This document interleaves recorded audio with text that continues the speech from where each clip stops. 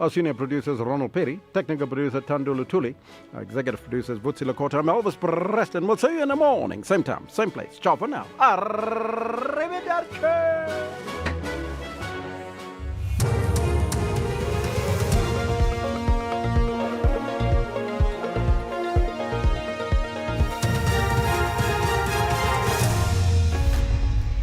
In our top stories, prosecutor in Sibanyoni extortion case to return to work and Tlamolo Sambo murder not related to anti-immigration protests.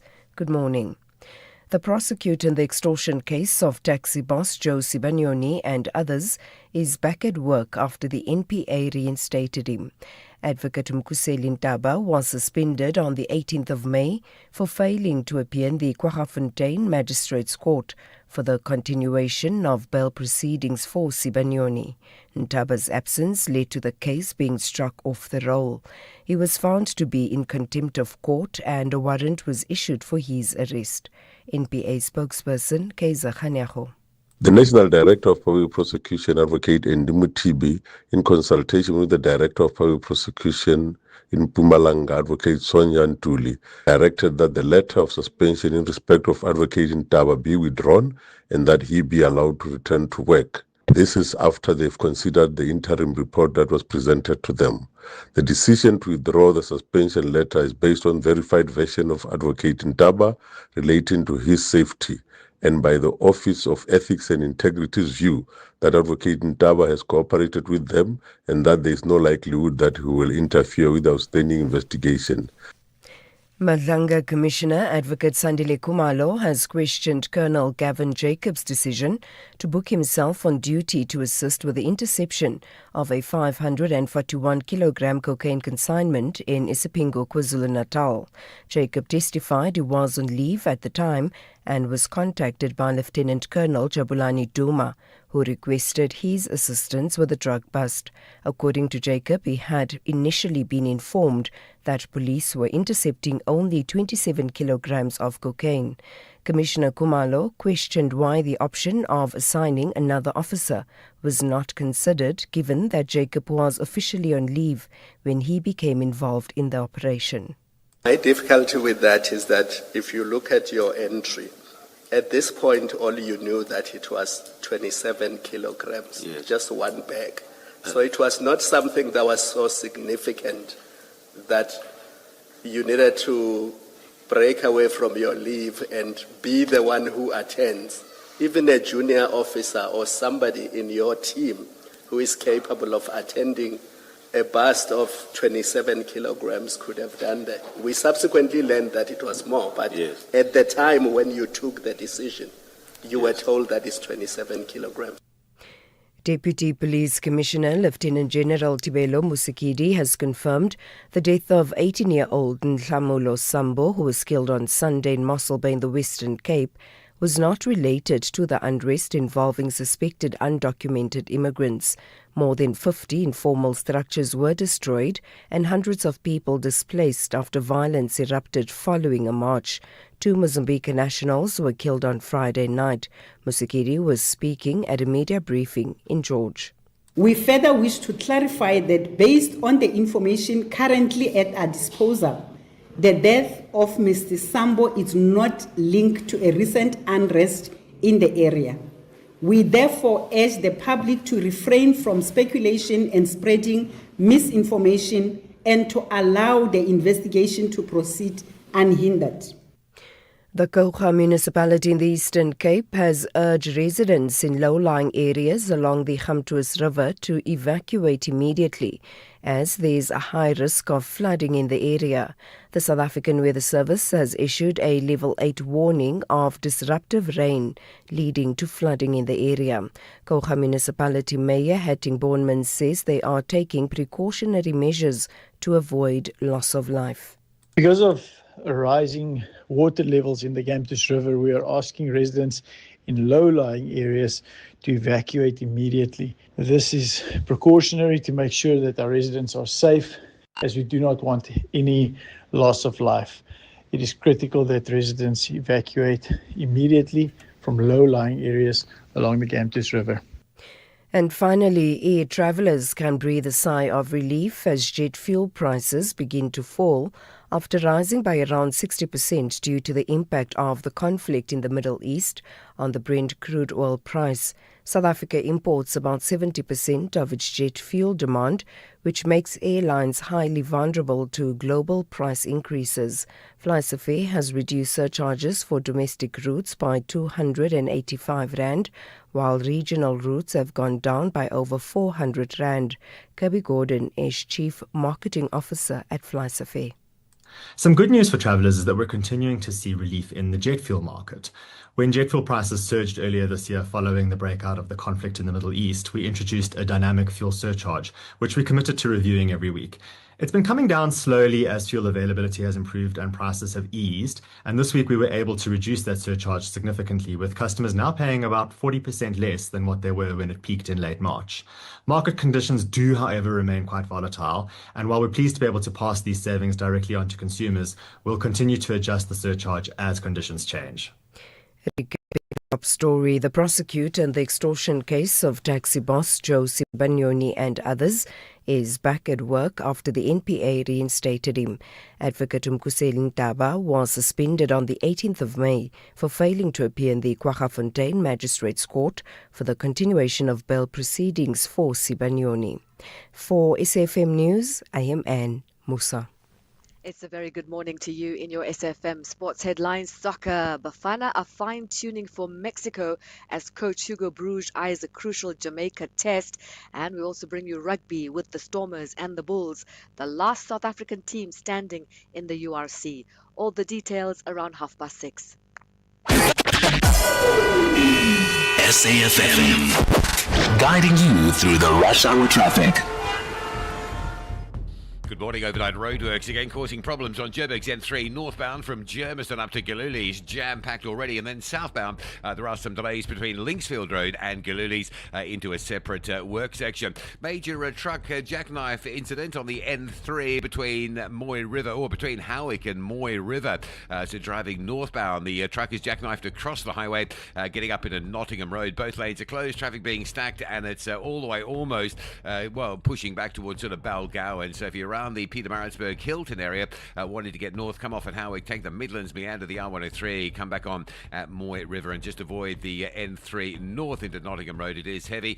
Cape Town, the Huguenot Tunnel open to all traffic after yesterday's high winds. The road was closed, the tunnel at least was closed to truckers again overnight, but it has all been reopened this morning. And heavy rain and more in the forecast around the Kruger area of the Eastern Cape, around J Bay, Humansdorp, that sort of area along the Gamtoos River area. So just please be very careful, very vigilant. Perhaps avoid non-essential travel for the next 24-48 hours as that cut-off low hits the region and continues to hit the region. With your traffic updates, I'm Rob Byrne.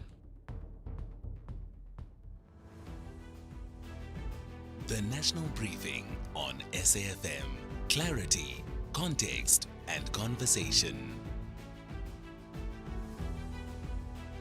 This is where the day begins with Kathy Mutlatlana on the National Briefing.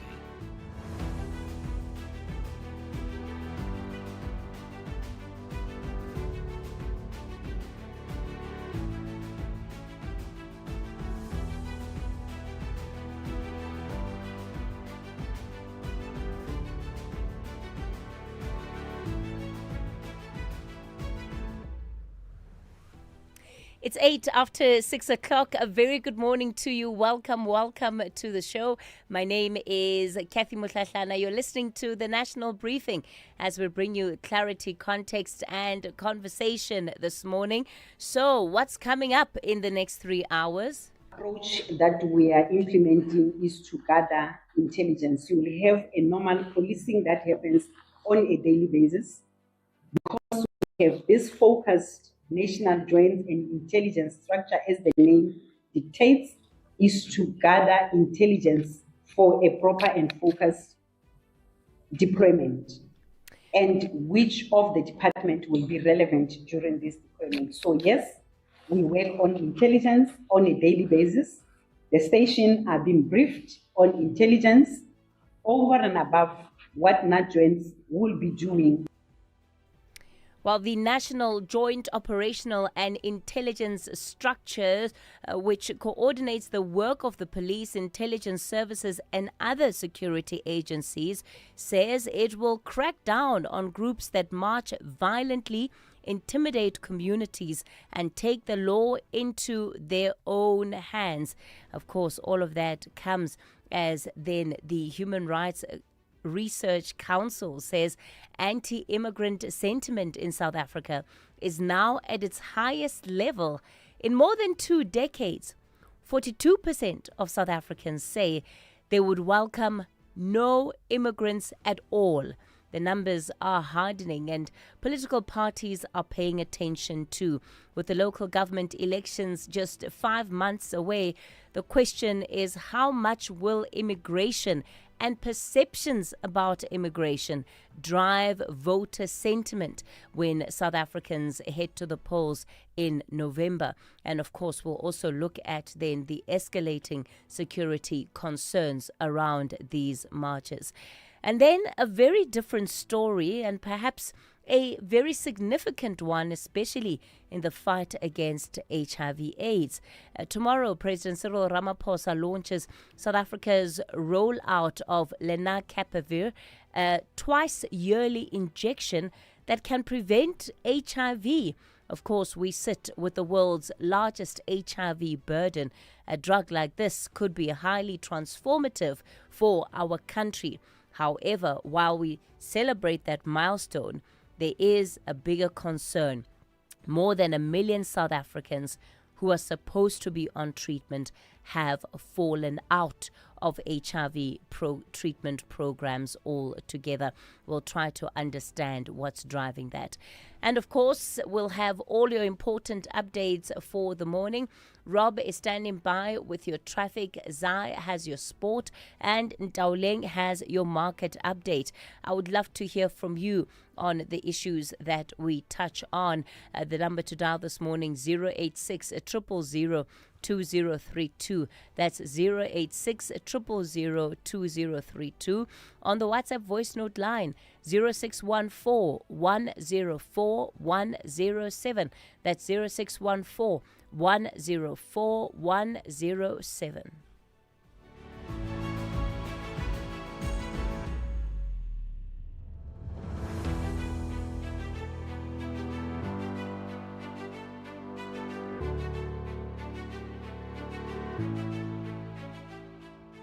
Kathy Mutlatlana on the National Briefing. All right, it's 12 rather after 6 o'clock. Let's take a look at what is making front page news on the country's dailies. Let me start with the Citizen this morning. Joburg's Money Horror Show is the front page of the Citizen, and this is Parliament lambasting the city of Johannesburg over its finances, calling it pathetic and extremely alarming. This is when it was presented with factual amounts.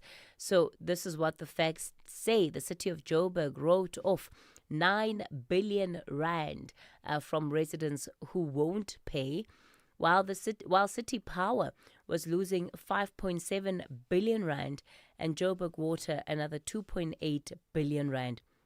And this is for a city that is basically going broke, right? So that's what the officials of the city of Joburg had to answer to.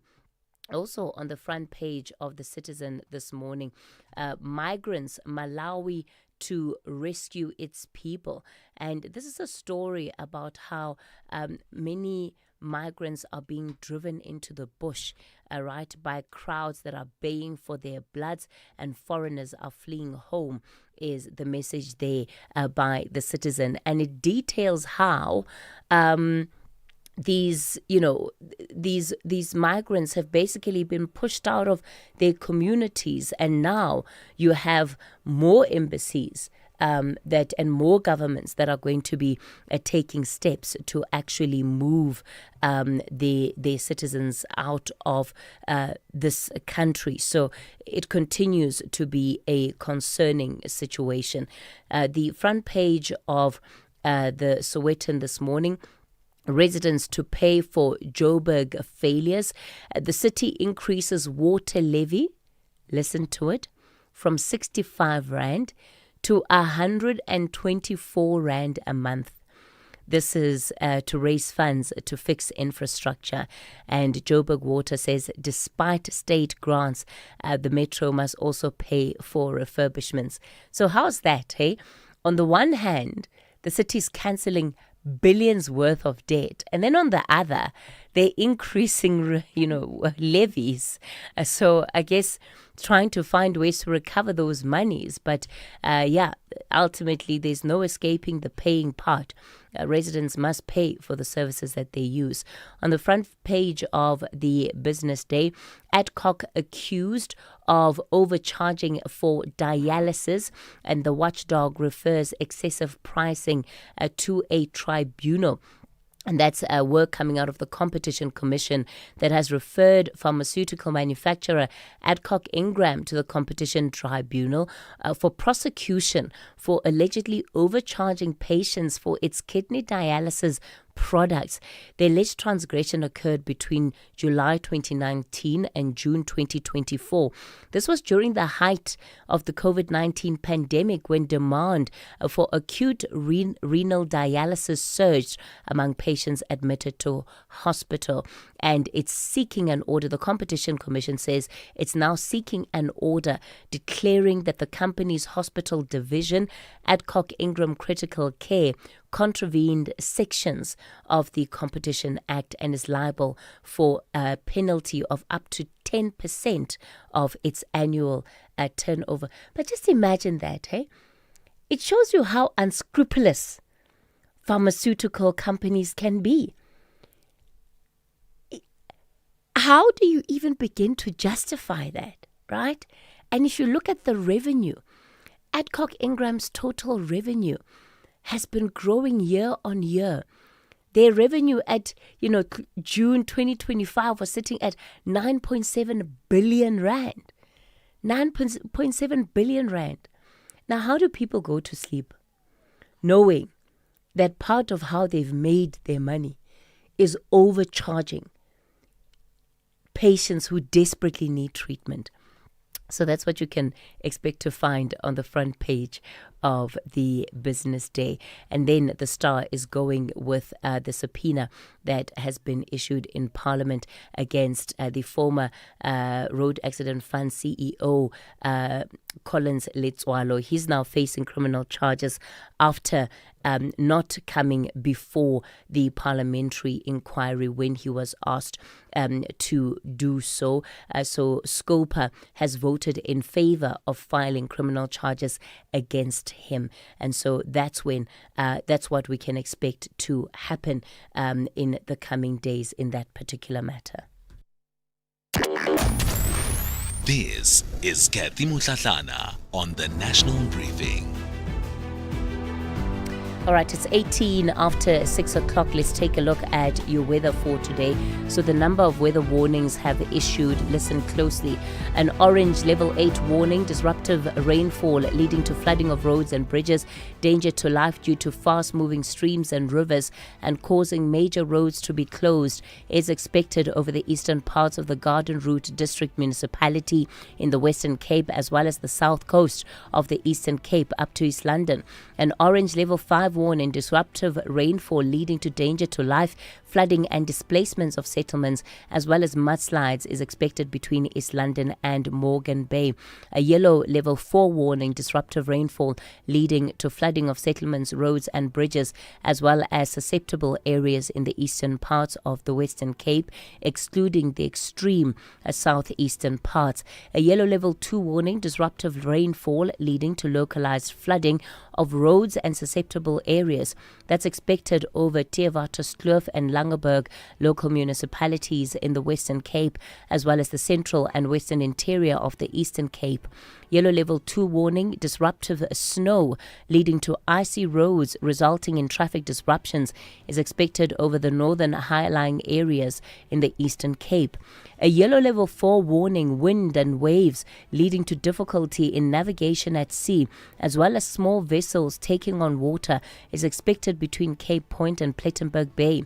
A yellow level 2 warning, damaging waves leading to small vessels at risk of taking on water and capsizing, as well as difficulty in navigation expected between Plettenberg Bay and East London. A yellow level 2 warning, severe thunderstorms with heavy downpours leading to localized flooding of susceptible roads, settlements, low-lying bridges, and large amounts of small hail and excessive lightning. Advisories today: very cold, wet and windy conditions are expected over the Eastern Cape, the central and eastern interior of the Western Cape, as well as the southern parts of the Namakwa district in the Northern Cape. Light snowfall is expected over the mountain tops of the central and eastern Western Cape and higher lying areas of the southern Namakwa district. In Pretoria, fine at first, otherwise cloudy with isolated showers and thunderstorms, a low of 6, a high of 20. The expected UVB sunburn index is moderate. In Johannesburg, fine at first, otherwise cloudy with isolated showers and thunderstorms, 6 and 19. Vereeniging, fine at first, otherwise cloudy with isolated showers and thunderstorms, 4 and 19. Mbombela, partly cloudy with isolated showers and thunderstorms, 11 and 25. Polokwane, partly cloudy, 7 and 23. Mahikeng, partly cloudy with isolated showers and thunderstorms, 10 and 18. Vryburg, cloudy and windy with isolated showers and thunderstorms, 8 and 15. Bloemfontein, cloudy and windy with scattered showers and thundershowers, 7 and 14. And Kimberley, cloudy and windy with isolated showers and thundershowers, 8 and 14. Uppington, cloudy and windy with isolated showers and thundershowers, 9 and 14. Cape Town, partly cloudy in the morning, otherwise fine. Wind fresh to strong southeasterly, 14 and 18. The expected UVB sunburn index is high. George, cloudy with widespread showers and rain. Wind fresh southerly to southeasterly, 11 and 15. Gqeberha, cloudy with widespread showers and thunder showers. Wind fresh to strong southeasterly, becoming southerly at times, 13 and 16. East London, cloudy with widespread showers and thunder showers. Wind fresh to strong southeasterly, becoming westerly in the afternoon, 15 and 16. Durban, partly cloudy in the afternoon, in the morning rather, otherwise cloudy with scattered showers and thunder showers. Wind light to moderate westerly to southwesterly, a low of 15, a high of 24. The expected UVB sunburn index is low. In Richards Bay, partly cloudy with scattered showers and thunder showers. Wind fresh to strong northerly to northeasterly, 16 and 28. And in Pietermaritzburg, partly cloudy with morning fog, otherwise cloudy with scattered showers and thunder showers, 9 and 20.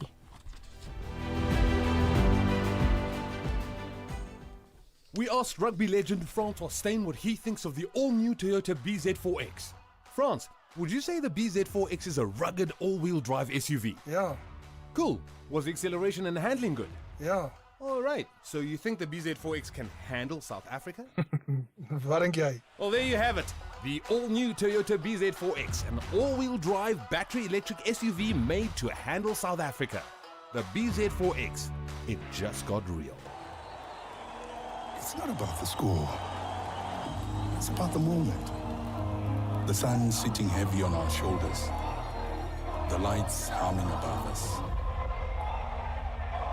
All that matters is this. A crowd lifting together. Strangers becoming friends. Family being family. This is what it means to be a cricket fan. We share the moment.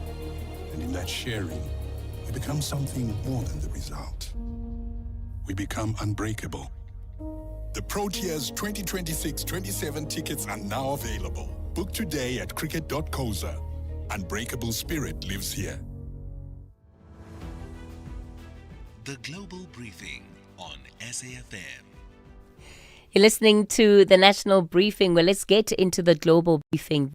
The ceasefire may still exist on paper, however, on the ground and in the skies in the Gulf, it is looking increasingly fragile. Iran has launched missiles and drones towards Kuwait and Bahrain, with Kuwait International Airport among the sites hit. Authorities say at least one person was killed, dozens wounded, and flights temporarily suspended. In retaliation, then we also see the United States responding with strikes of its own near the Strait of Hormuz. Willem Els is a senior training coordinator at the Institute for Security Studies. Willem, good morning to you. Thanks for your time. So if we then look at the latest, what shall we call it, strikes, what has changed and what is strategic and important about what we're seeing now? Good morning to you, Kathy. Yeah, indeed, it is strange, and I think the playbook has been rewritten when it comes to diplomacy in the Middle East. Of course, when Trump came to power, and he upset the apple cart that has been there for many years, especially in terms of your diplomacy. So what we saw recently is that, as you mentioned, the fragile a peace agreement or that is in place is been broken on many levels, and especially this time around with the launching of the missiles towards Kuwait, which is seen by Iran as being in the camp of the Arab countries that are supporting the Trump administration. So they hit them, and what they normally do is they would flood the sky with a lot of missiles as well as with drones in order to overwhelm the defense systems. And it seems that this time around, even though it was some denials at first, that one or two of these missiles actually managed to creep through, and it of course caused a lot of damage. And we saw, as you mentioned, from the side of America, they hit one of the vessels, and also some other strikes in order for tit for tat, in order to keep them at bay. But we see that there's tremendous pressure at the moment on Iran, on the one side, because they are running out of time. They need the ships to start to flow. The export of the crude oil needs to start to happen, because for once the economy is severely suffering under it. But also we see that they are running out of space to store the crude oil. And the problem that they have is with those wells, you can't just turn the tap and close them. It's a very complicated issue, and also in order to do that, the process is very expensive, but it can also cause lasting damage where they might lose a lot of their production in future. So that is on the Iran side. And we see also that on the American side, there's a lot of pressure, especially internal pressure on the administration to end the war because of rising fuel prices, and also of the opposition that is pushing him. So both of them are under strain, and we see this as the final stages of what this process that has started some time ago is going to end. Well, we can only hope that it's also the final stages of the conflict, Willem, and I know I'm being optimistic there. Let's take a look at this relationship between Britain and China. Britain has spent years talking about reducing a strategic dependence on China. And now we're seeing renewed engagement. What has changed? Yeah, I think once again it points to the Trump administration. We saw that Britain be part of NATO. Their staunchest ally for many years was the United States. They could depend on them, and also as not only through their NATO relations, but also their bilateral relations has always been very strong, especially post World War II. And we saw that in recent months, the approach from Trump and how he dealt with Europe and how he dealt with other countries in terms of his America First policy, and how he also publicly had a spat with the Prime Minister Starmer when about them not assisting him enough with the Iran situation, and that actually, I think it demonstrated to the UK that they are very fragile, and that they need to get their eggs in more basket than one. And of course, we saw that China strategically is emerging. They are especially filling the gap of manufacturing and all the other high-end technology that the UK needs in order for the economy, but also for the defense, etc. So we saw that after the visit of Starmer, and then also now the foreign minister, that there is a warming up of these relationships. And we also see that, of course, China is strategically seeing this gap, and they're taking this gap in order to fill the void that is left by the Trump administration and their approach. Willem Els, Senior Training Coordinator at the ISS. Let me thank you for your time this morning.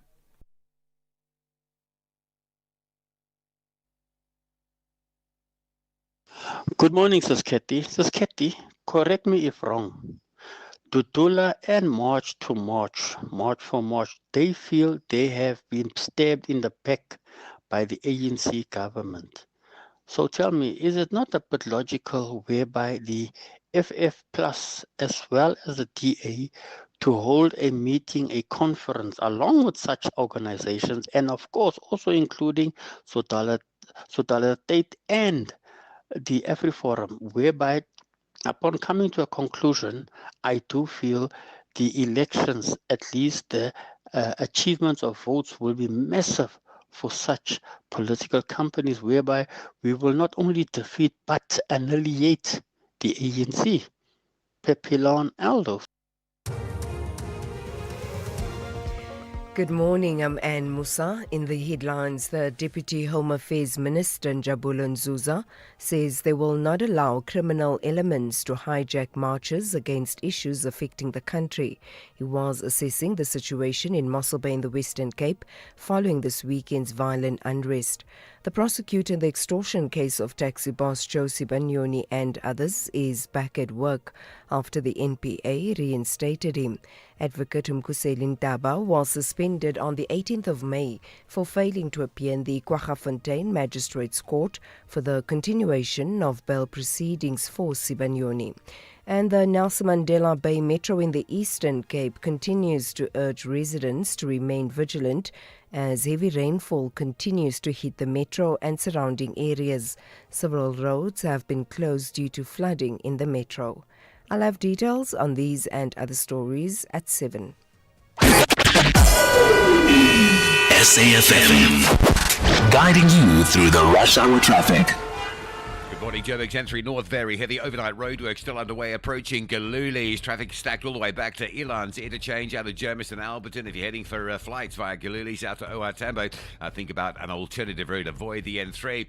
Durban through to Moy River this morning. Slow between Howick and Moy River. That's due to an earlier truck crash at Nottingham Road. The scene has just been cleared, so that backlog is starting to move through. In Cape Town, heavy pressure N2 inbound. It's a breakdown. Stationary bus at Lisbik Parkway, heavy from the airport. Behind that, the M5 queuing already back as far as Kenilworth. With your traffic update, I'm Rob Byrne.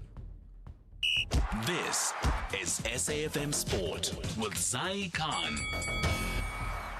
6:33, Zaikan, good morning to you. So this morning we're looking at Bafana fine-tuning its game plan for Mexico. That's right, Kathy. No pressure. Because the next time Bafana walk on the field, there'll be a World Cup anthem playing. And yes, the countdown enters a critical phase. Coach Bruges preparing his side for a final dress rehearsal against Jamaica in Mexico, with just the days to go before that opening clash at the Azteca Stadium. Bruges believes that tomorrow's friendly will provide the perfect measure of where his squad stands. That is something we needed. We played last week against Nicaragua, but the time between that game and the first game against Mexico was too long. So I'm happy. I'm happy with Jamaica. It's 74 on the ranking, so it will be a good opponent. And for us, it will be the last test before that opening game. So again, I'm very happy with it. Oh, I will not make declarations about that.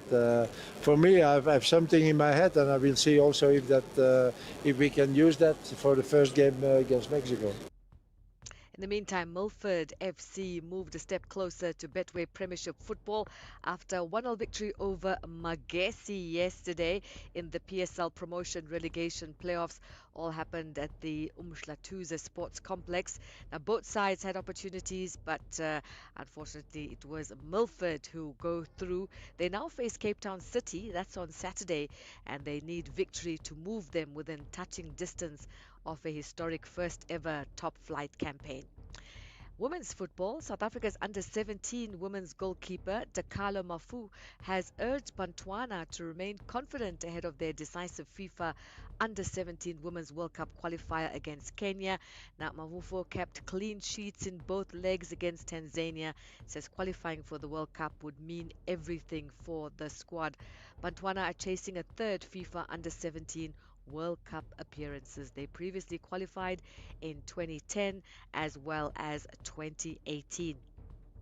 And tennis action, Poland's Maja Chwalinska continued her dream run at Roland Garros, defeating the 22nd seed Anna Kalinskaya 7-6, 6-3 to reach the French Open semi-finals. Now, she was the one that beat Iga Swiatek.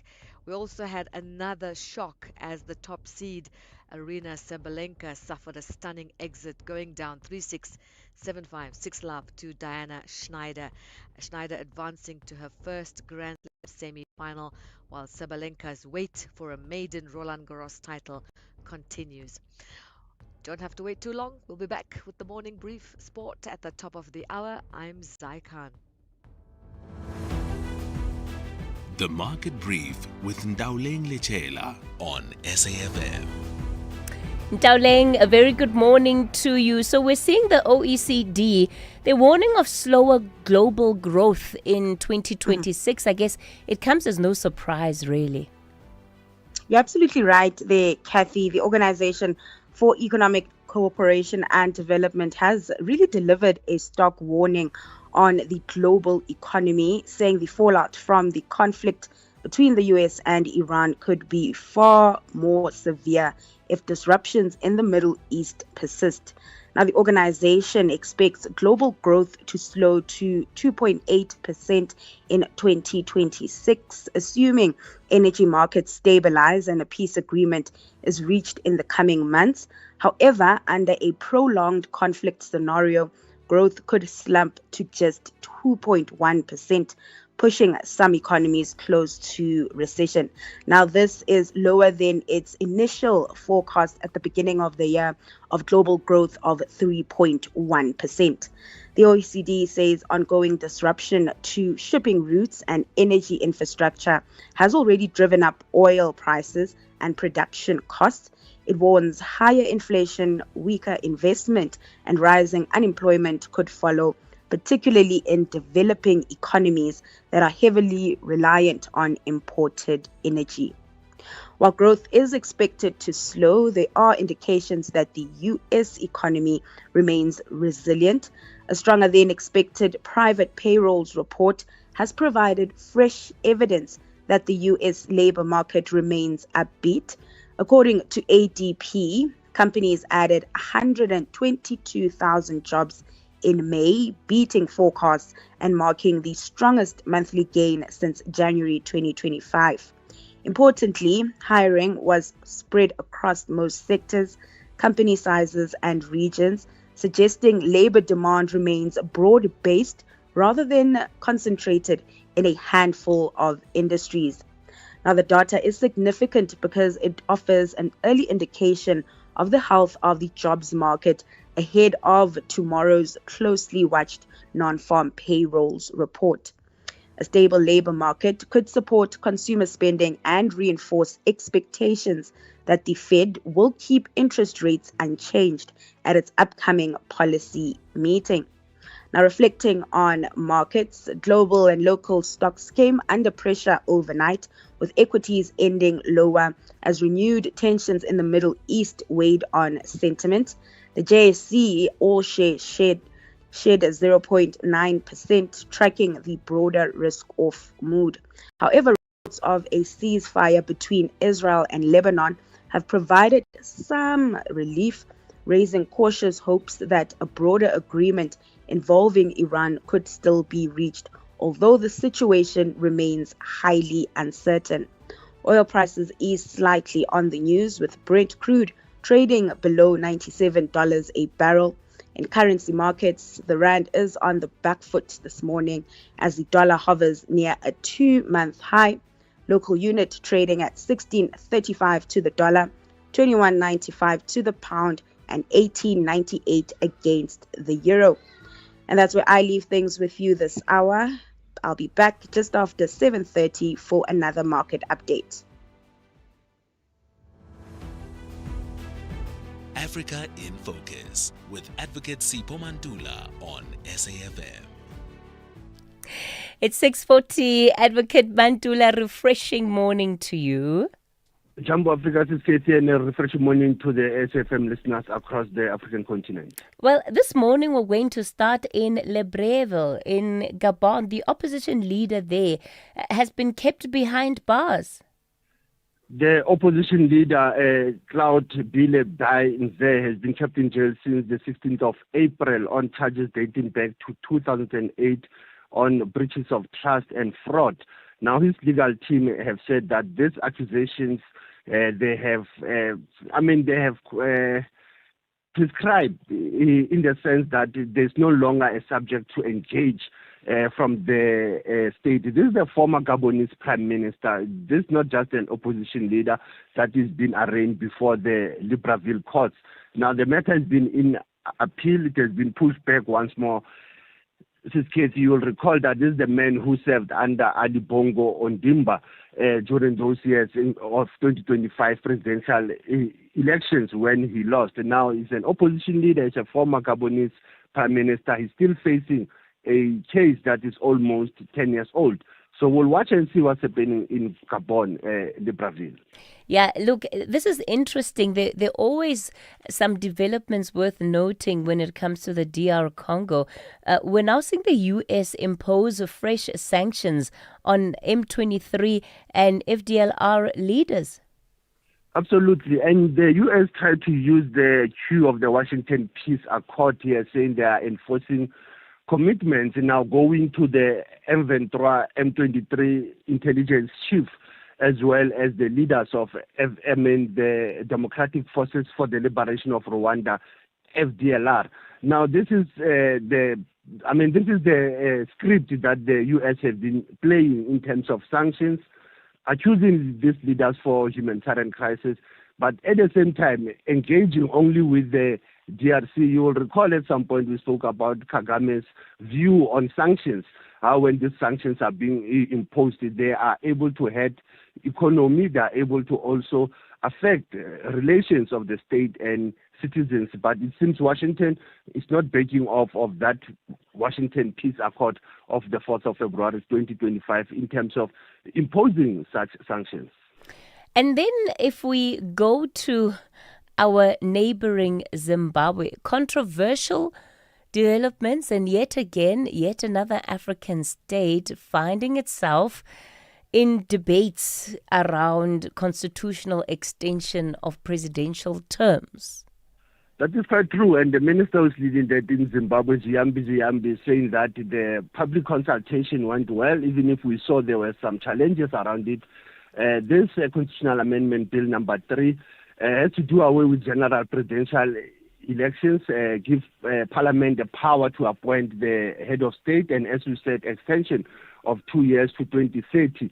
And there are several court challenges, Katie, if once the Parliament claims that we have passed that must of 90-day public consultation. At the same time, you have the courts battling around the interpretation of this. Why don't we have a constitutional referendum if we have to amend the constitutional limit for the sitting president? Here we are talking about what also happened in 2017, how the sitting president came into power, went for the elections, and now he wants to extend once more. Advocate Mantula, you took the words right out of my mouth, because I'm thinking, how ironic. Was this not the whole point of Mnangagwa rising to power? What then becomes the difference of his presidency? Absolutely, and this is a challenge that Chiwenga has been raising, and others are saying, but you took the former president, the late President Mugabe, who was a president for 30 years, out, and you said you will not go for the third term, and you will not even extend. Now, then you find that from the ruling party, they are saying we will extend, whether you like it or not. But Chiwenga is not happy, the vice president who also assisted him in 2017. So this is a serious issue that I think the SADC organ or Troika, will they deal with it, or they will just leave it to say we don't want to interfere in the constitutional process of Zimbabwe. But I think it's a mammoth task even for the regional leaders. What lessons are we learning from our neighboring country, Zimbabwe? Absolutely. I mean, the more things change, the more they seemingly stay the same. Let's get into our historical archive then very briefly, Advocate.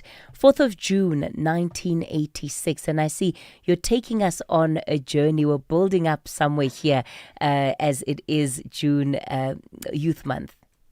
Absolutely. We are looking back at Soweto as the focus for Soweto, at 50, the 76 struggle, but 86, 40 years ago, you recall the tensions of necklacing in the township, that the Soweto Town Council asked the SADF to stay in the township. But at the same time, the Soweto Civic Association demanding that the troops, SADF, must withdraw from the township and that the councillors must resign. These were the tensions, as you said. There were struggles of the June 16. There were struggles in the late 80s in terms of the town councils, and there was this call of the SADF and the troops to leave the township. Today is the ball game 2026. We see the troops in the townships to can combat crime violence. Asante sana Tisketi, associate leading the True Versation SAFM observing the Soweto Uprising Month. This is where the day begins with Kathy Mutlatlana on the National Briefing. You're listening to the National Briefing. It's 6:46. Let's get into this story then. And it's a story that many in the HIV sector have been waiting for years. Tomorrow in Secunda, President Cyril Ramaphosa will be launching South Africa's rollout of lenacapavir, a long-acting injection that can prevent HIV with just 2 doses a year. And of course, we are sitting with the highest burden of HIV. We have more than 8 million South Africans that are living with the virus. But let's look at how significant really this breakthrough is. Sibongile Chabalala, Treatment Action Campaign Chairperson. Sibongile, lenacapavir has been described as a game changer. Is it really? Definitely, it is a game changer. Good morning, Katie. Definitely, it is a game changer because it's one of those injectables that have been on trials, and it has shown 100% accuracy for people not to be infected with HIV. If we take a look at how all of this is going to be unfolding in a very practical sense, it's, just an injection that one would get twice a year. But how does it solve the problems that the existing prevention tools have not been able to solve? Kathy, if you remember, we have a number of preventative tools starting from condom, PrEP, vaginal ring, which is not widely spread, and other preventative tools that are not talked about a lot. This one, we believe that it will do much because it has less administration. So, for instance, when you are getting it, you'll get it once after 6 months, which no one will know, unlike with the PrEP pills that people are having stigma around it. They are uncomfortable to take them, and people know that they are taking them. Some they are missing them. Some there's a challenge of people thinking that when you are taking oral PrEP, you are HIV positive. So the uptake of PrEP, it's very low because of those myths and not sure what is really happening. But with this one, it will be very discreet. You will just go to the facility and you get your injection, and then you continue with your life.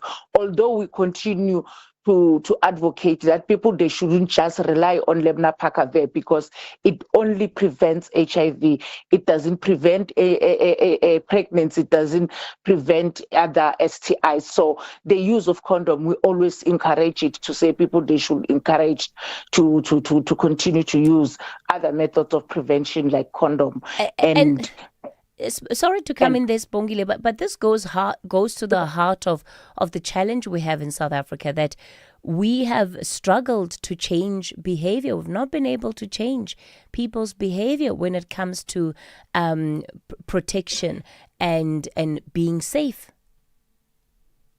I don't think we have not been able, although we are struggling, but there are successes in terms of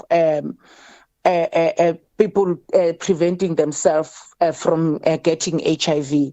The challenge that we have mostly are young people, but when you look at the other age groups, at least people are taking care of themselves. The issue of condoms, it's because we dropped the ball along the way in terms of engaging communities and continuing to advise them and encourage them to continue to take condoms. And remember, we once had a shortages of condoms, which also played a huge role, because if there are shortages of condom, we can't expect people not to have sex. People, they will continue to do what they were supposed to do. So I don't believe that we are really failing. It's just that there are systemic challenges that are there, and we are not doing enough to encourage communities. I can only take your advice, Sibongile. You've been in the sector longer than others. So if you say the expectation of abstinence is a non-expectation, then we'll have to yield to you. Sibongile Chabalala is with the Treatment Action Campaign. She's the chairperson, and certainly this then particular injection is going to be revolutionary, as you hear, in terms of the fight against HIV. You can expect more coverage on it in the coming 24 hours.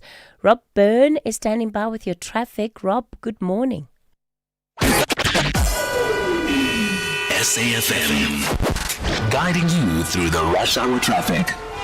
Thanks, Kathy. Very heavy on the N3 and 12 options this morning. Albert and Germiston on your way up to Gululis. Not only the normal roadworks at Held Nace, but a big overrun on the restrictions going through towards Gululis. That's from the overnight job. So very heavy. If you're in a hurry to get from the south to the airport, consider N17, Rondebolt Road, and the R21 up through Boxburg and Jet Park area. A bit of traffic queuing on the N12 from Davyton, just coming into Benoni this morning. And the Mike 1, once you get past the normal congestion through Crown and Double Decker, you're into it again from Parktown through to about Glenhove Road. N1 south from Old Joburg Road to New Road is busy. That's fairly standard. There are some queues into Pretoria this morning. The N4 is all backed up from Watermeyer, moving through towards the N1 highway interchange. Outside Durban, a crash involving a truck tipping over, losing its load at Cliffdale. It's off on the left emergency lane, so thankfully it's well off the carriageway, but there may be some slow-go traffic there. Another day of major disruption. Verulam through towards Phoenix and generally through Ottawa due to the roadworks to continue there. Big truck crash just north of Smithfield on the N6. If you're coming from Reddersburg into Smithfield, you're going to find that roadway blocked off and quite a heavy queue. And Cape Town, a broken down bus this morning on the N2 inbound at Lisbig Parkway, pushing traffic all the way back to the airport on that N2 and causing a big delay coming up the M5 from Kenilworth, trying to get into that N2 queue. Rob Byrne, SAfm Traffic.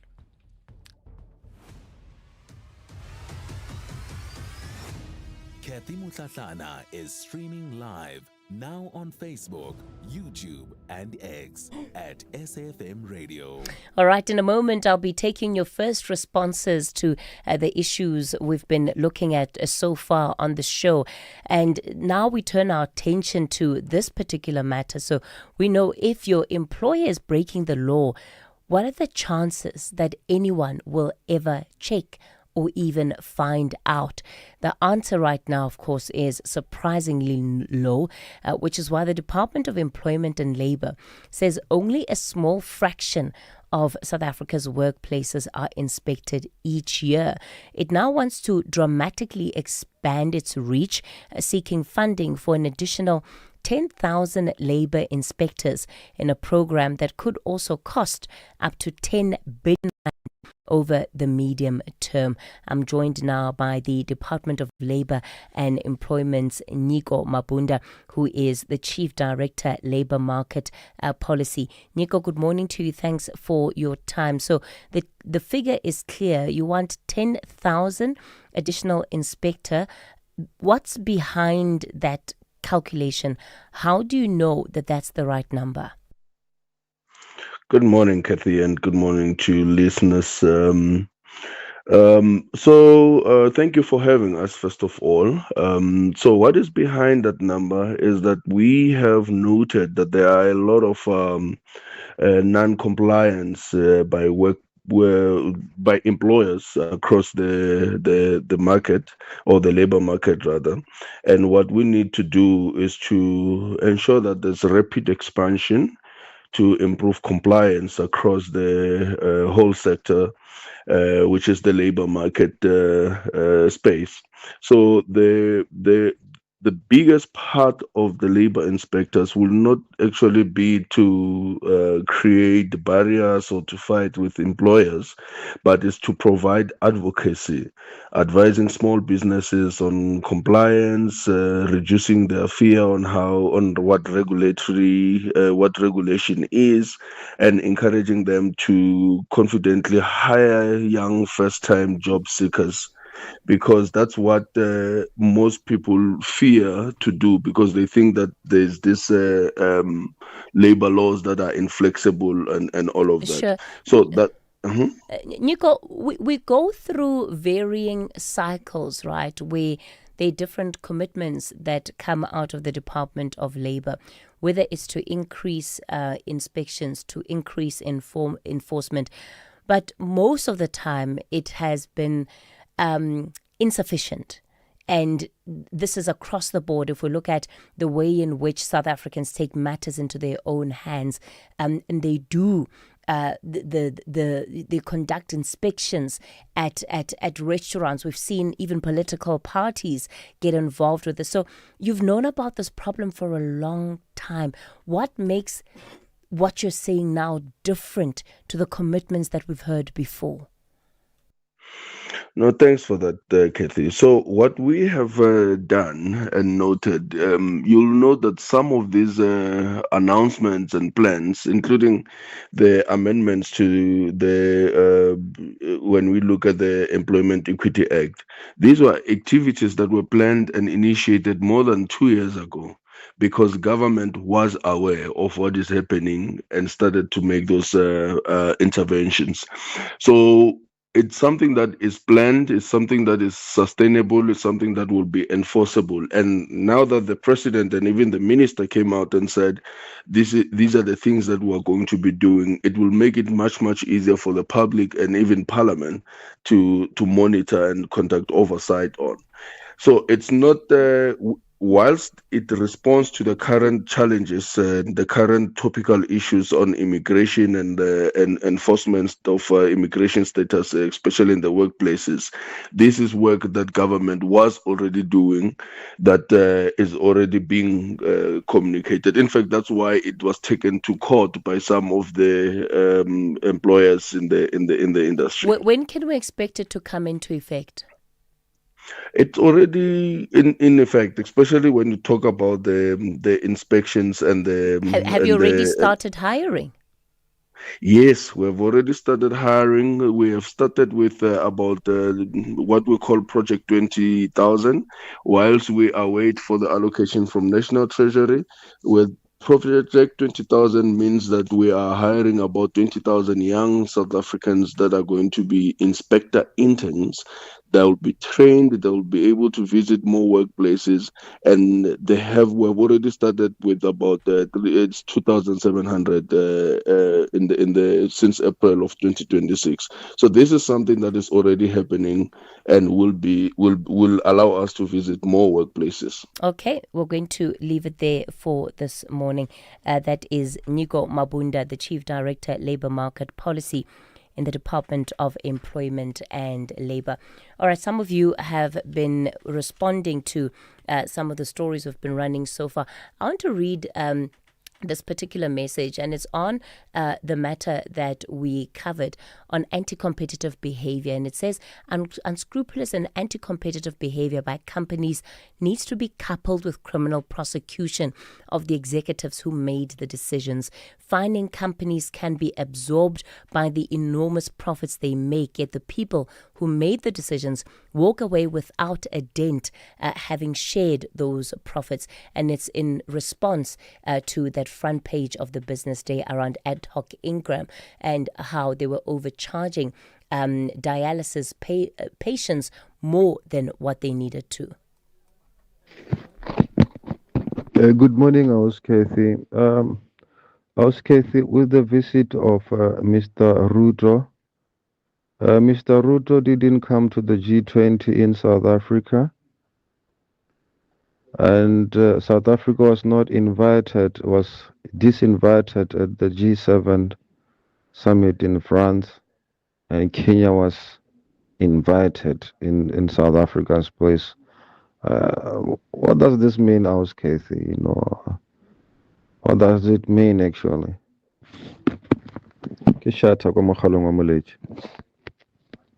OUTsurance is in the business of saving you money on your car insurance premium.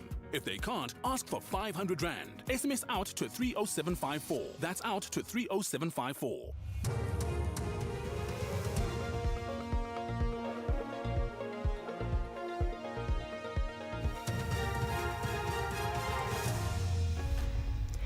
In our top stories, Deputy Minister vows to prevent criminals from hijacking public protests, and prosecutor in Sibanyoni extortion case to return to work. Good morning.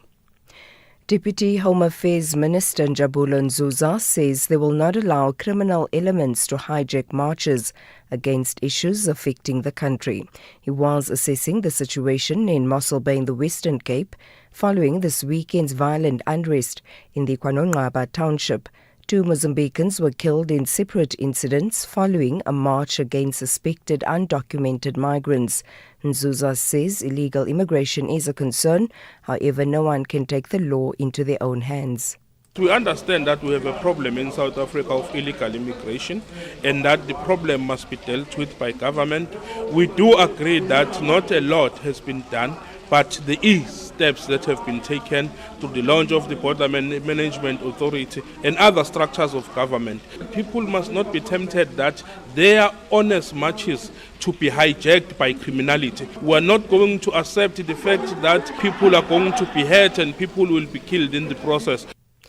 The prosecutor in the extortion case of taxi boss Joe Sibanyoni and others is back at work after the NPA reinstated him.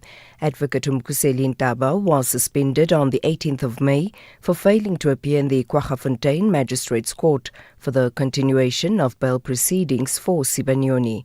Ntaba's absence led to the case being struck off the roll. He was found to be in contempt of court and a warrant was issued for his arrest. NPA spokesperson Kaiser Khanyago. The National Director of Public Prosecution, Advocate Ndimu Tibi, in consultation with the Director of Public Prosecution in Mpumalanga, Advocate Sonia Ntuli, directed that the letter of suspension in respect of Advocate Ntaba be withdrawn and that he be allowed to return to work. This is after they've considered the interim report that was presented to them. The decision to withdraw the suspension letter is based on verified version of Advocate Ntaba relating to his safety, and by the Office of Ethics and Integrity's view that Advocate Ntaba has cooperated with them and that there is no likelihood that he will interfere with outstanding investigation. Durban Serious Organised Crime Investigation Unit member Colonel Gavin Jacob will continue his testimony at the Madlanga Commission today. Yesterday, he admitted that neither customs officials nor border police were present when a container worth 541 kilograms of cocaine was opened. Jacob, who was at the time on leave when the consignment was intercepted, booked himself on duty following a request for assistance. It contradicts his statement that both customs and border police officers were present when the seal was broken.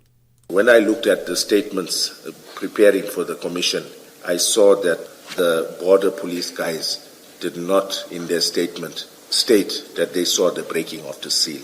So to them, so I think when I put it here, I just wrote from my memory thinking they were, but when I did go through the inquiry again, I noted that none of those two members mentioned that they witnessed the breaking of the seal. The Johannesburg Magistrates Court is today expected to rule on the bail application of alleged political fixer Brown Mogotsi. The case was heard twice last week following the postponement to allow investigators to verify his residential address in Mahikeng in the northwest again. Mogotsi was arrested on the 15th of May. He's facing charges of unlawful possession of a firearm and ammunition, defeating the ends of justice, and perjury for allegedly staging an assassination attempt on his life in Vosloorus east of Johannesburg last November. Rifilwe Mekwa reports.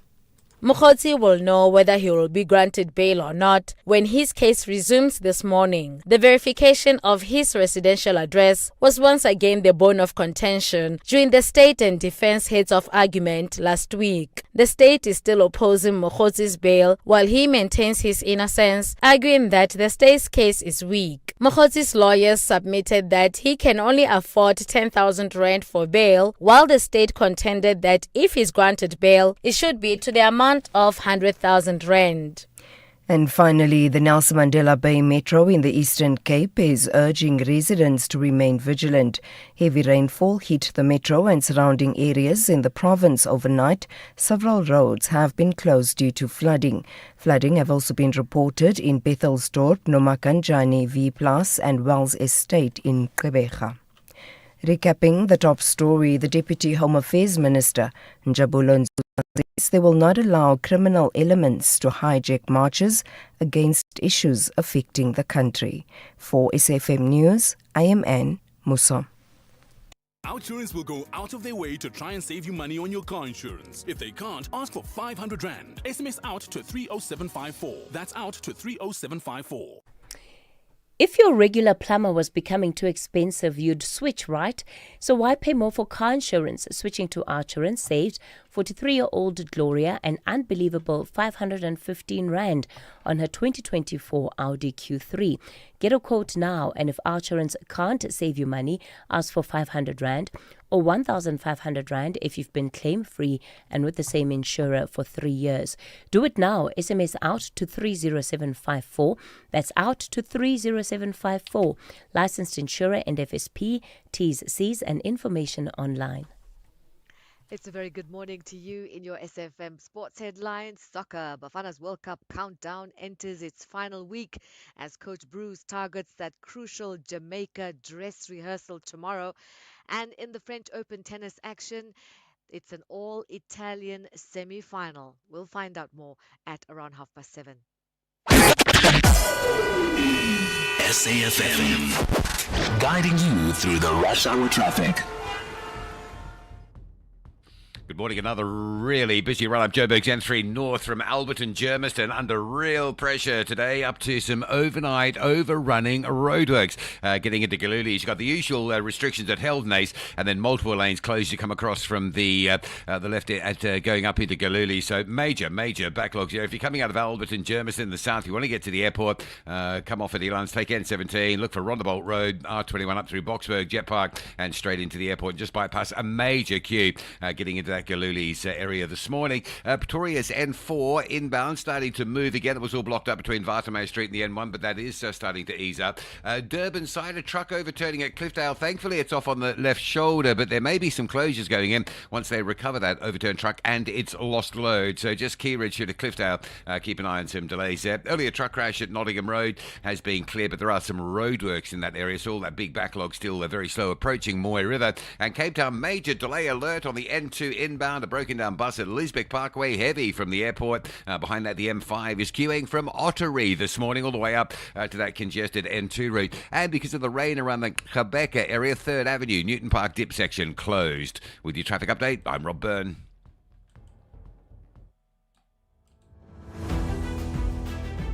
The National Briefing on SAfm.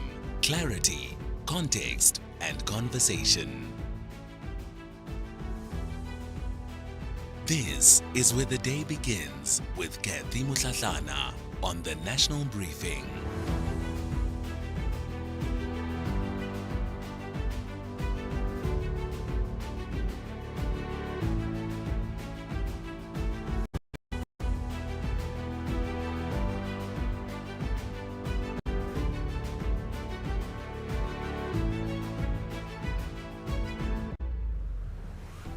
It's 9 after 7 o'clock. Welcome to the National Briefing. If you've just tuned in, I'm Kathy Mutlatlana as we bring you clarity, context, and conversation.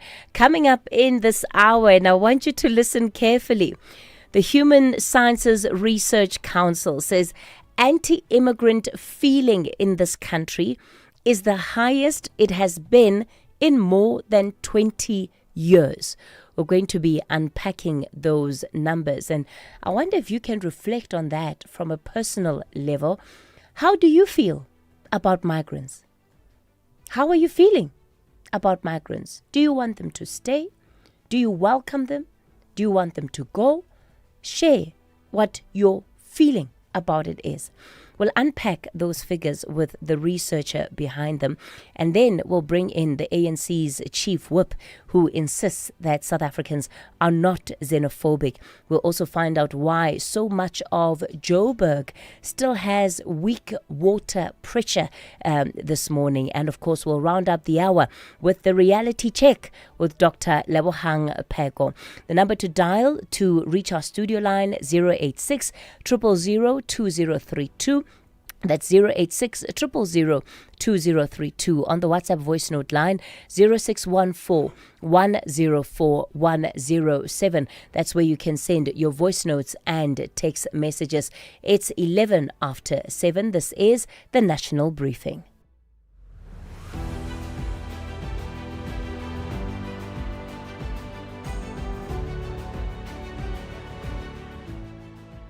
EFC is live this Thursday. The continent's most dominant women in MMA are set to collide in the Ultimate Champion versus Champion showdown. Reigning EFC flyweight champion Amanda Mad Dog Lino, a force behind some of the most brutal moments in EFC history, defends her throne against Nigeria's own Juliet Chukwu, the reigning bantamweight champion. EFC 134, live from the World Sports Betting Arena. Watch it on SABC Sport Channel on DTT Channel 4 from 7 p.m. Brought to you by SABC Sport. If your data plan was becoming too expensive, you'd switch, right? So why pay more for car insurance? Switching to OUTsurance saved 35-year-old Zanai a whopping 1,180 on her 2017 Mercedes-Benz GLA. Get a quote now, and if OUTsurance can't save you money, ask for 500 Rand or 1,500 Rand if you've been claim-free and with the same insurer for 3 years. Why wait? SMS out to 30754. That's out to 30754. Licensed insurer and FSP. T's, C's and information online.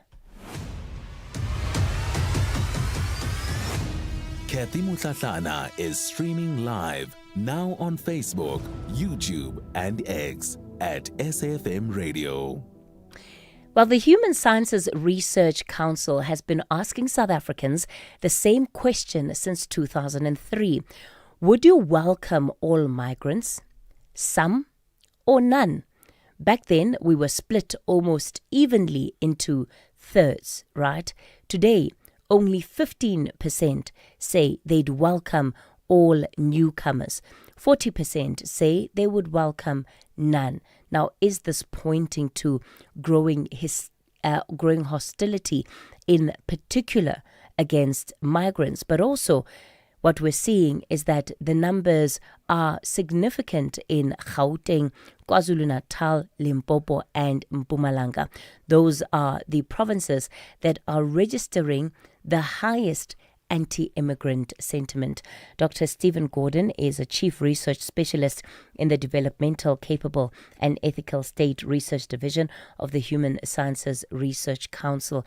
He joins me now. So, Dr. Stephen, let's just get perhaps a bit deeper into that number. What do you think has changed in the country between 2003 and now that is influencing the outcome in this survey findings?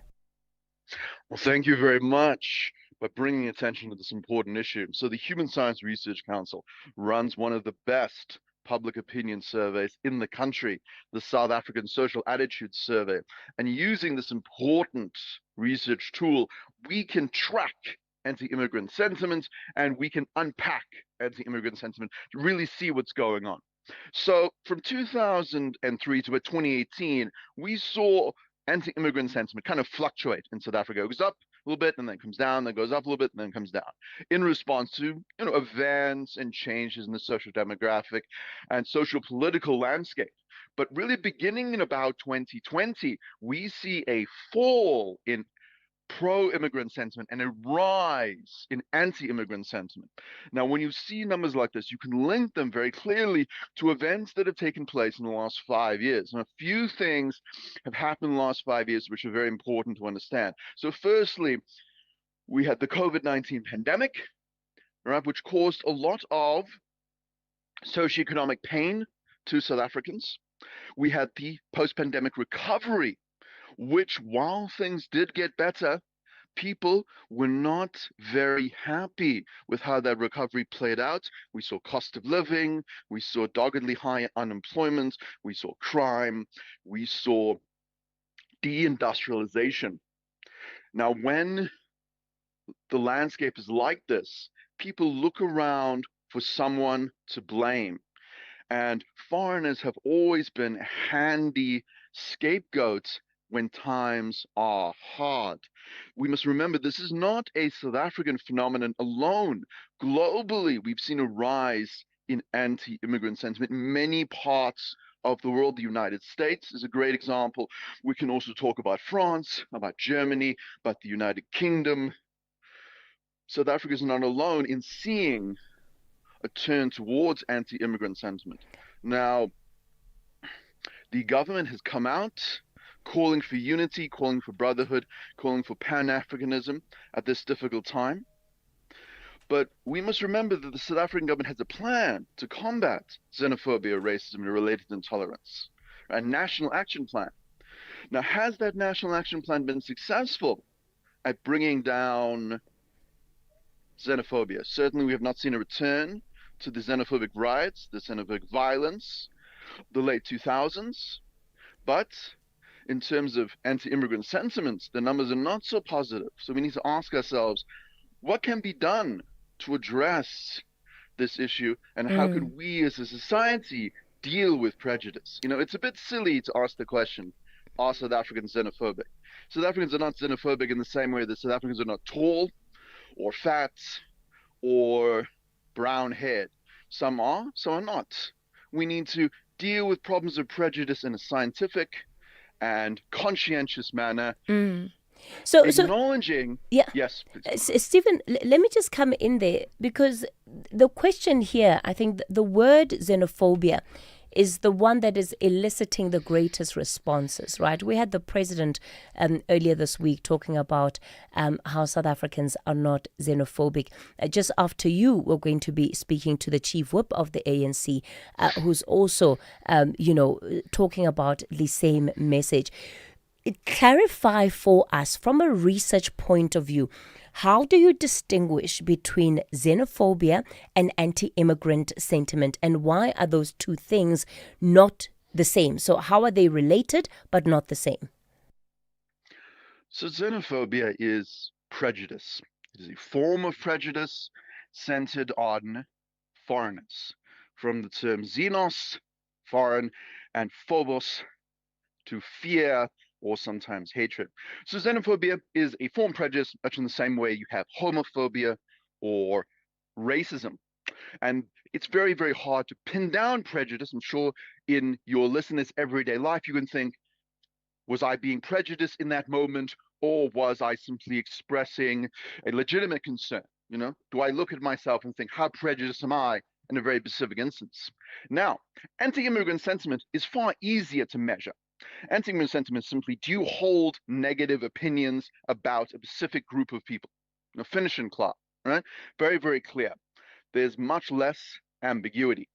Now, we can understand that there may be a close correlation between prejudice and holding negative views of a specific group of people, and recognizing that if negative views of a specific group grow, this is an indication that something serious is happening and we should deal with it. So rather than getting caught up in a messy definitional conflict about what certain words mean or do not, anti-immigrant sentiment really cuts through this confusion as a term and really allows us to see, look, we can see negative attitudes going up. That's not good. Let's deal with this in a conscientious way that doesn't give into sort of dramatic, over, can I use the term, finger pointing, and rather dealing with problems scientifically and systematically. Stephen, and just very briefly as we wrap up, there's it's one thing holding a view. So being, let's say you are South African who harbors negative perceptions and feelings about immigrants. It's another acting on it. Does the action escalate the description of what this is? So you raise a very, very important point. There is a relationship between attitude and behavior, obviously. That relationship is not always direct. Sometimes it's indirect. And how someone's attitudes towards a specific issue manifest themselves also depends very much on the person. So you may hold a very negative attitude towards foreigners. Does that mean you will vote in a certain way? Does that mean you will engage in a certain type of civic activism? Does that mean you will engage in a certain type of social political behavior? Very hard to say. There is a relationship, but it's often indirect.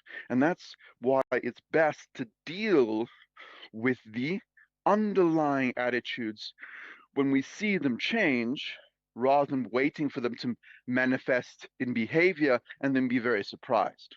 Okay. And what we've seen with this data is we've seen steadily each year attitudes becoming more negative. Now we're seeing these marches. We're wondering why these marches are taking place. Where's this energy coming from? Very clearly explained by this attitudinal change over time.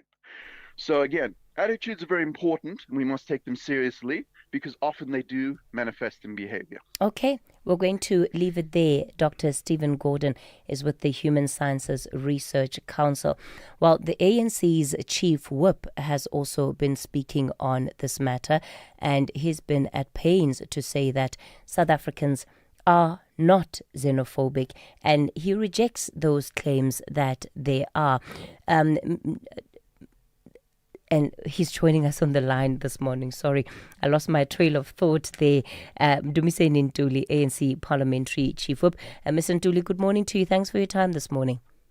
Good morning, Kate, and good morning to your listeners, and thanks for having me. So let's talk then about this issue. It really seems to be somewhat of an elephant in the room, in that, yes, we're talking about it, but for whatever reason, it seems we're unable to really get to the heart of the matter. The data is showing that there is increasing hostility towards migrants. Yes, it's easier to try and use the word xenophobia, as Dr. Stephen has said, to describe it all, but then it doesn't necessarily fit the issue and the problem that we're dealing with here. Do you think that we have been honest as a country? Do you think government has been honest in having this conversation about what is really driving South Africans to the point of frustrations that they are in? Well, Kathy, you see, I'm very happy that you are having the earlier conversation with Dr. Stephen, because what has been of deep concern to me, at least to me and some of us who are loyal Pan-Africanists in the movement, is that many of us have not understood the nature of the problem we're dealing with. We are dealing with economic migrants. These are people who leave their countries because the conditions where they come from are so difficult, so unbearable, to the extent that some of them even take the risks of crossing rivers with crocodiles. in search for a better life across the river, which is in the Republic of South Africa. Now, because South Africa is the biggest and the most sophisticated economy in the region, it's inevitable that it will remain a receiving country for people who are facing difficulties in Zimbabwe, in Mozambique, in many other African countries which are close to us, including those sometimes who are taking major risk of traveling through 4 or 5 countries in order to arrive in South Africa. Now, that is the nature of the problem that we're facing. The reason why South Africans will respond to this problem the way they do, it is also because of the conditions that they are facing in the country. Kathy, when our economy was growing very well from the early 90s up until late 2000, around 2006, 2007, there were no major problems towards foreign nationals in our country. Yes, there may have been 1 or 2 incidences occasioned by a particular experience in that locality. But post 2008, when the economic meltdown happened and South Africa's economy and the rest of the world were also affected so significantly, right throughout up until it was worse with the pandemic, it obviously evoked a particular feeling on the South African population. Many of us are unemployed. Many of us are facing serious hardships. The cost of living is very high. The economy is not growing. It's inevitable that then the population is going to look for reasons as to why we are not employed. But the second major problem we have to confront, which I think the government may have not spoken about it very openly about, you have a segment of what I call unpatriotic business people in our country.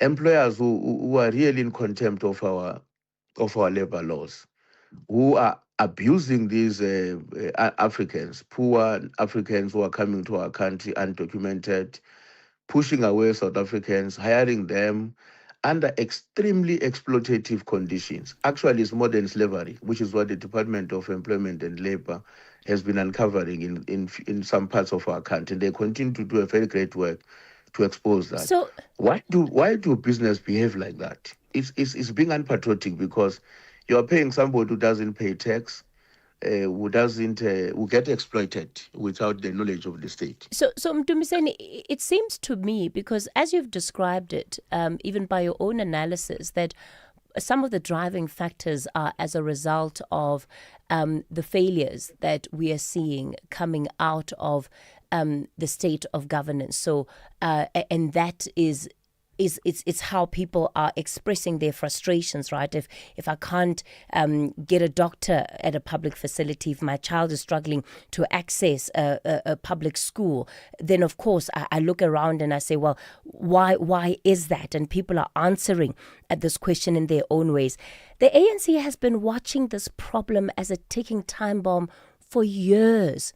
And the National Action Plan, as Dr. Stephen was talking about it, has not been effective.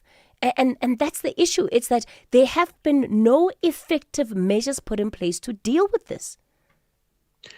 Well, Katie, I don't think the ANC-led government has been watching the problem and doing something about it. It's a very difficult one. Let me start off with our own country. We have not been doing well in terms of growing the economy in this country. We can blame the state, very well, also justifiably blame the private sector, which, as you know, sits with huge reserves of liquidity that is not invested into the economy.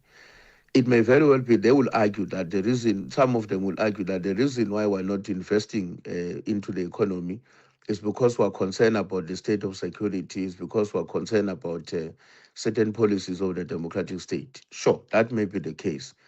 But the problem is much more complex than the government of the day. It also has to do with the state of the economy in our neighboring countries, which is why in this Pan-African approach of the African National Congress, it's important that while you are resolving your own domestic problems, but you work together with the rest of the regions. Yeah, but to deal with the problems ANC is not honest countries. about that either. The ANC is not honest about the situation in some of our neighboring countries. President Ramaphosa attended Emerson Mnangagwa's inauguration, despite the fact that SADC raised questions about the credibility of that election. So these are not problems that are outside of the realm of South African and its officials to influence or impact. Kathy, we can't. You can't say the only way you are going to display honesty is to determine whether a government of a particular country is legitimately elected or otherwise. Countries are run on the basis of their own domestic laws, so as South Africa. If the court in Zimbabwe says the elections are free and fair, who are we to intervene and say that is wrong? If the court in our country declares that the elections are free and fair, we can't be told by somebody in our neighboring state that despite what your court is saying, but we don't agree with that outcome. It can't be like that. So what then is the point of point of election observers and election missions? What then becomes the point of the work that SADC does? AU observers, why then do elections have to be observed? If in fact we say, are you saying that the manipulation that also exists, it counts for nothing as long as a country's courts have said it is free and fair, then so be it? Kathy, the elections have to be observed both internally and by external observers, like it is the case in South Africa. Let me give you an example here at home. You would know that after the elections in 2024, the new kid on the block, the MK party, has consistently raised the concern that actually they had won the elections by a two-thirds majority in their own view, despite the fact that the IEC declared the elections to be free and fair. With all due respect, Mr. Mtuli, these are not the same things. And you know that. These are not the same things. You were the one that raised the issue of the reality of our neighboring countries, at least some of them within the region, and the fact that whatever is happening internally in those countries is having a knock-on effect on South Africa because people are having to leave their home country simply because of the conditions that they're being subjected to. And you are saying now that those countries then cannot be called out on any of what is happening because their courts have said the elections were free and fair. Is this not part of the problem? Is this not part of the problem that there's no honesty in dealing with these matters? No, I don't think, Kathy, you properly understand me. The fact that there would be concerns about the outcomes of the elections in the particular country, it does not justify that South Africa should be intervening in any way outside the laws of that particular country.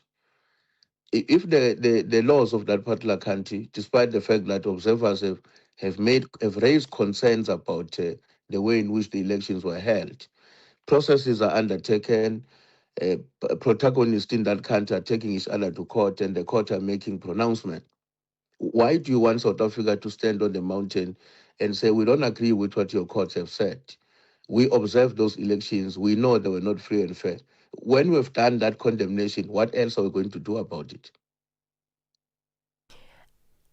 Are there any ways in which, from a party liberation movement to liberation movement level, that the ANC has these conversations with, in particular, ZANU-PF? Not only ZANU-PF, Kathy. A few months ago, we held a conference of liberation movements. Remember that even in Mozambique, when there were elections, there was a huge upheaval, with consequences that were quite negative for us as a region and for us as South Africa. So when those discussions are taking place, an honest conversation does take place about the way that each one of us are running our own affairs, internally in the movement, but equally in terms of our country. Mdumiseni Ntuli, we're going to have to leave it there. Let me appreciate you coming onto the platform this morning. He's the ANC Chief Whip in Parliament. We're late for news. I apologize. And Musa is standing by on the news desk with the latest headlines. And good morning. Good morning. Thanks, Kathy. In the headlines, the ANC Women's League says the decision to place its president, Sisisi Tolashi, on leave of absence and not suspension was to allow the disciplinary process to conclude before taking any further action. The league placed on leave on Monday following its NEC special meeting in Boksburg over the weekend. The Deputy Home Affairs Minister Njabulo Nzuza says they will not allow criminal elements to hijack marches against issues affecting the country. He was assessing the situation in Mossel Bay in the Western Cape following this weekend's violent unrest. And pharmaceutical manufacturer Adcock Ingram Critical Care is facing allegations of anti-competitive conduct over the pricing of its kidney failure treatment products. I'll have details on these and other stories at 8. SAfm, guiding you through the rush hour traffic. Good morning. Better news now from Joburg N3 North. The roadworks overnight that overran at Gululis have been lifted, but we got a big backlog of traffic from Alberton, Germiston into Elands and then up to the normal restrictions that are there on a daily basis at Heldnace. Crash on the Mike 1 up by Glenhove Road. Very heavy getting up through Crown this morning. Mike 1 from Boyson's M2 from Joe Slovo Drive, all backed up. There's also a crash on that M2 at Crown Interchange. You've got that to work through as you come into Crown, and then you join that Mike 1 right through to that sort of Glenhove, Houghton Estate area. That is heavy. Crash scenes on the R21 north before Pomona, south before Atlas Road. Very heavy backlogging going on there this morning. In fact, both scenes seem to be around the Pomona Road exit. If you're leaving the airport or heading into the airport from Pretoria, it's all very slow going. Durban, the Verulam Phoenix run through, still busy. Roadworks continue deep into week 2 on the R102. Routes like that Chris Harley option and JG Champion Phoenix Highway, all very heavy in that part of Durban this morning. Crash at involving a truck at Cliffdale, likely to see some serious restrictions when it needs to be recovered. If you're on your way to Pietermaritzburg across the course of the morning, expect some delays there. Cape Town, no traffic lights. Van Riebeek Road and Macassar out there at Firgrove, that's very slow. And the stationary bus N2 inbound at Lisbeck Parkway causing a backlog from the airport and causing a major delay coming in from Grassy Park and Retreat on the M5 North. With your traffic update, I'm Rob Byrne. This is SAfm Sport with Zai Khan. All right, Zai Khan, it's 7:36. I'm trailing behind time here. Good morning again. So Bafana's World Cup countdown, it's entering its final week. Kathy, the countdown officially in single digits. So yeah, let's get to it. Coach Bruce believing Jamaica will provide the kind of challenge Bafana needs before the World Cup opener against Mexico. Let's hear from the coach about the conditions. Yes, we needed that. So I have the experience of 50 years ago with the Belgium team. We went also on high altitude camp in Switzerland then. So I knew that we needed that. So we are now 1 day later, but that cannot influence the adaptation on high altitude. If it should be in 2 or 3 days, it would be a big problem. But now, tomorrow we are there and we can start to adapt. So it's not really that problem that we are 1 day later. In the meantime, there's excitement in the Bafana 2010 World Cup Legends team as they prepare to depart for Mexico tonight for an exhibition game in Pachuca, and that's this coming Sunday. You've got the likes of Siyabonga Nomvete, Stephen Pinar, Siyabonga Sangweni, and Surprise Moriri. Now, with most of the players having long retired, Nomvete says they've used the days together to prepare. Definitely in a few days or summer corner now, and I'm sure sizothunyakaza kancane, and we still have insuku futhi mase Mexico ukuthi singakwazi ukuthi siqaqe imlenze yabona sibone phela ngoba sesikhulile kodwa manje phakathi lento isasekhona egazini. All right, let's go to Spain. Coach Luis de la Fuente says forwards Lamine Yamal and Nico Williams will be fit for the team's World Cup opener against Cape Verde on the 15th of June in Atlanta. And finally, tennis. Italy's Flavio Cobolli has guaranteed an Italian presence at the French Open. He defeated the 4th seed Felix Auger-Aliassime 4-6, 6-4, 6-4, 6-4 in the quarterfinals.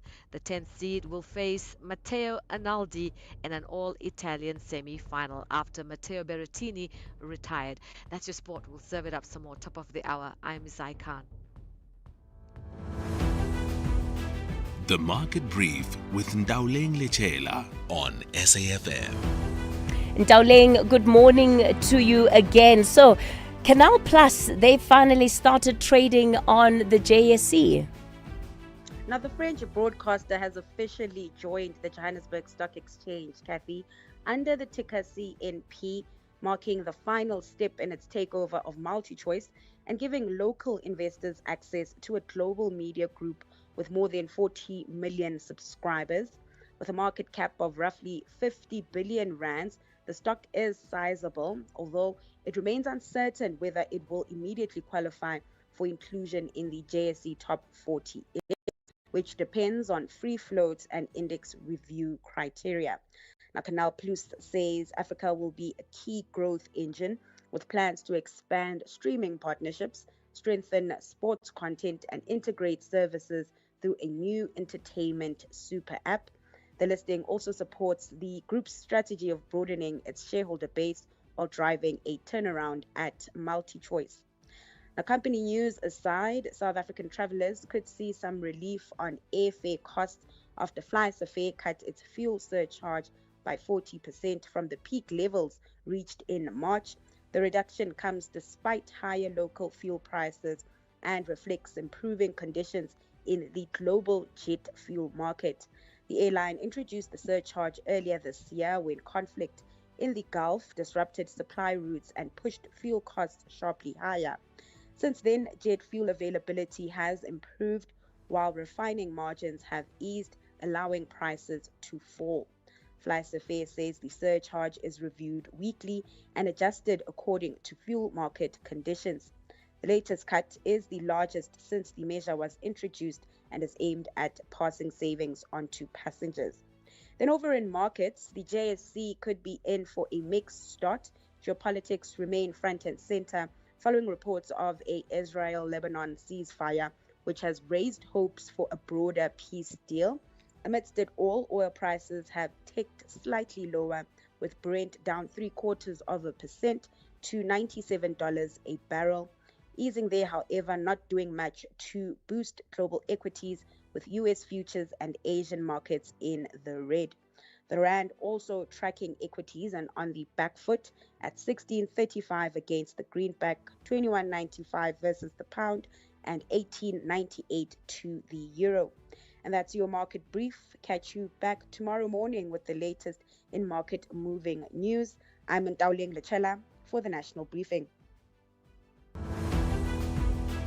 Reality check on the National Briefing. It's 7:41. You're listening to the National Briefing. So later on, then towards the top of the hour, I'll be taking some of your calls. We'll also be bringing you that interview with Joburg Water, just to give a sense of where things are with the restoration of water. Many areas are still struggling with access to water, so we will still bring you that interview.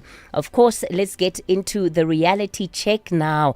Our moment to pause, reflect, and to think seriously, I hope, about the state of South Africa, and also to sharpen our thinking around the practical steps that are needed to build the South Africa we want. Dr. Lebohang Pheko is a political economist and senior research fellow at Trade Collective. She's our contributor on the reality check this week. Dr. Pheko, good morning again to you. You've, of course, caused us to think about the economy of the future, the South African economy of the future.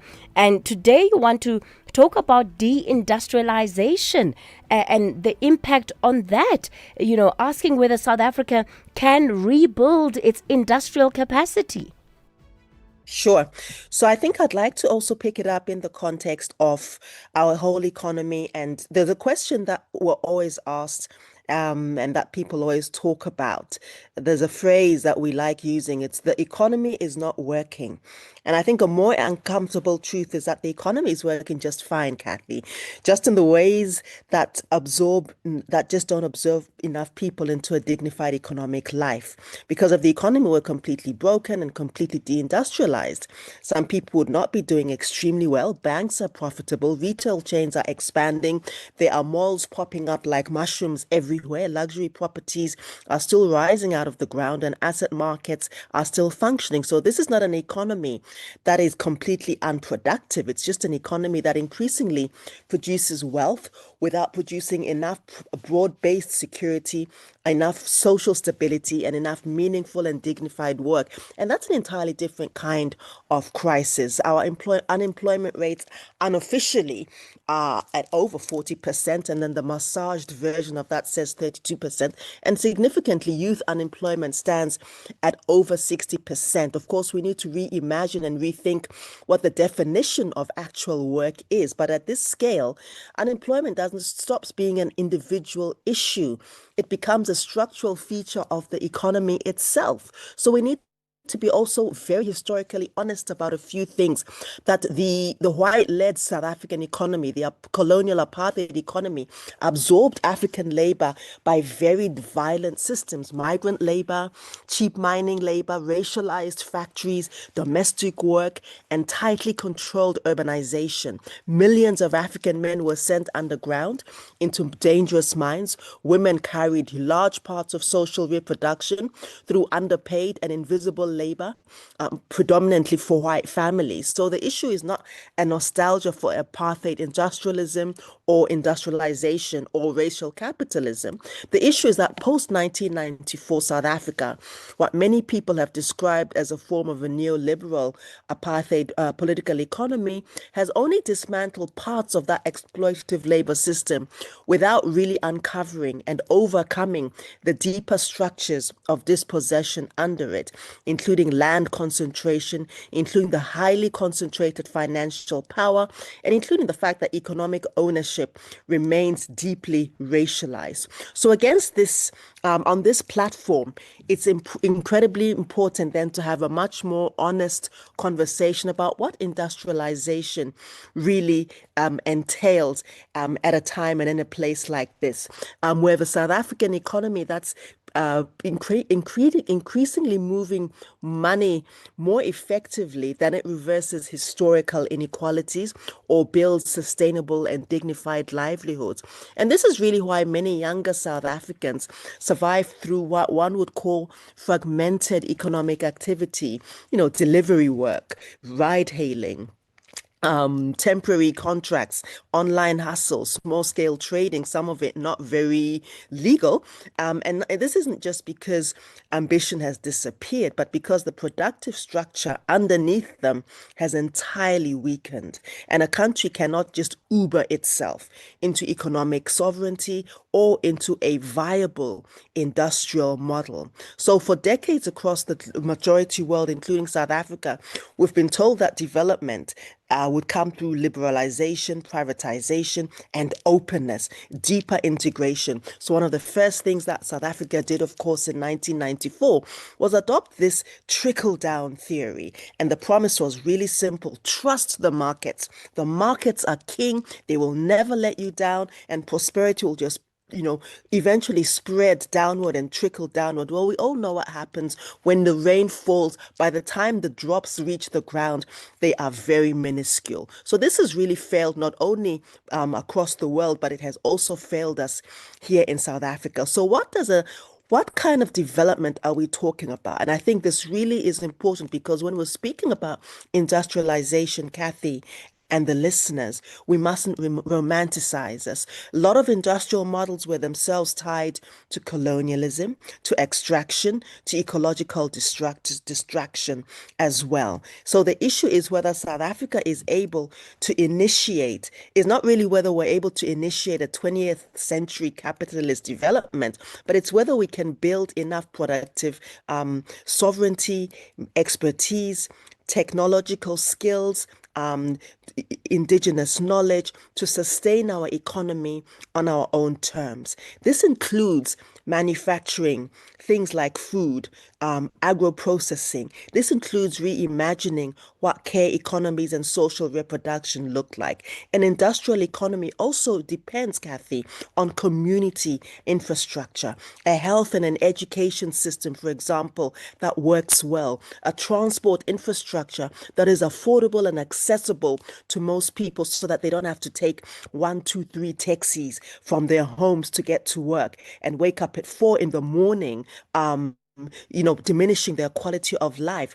And industrial infrastructure also includes a focus on artisanal production, for example, supporting co-ops, supporting the creative industries. I think I'm not the only person who is grieving the departure or the reconfiguration of Showmax, for example, which has played and is still hopefully playing an incredible role in showcasing some of our great talent in this country and from the continent. It also means an industrial system that prefaces our own forms of knowledge, multiple knowledge systems, and also a regional trade system that is permanently controlled from elsewhere. And this is quite significant given the huge amounts of funding into the African Union and so forth that are actually coming from Europe, from China, from the US, and so forth. Because an industrialized economy is not successful when it only produces profits.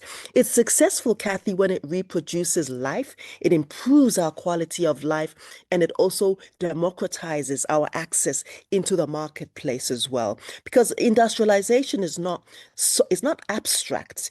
It's about whether societies can reduce dependency and dispossession materially through land, through food systems, through energy, through transport, through knowledge, through housing, through care, and through production. So I suppose in closing, South Africa's big crisis is not simply that too many people are unemployed or that we are not sufficiently industrialized. The deeper issue is that post-1994 South Africa softened some of apartheid's economic structures without fundamentally dismantling them and dismantling the deeper architecture of inequality and of dispossession that they sit on. So now we're sitting in this uncomfortable in-between liminal space, no longer apartheid in a legislated sense, but certainly not entirely economically sovereign either. So then the issue is no longer do we create jobs and do we industrialize or are we industrialized? The issue becomes what kind of economy allows people not just to survive the market, but to live with security, to live with creativity, with sovereignty and collective dignity, because a society cannot endlessly consume futures that it doesn't materially control. Sure. I'll rest it right there. Lots and lots of food for thought. Dr. Lebohang Pego, political economist and senior research fellow at Trade Collective. So what then becomes of the solutions that we're even coming up with as a country if in fact it's the system itself? We're trying to fix a box. But the question is, maybe we need a circle, maybe we need a rectangle. So we've done the best that we could with the box that we have. I think that's really part of what she's pointing to when she talks about the systemic issues around our economy that have simply not changed. It's time for your latest traffic update. Rob, good morning. SAfm, guiding you through the rush hour traffic. Good morning. Been some pretty cold weather inland. If you're driving between Cathcart and Queenstown on the N6, it's borderline sort of sleet and hail and possibly snow, but it's a very wet and slippery N6 route this morning. Queenstown area, so please drive there very carefully. Obviously, a lot of wet weather around the coastal area of the Eastern Cape, from Gqeberha through to Komka municipality, Khuka municipality, I beg your pardon. A lot of flooding and surface water in those areas. 3rd Avenue Dip, Newton Park closed. That gives you an idea of the amount of rain that's coming in that area. So just take it easy, please, today and possibly into tomorrow as well. Joburg, the R21 is under pressure. It's a crash at Pomona Road going north, but southbound equally heavy. So both ways, either from the airport or to the airport around Pomona Road, it's a heavy backlog. Plenty of traffic on the Mike 1 this morning. Boyson's right through to Greyston and the N3. The overnight roadworks at Galilees are being completed, but that big backlog still trapped coming out of Alberton and Germiston up to the permanent restrictions around Heldenace. N17, the roadworks changing around a little bit, closer to Carnival Mall area. So the N17 through Brakpan on your way to Boksburg stays busy.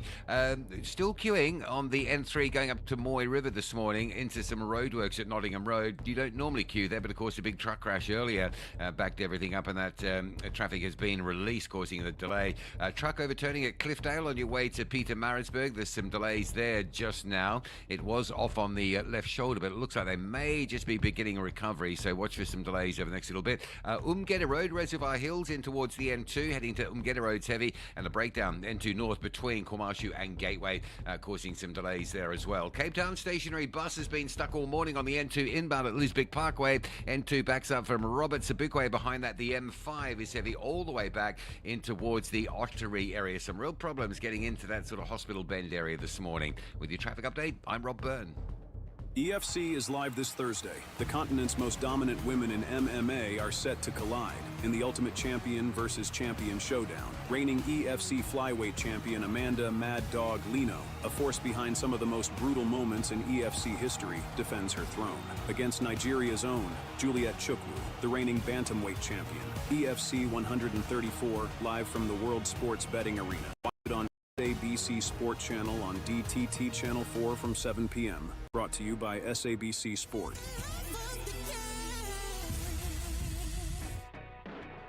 Do you ever call you like to sell? But don't trust your uncle or your pal. Then we buy cars, it's just for you. Buying cars is what we do. We offer service with a smile. We always go the extra mile. Use a place that you trust and sell your car to us. We Buy Cars, the easiest way to sell your car by far. No one gets fit overnight. It takes discipline, and your money is no different. A Nedbank 32-day notice account helps you build financial strength with up to 7.3% interest and zero maintenance fees. The higher the deposit, the higher the return. Invest in under 2 minutes on the Money app and get money fit with Nedbank. For more information, go to nedbank.co.za. See money differently. Nedbank, we're a licensed FSP and registered credit provider. T's and C's apply. You are listening to the National Briefing with Kathy Mutlatlana. All right, it's 7:55. Let me turn our attention then to Joburg Water. Rand Water's planned maintenance has effectively come to an end, but there's still many residents across the city who are struggling with low water pressure and intermittent supply. Gugulethu Guma is the operations manager at Joburg Water. Mr. Guma, good morning. Thanks for your time. Firstly, when can residents expect their water to be fully restored? Good morning, and as well as good morning to your listeners. Yes, water is gradually being restored across the city. We still have some areas that will be affected, like in the central. Crown Gardens and South Hills have declined compared to the previous 2 days where they have been supplying and improving well, but they've taken a decline. This is due to the overall systems of Johannesburg water starting to improve and the consumption and demand also increasing. But they are expected to start improving as well. And the next a day or two, we'll see most of the residents receiving water. Many people want to know what must they do in the meantime because they just aren't getting sufficient water. Thank you. You see, at this stage, the systems are improving. We do understand that the infrastructure itself does not perform at its optimal. It is affected by various challenges. But there is alternate water that is also being provided. Let's admit, alternate water through roaming truck or stationary truck is not a rather not a conventional way of supplying water in the suburb areas. We therefore provide that water as form of access to water, so the customers and the residents can have water to utilize for day-to-day, like your cooking and other means, while water coming through the taps is the most preferred way of supplying. So while the reservoirs are struggling, we do understand it impacts the businesses, it impacts the customers, their homes, it impacting schools, but we are doing everything to ensure that there is access to water while we are restoring the system. So you're saying that by Saturday, everything should be back in order. That's the commitment you're making. It's difficult to make the exact date in the water systems because they behave in a certain manner. Yeah, but how can people plan? How can people plan, Mr. Guma? If it was a matter of switching, putting a switch on or off, we will be able to make that commitment. But what we can say is that they take gradually, they will increase. We also provide information like systems take 3 to 5 days to stabilize, and the remaining period will be now when there's normal supply that is being supplied. The completion of this maintenance was the 2nd of June. So we are understanding that we are approaching the 3rd day, which is most of the system are starting to show healthy. In fact, most of the areas are receiving water. Okay. And particularly those areas that I mentioned, they are struggling, and we are trying to restore them. Gugulethu Quma, Johannesburg Water, as you can hear, no definitive date for when that water is going to be restored, but perhaps in the next week. All right, let me bring in just one or two of your calls. Let me go to Postmansberg. Nkululeko, good morning. Good morning, Sis Kathy. How are you? Go for it, Nkululeko. Yes, Sis Kathy. If Ntate Tuli is saying every country has laws that they govern themselves with, and then what is our laws in South Africa in regards to illegal immigrants? Because I believe whoever comes in the country must be documented so that we know who is where and what they are doing immediately. But then, if there's no laws like that which are enforced, and then the people will always take the law into their own hands. That's why we have this issue of Operation Tutula. All right, Nkululeko, thanks for that. Thank you. I'm listening to Umdumsen Ntuli. It's very frustrating, Kathy. You encourage us to register to vote, and we always vote, guys. But you speak like you are spectators while you are in power to take decisions. You speak like you need permission from someone to take decisions. I'm confused. I'm very confused. It's Anonymous in Devon. All right, it's 8 o'clock. Anne Musa standing by with your latest 8 o'clock update. Good morning, Anne. Outsurance Essential is made for older cars. Claims are paid in cash within 5 working days, and you choose your own panel beater. SMS CAR to 43185. That's CAR to 43185.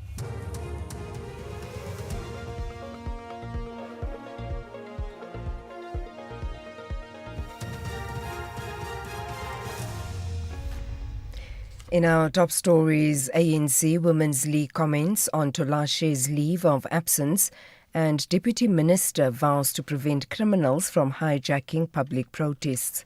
Good morning. The ANC Women's League says the decision to place its president, Sisisi Tolashe, on leave of absence and not suspension was to allow the disciplinary process to conclude before taking any further action. The League placed Tolashe on leave on Monday following its NEC special meeting in Boksburg over the weekend. Tolashe has been embroiled in a series of scandals, including allegations that she misled Parliament on the Chinese cars donated to the Women's League. She has since been instructed to resign as a Member of Parliament. The League's acting president, Nokuthula Nqaba, says placing Tolashe on leave of absence was the only viable option. Until finally everything is then put on the table to say, indeed, this is the decision that the disciplinary process is taking, then we will be able to freely process that decision and come to a decision on our own. But for now, organizationally, whilst she is taken to the DC, the only option that was viable for us at this juncture, it was to put her on the leave of absence. The Deputy Home Affairs Minister Njabula Nzuza says they will not allow criminal elements to hijack marches against issues affecting the country. He was assessing the situation in Mossel Bay in the Western Cape following this weekend's violent unrest. 2 Mozambicans were killed in separate incidents following a march against suspected undocumented migrants. Nzuza says illegal immigration is a concern. However, no one can take the law into their own hands. We understand that we have a problem in South Africa of illegal immigration and that the problem must be dealt with by government. We do agree that not a lot has been done, but there is steps that have been taken through the launch of the Border Management Authority and other structures of government. People must not be tempted that their honest marches to be hijacked by criminality. We are not going to accept the fact that people are going to be hurt and people will be killed in the process. Senior forensic and ballistic analyst Captain Lawrence Makgotle will appear in the Pretoria Magistrates Court for a formal bail application today. The case was adjourned on Tuesday as his legal counsel was not prepared to continue with the bail application. He's facing 3 charges, including defeating the ends of justice, being an accessory after the fact, and unlawful possession of ammunition. Fanuel Schumer reports. On Tuesday, the defense requested that the matter be postponed because they were not ready with the bail application. This after the state added another charge, which is an accessory to commit a murder. Makgotle is also facing a charge of defeating the ends of justice. The state intends to oppose his release on bail. NPA's Lumka Mahanjane. The defense said they needed time to prepare an affidavit so that they can continue with the bail application on Thursday. The state intends to oppose his release on bail. Makgotle allegedly failed to link firearms used in the murder of Vereeniging engineer Aman Swart to at least 30 other high-profile murder and several attempted murder cases. Pharmaceutical manufacturer Adcock Ingram Critical Care is facing allegations of anti-competitive conduct over the pricing of its kidney failure treatment products. The Competition Commission has referred the case to the Competition Tribunal for prosecution. The Commission says between July of 2019 and June of 2024, Adcock Ingram engaged in excessive pricing for products used in dialysis and continuous renal replacement therapy. Competition Commission spokesperson Siyabulele Makunga says the inflated prices directly hurt the broader healthcare system. Expensive renal replacement therapies can limit access to treatment and places financial pressure on government, renal facilities, medical schemes, as well as patients. The Commission investigated this matter following a complaint it received and found that AICC is dominant in the market for renal replacement therapy products in South Africa. It also found that AICC's prices for dialysis and continuous renal replacement therapy products during the period under investigation were actually excessive, as they significantly exceeded the economic costs that can be attributed to those products. And finally, Germany's Foreign Minister Johann Wadephul has described his country's failure to secure a rotating seat on the UN Security Council as a bitter defeat. Berlin lost a vote against Portugal and Austria. He says Germany's support for Israel may have cost its votes. Austria's Foreign Minister Beata Minel Reisinger was delighted by Austria's new standing. Wir haben jetzt einen Platz, einen Sitz, eine Stimme. We now have a seat, a vote at the important table of the Security Council, and can thus be part of the international community, have a say when it comes to peace, security and stability. And Austria, of course, now has a completely different standing in the international community as a result. Recapping the top story, the ANC Women's League says the decision to place its president, Sisisi Tolashe, on leave of absence and not suspension was to allow the disciplinary process to conclude before taking any further action. For SAFM News, I am Anne Musa. Theft, accident and 1 million rand third-party cover for your older car. Outsurance Essential has it all. Get a quote. SMS CAR to 43185. That's CAR to 43185. Comparing washing powder prices saves money, but you could really save by switching to Outsurance Essential Car Insurance, made for older cars. 49-year-old Esmeralda pays only 449 Rand a month for her 2015 Chevrolet Aveo and gets covered for full retail value if her car is stolen or hijacked. Get Outsurance Essential Car Insurance today for unfinanced cars older than 5 years and valued at less than 130,000 Rand. SMS CAR to 43185. That's CAR to 43185. Licensed insurer and FSP. T's, C's and information online. It's a very good morning to you in your SFM Sports Headlines. Soccer. More than 100 million viewers are expected to tune in for Bafana's World Cup opener against Mexico. And in road running, Herda Steyn sends another warning to her comrades' rivals. We'll tell you more at around 8:30. SAFM, guiding you through the rush hour traffic. Good morning, Joburg. First up with the delays on the R21 north and southbound. It's a big crash scene. Northbound up by the Pomona Road exit. Southbound getting caught in that as well. So equally heavy, either leaving the airport or, importantly, on your way towards the airport. But it's that northbound track that really is badly backed up into the sea. N3, overnight roadworks at Galulis have been lifted, but it's left a big mess of traffic coming out of Alberton and Germiston up to the normal restrictions around the Heldon East interchange. Very slow from Elands up to Van Buren this morning. Being a Thursday, pretty busy getting into Stanton, particularly William Mandela, Republic Road, Peter Place, Santon Drive, also Ravonia and South Road in from Morningside, very busy as well. N1 south through Midrand looks pretty tidy this morning. In fact, from Pretoria down through Midrand, you'll get there in pretty good time, again, for a Thursday. Durban, Verulam to Ottawa and onto Phoenix, still being held up by the roadworks on Chris Hani. A breakdown on the N2 North going up to Komashu, or in fact going to Gateway, so quite a heavy backlog through the Komashu Highway. Broken down truck on Inunda Road at Parlock, causing a bit of chaos out that side as well.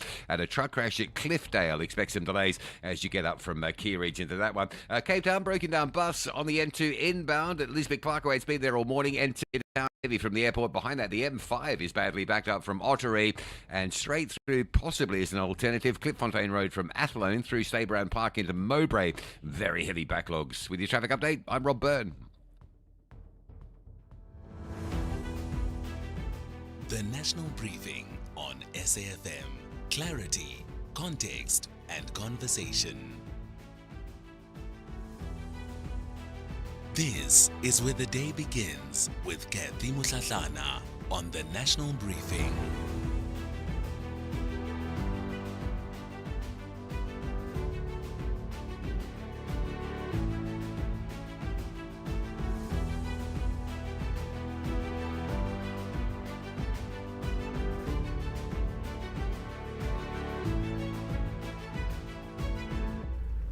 It's 10 after 8 o'clock. You're listening to the National Briefing. A warm welcome if you've just tuned in. I'm Kathy Mutlatlana. Coming up on the show in this last hour, we're going to be getting into Municipal Watch shortly. And today we take a look at Ditsobotla in the Northwest, a municipality that has, by almost any measure, collapsed. And then, of course, we'll open the lines, take your calls, and we'll end off the show with Built in Mzansi as we bring you some of the country's top innovations. Before we get to that, though, we're going to take a quick break. Get into the beautiful game with the Free Spa Limited Edition Soccer Ball when you spend 650 Rand and buy any 3 participating products. Like 1 kg Kellogg's Cornflakes for 72.99, save 12 Rand. Or 200 gram Jacob's Crown Coffee or 230 gram refill, excluding decaf, for 159.99, save 40 Rand. Price is valid from 25 May till 7 June 2026 while stocks last. Only at Spa. T's and C's apply. Add to cart. Love it. Let's clear your cart when I get. For real? Yeah, bo. With my cashback from MyWay, I will be getting 10% of my premiums back for staying claim-free for 2 years. So I'll have some extra cash to spoil you and let you live your way. Dad, you're the best. Real people, real cars, real rewards. For a quote, visit myway.co.za. My cashback is a feature on qualifying products paid after 2 claim-free years and all premiums paid. Premiums are risk profile dependent. MyWay is a licensed non-life insurer and FSB. T's and C's apply. MyWay. Live your way. Water bottle, check. Sunscreen, check. Binoculars, around my neck. Ha! Is that Tembi? The same couch potato who shouts when we interrupt his soapies with ta! Ta! But look at her now, a professional bird writer. Oh, I'm shook. She's finally out here. I love the peaceful sounds of nature. Live life outside with Cape Union Mart. If you think you cannot afford a lawyer, think again. Clientele Legal has made professional legal services affordable. You receive up to 745,000 Rand worth of legal services per year. Our range of plans include cover for you, your spouse, children, and extended family. Plans include cover for civil, criminal, and labor-related matters. Whether it's protection orders, gender-based violence, uncontested divorce, or poor service, your Clientele Legal lawyer will be there to assist you. Our services are convenient. Simply pick up the phone and call your lawyer or send us an email and we'll get back to you. All plans include a bail benefit of up to 5,000 Rand and we'll go to the police station and pay it for you. Plus, Clientele Legal offers you 24-hour telephonic legal advice. SMS SAFM to 32195. That's SAFM to 32195. Clientele General is an authorized FSP and licensed non-life insurer. T's and C's online. Standard rates apply. Municipal Watch, bringing your local issues on the national agenda. SAFM, leading the conversations that move us. You're listening to the national briefing. It's 13 after 8. So for Municipal Watch today, we're taking a look at the Ditsobotla municipality, and it's a municipality that currently is sitting with a 2.1 billion rand cash shortfall. Workers are sometimes not paid at all.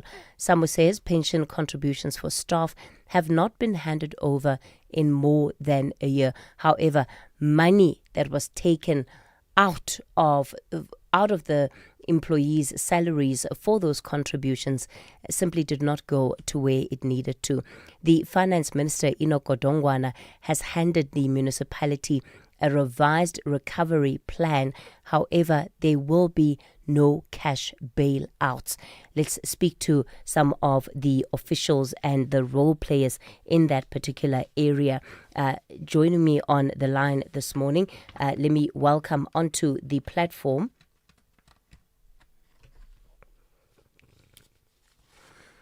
Let me start off with Genetswe Mosenogi, who is the Northwest MEC for Finance.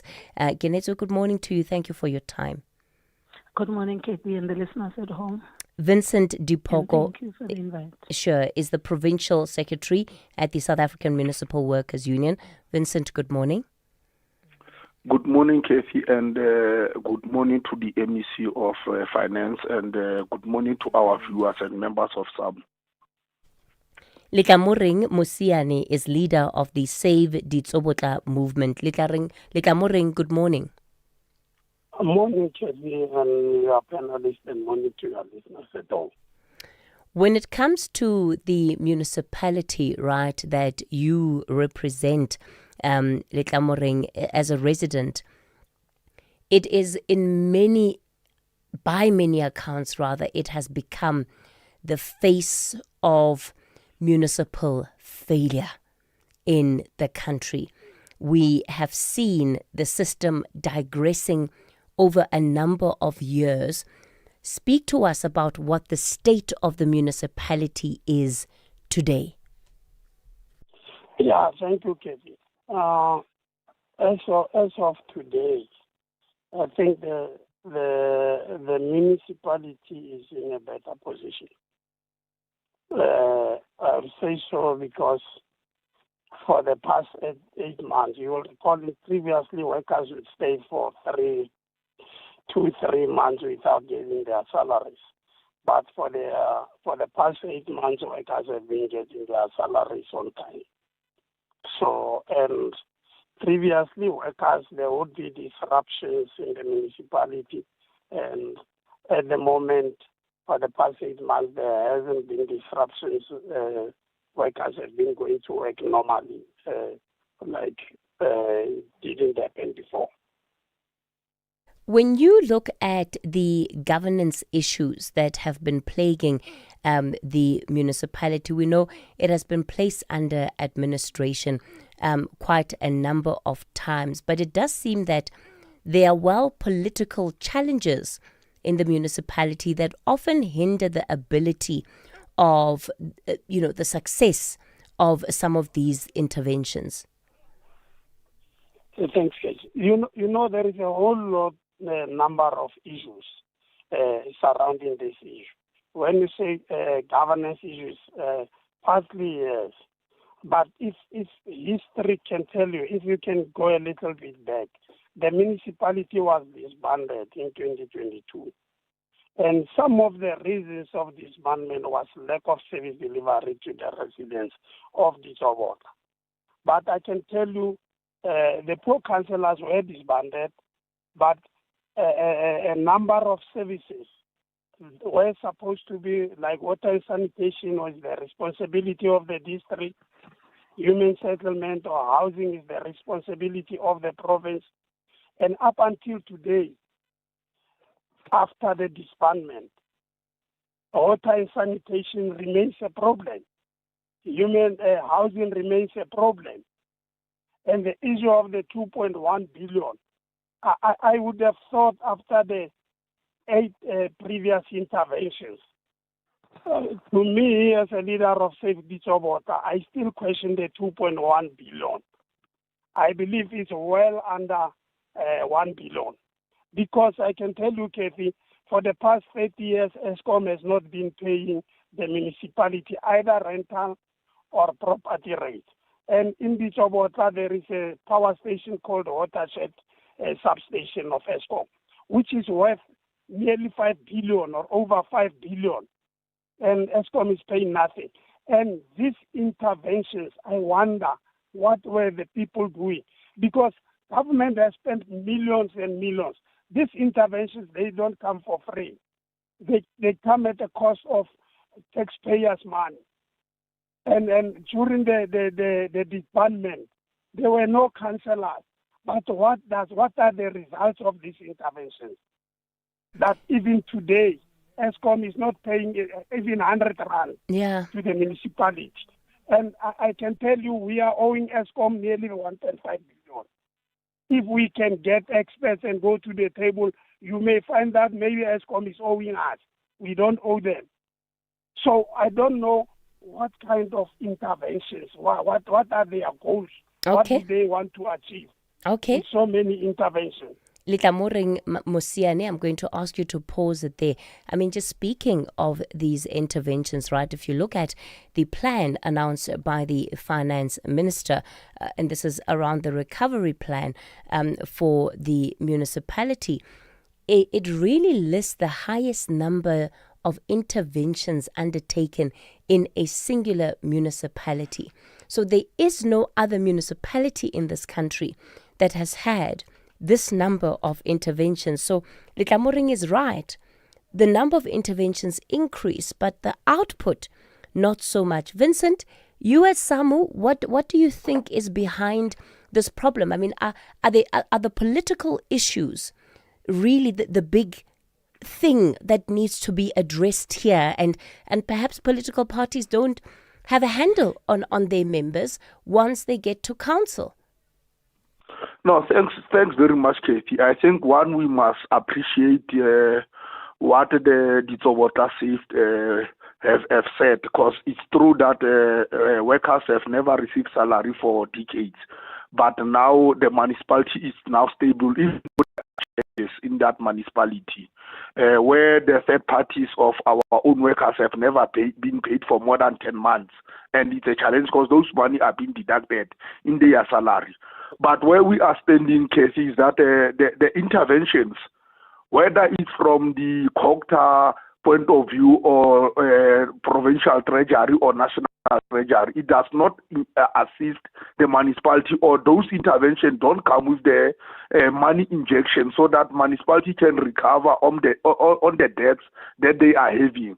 Normally, people who are bought to intervene in the municipality, according to our researchers, the union, it's only those people who are enriching themselves.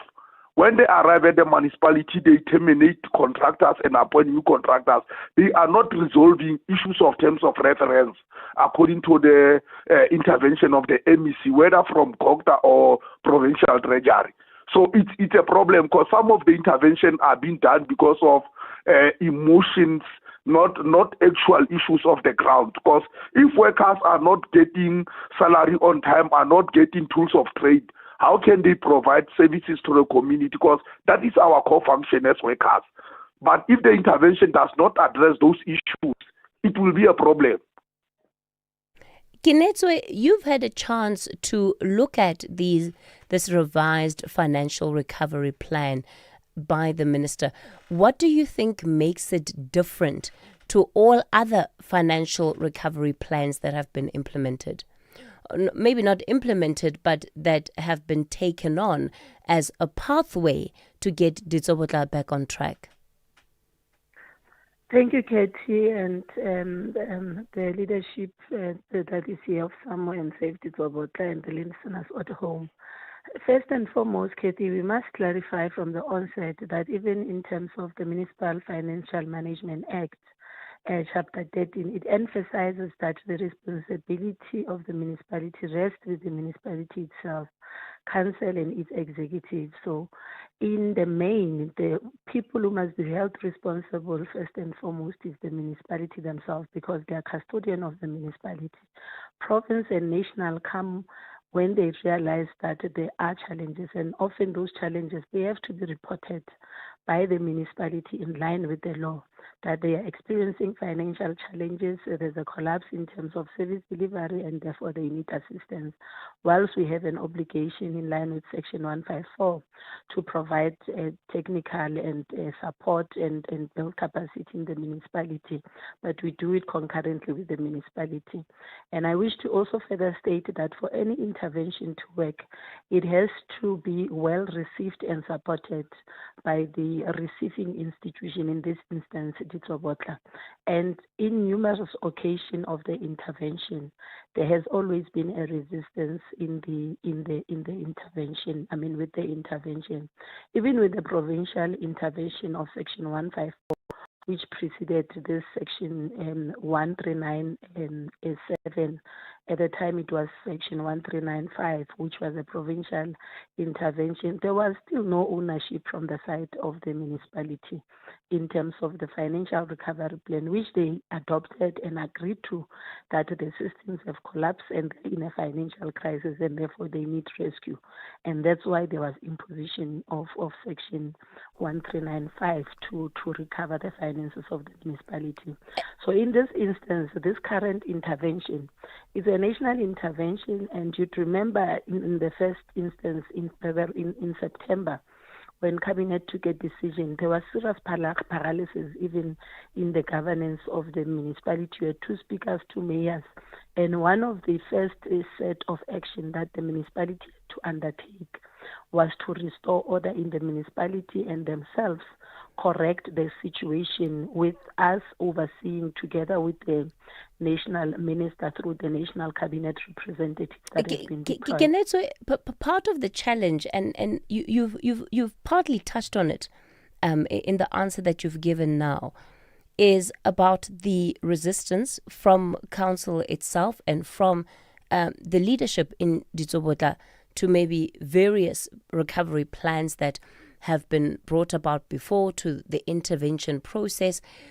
What we are seeing are municipal officials that are, to be blunt, unaccountable. They are unaccountable, not to themselves, not to their political organization. They are not accountable to anyone. How do you deal with a situation like this? That is why the current intervention is largely focusing on enforcing and ensuring that the council, the administration, and the entire workforce also takes responsibility.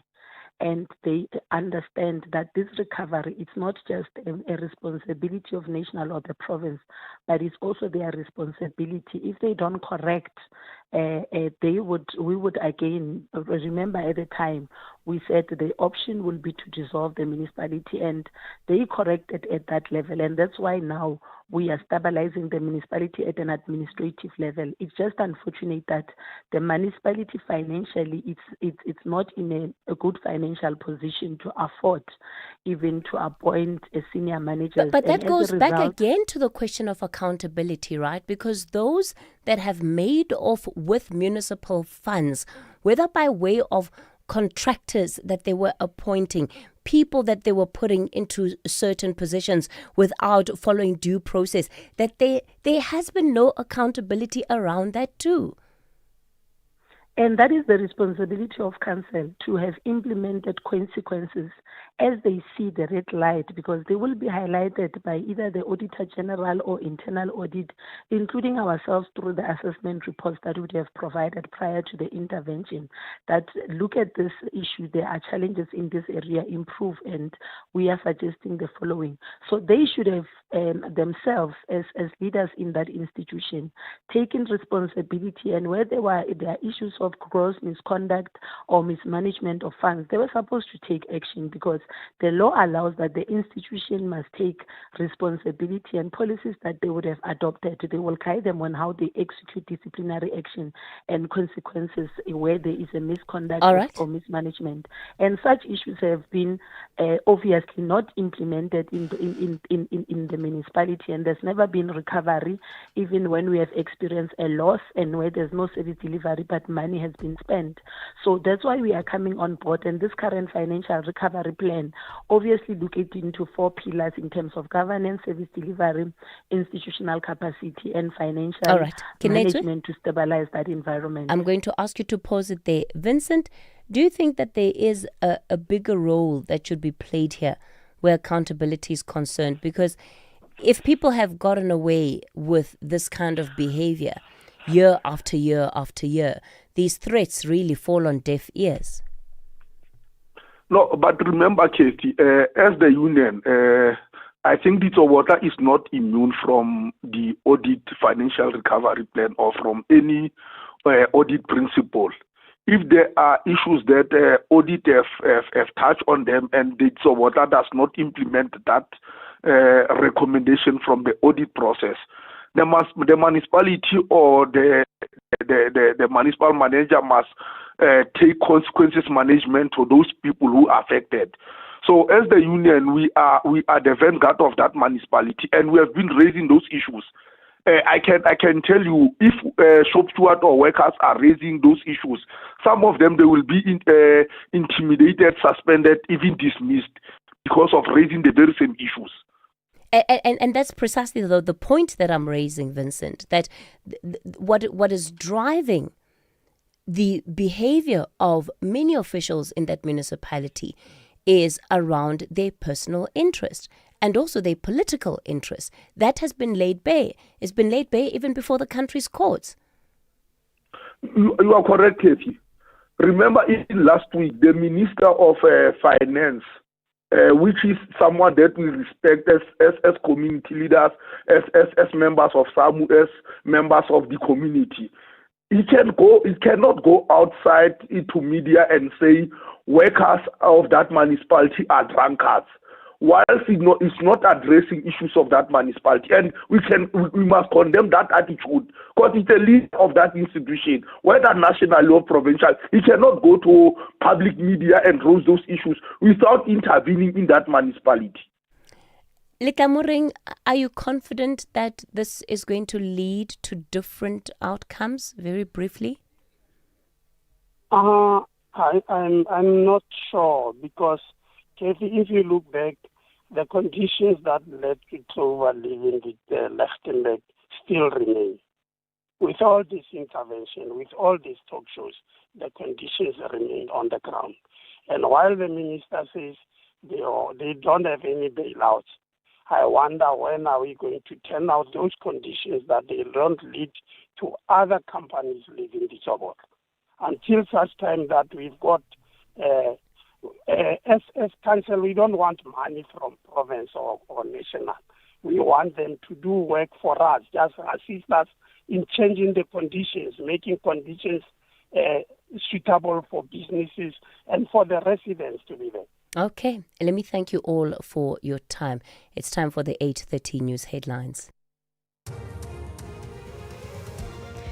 Good morning, I'm Anne Musa. In the headlines, National Deputy Police Commissioner Tibelo Musikiri says law enforcement agencies remain on high alert to respond to any violence as protests against undocumented foreign nationals surge across the country. The ANC Women's League says the decision to place its president, Sisisi Tolashe, on leave of absence and not suspension was to allow the disciplinary process to conclude before taking any further action. And disaster management teams remain on high alert in the Garden Route and Little Karoo region of the Western Cape, where heavy rain is falling. I'll have details on these and other stories at 9. SAfm, guiding you through the rush hour traffic. Good morning. Heavy delays getting away from the airport at Joburg on your way to Tembisa and Pretoria. It's a big crash in up by Pomona Road. A couple of lanes are blocked off and it's a very heavy queue all the way back almost to Tracker Road up through Atlas Road onto that Pomona exit. Get onto some side roads if you don't fancy that. Even busier now getting into Santa with a crash on Republic Road before William Mandela. If you're coming across from Randburg, that's slow. A lot of traffic on William Mandela from Bryanston into Santon and then on Santon Drive, Ravonia Road, South Road through Morningside into Santon. Busy as well. Thursday can often sort of peak traffic volumes there into Santon. If you're going to go to Pretoria, the R55 by Swartkop's going to be asked to queue there, so factor in some extra time getting south from sort of a Laudium, if you like. Durban side, we've had a breakdown on the N2 North going into Umhlanga. It's still there. The N2 from Queen Nutty Drive up through Kormashu into that breakdown is pretty heavy. There's queues at Marion Hill Plaza and there's queues at Key Ridge as well on your way through to Durban. So if you're coming out of Pietermaritzburg, it's busy. Also roadworks, Verulam through Phoenix causing delays again along that R102 and associated routes. In Cape Town, a broken down bus being with us all morning on the N2 inbound at Lisbeth Parkway.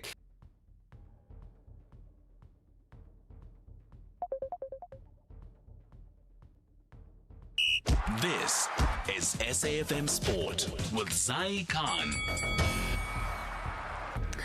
All right, Zai Khan, a very good morning to you. So you're saying more than 100 million viewers are expected to tune in for the Bafana Bafana game tonight, the opener against Mexico. That's a lot of eyes on us. That's a lot of eyes on us indeed.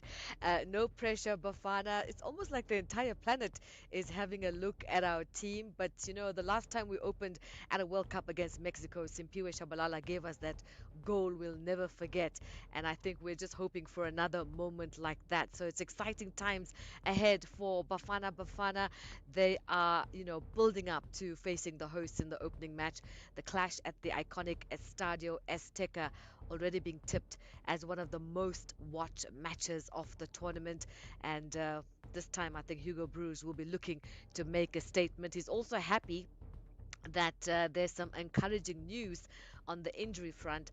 Aubrey Modiba arrives in the camp. He was, having a hamstring concern, but the coach says the Sundowns defender is making good progress.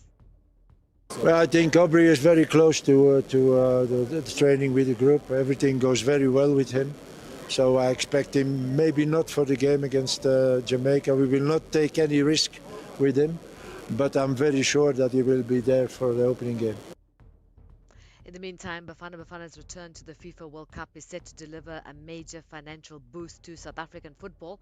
According to reports, SAFA is guaranteed more than 200 million rand in qualification and preparation funding before a ball is even kicked in Mexico. Should Bafana progress beyond the group stages, that figure could raise significantly through FIFA prize money.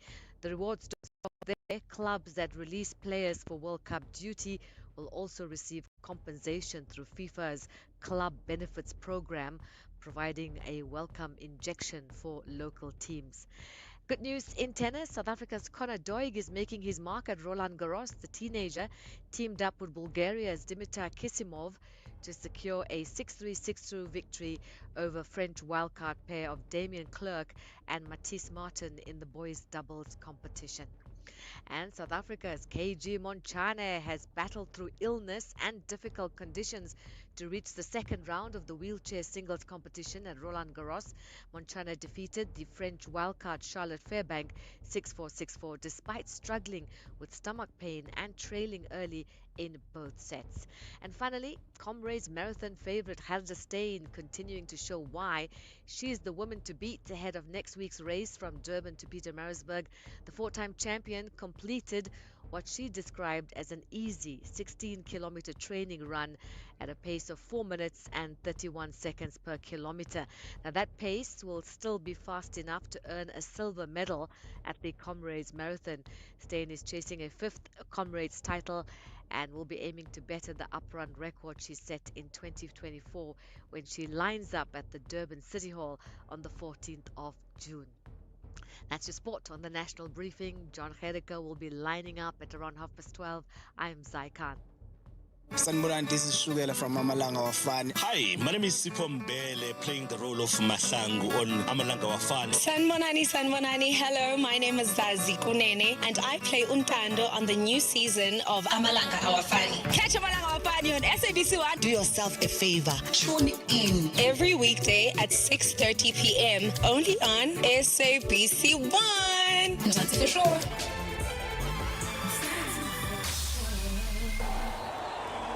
It's not about the score. It's about the moment. The sun sitting heavy on our shoulders. The lights humming above us. All that matters is this. A crowd lifting together. Strangers becoming friends. Family being family. This is what it means to be a cricket fan. We share the moment. And in that sharing, we become something more than the result. We become unbreakable. The Proteas 2026-27 tickets are now available. Book today at cricket.coza. Unbreakable spirit lives here. Call SAFM now on 086 000 2032. You're listening to the National Briefing. It's 8:39, so I'm taking your calls. The number to dial for our studio line 086 000 2032. That's 086 000 2032. On the WhatsApp voice note line 0614 104 107. And of course, you can call in on any of the issues we've touched on this morning, or even raise something completely new. Davidson, you're in Mpumalanga. Good morning. How are you, Sister Kathy? How, Davidson? You start with how are you. On this show, we don't ask each other how we are. We assume that we are doing well, and then we get straight into the point. It's my first time to call SAFM anyway. Welcome. It's a pleasure to have you on, Davidson. What do you want to talk about? I want to talk about black migrants. I think the way I see things here in South Africa, I think to stop this migrant issue, it's better not to allow any buses come from Zimbabwe, Mozambique, Lesotho to come in with people. It's better to bring the buses without people, then they can just carry those ones who are here and take them back. Then I think it will be only whites and Chinese who will be remaining here in South Africa. That's my take. Thank you. Okay, Davidson. Salbi, you're in KZN. Good morning. Yes, Salbi. Yeah, he said the problem is the economy. In the 2000s, we didn't have situations where South Africans were fired as once.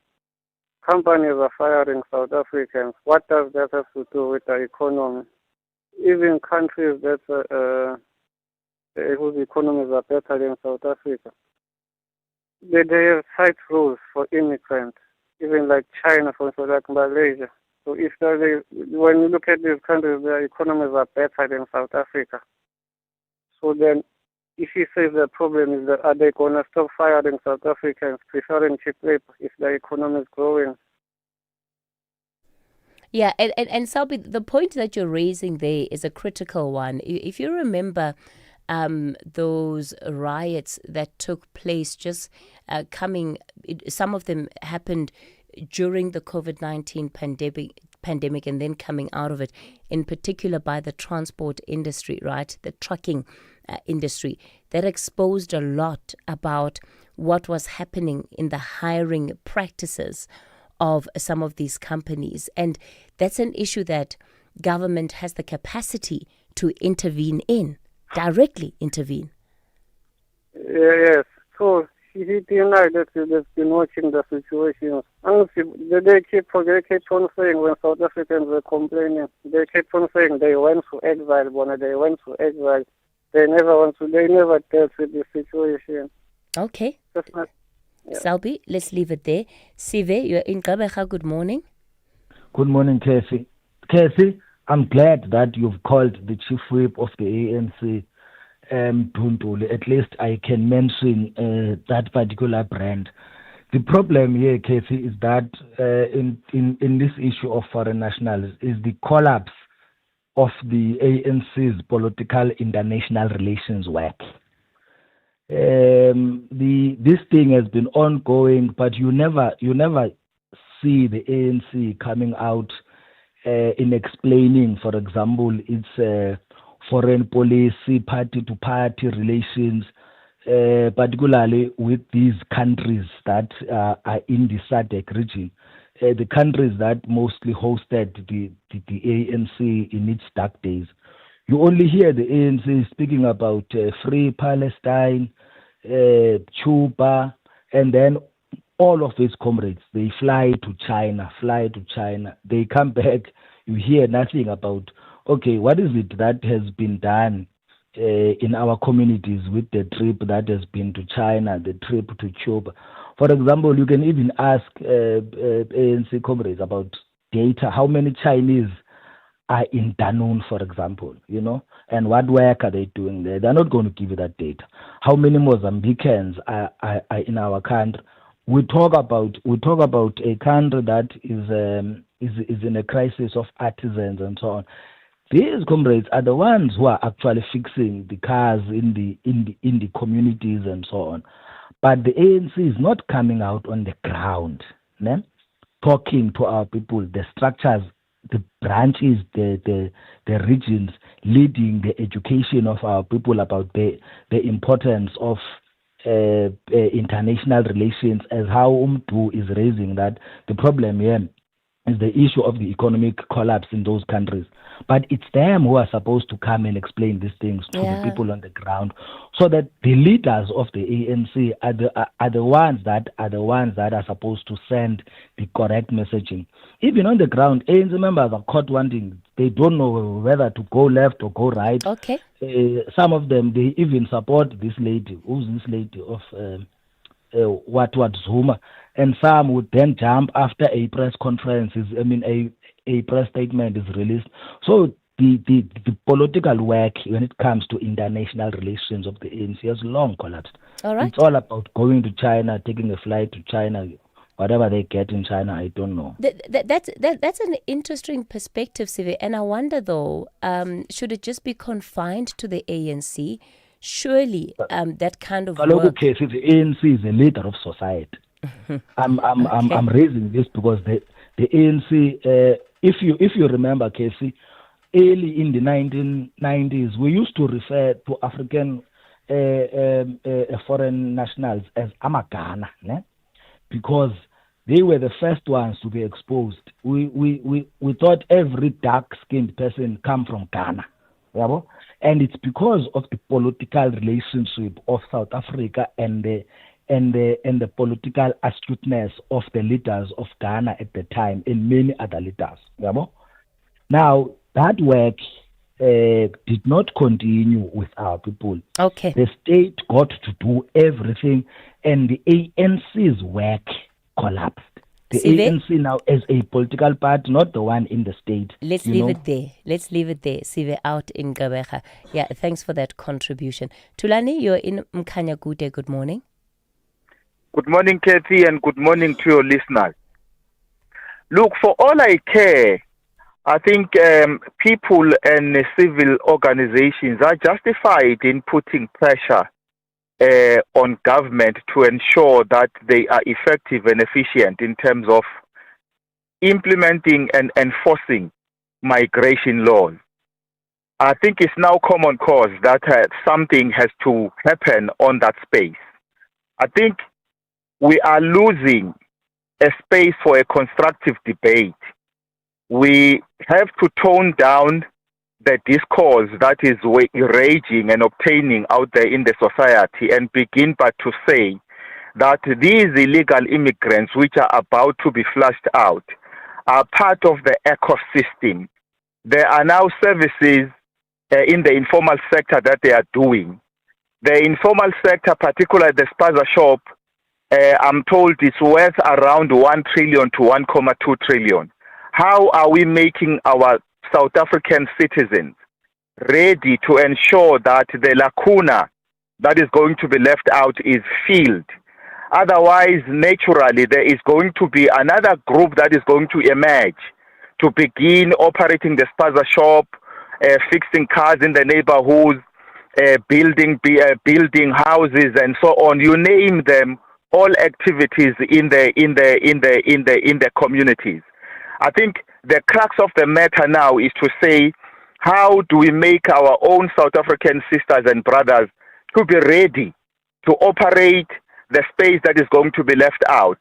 We shouldn't continue sustaining this whole kind of debate, which is emotional, which is whimsical. We have to settle down. We are leading a country. We are citizens now, and say, how do we take up the space? Because the message has been heard loud and clear that government has to jump into action, try to deal with migration laws. Okay, Tulani, let's leave it there.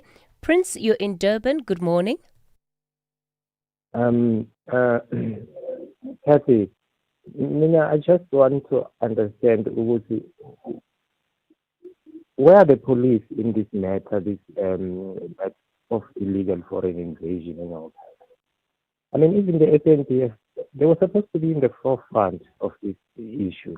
I mean, we can't have a country where, you know, we expect the citizens on the ground to do, to fight this illegal issue. You know, I mean, obviously, these people are not trained. We're not trained for these things. You know, we have police who are trained for these things. So why are they not taking the lead front of these things? Because, I mean, that's what we employed them to do. You know, to take care of our citizens' needs. You know, protect us. But now it seems like we're doing everything ourselves, and they're expecting us to do that. Then why are they there getting paid?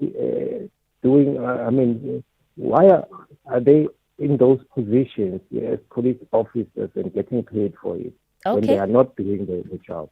Prince, let's leave it there. Yeah, I think a legitimate question around police.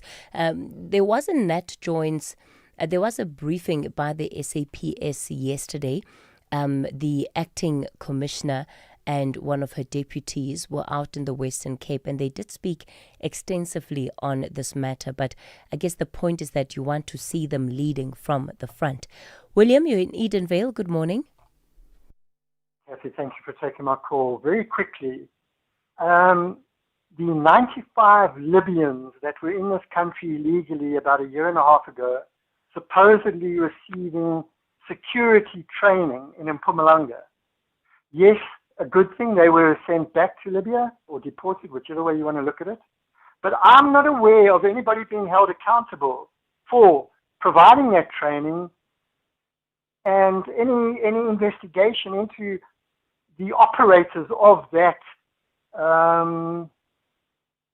call it, you know, the service that they were providing for the training. Yeah, you're right, William. It seemed to just end with the charges against them being dropped and them being repatriated back home. That's a problem, Kathy. And then very quickly, if I may, currently this Durban Hawks official that's before the Matlanga Commission of Inquiry, I would like to see a lifestyle audit carried out on this person. I think his surname is Jacobs. I'm not sure. I forget now.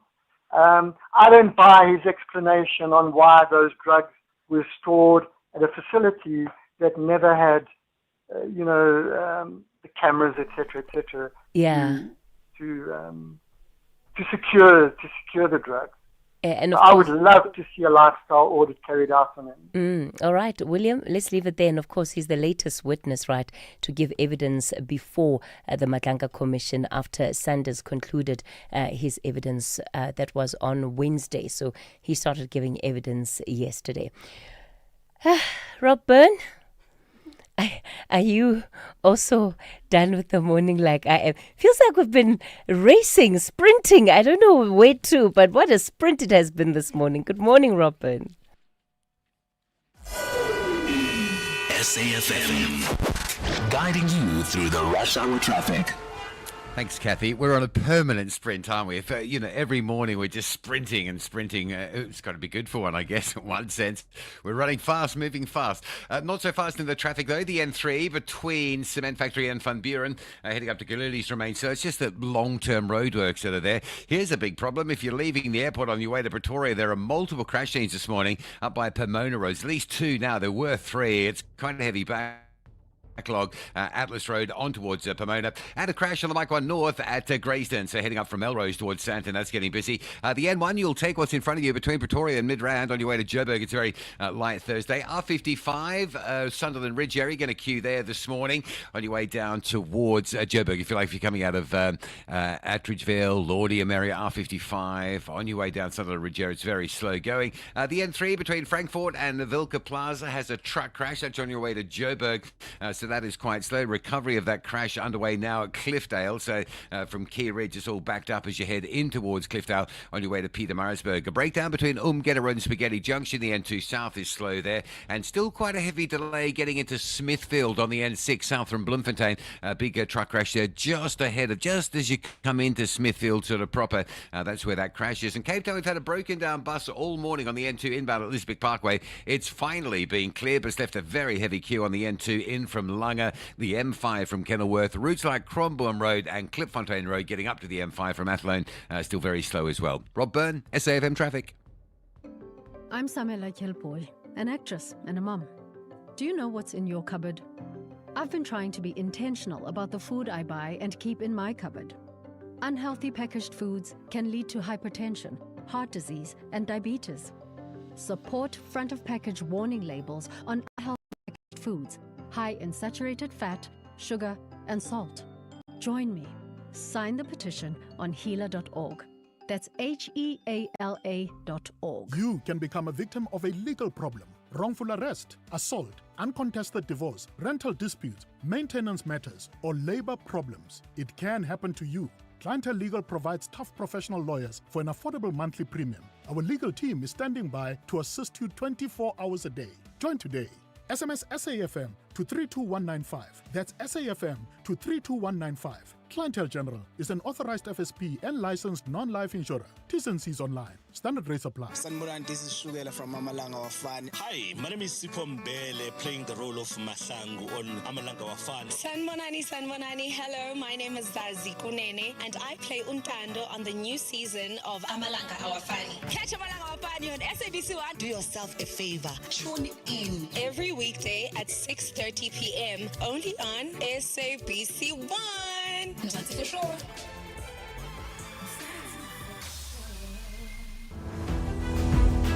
Built in Mzansi on the National Briefing. This is the segment of the show that you can undoubtedly know will leave you feeling hopeful about this country. Why? Because we've got such brilliant minds and ordinary South Africans that are doing great things. Our next guest built an innovative health tech platform in South Africa, and it has helped facilitate more than 700 cases. What does it do?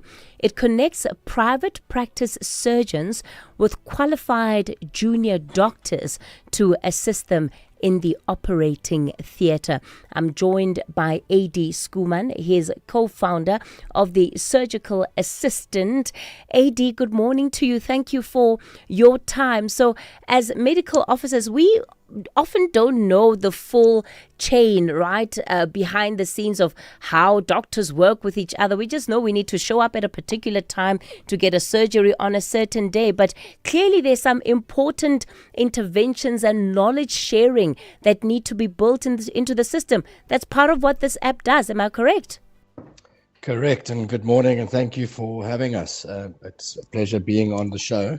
Yes, you're absolutely correct. I think one of the fundamental flaws in the system or within the medical training environment is that the doctors are taught clinical skills, throughout their training, but not necessarily guided on practical life skills, things that would need to be in place after they've completed their ComServe.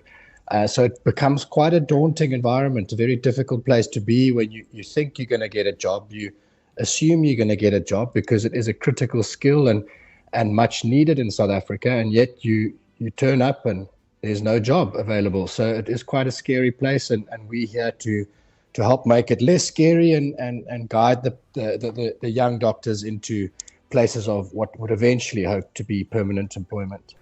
When it comes to private practice, does that, in the industry, is that sort of the benchmark? Is that a good determinant of whether you've had your mama I made it moment as a doctor? No, I don't think that's a fair reflection. I think we need to be very careful of that view. And the reality is our public sector is phenomenal.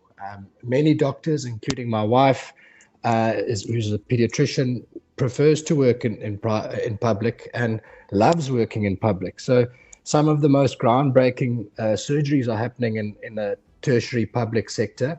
What is hard, though, is that we assume that you would earn more money in private.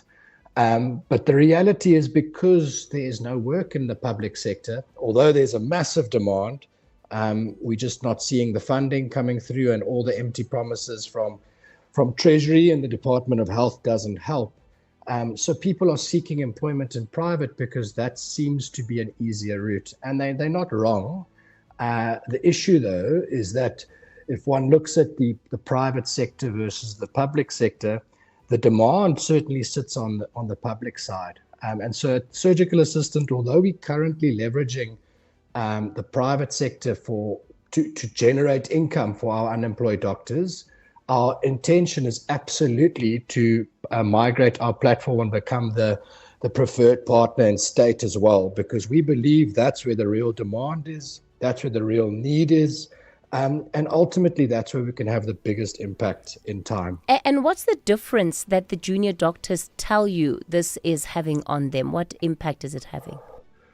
Well, it's scary. It's, so the one thing you would have to understand, so just for background, I come from sales and finance, and as a co-founder, I look at it differently. But my wife's a doctor, LaRue, my partner's a doctor, and I've been sitting in the seat next to them, driving this roller coaster, and it's sad because they fundamentally are not actually equipped to handle what's coming their way afterwards. So it's scary.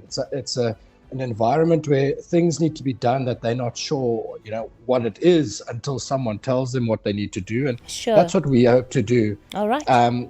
Yeah. Adi Skuman, let me thank you for your time. He's co-founder of Surgical Assistant, and as you can hear, making a meaningful contribution in the lives of junior doctors. That's where we leave it for this morning on the National Briefing, the Daily Discourse, up next with Joanne Joseph.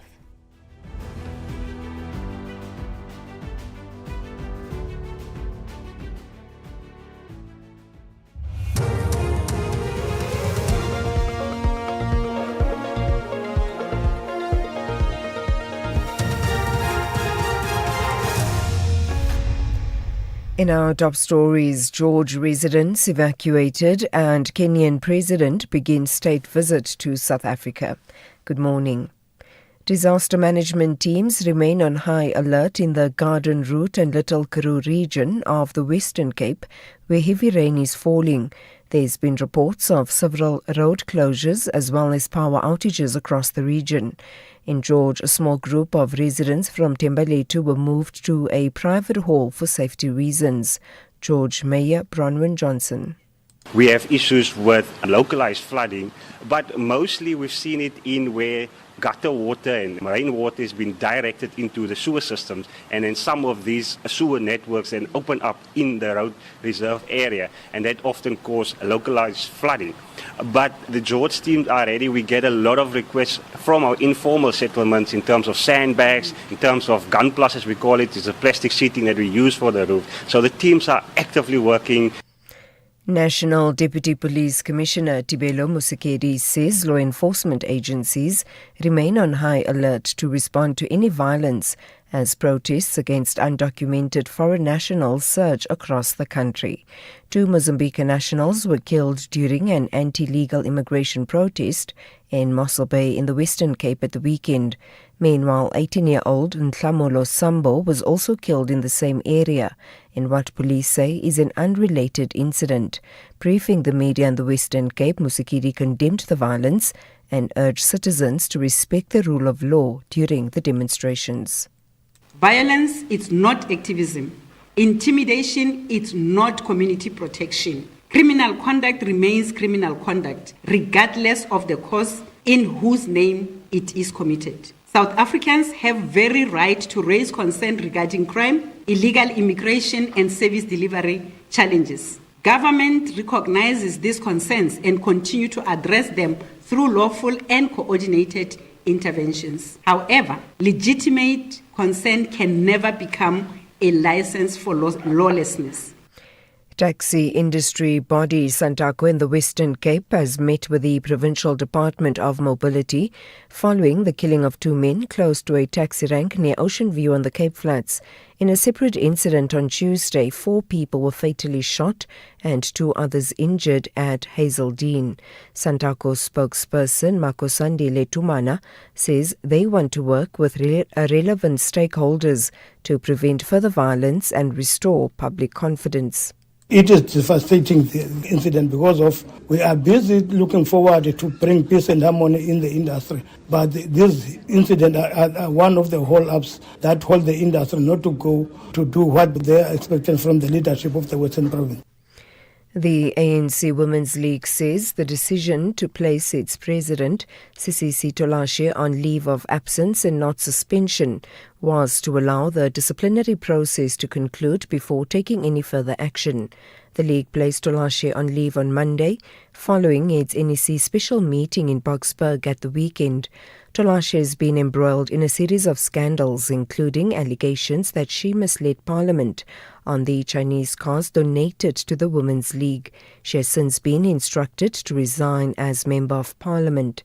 The League's acting president, Nokuthula Nqaba, says placing Tolashe on leave of absence was the only viable option. Until finally everything is then put on the table to say, indeed, this is the decision that the disciplinary process is taken, then we will be able to freely process that decision and come to a decision on our own. But for now, organizationally, whilst she is taken to the DC, the only option that was viable for us at this juncture, it was to put her on the leave of absence. And finally, Kenyan President William Ruto begins his 3-day state visit to South Africa. President Cyril Ramaphosa will host his Kenyan counterpart at the Union Buildings in Pretoria today. Ramaphosa and Ruto are leading delegations that are expected to discuss deepening economic cooperation, facilitating business partnership and exploring strategies for unlocking full potential of trade and investment between the two countries. Former South African Ambassador Kingsley Makubela, who was speaking to SABC News, says there are currently underlying tensions between the two countries. Particularly when South Africa decided to vote against Raila Odinga at the AU, Kenya was quite uncomfortable about it. But I'm also quite concerned because of, the attack on foreign nationals and the idea that we all know that Kenya is very close to Israel. I'm worried that you may find the invincible hand of Israel in terms of these issues. You would also recall that Ramaphosa was invited to attend the G7 in France and subsequently disinvited by President Macron. And in his place, President Ruto has been invited. And we know that has been the pressure that came from the United States on France. Maybe some of these issues is to try to patch those relations. Recapping the top story, disaster management teams remain on high alert in the Garden Route and Little Karoo region of the Western Cape, where heavy rain is falling. For SAFM News, I am Anne Musa. 50 years later, Youth Month, The Voices. Maybe we thought they would talk to us through a loudspeaker or something like that. All of a sudden, the same policemen who threw the tear gas canister opened fire on the students. We didn't experience apartheid firsthand, so the events of 1976 can sometimes feel distant. However, when we learn about the bravery of students who risked everything for their rights in education, the story becomes very real. The challenge is making that history relevant to today's realities.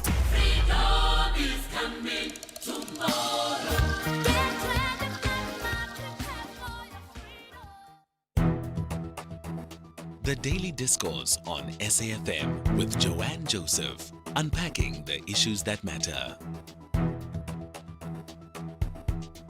The Daily Discourse on SAFM, weekday mornings from 9 to 12.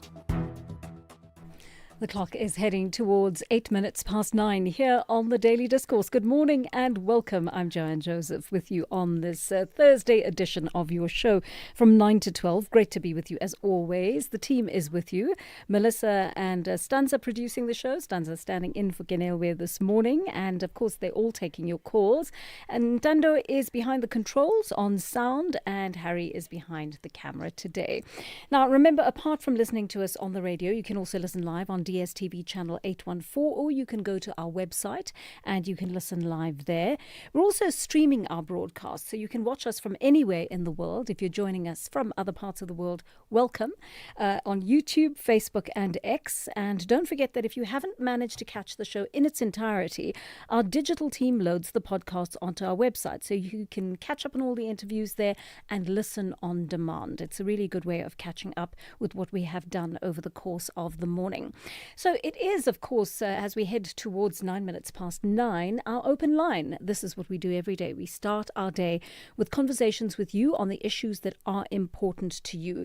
Let me tell you what's coming up on the show in this hour.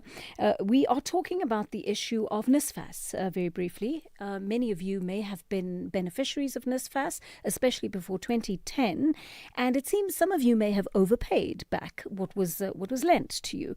And so consequently, NSFAS has been going through its books. It actually started this whole process in 2015 or so, but it could not find a lot of students to whom it owed money. And you know what happens with students. Students change their numbers, they relocate, they begin lives elsewhere, and sometimes they forget about money that may be owed to them, or it's difficult to contact them. So NSFAS is making another attempt at contacting those students who overpaid because it wants to refund their money. I mean, I thought this was just a delightful story to start with, because whoever gives you money back, right? People are most often taking it from you.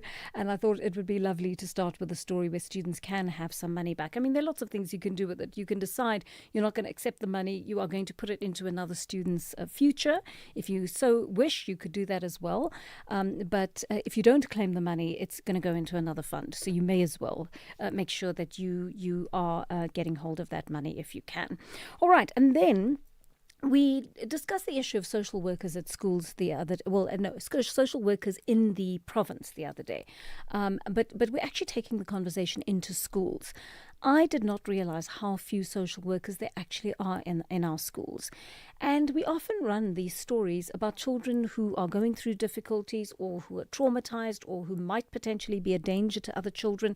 You remember that story we ran last week about the 16-year-old, for example, who has been kept in school by the education department and is being rehabilitated with the help of a psychologist. And that psychologist is reporting back to the department on the child's progress. Now, something very specific had to be done there. But there are children all over the country who are living in very dire circumstances, and they are survivors of abuse, physical, sexual, and otherwise. They're traumatized from other things, and poverty plays a huge role in that, right? The deprivation in which many children are growing up in this country means their lives are not easy. And consequently, they suffer from it emotionally. It affects their mental health. They have difficulty cognitively sometimes, and coping at school can be very difficult. Bullying has increased, etc. So you've got all these issues that come into play. And then you've got 700 odd social workers serving the entire country, serving hundreds of thousands of students at school. I just don't understand how it's workable. And this is while so many South African social workers are sitting at home without work. They took the trouble. They went to university or to a TVET college. They studied to become counselors or psychologists. And here we go. They sit without work while our children need them and cannot access them. So we're going to have a conversation in a short while with two people, actually, to start with. They belong to an organization that actually assists the schools with these social services, and we'll speak to the Basic Education Department's Terence Kala. He's their spokesperson, and he's going to tell us exactly why money hasn't been allocated to this important cause. You might want to share with us what your children's experiences have been at school. It could be experiences your kids have had, other children around them have had, where they've really needed a social worker or a counselor and haven't been able to access one, or where they successfully have, and what a difference it's made to their lives. Our children need all this kind of support. School is not as easy as it used to be, right, when we were at school, and so they need all the support they can get. And then this was a very worrying story. If you're in Gauteng, just pay attention to this from a safety point of view. We're going to be speaking to a criminology expert on this, because it looks as though kidnappings in Gauteng have gone up. They are 5 times higher than they used to be. And the patterns around kidnapping and the motives for kidnapping and the outcomes of those are very different to the country in which we used to live a few years ago. You know, there was a trend among kidnappers, and this is not to say that anyone should be kidnapped, but there was a trend among kidnappers to target certain groups whom they thought were wealthy so that they could get a ransom out of them. And so that group was particularly vulnerable to kidnapping. Now it seems they will almost target anybody, and they're very digitally savvy as well. So those of us who have banking apps on our phone and so on, all of us are very vulnerable in terms of that. And they're able to get access to our accounts once they kidnap us. And it seems like let's say their target audience has changed, right? They've moved away from just targeting one group. They're targeting just about anyone who may have money in their bank accounts. So we need to watch out for that, and we're going to speak to an expert on how we can keep ourselves safe from that kind of thing. And there are lots of other stories that we are going to carry over the next 3 hours here on the Daily Discourse. I'll bring those to you over the course of the morning. Let's take your calls now. Our studio line once again, 086 000 2032. Our WhatsApp line, 0614 104 107. Keep those voice notes short, sharp and audible. We've enjoyed hearing from you on that medium in the last few days. All right, Lowered is first to the post again. Lowered, good morning. Coming to us from Guyana, of course. You pip everybody to the post early in the morning, don't you? No, it's true, Joanne. I want to commend the National Prosecuting Authority for reinstating the advocate, the prosecutor who has been alleged to have committed some crime, for lack of a better word. Yes. My sister, General Mkonazi, mentioned something to the effect that we have got cartels, at least 5 of them, and one of them, it could be related to the taxi business industry. Quite right. Good. So, for me, it was a deliberate miscarriage of justice for the chief magistrate to have struck that matter off the roll. That's why this morning I'm saying I'm happy for the National Prosecuting Authority to be pursuing her so that the Magistrate Commission can deal with her. Lest we forget, Ms. Joanne, what happened to Bushiri before they could have been granted the bail. The state presented their case thoroughly, but from where I'm sitting, I don't know what happened to that magistrate who granted the Bushiris a bail, even though there was crystal evidence. Yeah, yes. Absolutely. Yes. Yeah. Yes, my sister. So I'm happy for the decision from the MPA. That's my point for this morning, my sister. Lowered, thank you. Thank you. You have a good day. I think he's quite right. After interviewing all the parties involved, and of course information changes, right? But what we know at this point right now is that prosecutor definitely, according to what he's told the NPA, got death threats. He flagged it according to what he's told them. And the PSA, the Public Servants Association, which is also having a conversation with him, and I don't know if they're representing him, but they're certainly supporting him. They've said, these things were flagged. and the fact that he could have been held in contempt, had a warrant of arrest issued for him. This is very serious, you know, and it's very unusual. That's what the experts are telling us. It's very unusual. So, I mean, I like the way the magistrate in that case just retires with the view to sailing off into the sunset while this is unresolved. But I'm glad the pressure remains on her to answer for what she did, because it was a very unusual set of circumstances. Of course, it raises all sorts of other questions. What if somebody put her under pressure to act in a certain way? And what if there is also fear on her part? One's mind, you know, simply flits to all these different options, because in South Africa there are so many. Chris in Pietermaritzburg is on the line to us. You want to talk about politicians and accountability, Chris? Yes. Maybe before I do that, just the children access to psychological help. Yes. Just ask your guest how many pediatric or adolescent psychiatrists are available in the country, as well as how many beds in both public and private are available. Because it's not only just the issue of demand, it's also the supply that is quite of the critical issue. Just that. But the point is, listen to any conversation, presentation of politicians. They will use two words: accountability and consequence management. And it always makes me wonder, do these people even know what this term means? How many court judgments have spoken to the issue of public participation has been decimated in many of the instances. The NHI Act is part of one of the judgments. One of the comments of judges is that it was robbed in terms of public participation, and that was one of the challenges. So I really wonder, why are people trying to speak very big languages that they really do not mean? Is it the caliber of the leaders, or do people really believe that they can fool us to believing there's something that they're doing? They forget that we live in these communities. Yes, and that we're not stupid.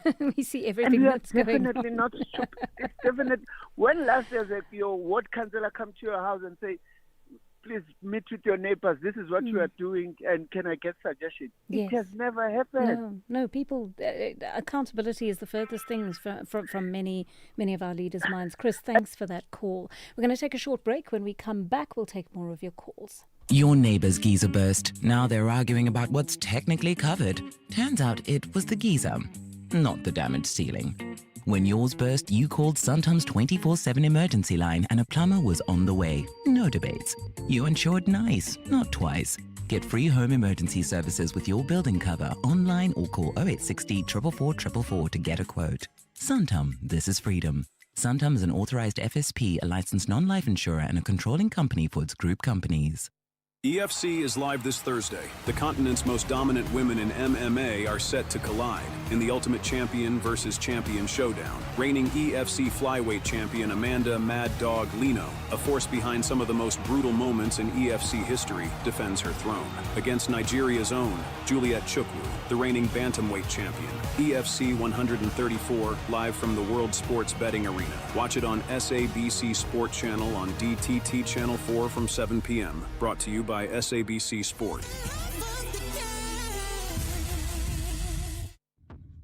Get into the beautiful game with the Free Spa Limited Edition Soccer Ball when you spend 650 Rand and buy any 3 participating products. Like 120-gram Simba potato chips, buy any 2 for 34, save 10 Rand. Or 8 kg Spa Wolf dog food, excluding puppy range, for 149.99, save 80 Rand. Price is valid from 25 May till 7 June 2026. While stocks last. Only at Spa. T's and C's apply. Call SAFM now on 086 000 2032. 9:21, taking more of your calls. Butana in Rosebank is on the line to us. You want to talk about the testimony of Govan Jacobs yesterday, Butana? Indeed, my sister. Good morning. It's troubling. He dropped his leaf and rushed to the crime scene and fumbled. How can it not be deliberate? How can it be a mistake?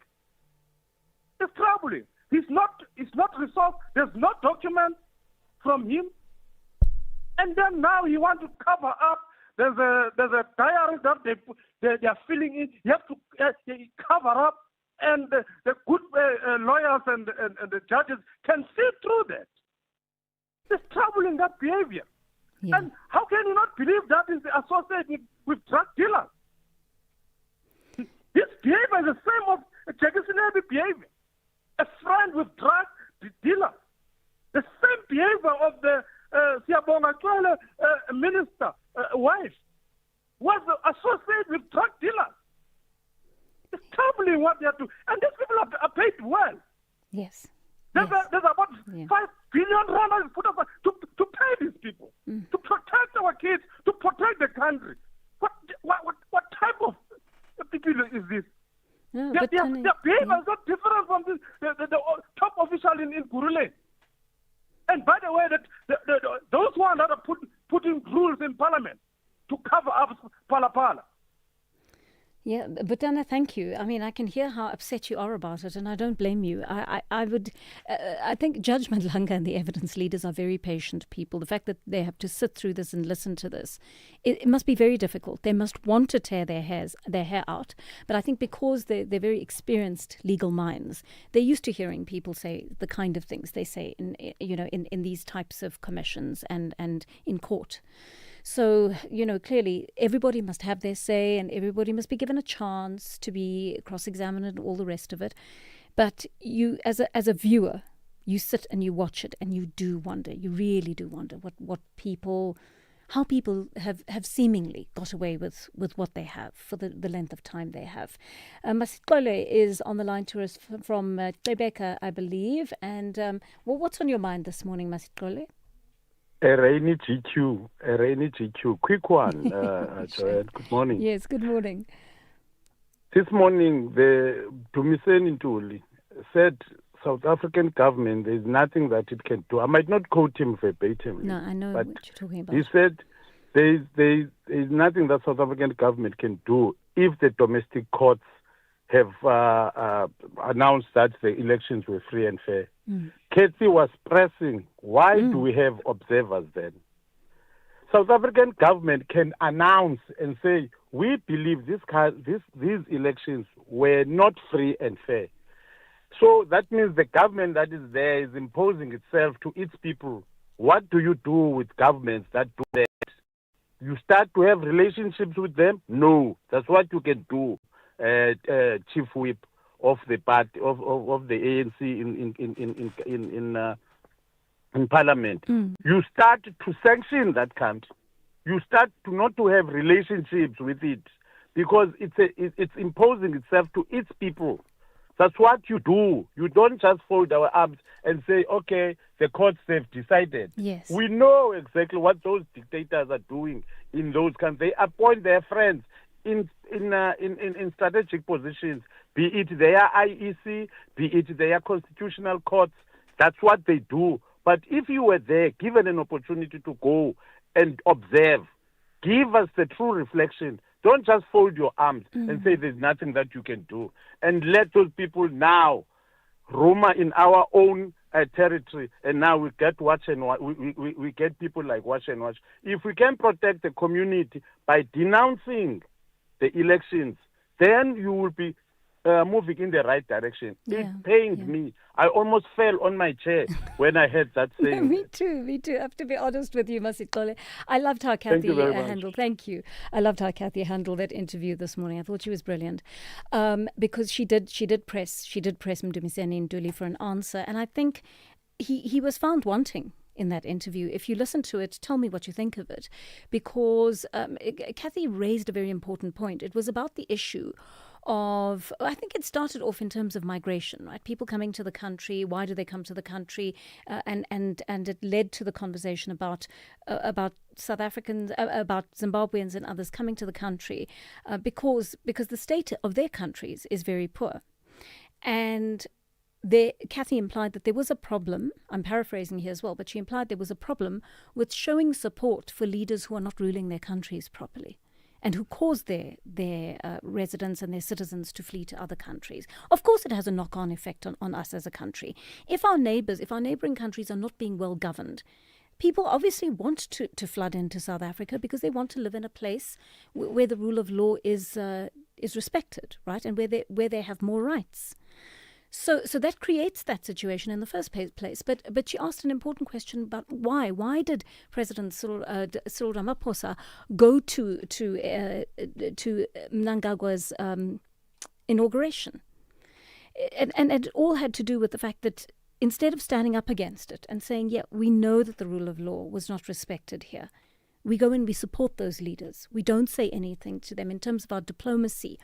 We take the soft approach. Do you know that approach that Thabo Mbeki was accused of taking with Mugabe years back in Zimbabwe? And our soft diplomacy has not changed in terms of various African countries. We turn a blind eye to the way other African leaders rule and the effect it has on people in Africa. And it's now started to have a material effect on us in this country because people are struggling to continue living in those countries. Let's listen to some of your voice notes. Hi, Gigi and the SFM. This thing of kidnapping, it happened mostly because of those people who hijacking the building, because it's not easy for someone who having his own family and whatever go and kidnapping the people, come and put him in their family. They don't even put you into the field. They don't put you at the forest. They put you at the hijacked building because the municipalities, they've got more buildings which they don't taking care of it. And a lot of people they just use it because they know no one is gonna come into that houses. That's why they kidnapping the people, put them there. Here, Joanne and your team, Kosnati speaking. Good morning. Government official that does not take us serious, more especially those who are ANC, because ANC has been ruling this country for the past 29 years. But how do you explain that the Durban hub got only one scanner to scan whether there is a drugs inside the container? Even in the border management, we don't hear of any official that may be suspended or being arrested simply because drugs are entering right, left, and center. What is actually happening? Morning, Joanne. Joanne, I'm concerned about the threats that the ANC is making on South Africans, threatening South Africans with the police. The way I see it, these people, they are failing to address the problem of immigration. This thing is gonna make the ANC to lose votes. The ANC is going down now because, as you can see, they don't know how to handle these things. This is a big problem for us as South Africans, Joanne. Good day, Sis Jojo. Hope you're well. I'd like to give a message to Mr. Gordon Hill-Lewis. Tell me, what happened to the Communist Party and the ANC? Is it not the reverse which Mr. Hill-Lewis is doing to their own partner, which is the FF+? Because to us, ordinary voters, there's no difference over there whereby he comes out and he speaks in such a manner. Yes, we are DA voters, but I tell you, Mr. Hill-Lewis, the DA does not belong to you. Yes, it does not belong to you. And I tell you for the last time, what's your step? Pepilon Aldos. All right, thank you for all those messages. That brings us up to 9:30 here on the Daily Discourse. And Musa has your latest headlines.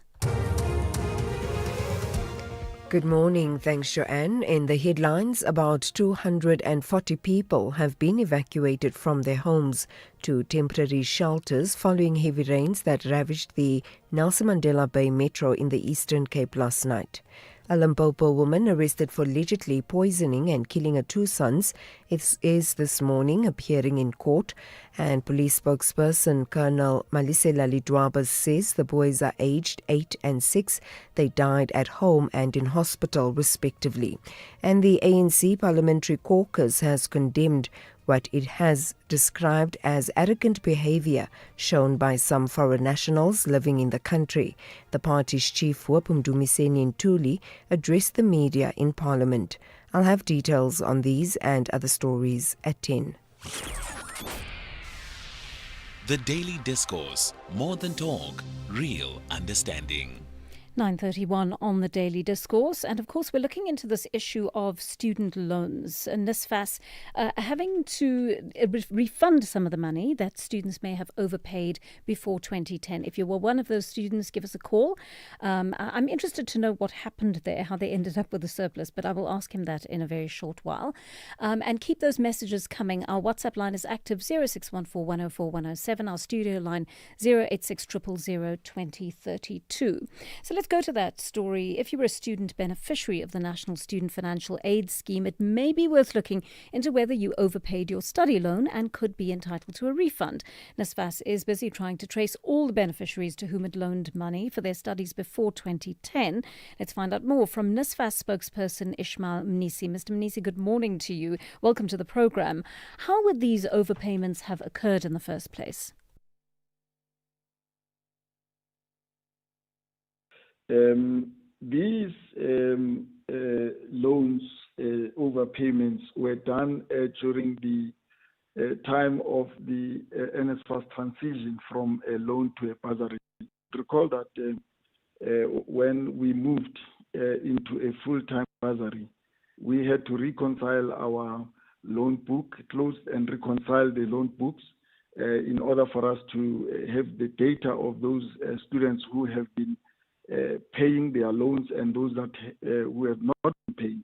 We made a promise as NSFAS as early as last year that we have now in the process of having procured a new loan system, management system, and working with other agencies such as SARS for us to verify all the data that we have that was in our possession. So we were now in a position as NSFAS to determine those that are still owing NSFAS and those that have overpaid their loan. Hence, we have communicated yesterday this good news to those that have overpaid, that we are now in a position to refund them. Any idea how many students ended up overpaying, Mr. Mnisi? Well, we're dealing with data on a day-to-day basis as we progress, and we are communicating to those that we have already found. We will be able to give the statistics by sometime next week in terms of the quantum of those students. Our data analysts, as and when they receive the overpayments, they communicate directly to those students. So give us that time, and then we'll confirm the numbers. All right. Tell me, during what period did this occur? Over what period did this occur? Well, you'll recall that our loan book dates back from 1991, when the scheme operated as a tertiary education fund of South Africa. But the data that we had to work on, it dates back to 2010, where we are now working on these refunds, and would also appreciate that the data that dates back to 1991 is still under the processes of also being assessed, but we have communicated previously that from March 2025, we had more than 841,879 debtors who received loans from NSFAS, and out of that, they were owing NSFAS about 45.9 billion, and that is the money that we were working to recover, and also to make sure that we also pay those that we that have overpaid or paid their debt. How do NSFAS beneficiaries contact you to find out if they're among the students who overpaid? We are going to contact them through our contact center for those that have overpaid. So the burden is on NSFAS to reach out to them, and then we'll give them mechanisms for them to be able to get the refunds. But I understand a number of them moved away. They, they changed their numbers, they changed their addresses, and so forth. So, are you actually going to be able to contact everyone practically that you need to get these refunds done? Yes, of course. We now have all the data of these students. As I'm saying, we had to work with SARS. We had to work to identify their employment, their contact details, and so on. And we are in a position now to know who they are. And hence, we are making this call that as we approach them for their refunds, it is a genuine process that NSFAS is embarking upon. All right. Well, that's good to hear. I mean, if students find out they're owed, or former students find out they're owed a refund, how will it work, Mr. Mnisi? They will provide us with the details of where the refunds must be made. And of course, there is a process that we'll embark on to make sure that the refunds are made within the confines of the law and in terms of the PFMA prescripts. And is there a deadline by which all their documentation must be provided? Well, because of we are going to contact them individually, we will provide a particular deadline per the data so that we don't constrain those that will be contacting them late. However, when we have concluded the entire process, we will then be able to indicate publicly that we've managed to trace all of them. If not, there are still those that are outstanding, and then we will then put a deadline, particularly if the details that we have found might, we would use them, and if we don't find them there, we will publicly communicate a particular deadline for those students to reach us. All right. Here's a question from one of our listeners on the line to us, Mr. Mnisi. Temba, good morning to you. What's your question for Mr. Ishmael Mnisi? Yes, good morning. And I think the two questions that I have is, number one, I'm already concerned that the gentleman is unable to give us the quantity of those students that had received. You know, this is now again opening an opportunity for possible corrupt, situation where people that are not supposed to be getting, they will be getting this money, because again there is no detail on what the gentleman is saying. So that's number one. Number two, when it comes to these loans being offered to students, there is a national numbers that we all have, like the SARS numbers and so forth, identity numbers. Why can't it be linked nationally, that when you start working, immediately a percentage of 5% gets deducted so that it goes back to pay back the loans that have been offered by, we can't rely on people to say they're going to pay back. Am I right? So why can't there be a link, that you sign when you receive the loan from day one? Interesting questions. Thank you for that call, Temba. So, Mr. Mnisi, can we start with the first question here? And I think it's because I think Temba asks this question because there's been so much corruption at NSFAS in the past that people are very skeptical, cynical sometimes about what goes on there. So more specific answers about the numbers involved, but also a question from me to add to that: is this process being audited? I can assure Temba and all listeners that we have a protracted process that will ensure that correct debtors are being paid, and the details will be made known, as I've said earlier, in terms of the numbers of the payments that would have been done. We will definitely communicate that publicly. And in terms of the quality checks of the payments themselves, we are making sure that this process is beyond reproach. We are working tirelessly to make sure that the correct beneficiaries will be paid and the right amounts, because of we are accounting on these funds that we are going to refund. So I know that there is a skepticism that and the narrative that always view NSFAS in bad light. However, I can assure you this morning that all necessary steps have been taken, that the funds will go to the right people. And the process is being audited. And that the process is being audited, right. Correct. Okay, let's take a short break, Mr. Mnisi. We'll come back to this conversation with you in a moment.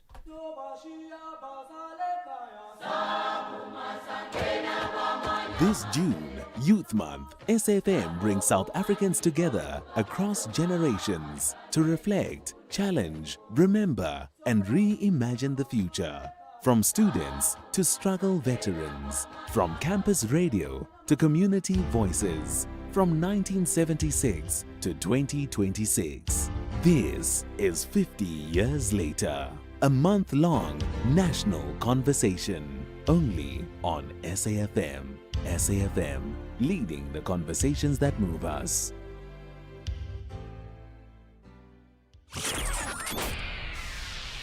The Daily Discourse, more than talk, real understanding. Heading towards 9:45 here on the Daily Discourse, we're having a conversation with Ishmael Mnisi, the NSFAS spokesperson, on the issue of refunds to students who received loans initially from them before 2010 that were eventually converted to bursaries.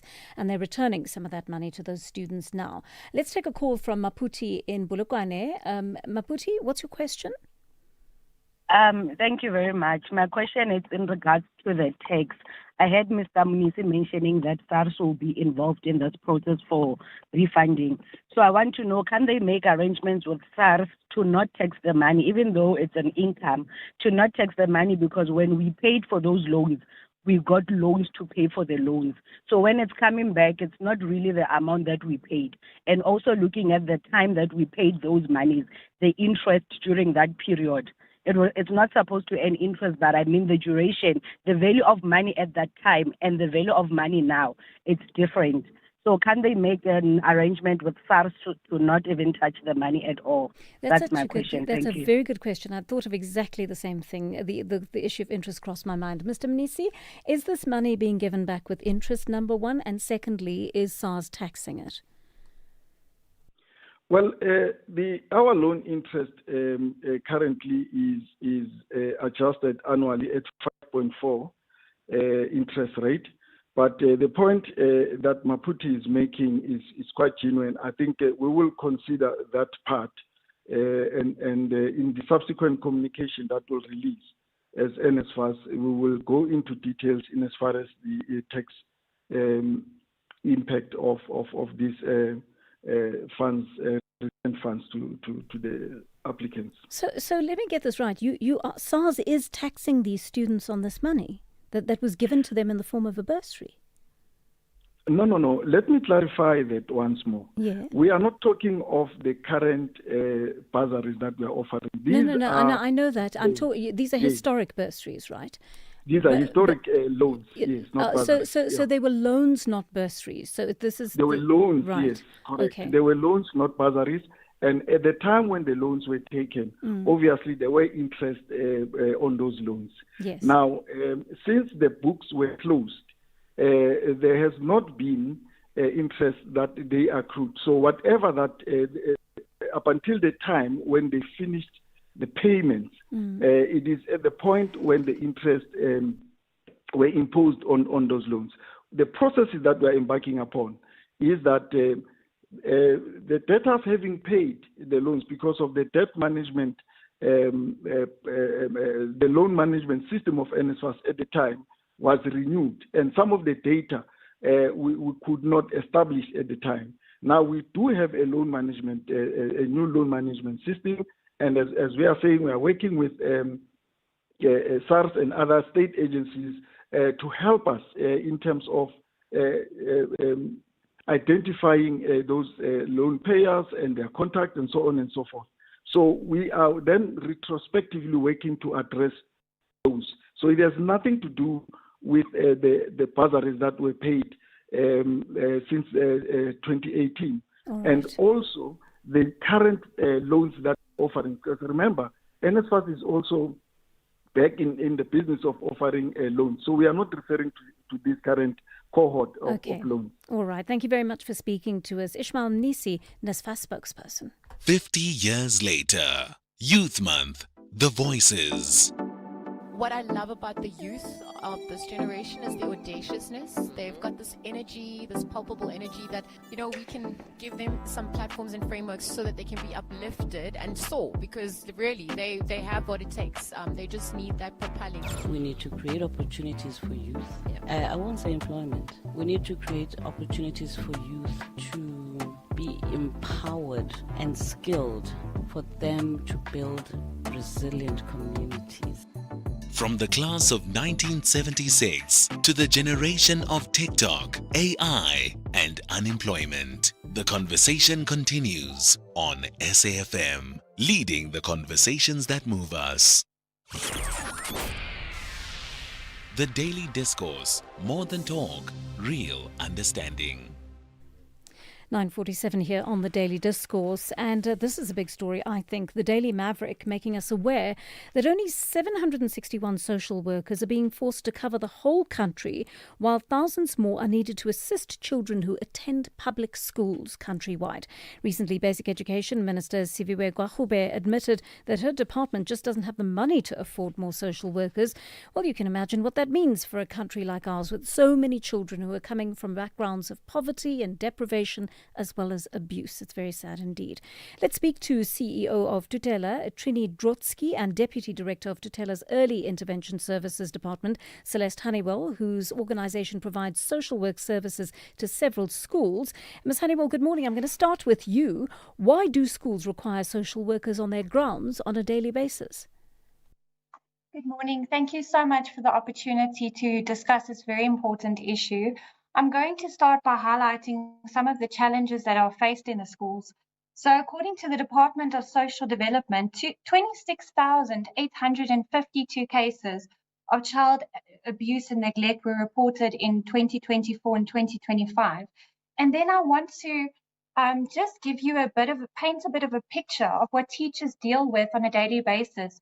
So according to the statistics in Statistics South Africa and the Department of Social Development, if we take a classroom of about 30 to 40 learners, a teacher could be facing the following: 14 learners that are being abused or facing some form of violence in their homes, 15 children living in a home led by a single parent, 6 children being victims of cyberbullying, 5 children potentially exploring with drugs, 21 children struggling with mental health.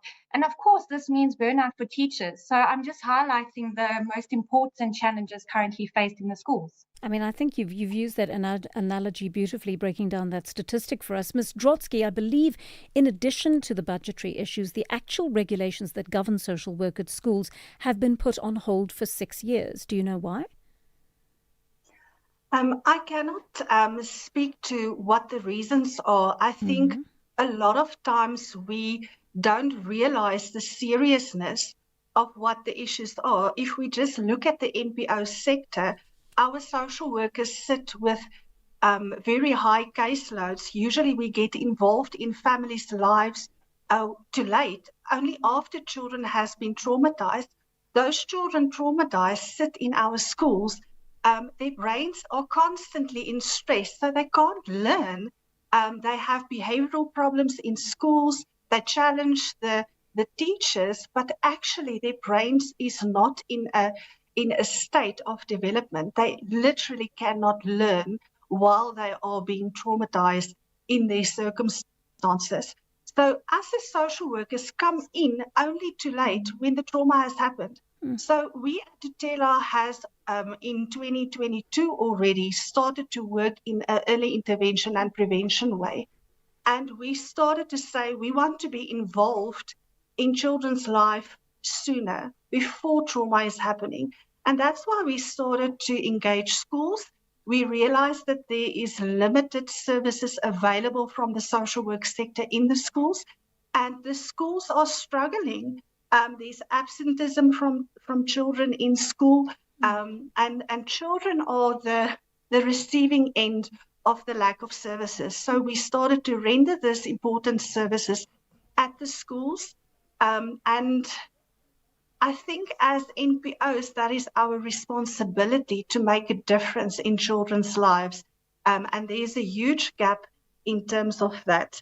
There's too little social workers. Us from Tutela has asked for various demarcation meetings, additional posts, because we do not get to everything.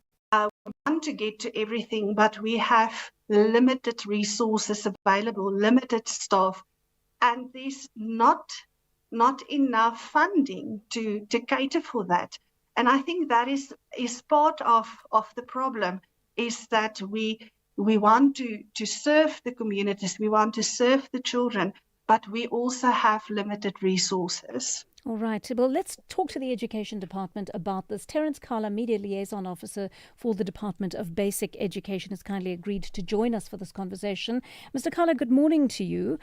So you hear what these social workers are saying. You've seen the numbers yourself, I'm sure. Why isn't there enough money for more social workers in South African schools? Are you able to hear me, Mr. Kala? Good morning to you, Joanne. Sincere apologies for that. No problem. I am currently at a school, but thank you for the opportunity to be able to discuss this matter with you this morning. Joanne, it's important for us to contextualize the work of the department and depart from the point of understanding that the department's core mandate is teaching and learning. And for us to be able to do that within palatable environments, we do need to be able to work with our sister departments and equally our NGOs and support structures within the basic education sector.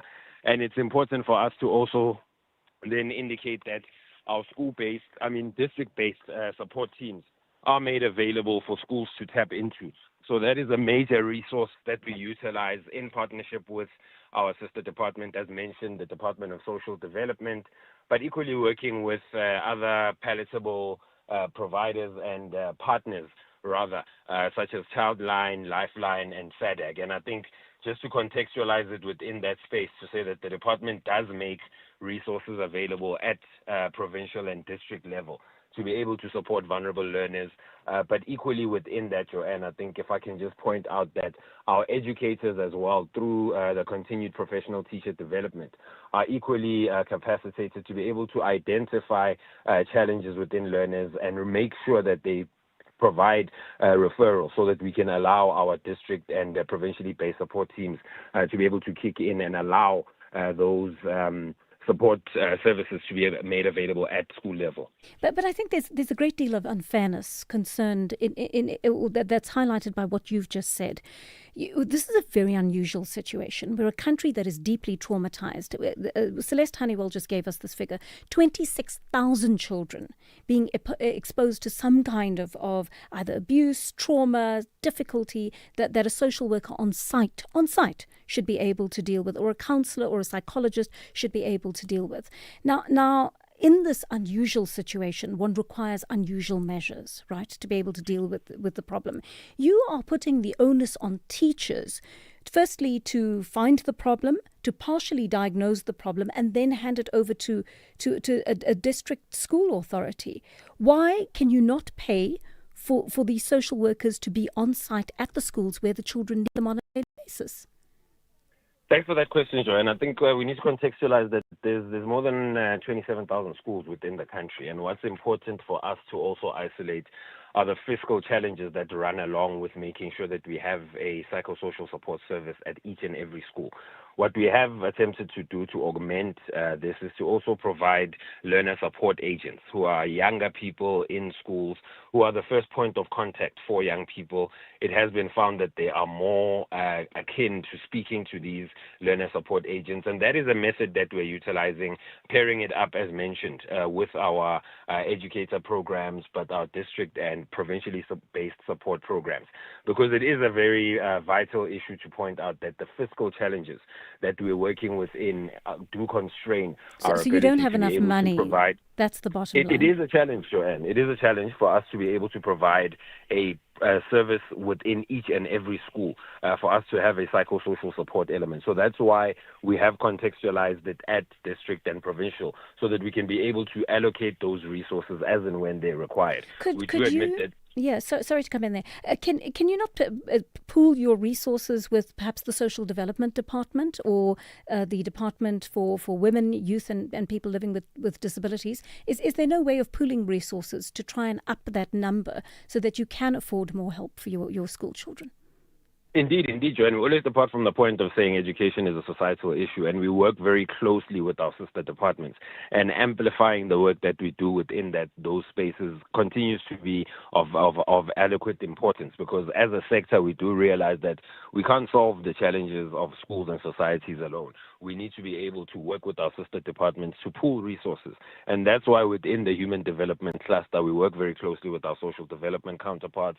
We work very closely with our counterparts at health, as well as our counterparts at the Department of Women, Youth and Persons with Disabilities, to ensure that we can deploy these resources and we can create adequate programs that can provide that resource and that support to schools. It is definitely a challenge for us, where we find that learners have psychosocial support elements or psychosocial support challenges that inhibit their ability to absorb teaching and learning within the classroom. And that remains the core mandate. So where we support learners outside the classroom and psychosocially, it's important for us to make sure that we do that in conjunction with our sister departments and in a myriad of ways, not just approaching it from one element, making sure that we have school-based support through our learner support agents, district-based as well as provincial support, led from a national level, where we can be able to then create those adequate partnerships with our NGOs and our sister departments as well. So Mr. Kala, thanks for that. I'm going to bring you in, Ms. Honeywell, once again. You've heard everything Mr. Kala's had to say about what the department is doing to mitigate against children not being able to access these services. Do these systems that the Basic Education Department has put in place actually work on the ground? So I have to say the experience that we've had at the schools, it's not sufficient. There are teachers that are not trained to know how to deal with these challenges, how to report it. According to Section 110 of the Children's Act, every citizen has the responsibility to report any suspicion of abuse or neglect. And this training hasn't been provided to our teachers in the school. Our social workers have taken on this responsibility. We've responded to this need and this call, and we are doing the training in the schools for the teachers. We are doing training with management. We are providing support groups to parents. So we are addressing it on a holistic level. We have included training programs for children and created child protection forums with the child leaders so that they can become safe peers to their peers in their classrooms and schools. So it needs to be addressed on a holistic level. We are no longer responding to it on a level where we are reacting, but we are being proactive and providing early intervention and prevention services. And this is what is lacking currently in the schools.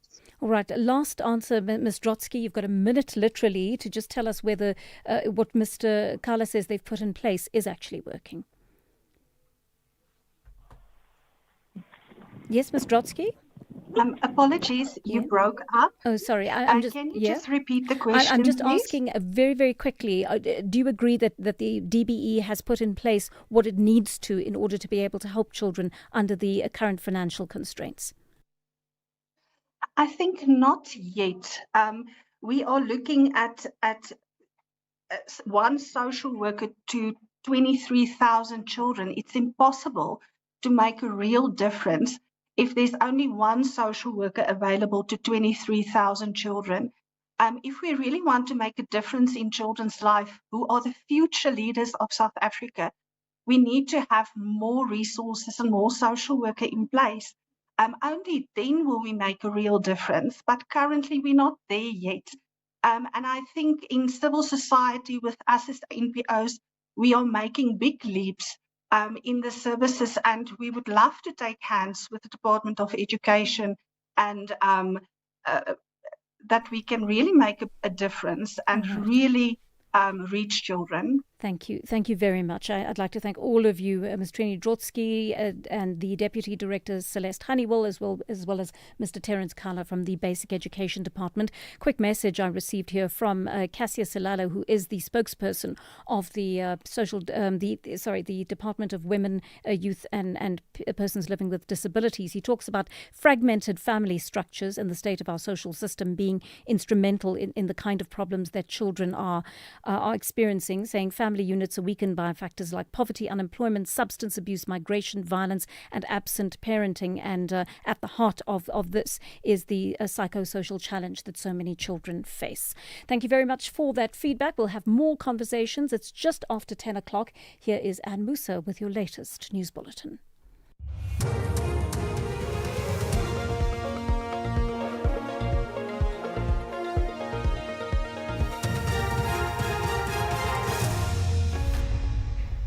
In our top stories, George Municipality rolls out emergency relief and ANC Parliamentary Caucus slams arrogant behaviour by some foreign nationals. Good morning. Community members from an informal settlement in Timberletu in George have been evacuated from their homes due to flooding. They are being housed in a private hall. The George municipality say their structures have been built on a floodplain and there are plans to relocate them to a temporary area. These residents were also evacuated a month ago during the previous Level 8 storm warning. George Municipality Councillor Eric Mdaka says they are expecting more people later today. Now, due to seeing that the rain again came and their houses now have overflowed, so they are here now today since yesterday. And we are expecting more because in our groups or subgroups there have been others indicating since I've circulated the message that when that hasn't got a place, the hall is open and this is the community room. In the Eastern Cape, about 240 people have been evacuated from their homes to temporary shelters following heavy rains that ravaged the Nelson Mandela Bay Metro last night.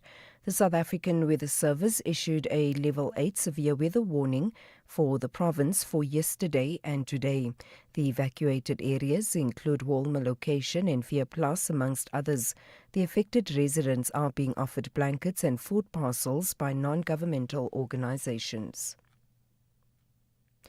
A Limpopo woman arrested for allegedly poisoning and killing her two sons is this morning appearing in court. Police spokesperson Colonel Malisela Lidwaba says the boys, aged 8 and 6, died at home and hospital respectively. Police suspect the children were fed food allegedly laced with poison. The incident is under investigation. Lidwaba says the woman is facing 2 charges of murder. Preliminary investigation revealed that the two deceased are siblings from Madaban village and both are suspected to have been poisoned. Police investigation immediately commenced and subsequently led to the arrest of a 27-year-old female alleged to be the mother of the 2 victims. The motive for the incident is unknown at this stage. A man has died after 2 trucks collided on the N3 near the Cliffdale interchange, heading towards Pietermaritzburg west of Durban. According to Gareth Jameson from one of the private ambulance services that responded to the scene, paramedics were met with scenes of devastation upon arrival. He says one of the trucks had left the roadway, overturned over the barrier and came to rest on its side after losing its load.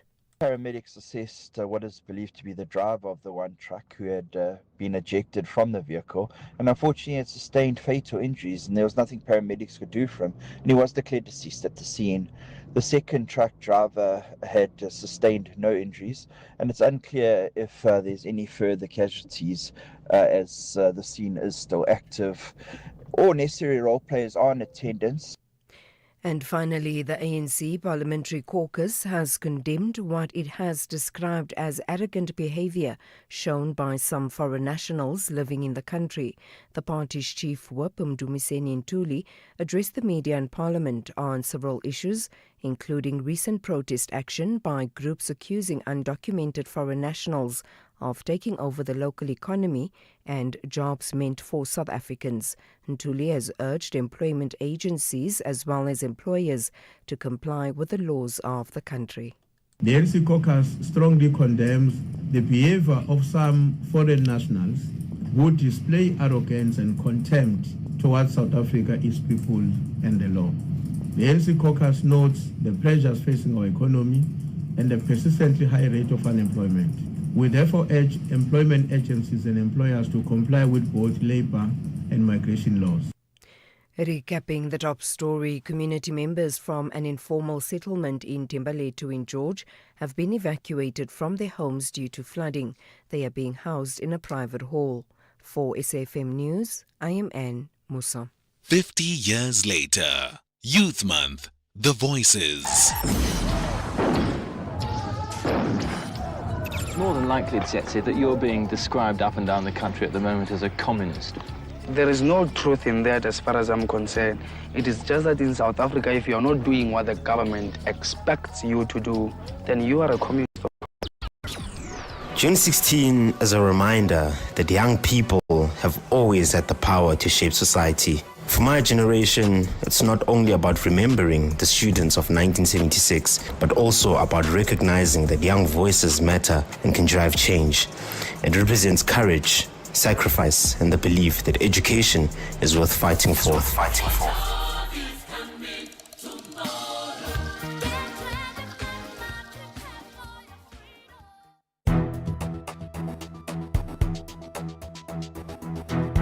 The Daily Discourse on SAfm, weekday mornings from 9 to 12. It is just about 7 minutes past 10 here on the Daily Discourse. Thank you to you for joining us in the second hour of our show. Lovely to have you with us. I'm Joanne Joseph. Our studio line is 086 000 2032. Our WhatsApp line 0614104107. We're taking your voice notes and your calls in between all these interviews, and we love to hear your feedback on the stories we've been running over the course of the day.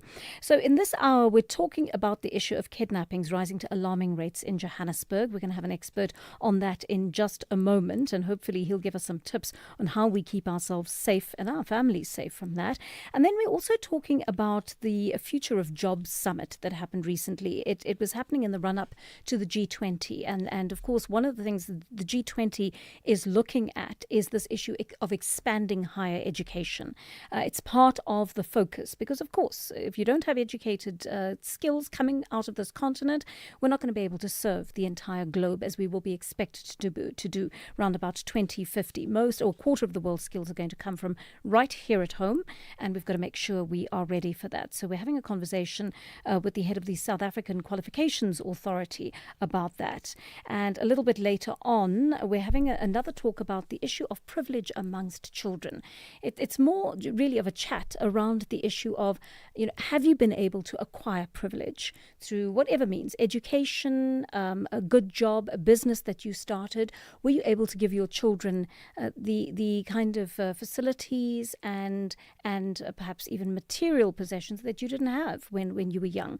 And what effect has that had on them and the kind of people they become as a result of access to privilege? We're having that conversation after 11, but I'm just urging you to start thinking about that so we can start having these conversations. I'll take some of your calls now quickly, though. Peter in GQ is on the line to us. Rebecca, I believe, is very wet today, Peter. We're getting so many calls from here. You're obviously all indoors listening to the radio. Hello?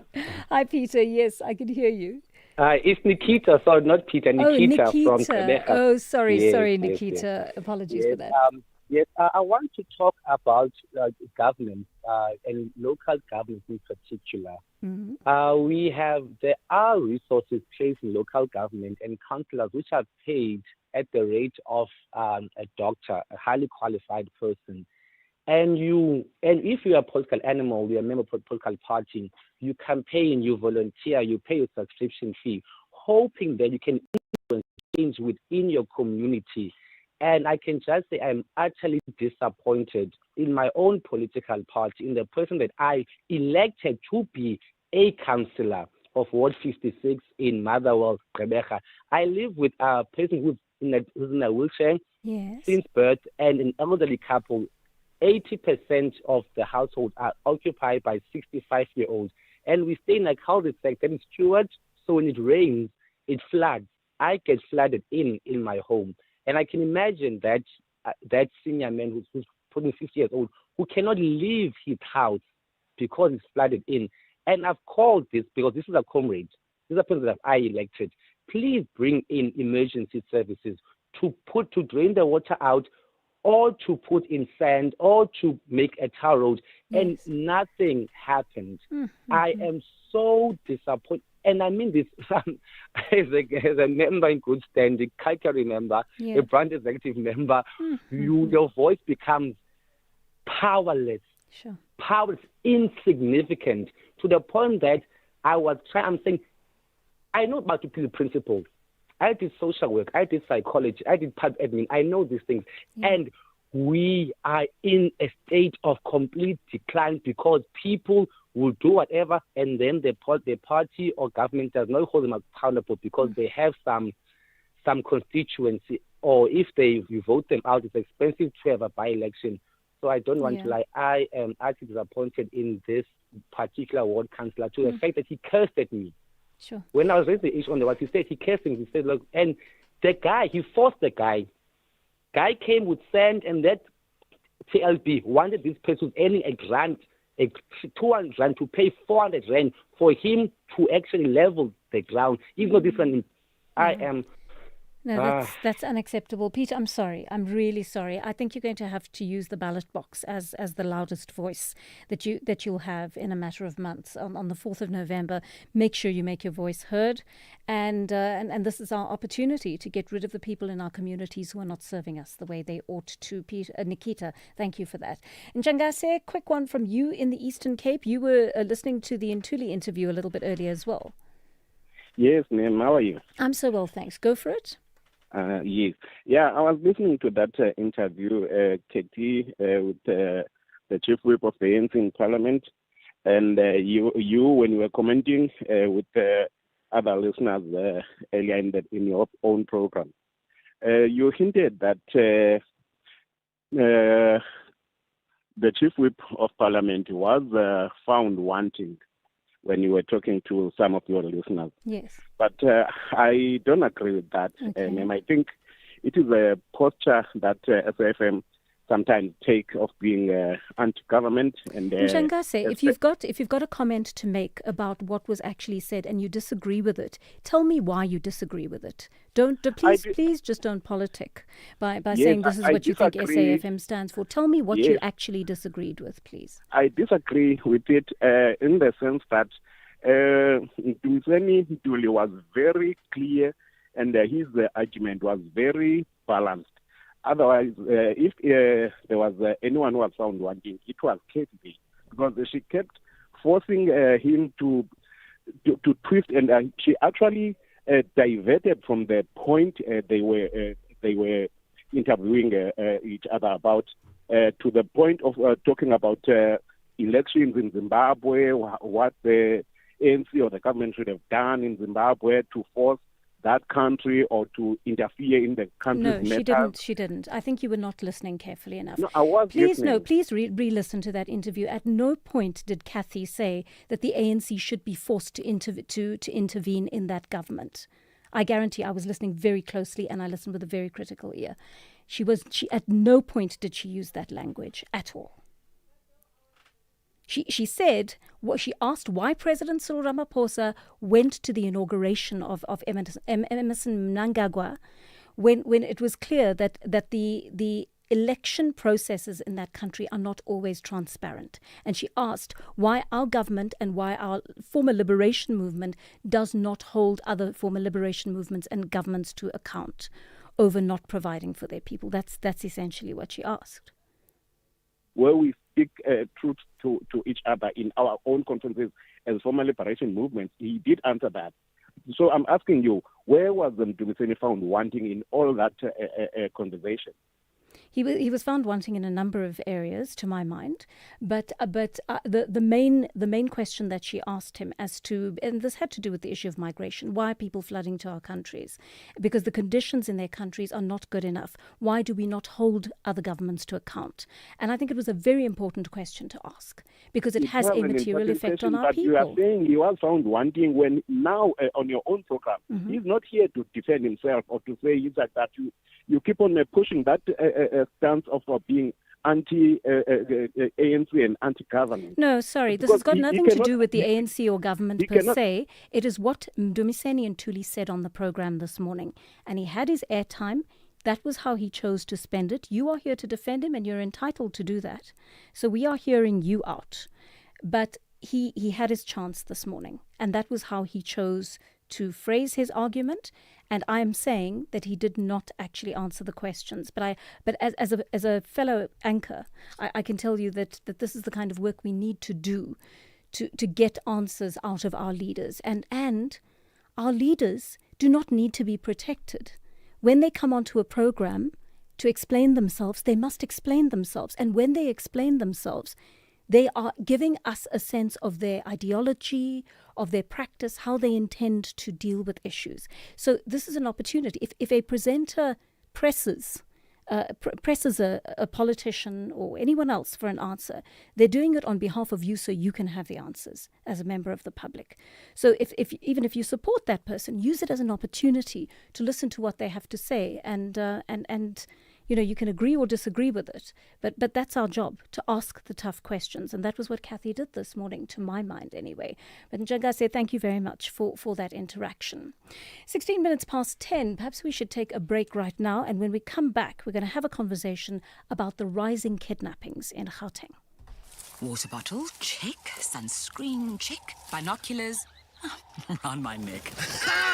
Is that Tembi? The same couch potato who shouts when we interrupt his soapies with But look at her now, a professional bird watcher. Oh, I'm shook. She's finally out here. I love the peaceful sounds of nature. Live life outside with Cape Union Mart. At Specsavers, we're committed to offering affordable and professional eye care. That's why we're offering 1,500 Rand worth of savings with our winter promotion. Get a free frame up to the value of 1,500 Rand, or use the 1,500 Rand on one of our leading vision enhancements, like Climate Eyes, which automatically adapts to changing light. To qualify, simply purchase a comprehensive eye examination and prescription frame and lenses.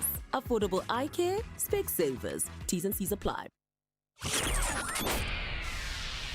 The Daily Discourse. More than talk, real understanding. 17 minutes past 10 on the Daily Discourse, and these are disturbing stats. The crime stats recently revealing that the incidence of kidnapping in Johannesburg has gone up 5-fold. But it's not just a Joburg phenomenon. The entire province is affected, with the Sowetan telling us that 27 kidnappings occur in Gauteng every day. So what or who exactly is behind the surge?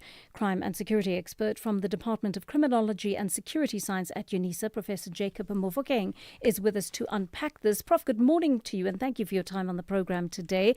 You know, once upon a time, it was largely the very wealthy who were kidnapped for ransom. How has this trend changed in recent times? Good morning, Joanne, and thank you for having me. Indeed, it has changed over time.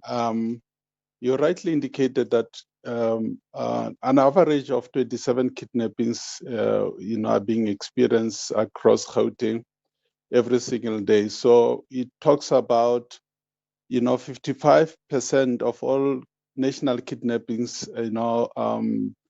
and when we isolate high stakes ransom related cases, Gauteng commands over 75% of the entire country's total. So it is no longer about, the people whom we consider them as commercially active or those who are rich. We are experiencing 3 distinct operational methods dominating Gauteng. Firstly, we have what we call express kidnapping, which now makes up nearly 80% of Gauteng cases. Victims are intercepted during a routine hijacking or a driveway robbery. Instead of being left behind, they are forced into their own backseat or a getaway vehicle. They are driven around for hours under extreme psychological and physical torture until they open their banking apps, transfer daily limits via EFT, or even instant apply for quick personal loans online while under duress. Secondly, we've got what you call digital honey trap, particularly through dating apps like Tinder or Green. Syndicates create highly sophisticated fake profiles, exploit human vulnerability, and lure victims to a secluded location for a date. So it is no longer about who is vulnerable. Now, the harsh reality, criminal, Joanne, is that there is no longer a typical victim profile. Syndicates have completely diversified their portfolio. If you live in Gauteng, drive a late model vehicle and carry a smartphone with a banking app, you are a potential target. However, we break the current target metrics into very specific categories. The first are the high volume targets. This is the everyday middle, upper class citizen. They are profiled instantly in traffic or public spaces based on their car, their clothing, or the smartphone they are holding. Second, and deeply concerning, is the targeting of niche business operators, specifically foreign nationals running cash-heavy shops, retail stores, butcheries in our townships and inner cities. Syndicates target Pakistan, Bangladesh, Somali, Chinese entrepreneurs because they know these businesses deal in physical cash. Right. Crucially, criminals exploit the fact that these business owners are often hesitant to involve subs due to immigration documentation fears or deep-seated distrust of local law enforcement. A third are the vulnerable tech users, which include university students and young professionals using social or dating platforms. This is a psychological crime that preys on privacy. Victims are often too embarrassed to report the initial setup. Right. What we must emphasize, Joanne, to the listeners is that criminals are actively profiling us through our digital and physical footprints. Yes. Oversharing on social media, predictable daily travel routines, and overt displays of wealth act as a direct homing beacons of spotters who feed information to these violent syndicates. It's there are so many things that you've said there that are extremely important, Prof. Let's start with this. I think it's a bit of a catch-22 situation because so many of our banks are closing their physical branches, and this is encouraging us to transact online using our cell phones more than ever before. But clearly, this has made us easier targets. How do we balance that? The demand for us to be digitally savvy, to transact on our phones, versus dealing with our safety as well. Yes, indeed. Because of maybe the banks, they decided to be commercially viable. They had to close branches, and we are aware that many individuals they have to be sent home. What we are witnessing is a profound structural irony. The commercial banking sector is aggressively executing a future fit cashless strategy to reduce operational overheads, secure their cash assets, and transition users into digital ecosystem. Over the past decade, the legacy Big Four have collectively shut down hundreds of physical branches, with Standard Bank alone removing nearly 2,000 ATMs from their network over 5 years. So this has really brought challenges, as we are moving to cashless, with the digital, emergence. So this then, unfortunately, it has put, consumers in harm's way. And that is where, criminal cartels and those that, are mimicking the professionals, they realize that, it's easier to take someone rather than take a vehicle, and sell it later. So it is easier than to take the driver and put it, that particular person in a very secluded places and then be able to milk money out of that particular individual. That is, catch-22 challenges that are confronting South Africa currently. And tell me, I mean, I'm also shocked to read children are increasingly becoming targets of these kidnappings as well. Yes, is indeed. Children are also part of this because then it will be easier, for, the parents or the guardians, to be emotional during, if children are being kidnapped. So that is where now, at some point, according to national registered and support groups like Missing Children South Africa, child abduction and kidnapping have experienced a severe escalation. Furthermore, SAP's data shows that over 45% of all investigated child exploitation and sexual offense complaints involve an element of illegal detention or abductions. So when we analyze the modus operandi and motives behind child kidnappings, they fall into 4 distinct categories. The first one is opportunistic predator sexual murder motive. Unlike adult express kidnappings, Joanne, we are financially driven. Children are frequently taken by opportunistic strangers or acquaintances for immediate sexual violence. Tragically, in many cases involving children, the recovery timeline is compressed because the perpetrators murder the victim to silence them and avoid identification. The second one is the social media grooming and scams. Yes. This is an exploding trend in Gauteng's urban areas. Syndicates utilize online platforms, video games, and chat rooms to groom teenagers. They build fake trust, locate the child's physical routines, and orchestrate a meeting. Now, in another dark variation, scammers operating from within correctional facilities run digital extortion rackets, falsely claiming to have snatched a child from a school gate or, to blackmail panic parents into rapid cash transfers.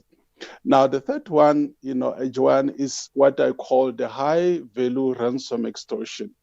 Here, syndicates intentionally surveil and profile wealthy business owners or, expatriates. Instead of snatching the business owner, they target the ultimate emotional lever, the child. Yeah.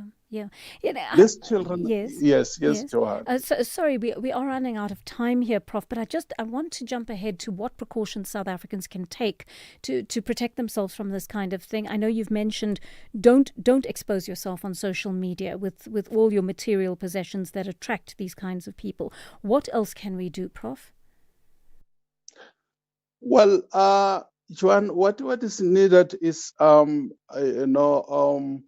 we need to be, as a criminologist, when I analyze digital and physical footprints, I'm not, prescribing how citizens should behave. I'm analyzing how syndicates exploit information, asymmetry. It is important that we should be aware, not that we should be, afraid, and paranoia, but these are the challenges that we need to, so the syndicates operate like corporate entities. They require a legal, facade, logistical support, and insider information. So we need to be able to be aware of inside job, police complicity, around us, and as it happens with the Namatlanga Commission. So it is important that we should just be vigilant and always, try not to trust any person, any stranger.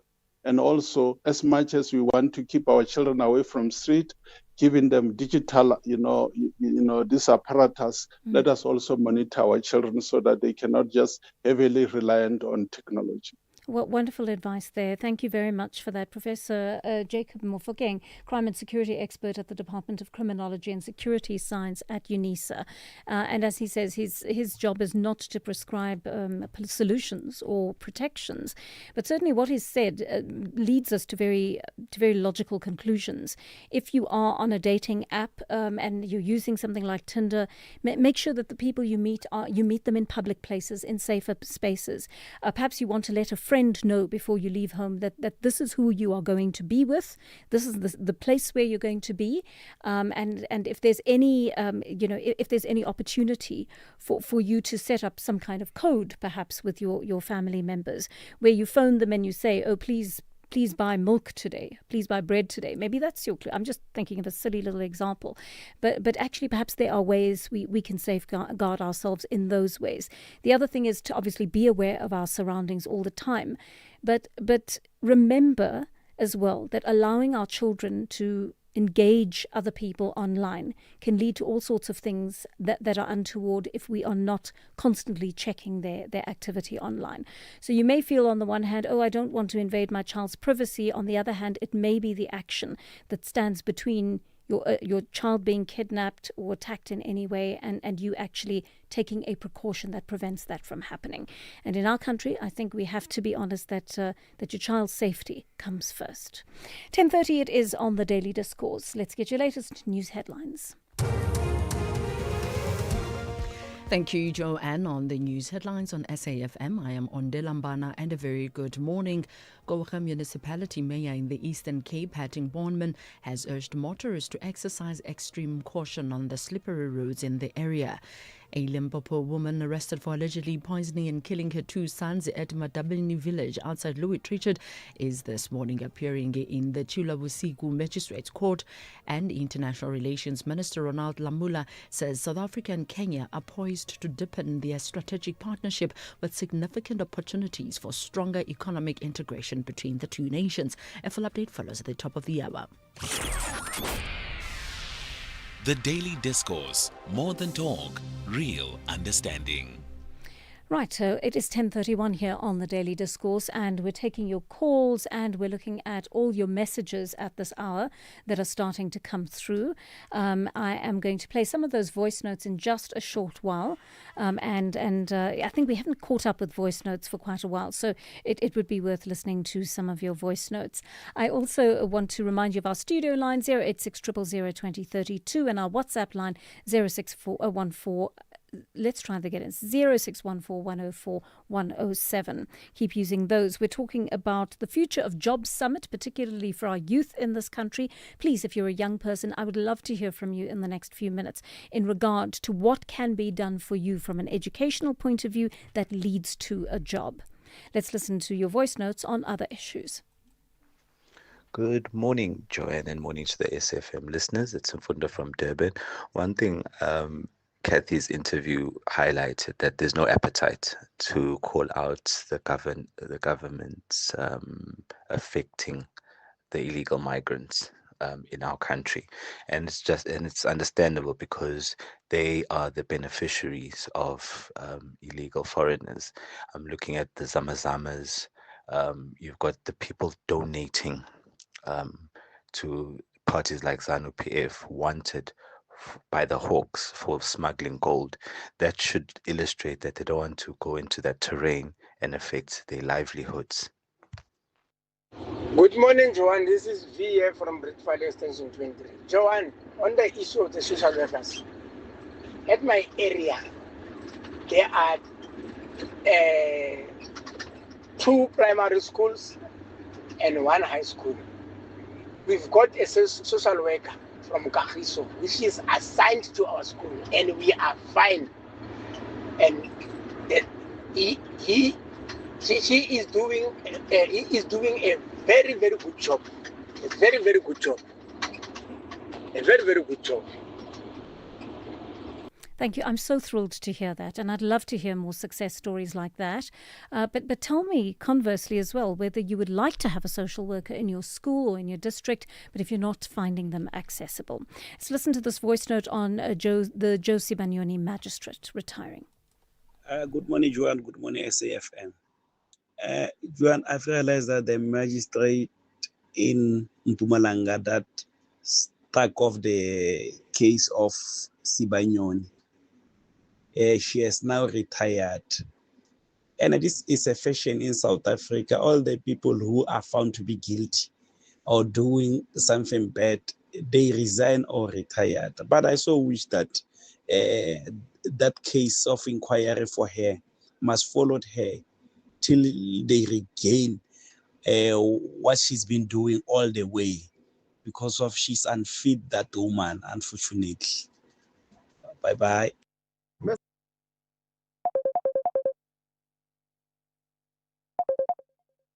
All right, we are going to come back to that in just a short while. Also take some of your calls. And remember, we're also having this conversation after 11 o'clock on the issue of privilege. And it's part of our Parenting Corner inserts that we want to start introducing on the show. Many of us growing up in challenging circumstances from a financial point of view. How did your parents get by? And how do you do it differently with your children? Have you given your children a lot of things that you did not have as a child? And what effect has that had on you and your children, in fact? How do they behave accordingly? Do they have the sense of the value of things? Have you impressed upon them that, the sense of a value, what things cost, right? Do you have a particular reward system in place that is dependent on on whether they behave well, on how well they do at school, or how much effort they put into things like sport and schoolwork and everything else that encompasses a child's life.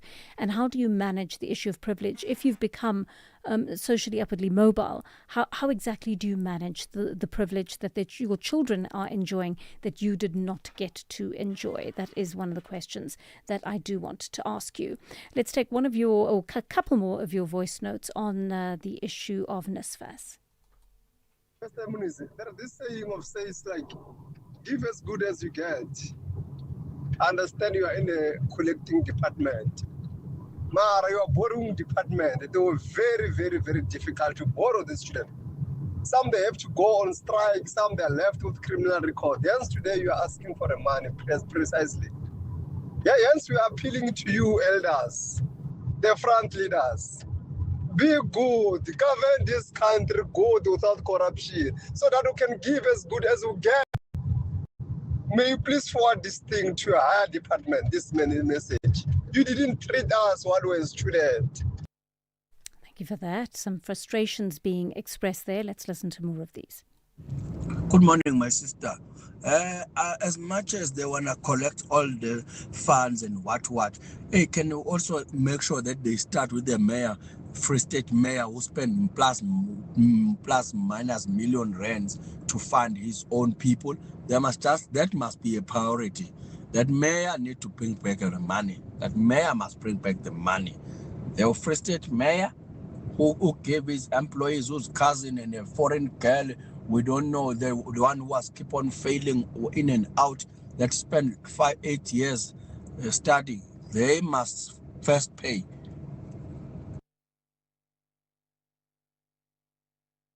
I don't understand why people can still say the ANC is the leader of society. Who have they been leading? Where have they been leading those people to? They are definitely not leading me, because the destruction that they sowed is so evident. Come on.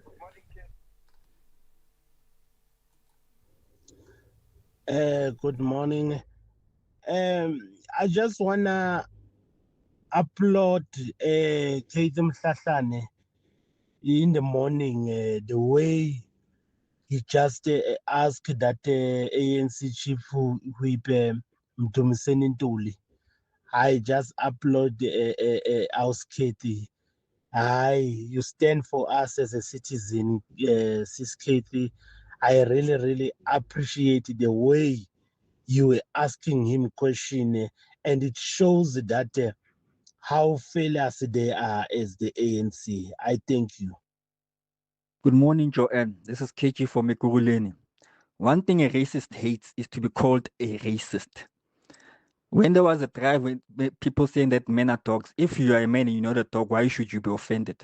So calling South Africa xenophobic, if you're not a xenophobe, why should you be offended? There are xenophobic incidents in South Africa. You cannot run away from that fact. There's also tribalism here in South Africa. It's a fact. We cannot run away from that. So don't be offended by being called xenophobic. Just don't be xenophobic. Don't take offense when they say South Africans are xenophobic. Thank you. All right. Thank you for sharing all your opinions with us over the course of the morning. And we'll take many more of your voice notes as well as your calls. Unfortunately, we're struggling to get hold of our guest. And I think it's because there's been a slight miscommunication there. We're going to try and have her on the program at some stage, because we really are desperate to talk about this issue of youth unemployment, what it needs to be done from an educational point of view to ensure that our youth are prepared for the country, the continent and the world in which they are going to need to live and thrive. And right now, my heart just breaks that 6 out of 10 young people cannot find work. Many of them have gone and they've done the tough work of studying. Imagine, you spend so many years studying. You dedicate the days and the nights. We've had students sleeping in university libraries. This is what breaks my heart, and I can become very emotional about this. Sleeping in university libraries because they've not had a proper place to stay. That's what they have done for education in this country, to be able to get an education that will pull not just themselves, but their whole families, generations of their families, out of poverty. And now, after all of that, after they stand on that stage, they get their certificate and they are capped. They're told, sorry, there isn't a job for you. It is absolutely, it's outrageous. It's outrageous that our youth are experiencing this. So we need to have a very serious conversation about the kind of education we can give them that sets them up for a life where they can actually live well and thrive, pull their families out of poverty, and more than that, get what is due to them as human beings. This is a human rights issue for the young people of our country, who not only deserve an education, but deserve to benefit from the education that they have managed to obtain. It is 20 minutes to 11. Let's take a short break. When we come back, we'll keep talking. 50 years later, Youth Month, the voices. How did the struggles of the 1976 generation impact on you? Impacted greatly in terms of also one getting involved in politics, wanting to be part of keeping the democratic project alive, but also taking inspiration from that generation in terms of confronting injustice to ensure that we live in a just society, so that we live in a safe South Africa that is prosperous, and that ultimately we can get to unite South Africa behind. From the class of 1976 to the generation of TikTok, AI, and unemployment, the conversation continues on SAfm, leading the conversations that move us. The Daily Discourse, more than talk, real understanding. Just after 20 minutes to 11 on the Daily Discourse. We're taking your calls right now, 086 000 2032, if you'd like to have your say. Fix in Cape Town is on the line to us. Fix, good morning to you. Did you hear the Mdumiseni and Tuli interview this morning? No, I did not, Joanne, but what made me to call is a guy that was actually accusing you of being anti-ANC and anti-government. Joanne, my life is a mess.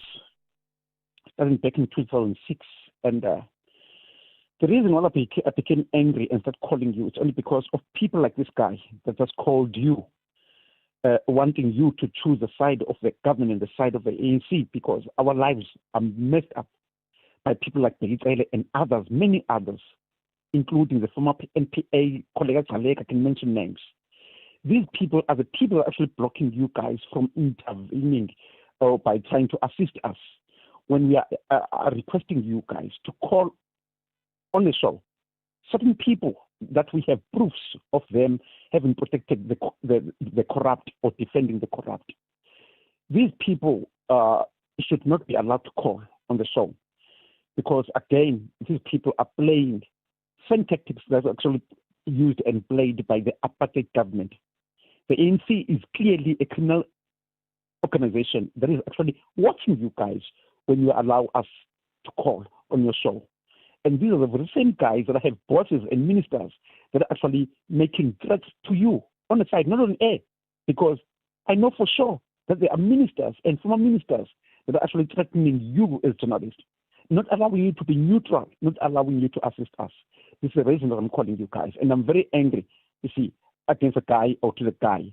I'm very angry because the Eastern Cape is messed up because of people like that.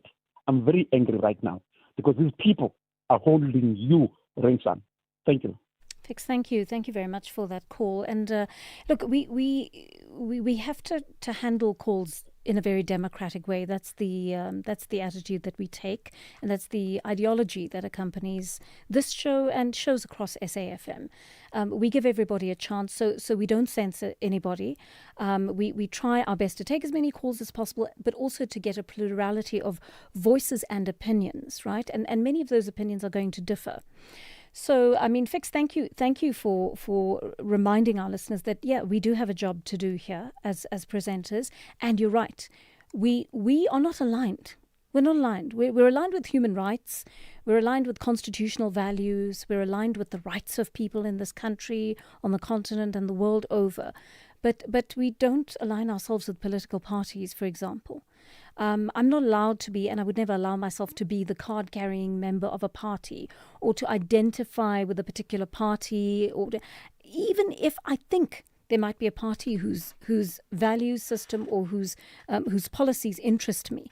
I'm going to test them the way I test everybody else, because that is our duty. It's our duty to test the policies that will inform the way you vote when you go to the electoral through the electoral process. So that's what we're doing. We're just holding everybody to account so that you have all the answers as a listener, and our main duty is to you. And to this democracy. So that's why we do what we do. And that's why we also have to allow other voices on that may dissent, even people who accuse us of being biased and saying, oh, you hate the government, or you hate this group, or you hate that group. We have to hear them. Even if it's not true, we have to give them a voice. And believe me, they don't ultimately decide who we talk to and how we address these issues. We try at all times, and we do receive threats. We receive death threats and all manner of things. We have over the courses of our career, but that's our job, right? And we try to do it to the best of our ability. Prince in Durban is on the line to us. Prince, you want to talk about the South African Police Service? Joanna, maybe the president and this national police commissioner, they need to at least explain it to us, with clarity to the public. We will see who are the police in this country, the SANDF really working for, whose interests are they expected to serve, according to their mandate. Because right now, with this illegal foreign invasion in our country, the citizens on the ground are forced to literally stand up and do the police work, do the SANDF work. Then now my question is, why are these police then sitting there doing these jobs, getting paid for, doing nothing, basically? The president might as well announce, we will see the whole SAPS is not a public entity, but a private entity. Because right now it seems like the SAPS is serving the interests of the private entity, And many of them are criminal entities, wouldn't you agree, Prince? Yes, why don't they now at least officially announce so that we know? We would see the SAPS is not a public entity. It's a private entity. Because right now it's acting like a private entity. Hence, we see all this march and what. Obviously these people are not going to do this thing, even if it is for the right cause. But they're not going to execute it according to the laws. No, exactly. And therein lies the danger. Exactly, therein lies the danger. That this is what happens when police don't do what they're supposed to do. Paying these people with our tax money so that they do the job. Now we're expected to do their job. What nonsense is this? Yeah, no, I hear you, Prince. And I think, look, one doesn't want to paint all police with the same brush, because I've interviewed so many police members. I'm saying members because they're from all backgrounds, women, men, people who identify in different ways, but they work for SAPS, and they work really hard, and they are brilliant at what they do, and they have years of experience, and they are committed even when they're under pressure and they've been accused of crimes falsely because they've been whistleblowers and that kind of thing in the force. They stand their ground, and I really take my hat off to those people. But what we're seeing at the Madlanga Commission, how's it supposed to make us feel as citizens? Are we supposed to feel confident? Are we supposed to feel protected? We can't. We can't possibly feel protected, because the people who are supposed to be intervening seem not to be either interested or in a position to protect us. And that flows from leadership that has allowed this kind of thing to happen. Do you think that this has happened overnight? No, of course. The police force has been eroded over several decades, and people knew it was happening and they let it happen. It's absolutely appalling. I do agree with you. Kirk is also in Cape Town. You want to talk about the lack of rule of law in the country. Kirk, hi. Yes, hello, Joanne.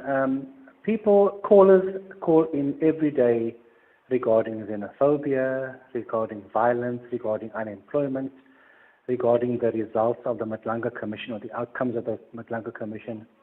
And I put it down to one fact, that in South Africa we have a dearth of effective leadership. And that leadership falls under the ambit of the African National Congress. They have allowed every state institution to be eroded. They have allowed every state-owned enterprise to be eroded. They have allowed every sector of society to be eroded. And we are only seeing the symptoms and not the cause. The symptoms being corruption, unemployment, xenophobia, and the other multitude of ills that have beset South Africa. It is time for the ANC to go.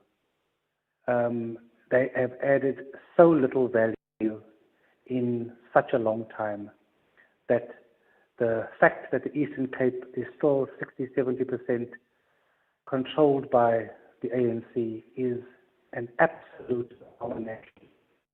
That people are prepared to allow an organization to decimate that province, those finances, those lives. It is just incredible. Yeah.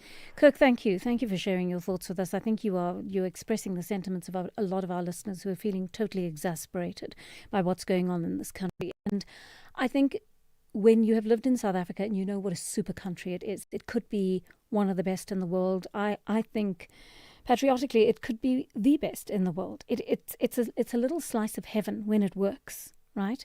But you've got all this to work with. You've got an amazing population to work with, people who are willing to put their shoulders to the wheel and who have a great sense of Ubuntu culturally and deeply. And yet you're not tapping into that. You're tapping into quite the opposite. Very, very upsetting indeed.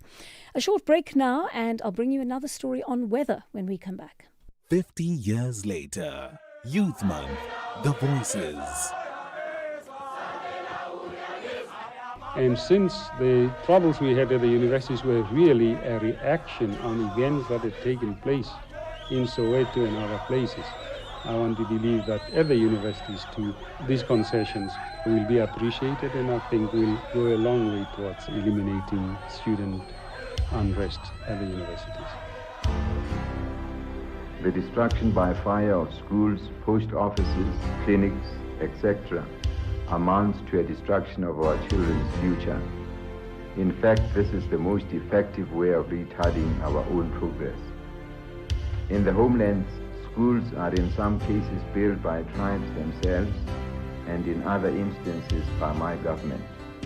Different generations, different experiences. One South Africa, 50 years later. Only on SAfm, leading the conversations that move us.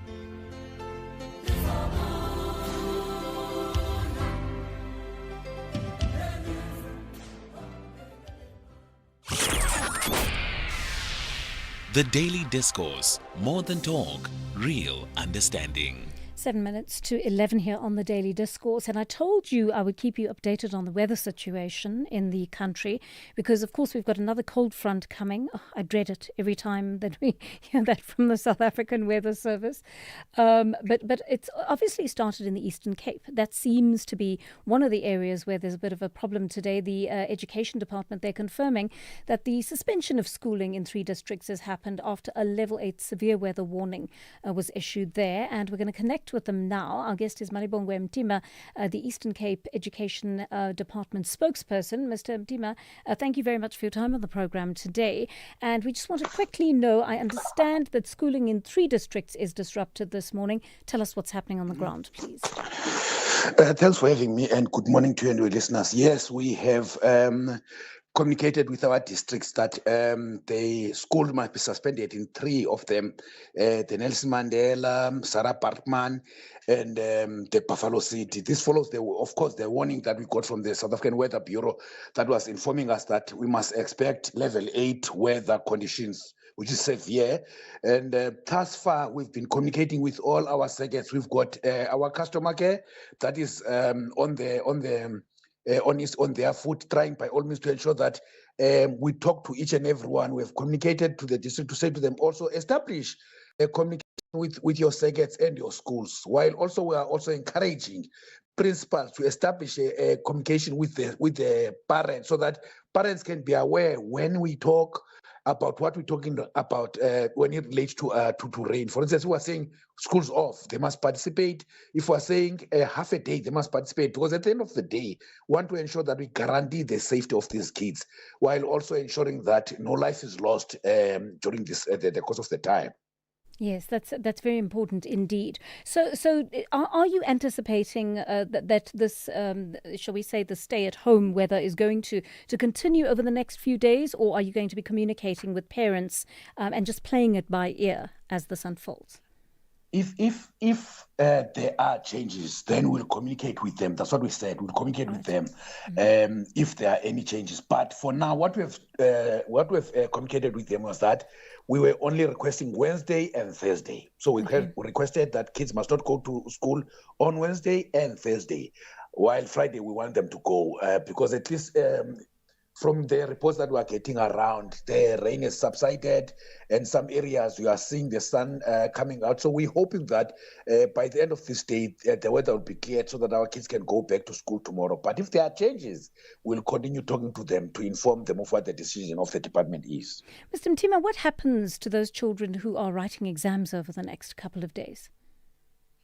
What we normally do, remember, they're not writing a common paper, they're writing a school-based assessment. All right. What we normally do is we, because we want to ensure that we protect such schools, we've urged schools and their school management team to communicate with the subject advisor so that if, for instance, the paper should be rescheduled, at least he or she is aware, and they must say it's rescheduled from this day to this day due to this.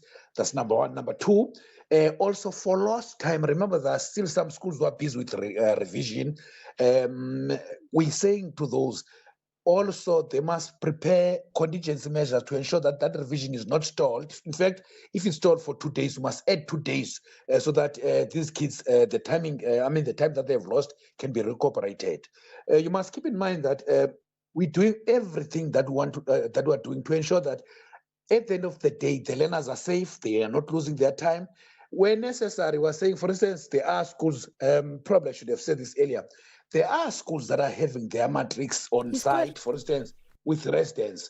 Those that are having residents, we're saying don't call off schooling because your kids are moving from the residents to the classes. All right. Okay. Thank you very, very much for that, Mr. Malibongwe Mtima, Eastern Cape Education Department spokesperson. So there you have it, kids. You just got 2 days off school. And if you haven't managed to get that last bit of studying in, your exams or whatever you were writing, the tests you were writing are going to be postponed for a couple of days. But so far, as it stands, you have to go to school on Friday, right? It's not a day to take off so far. But I hope the weather improves. Thank you very much for that update from the Eastern Cape Basic Education Department. I'll listen to one or two more of your voice notes before we take the latest news bulletin. Good morning, SA listeners. Anonymous here. I want to comment on the issue of illegal immigration. The country must know that even the police are also involved in this because they tip off whenever there's operations. They tip off these spaza owners who employ illegal immigrants not to open their shops, specifically in Bombela. There was an operation, but after that, things went back to normal. So it is because the police are also involved in this. In my time, while I was studying, the NFSAS, which was not NFSAS by then, I don't know how did they trace us so that we can pay back that money while it was started to being paid when you have it before. Because I remember when I get to the workplace, they started to deduct their money and then I've paid back without any hassle. So I just want to know what did happen so that they can do that again, because really that can help. Yes, the tax part of it is a problem, but why they don't trace again like before? Because they knew that now you're working, you have to pay back the money. You'll just see the deduction from your salary. I was working for the government. Thank you. Thank you so much for that. And one last voice note on the issue of whistleblowing. Good morning, Joanne.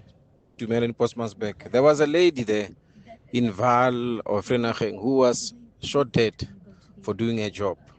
I believe she was still young, and she apparently she flagged irregularities in one of the municipalities there. And for her to qualify as an accountant, she had to overcome difficult circumstances, whether it's through NEFSAS or through funding by her family. And to study, it was another challenge, and to prepare for examinations. And after all that work, she was killed for doing her job. This is the South Africa we live in. Ah, what a heartbreaking story it really is. But watch this space. We're having this conversation tomorrow about whistleblowers whose lives have been ruined. In this case, very sadly, it ended in someone's death, as it does actually in many cases. But we need to keep having these conversations and keep putting the agenda of whistleblowers right up there so that, legislation simply doesn't fall by the wayside in terms of protecting them. 11 o'clock here on the Daily Discourse. Let's stand by for your latest news bulletin on Delamba. Has that for you.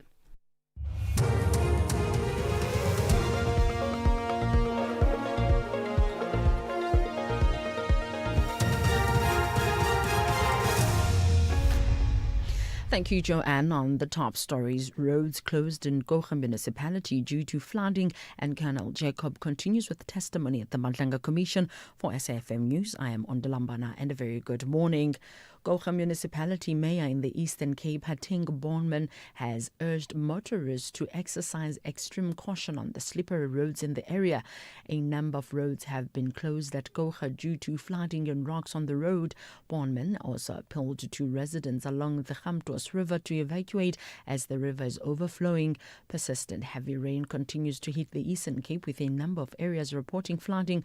Bonman says the disaster team is on high alert for any eventuality. Our teams are monitoring the situation to make sure that residents are safe. And then we've had a lot of damage on some of our provincial roads, and we are asking residents and motorists to please not travel unless absolutely necessary, because there's a lot of damage on roads, and we are trying everything we can to keep roads open and safe and water from off roads, but it is extremely difficult with the amount of rain that we are receiving. Community members from an informal settlement in Tembaletu in George have evacuated from their homes due to flooding. They are being housed in a private hall. The George municipality says their structures have been built on a floodplain, and there are plans to relocate them to a temporary area.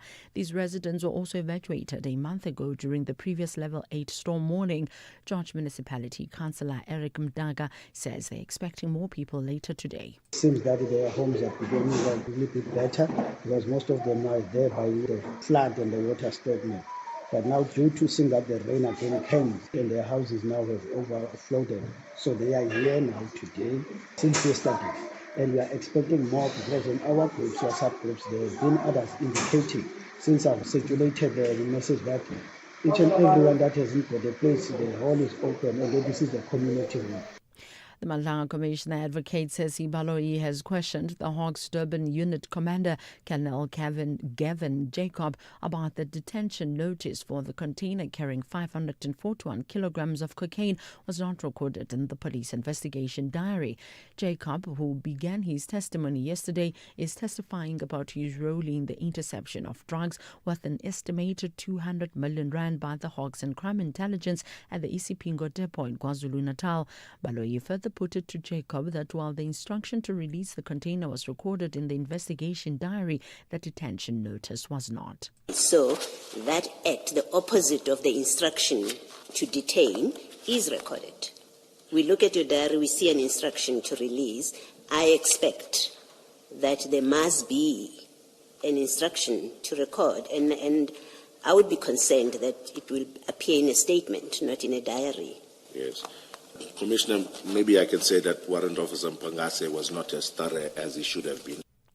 Alleged political fixer Brown Mokgodzi's lawyer, Makao Sekhaja, says they're hopeful that Mokgodzi will be granted bail. Sekhaja was speaking ahead of Mokgodzi's appearance before the Johannesburg Magistrates Court this morning, where a ruling into his bail application is expected to be handed down. Mokgodzi, who was arrested over 2 weeks ago, faces charges of unlawful possession of a firearm and ammunition, discharging a firearm in a built-up area, defeating the ends of justice, and perjury. This relates to an alleged hit on his his life in November last year while he allegedly staged. Sekhaja speaks on expected outcome. We are positive that we will get bail. We have given enough reasons why Brown should actually get bail, and it's only up to the magistrate to actually decide in relation to this matter. A Limpopo woman arrested for allegedly poisoning and killing her two sons at the Madabani village outside Louis Richard is this morning appearing in the Chulabusiki Magistrate Court. Police spokesperson Colonel Melissa Ladwaba says the boys, aged 8 and 6, died at home and at hospital respectively. Police suspect that the children were fed food allegedly laced with poison. The incident is under investigation. Ladwaba says the woman is facing 2 charges of murder. Preliminary investigation revealed that the two deceased are siblings from Madaban village and both are suspected to have been poisoned. Police investigation immediately commenced and subsequently led to the arrest of a 27-year-old female alleged to be the mother of the 2 victims. The motive for the incident is unknown at this stage. The suspect is expected to appear before Chulabusiki Magistrate Court soon, facing 2 counts of murder. International Relations Minister Ronald Lamula says South Africa and Kenya are poised to deepen their strategic partnership with significant opportunities to stronger economic integration between the 2 nations. His remarks comes as President Cyril Ramaphosa hosts Kenyan President William Ruto on a 3-day state visit. What will stand out for us in these relations is to continue on the issue of economic integration between the 2 countries. We believe it can grow on both sides and at a reciprocal level, because now it stands at 11 billion, but we want it to go further than that, because when it goes further, it creates an economic opportunity for growth. It also creates jobs, but it also creates issues of skills exchange and issues of integration between the 2 countries, but also people to people, understanding the positive nature and the lives of the Kenyan people. Recapping the top story, Gokha Municipality Mayor in the Eastern Cape, Ting Bonman, has urged motorists to exercise extreme caution on the slippery roads in the area. I'm Ondelambana for SAfm News Headlines at 11:30. I'm Samela Kelpoy, an actress and a mum. Do you know what's in your cupboard? I've been trying to be intentional about the food I buy and keep in my cupboard. Unhealthy packaged foods can lead to hypertension, heart disease, and diabetes. Support front-of-package warning labels on unhealthy packaged foods, high in saturated fat, sugar, and salt. Join me. Sign the petition on healer.org. That's HEALA.org. Add to cards. Love it. Let's clear your cart when I care. For real? Yeah, bo. With my cashback from My Way, I will be getting 10% of my premiums back for staying claim-free for 2 years. So I'll have some extra cash to spoil you and let you live your way. Dad, you're the best. Real people, real cars, real rewards. For a quote, visit myway.co.za. My cashback is a feature on qualifying products paid after 2 claim-free years and all premiums paid. Premiums are risk profile dependent. My Way is a licensed non-life insurer and FSB. T's and C's apply. My Way. Live your way. 50 years later, Youth Month, The Voices.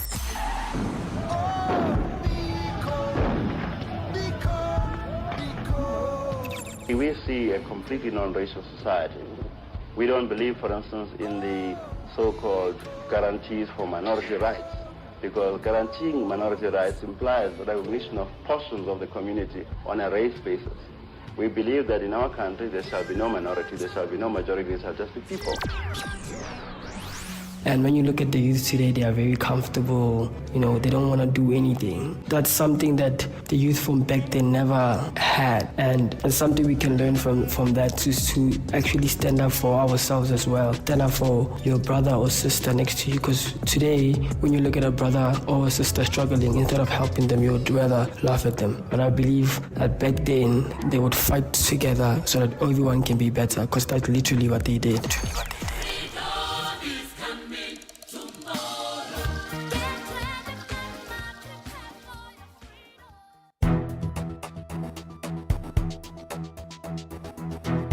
The Daily Discourse on SAfm, weekday mornings from 9 to 12.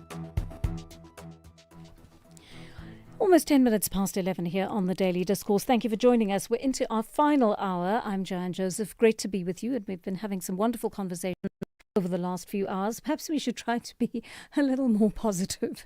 I think by the end of the last hour, we were all feeling rather down and depressed, down in the dumps after what we spoke about. But we are continuing to have the conversations, and of course, you bring us the reality check with your calls every day, which is why we keep the studio line open throughout the show. 086 000 2032, our WhatsApp line 0614 104 107.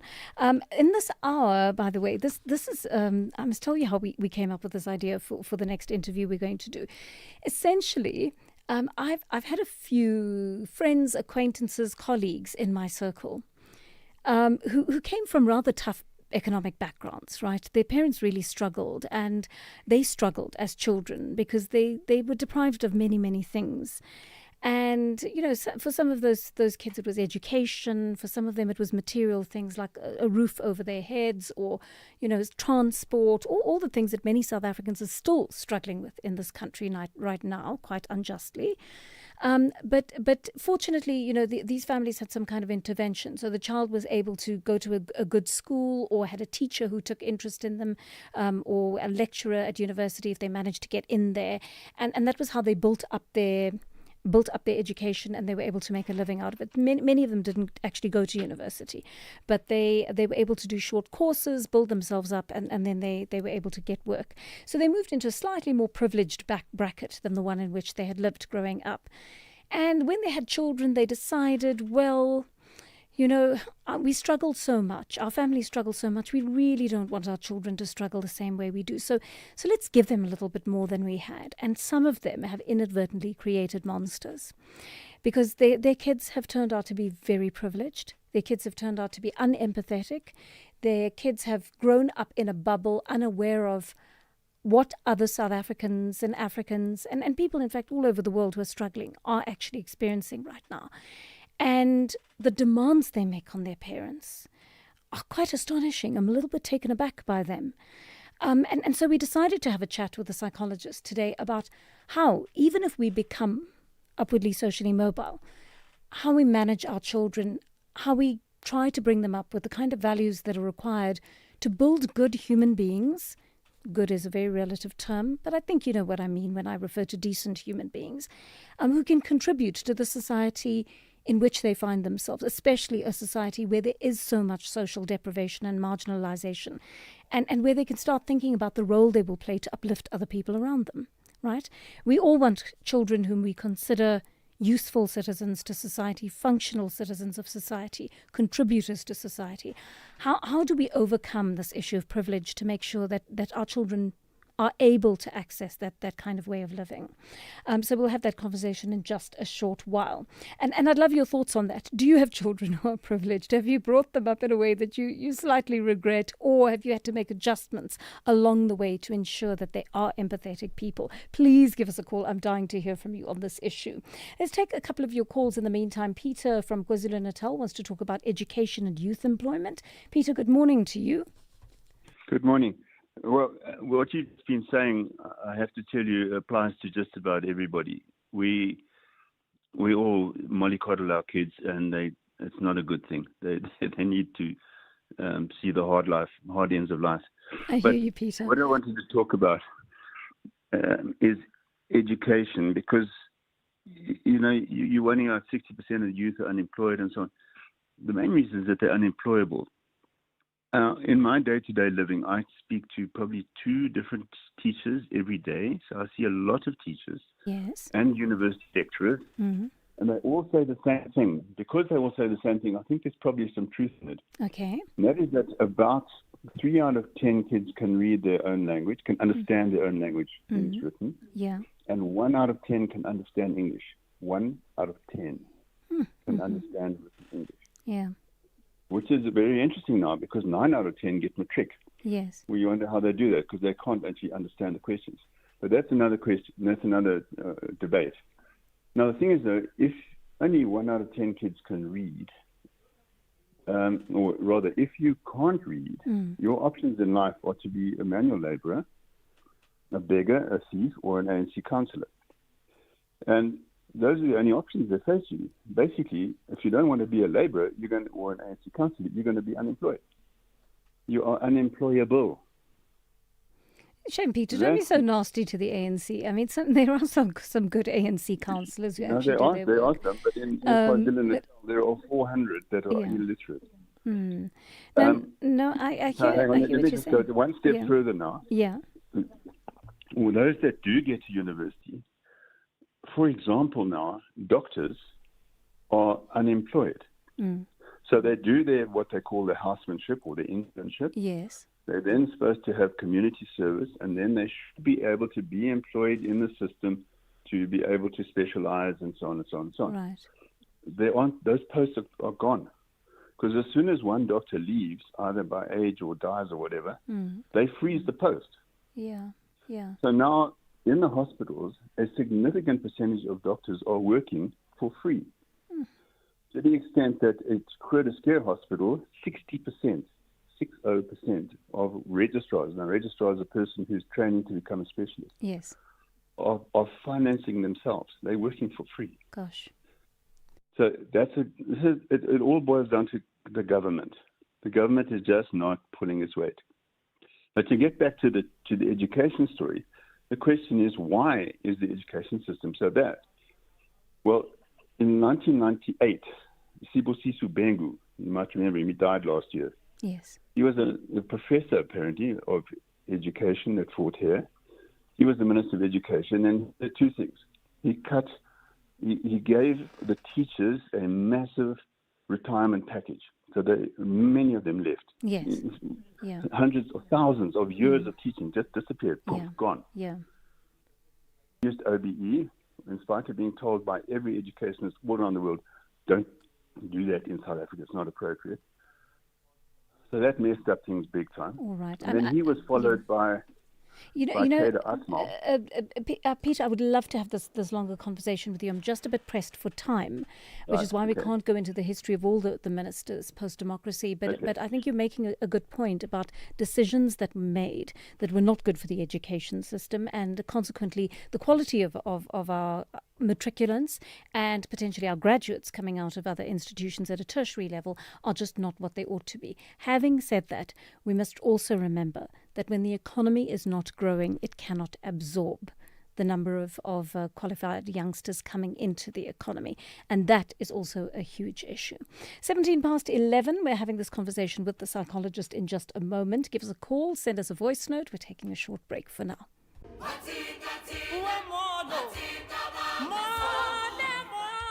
This June, Youth Month, SAfm brings South Africans together across generations to reflect, challenge, remember, and reimagine the future.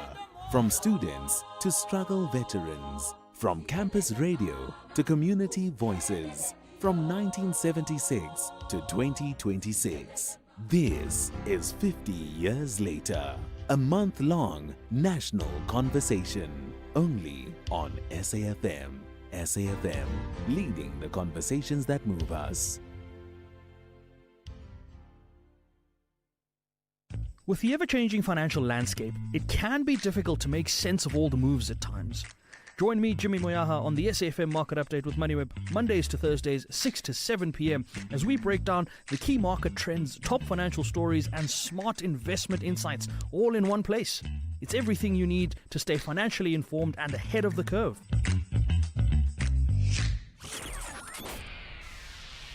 The Daily Discourse, more than talk, real understanding. 11:18 here on the Daily Discourse. And as I was mentioning earlier, many of us grew up in economically challenging circumstances, but our quality of life has improved due to education and work opportunities. And so we've aspired to give our children a little more than we once had. It's a noble motivation, not wanting your children to struggle in the same way you did, or have them do without several things you may have wanted, but that were completely out of your reach at the time. But are we inadvertently doing damage to our children by lavishing material possessions on them they didn't work for, or giving them unearned rewards which may affect their behavior and outlook? We've invited psychologist Dr. Buhle Makanya to discuss this with us. Dr. Makanya, good morning to you, and thank you for your time on the Daily Discourse. It seems the most natural thing in the world to want to give your child what you didn't have in these circumstances. But are our children somehow being affected by having so much more than we may have had when we grew up?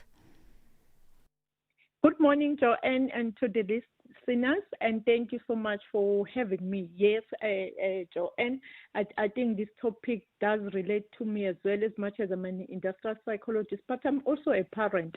Like many other parents as well, I want my child to have a better life than I had growing up. I would love them to have opportunities that I didn't have, confidence, good education, exposure, as you mentioned.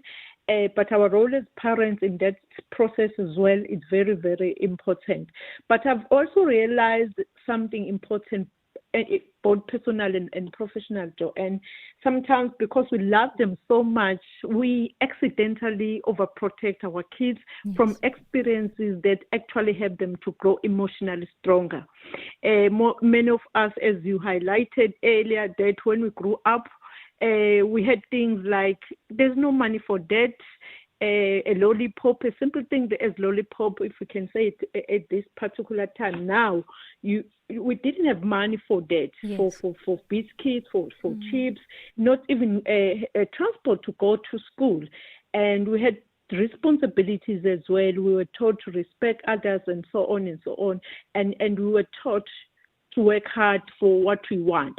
As a result, that's where we learn being patient as we are now and being responsible and become resilient throughout everyday life experiences, because that's how we are able now to give our kids more exposure, good exposure in education and so on, but accidentally overprotecting them, it doesn't allow them to grow emotionally. Right. But children too. Okay. Yes. Sorry, I just want to ask you about that issue, because I know some psychologists refer to this as lawnmower parenting, where you remove all obstacles from your children's path to enable them to succeed. How wise is that? For me, as I've mentioned earlier, our responsibility as a parent is to be there for them, but not to remove obstacles. Remember, we won't be there when they go to college. We won't be there when they go to their first interview. We won't be there in the workplace. In so many, even relationships, we won't be there. So our role as parents is very crucial in a sense that we need to teach them that they need to handle frustrations themselves. They need to handle patience. They need to handle disappointment, even conflict. I know at times I was tempted as well with my younger daughter.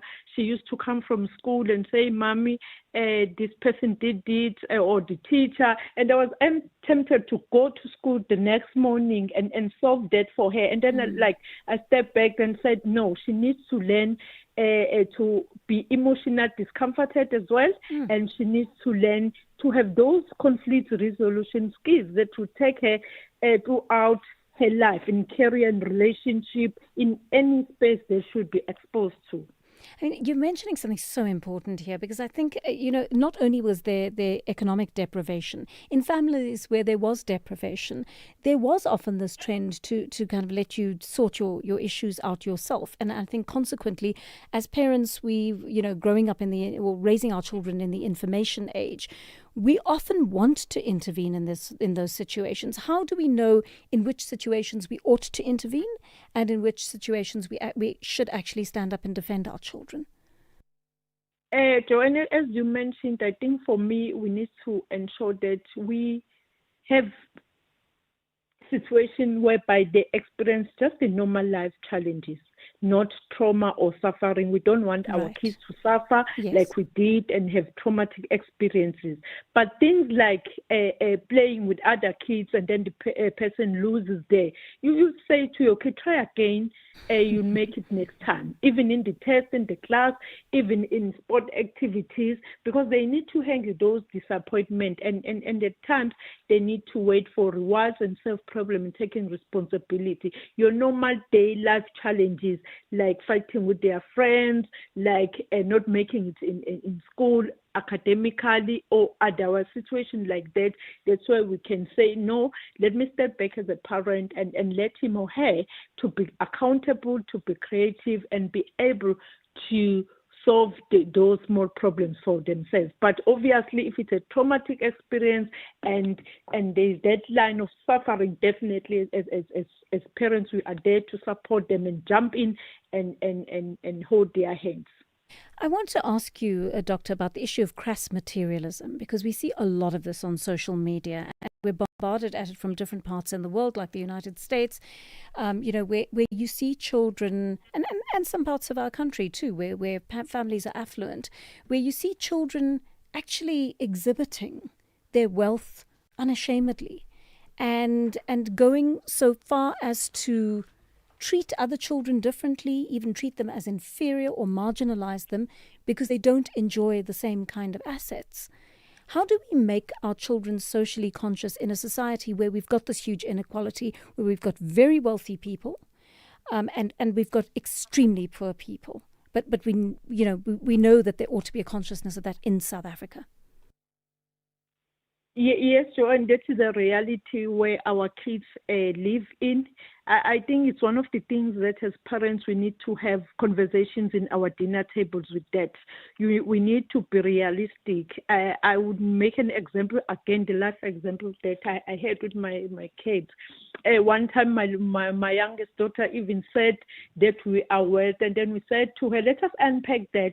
What is wealth then? Because we are just a working middle class a family with so much responsibilities, the tax and so on, and the bond. Once we started that conversation with her and others as well in the table, that's when they realized that what is the difference between wealth as well as surviving on a daily basis if you are being employed as a parent. So those conversations are very good to start with them at an early age so that they'll be able to have boundaries and able to be emotionally grow to be able to see that my land ends here, and then the other people are richer than me, so that they be able to have confidence in themselves, so that they would be able to relate to the society as well. Tell me, in this context, Dr. Makanya, how parents ought to react. We know of many families that have really struggled very hard and made sacrifices to either send their children to a really good public school where the fees may be very high, or a private school where there's a huge financial strain on them, but their focus was education, and so this is what they've decided they're going to do. And those children are surrounded by children from elite families who can afford very expensive things, expensive birthday parties, outings and the like. But you find, although you've put your children into that environment, you as parents cannot afford the same thing. How do we explain to our children how they interpret the wealth that they see around them, why they are not able to access the same wealth or privileges as their peers in that situation? Joanne, as you mentioned, that we expose ourselves to this reality because ourselves we can manage and afford to do that at times. For us as parents, we need to make sure that we ground them, we give them responsibilities and allow some natural consequences to happen, and start to have conversations around emotional language and allow them to voice out and discuss their emotions as well as excitement, whatever different kind of emotions that are there at the same time. Because yes, you are correct, families, there's no balance, others are richer than others, but at the same time we want to strike a balance whereby your child gets a good education. So for us, whatever happens at school, it ends there. And then at home, we are this family that can afford 1, 2, 3, and we are this kind of family that have such values as well. So teaching them that resilience and discipline and gratitude, and not to compare. I think one of the things is that you have mentioned earlier to say the social media has exposed our kids so much, but at the very same time, all those things that they see happening there, at times we have seen even on social media and in papers, they are not true, they are fake. So they need to learn that to say whatever that you see happen next door is not a reality, maybe, or what you are seeing. So for them, it's very important that they learn to be grateful where they are in our family in this particular household. So those basic principles as parents, we need to embed them to our kids. Some great advice from you there. Thank you so much for speaking to us. The industrial psychologist, Dr. Buhle Makanya, speaking to us about the issue of privilege, what happens when our children enter into that state of privilege, how do we manage their behavior, how do we continue to sow those values into the fabric of their being so they continue to be decent people who can contribute to society in the long run and not be overtaken by things like crass materialism. How important is it in your family to ensure that gratitude is something that your entire family ideology spins off? How often do your children say thank you? How often do you feel gratitude for what it is that you have managed to achieve? And how important is that attitude to the way you see your life and perceive your place in South Africa? 11:30 on Delambana has your latest news headlines. Let's get those now.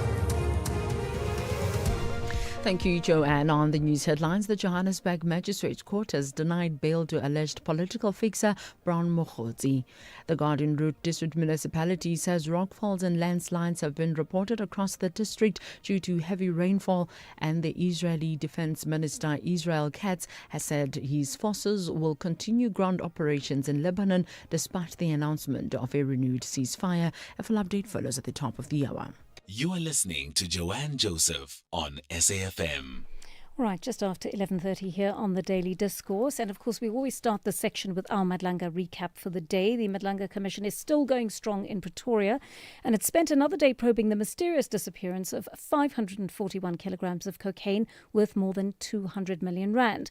Hawks officer Colonel Gavin Jacob is back on the stand. He's facing tough questions about his handling of the seizure, and he's admitted he didn't fully comply with national procedures during the 2021 operation.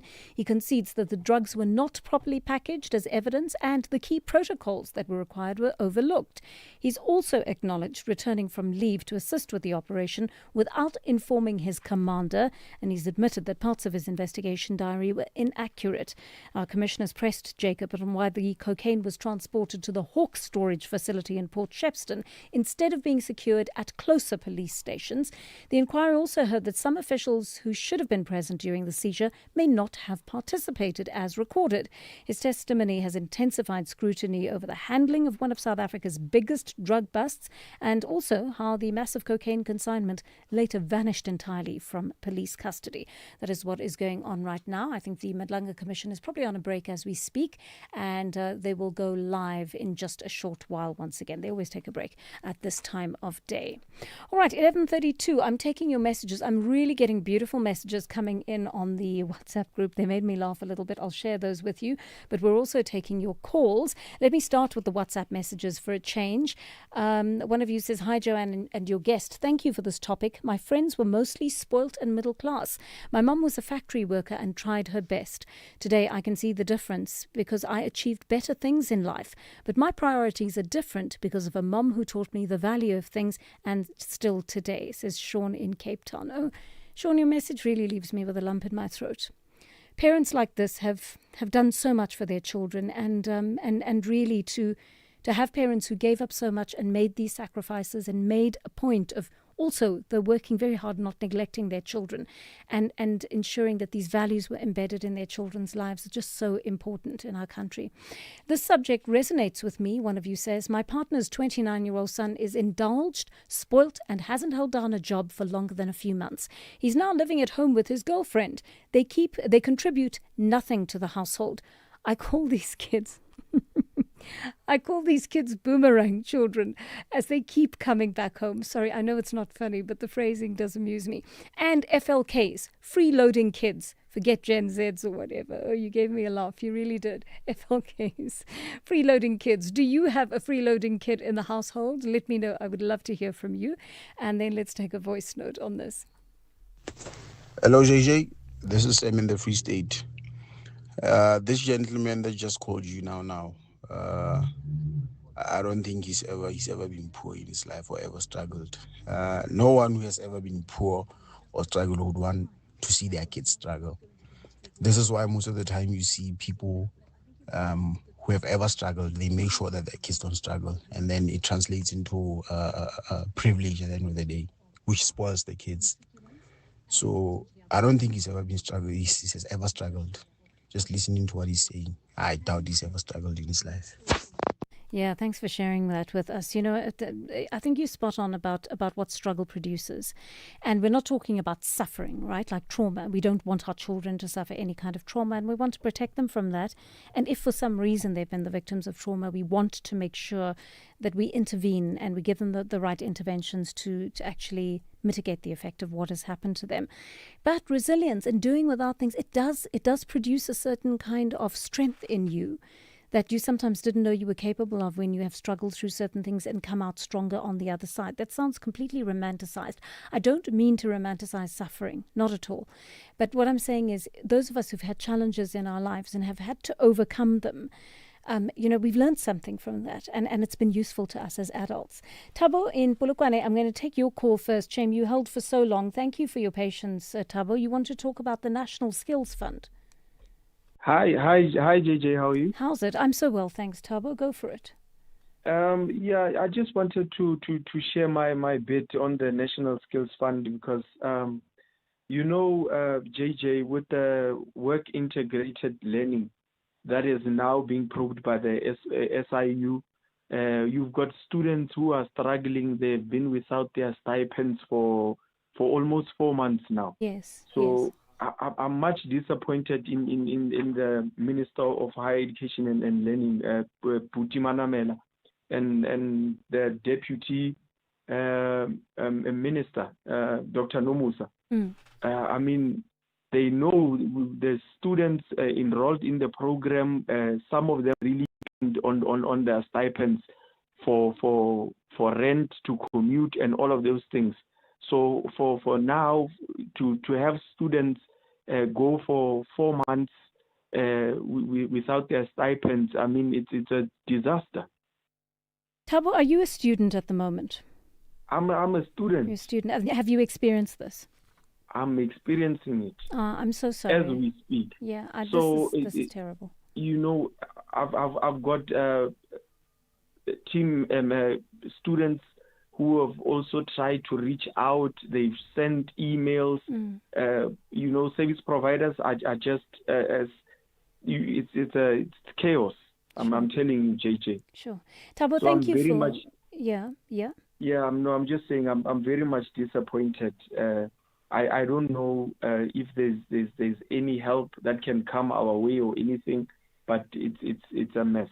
All right. Thabo, thank you for making us aware of that. It's really important, when you talk to us and you tell us what's going on, we're able to follow up on it as best we can. I'm going to put you back to Melissa now.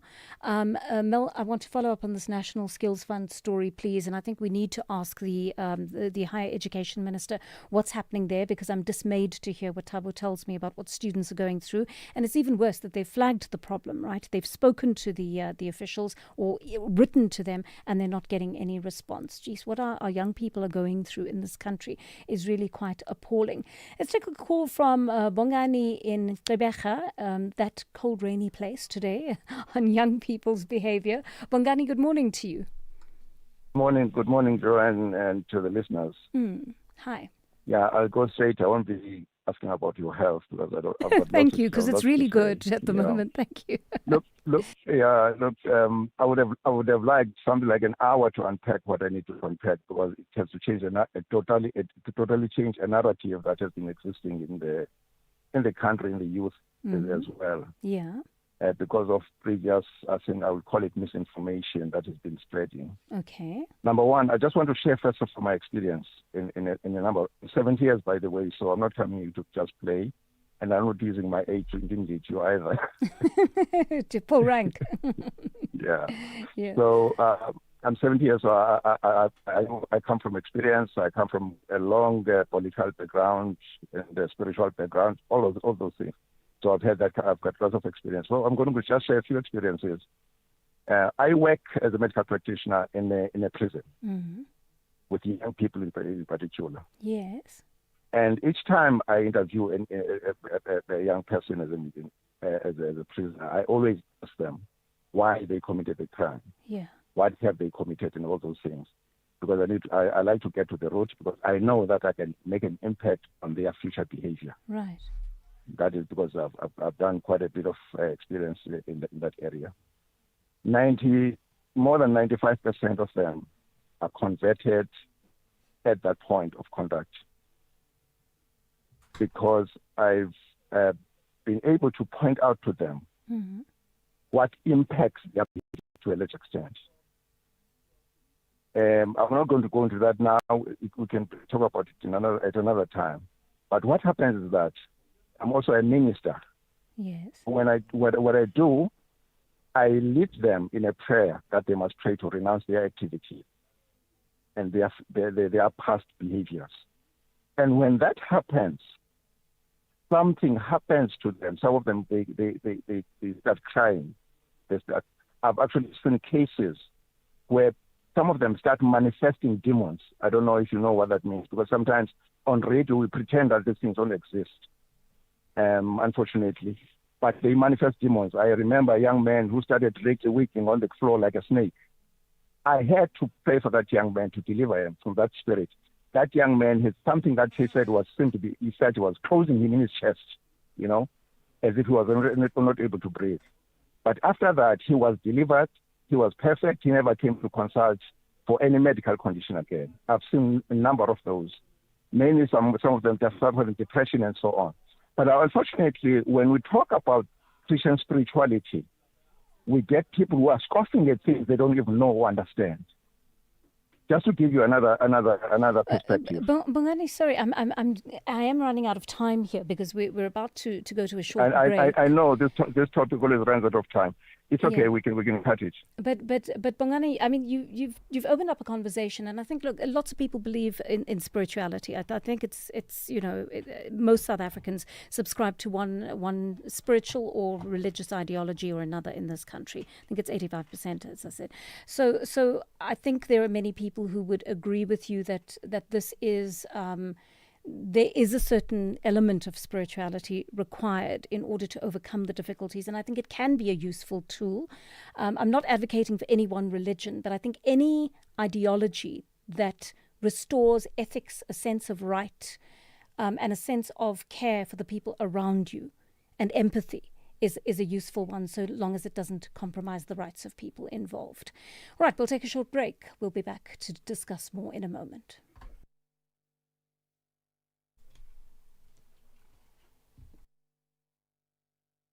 Sure thing with MyWay. Leaving your wallet smiling every month. Switch to MyWay and save up to 40% on your car insurance premiums today to live your way. Real people, real cars, real savings. For a quote, visit myway.co.za. Premiums are risk profile dependent. MyWay is a licensed non-life insurer and FSP. T's and C's apply. MyWay. Live your way.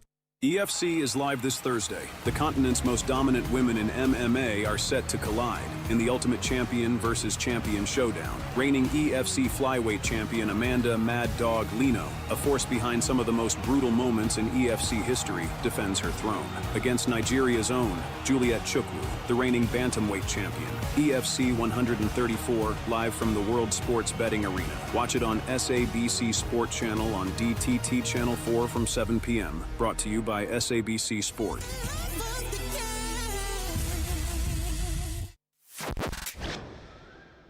As we celebrate 90 years of existence, SAFM takes you back to the voices that shaped a nation.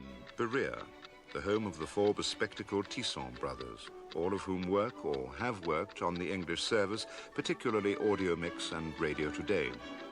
Watch how the night proceeds towards dawn. And I need a lot of consoling when I started the early program. People couldn't believe that John O'Donnell and B. Reid were chosen for the early morning program, because if ever two announcers used to want to swap a morning shift for an afternoon shift, John and I would do it. 90 years of trusted voices. This is SAFM. Right. The Daily Discourse. More than talk, real understanding.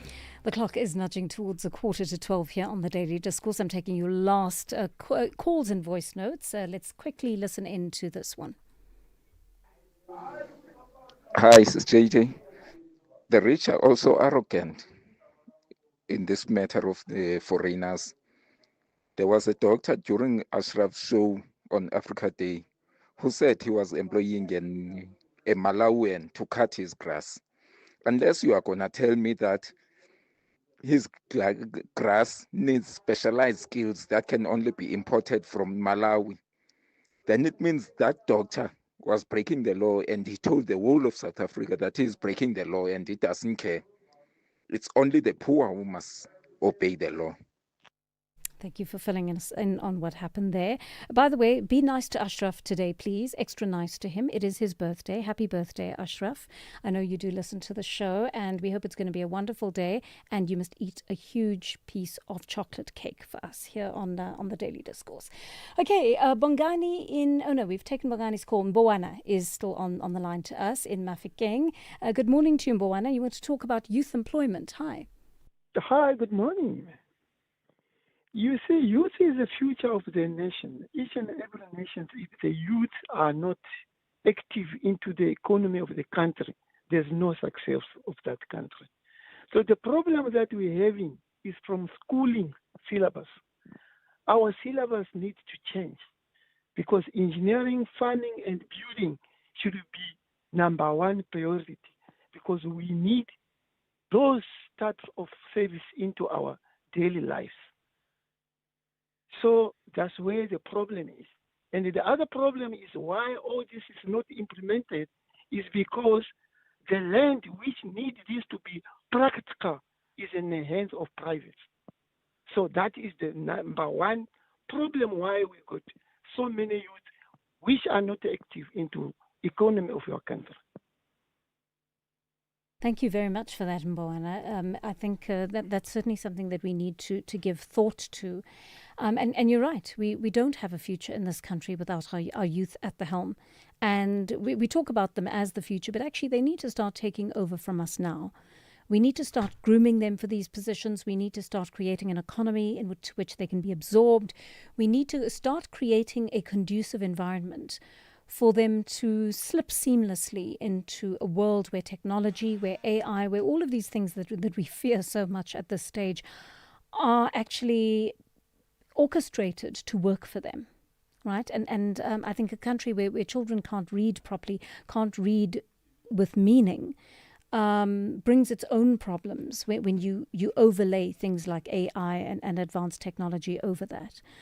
So there's a lot of work to be done, and we owe our children, we really owe our children our energy and our commitment to making sure that this is a country that they're proud to inherit, and that one that will benefit them in the future. That is the note on which I'm going to wrap it up today. Thank you for your wonderful communications over the course of the day. We've really had fantastic chats, and we will continue to do it all again tomorrow. TGIF. Thank God it's almost Friday, TGIAF perhaps. We are looking forward to wrapping up our show with you tomorrow. So join us at 9 o'clock. Right now, we're going to hand over to the book reading, following which the fabulous Sakina Kamwendo will bring you update at noon. Thank you for joining us today from the team and me. Take care, and we will catch you tomorrow.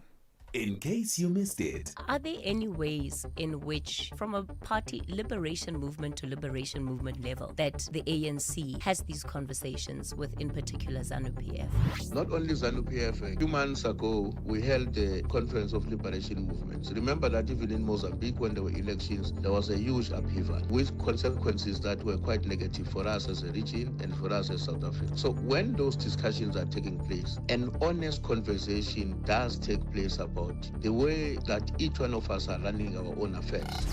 Mdumiseni Ntuli, the ANC Chief Whip in Parliament. That was National Briefing this morning with Kathy Mutlatlana. SAfm's award-winning drama department presents to you another episode of the book The Unfair Way, the untold history of South African black golf, written by Jerry Lepu, read by Simpiwe Kwana. Please note that the views expressed in this book are not that of the station. Listeners' discretion is advised.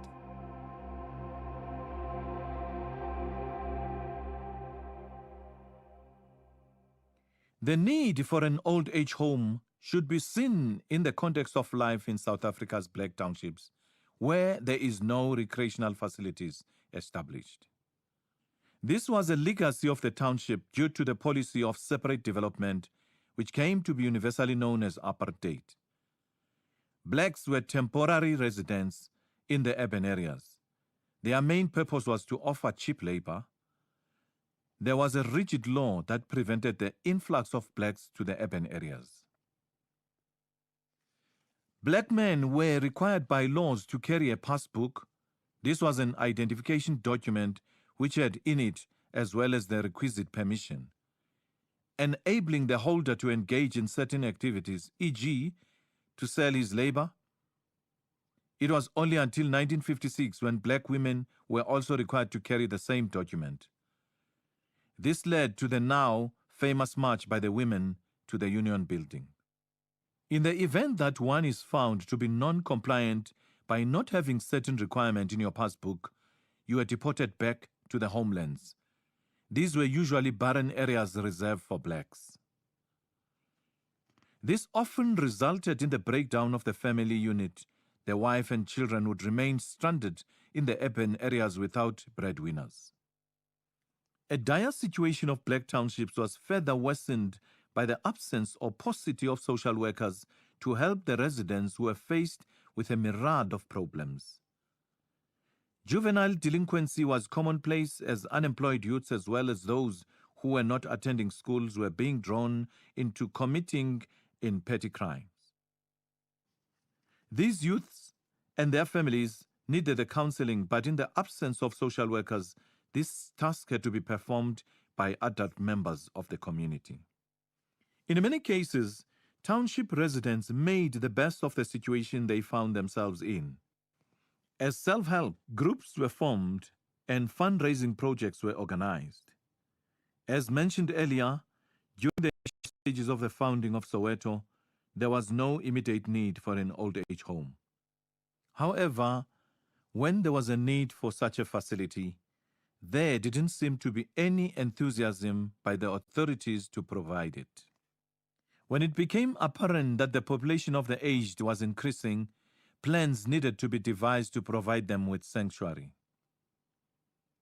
For all my sins, I guess I'm hardly a person one would refer to a social justice warrior or even an activist. Yet, when I noticed the plight of the community, and especially that of the elderly around me, I was moved to do something about the situation. The idea I had was to raise funds to build an old age home in Soweto using the sporting skill I was arguably most adept at, golf.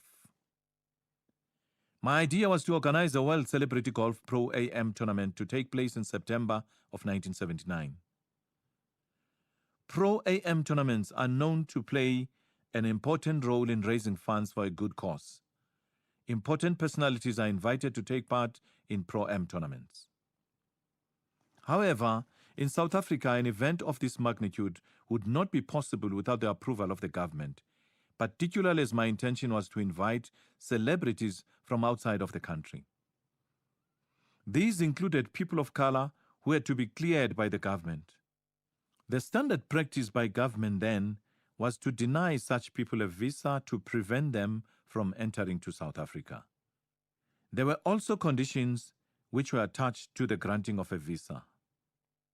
There was a sense of hesitation on my part. This was because of the political climate of the time.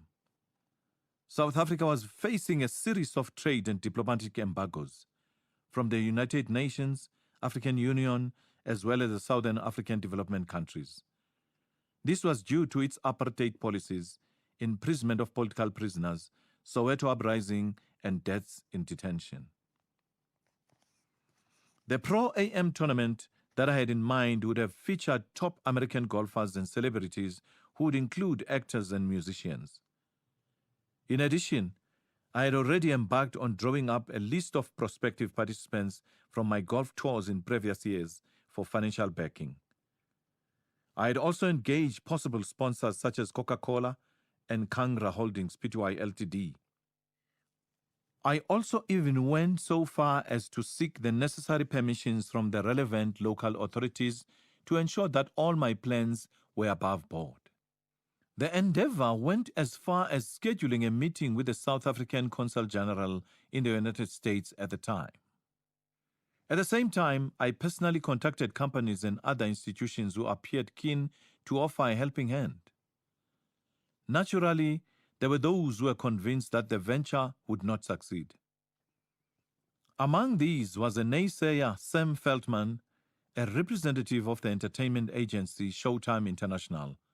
At the time, he held a dim view of the event. For every pessimist that willed my plans to fail, there was an even more determined optimist.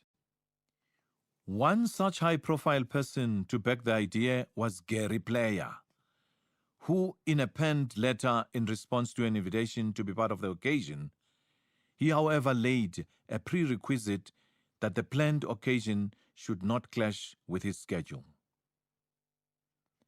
At some point, I was convinced that the idea was gaining momentum and could no longer be ignored. This was especially the case when the South African government responded cautiously but positively to the idea. In its letter, it said, quote, "In principle, the Department of Interior has no objection to invitees from foreign countries visiting South Africa and participating in the above-mentioned tournament." Close quote. However, there was a proviso which read, open quote, "It is a condition that the appropriate precaution should be taken to prevent incidents which may cause embarrassment to the visitors or have the effect of bringing the country or its laws into disrepute." Close quote. The South African government told me that the foreign players have to apply for the visas. Yet, for some reason, the organizing of this event also proved long and arduous, at times seemingly dragging on endlessly until then PGA Director Dave Proctor offered to help and requested to present the concept to Saul Kesner of Sun International on my behalf. Kesner was among South African business people with the financial resources to host an event of that magnitude. As things were starting to fall into place when suddenly there was silence on the part of all that were initially offering to assist in the project. To this day, it remains unclear if political turmoil or a total hijacking of my idea was the motivation behind the end of the Pro-Am tournament, which I had worked so hard to bring to fruition. One would have to lean towards the latter because in 1981, a repackaged and reconstructed golf tournament emerged known as the $1 Million Golf Challenge, played at Saul Kesner Sun City Resort, with Gary Player playing in its inaugural event. The ideas proved similar enough to lead one to draw the conclusion that what is now called the Nedbank Golf Challenge is the fundraising tournament that I conceived my brainchild.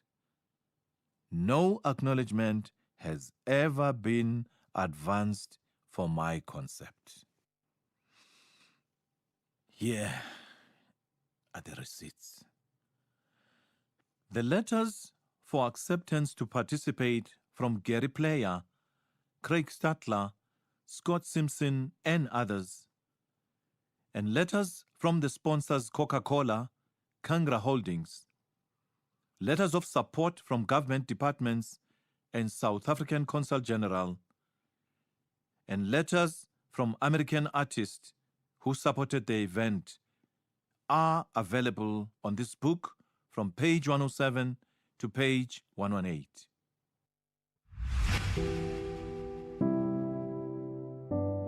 There was another episode of The Unfair Way, The Untold History of South African Black Golf, written by Jerry Lepu, read by Simphiwe Kwana. The book is available at the Bridge Bookstore. It is broadcast on SAFM at 11:45 Monday to Thursday on the Daily Discourse. It is produced for the station by Vovi Patal, read by Simphiwe Kwana, production by Wiseman Manele, Nanda Khoza, and Tato Mapuruma.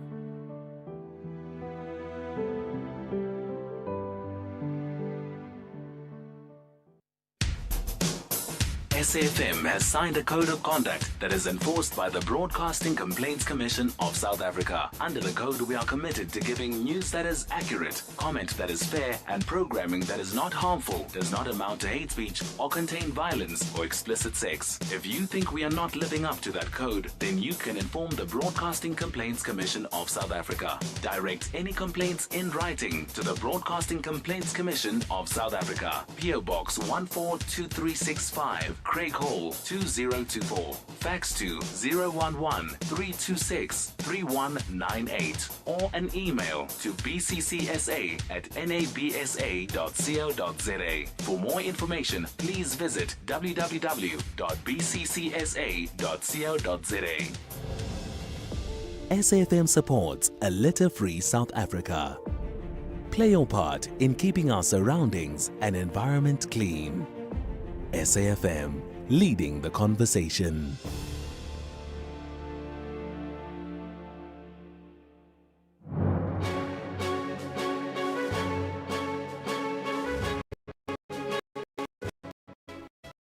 It's 12 o'clock Thursday, the 4th of June, 2026. A very warm welcome to Noon here on SAFM, leading the conversations that move us. My name is Bongi Wazwane, standing in for Sakina Kamwendo, coming up this hour.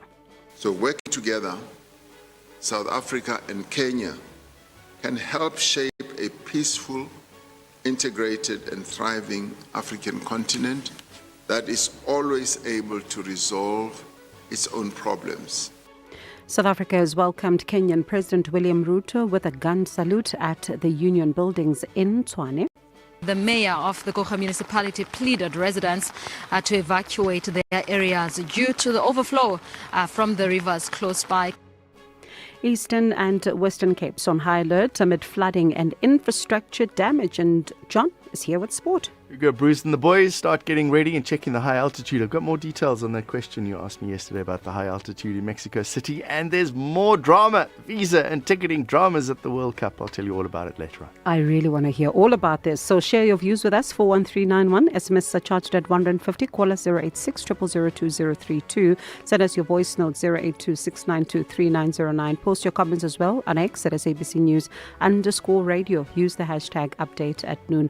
All these and more coming up in the next hour. But first, though, Ondelambana is on standby with the latest news.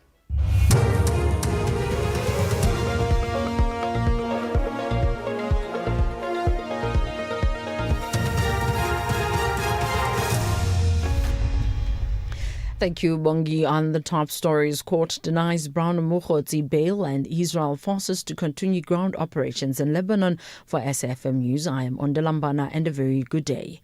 The Johannesburg Magistrates Court has denied bail to alleged political fixer Brown Mukhotsi. He was arrested on charges of unlawful possession of a firearm and ammunition, discharging a firearm in a built-up area, defeating the ends of justice and perjury.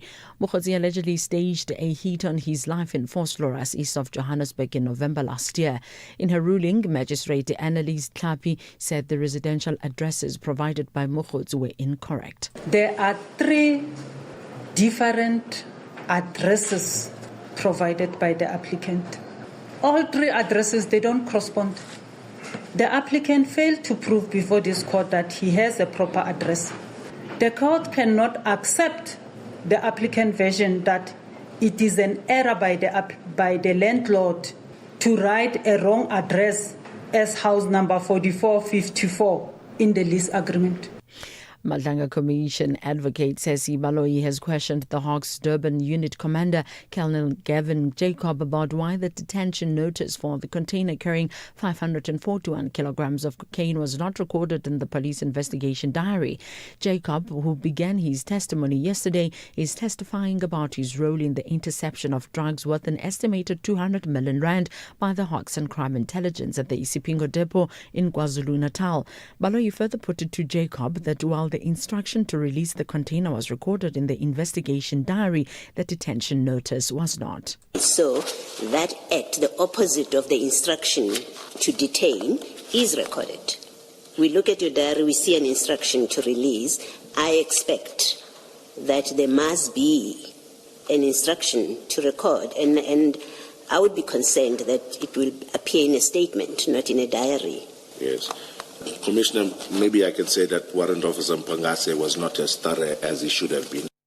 The Garden Route District Municipality says rockfalls and landslides have been reported across the district due to heavy rainfall, while some communities have been evacuated as a precaution. District officials are monitoring rivers in case of further evacuations if banks are breached. Municipality spokesperson Herman Peters. A number of roads remain closed due to flooding, rock falls, landslides and other weather-related incidents. River levels remain under close observation, and water levels in the Keerbooms, Knysna, Great Brak, Kandelaars and Olifant river systems have increased significantly, while higher inflows from the Gamka Dam and increased releases from the Stormdrift Dam are also being monitored. The KwaZulu-Natal Department of Transport has launched an investigation into the alleged violent attack of an e-hailing driver and intimidation of female passengers in Kwandengezi, west of Durban. A video circulating on social media appears to show armed security guards confronting the driver and ordering him to drop off passengers.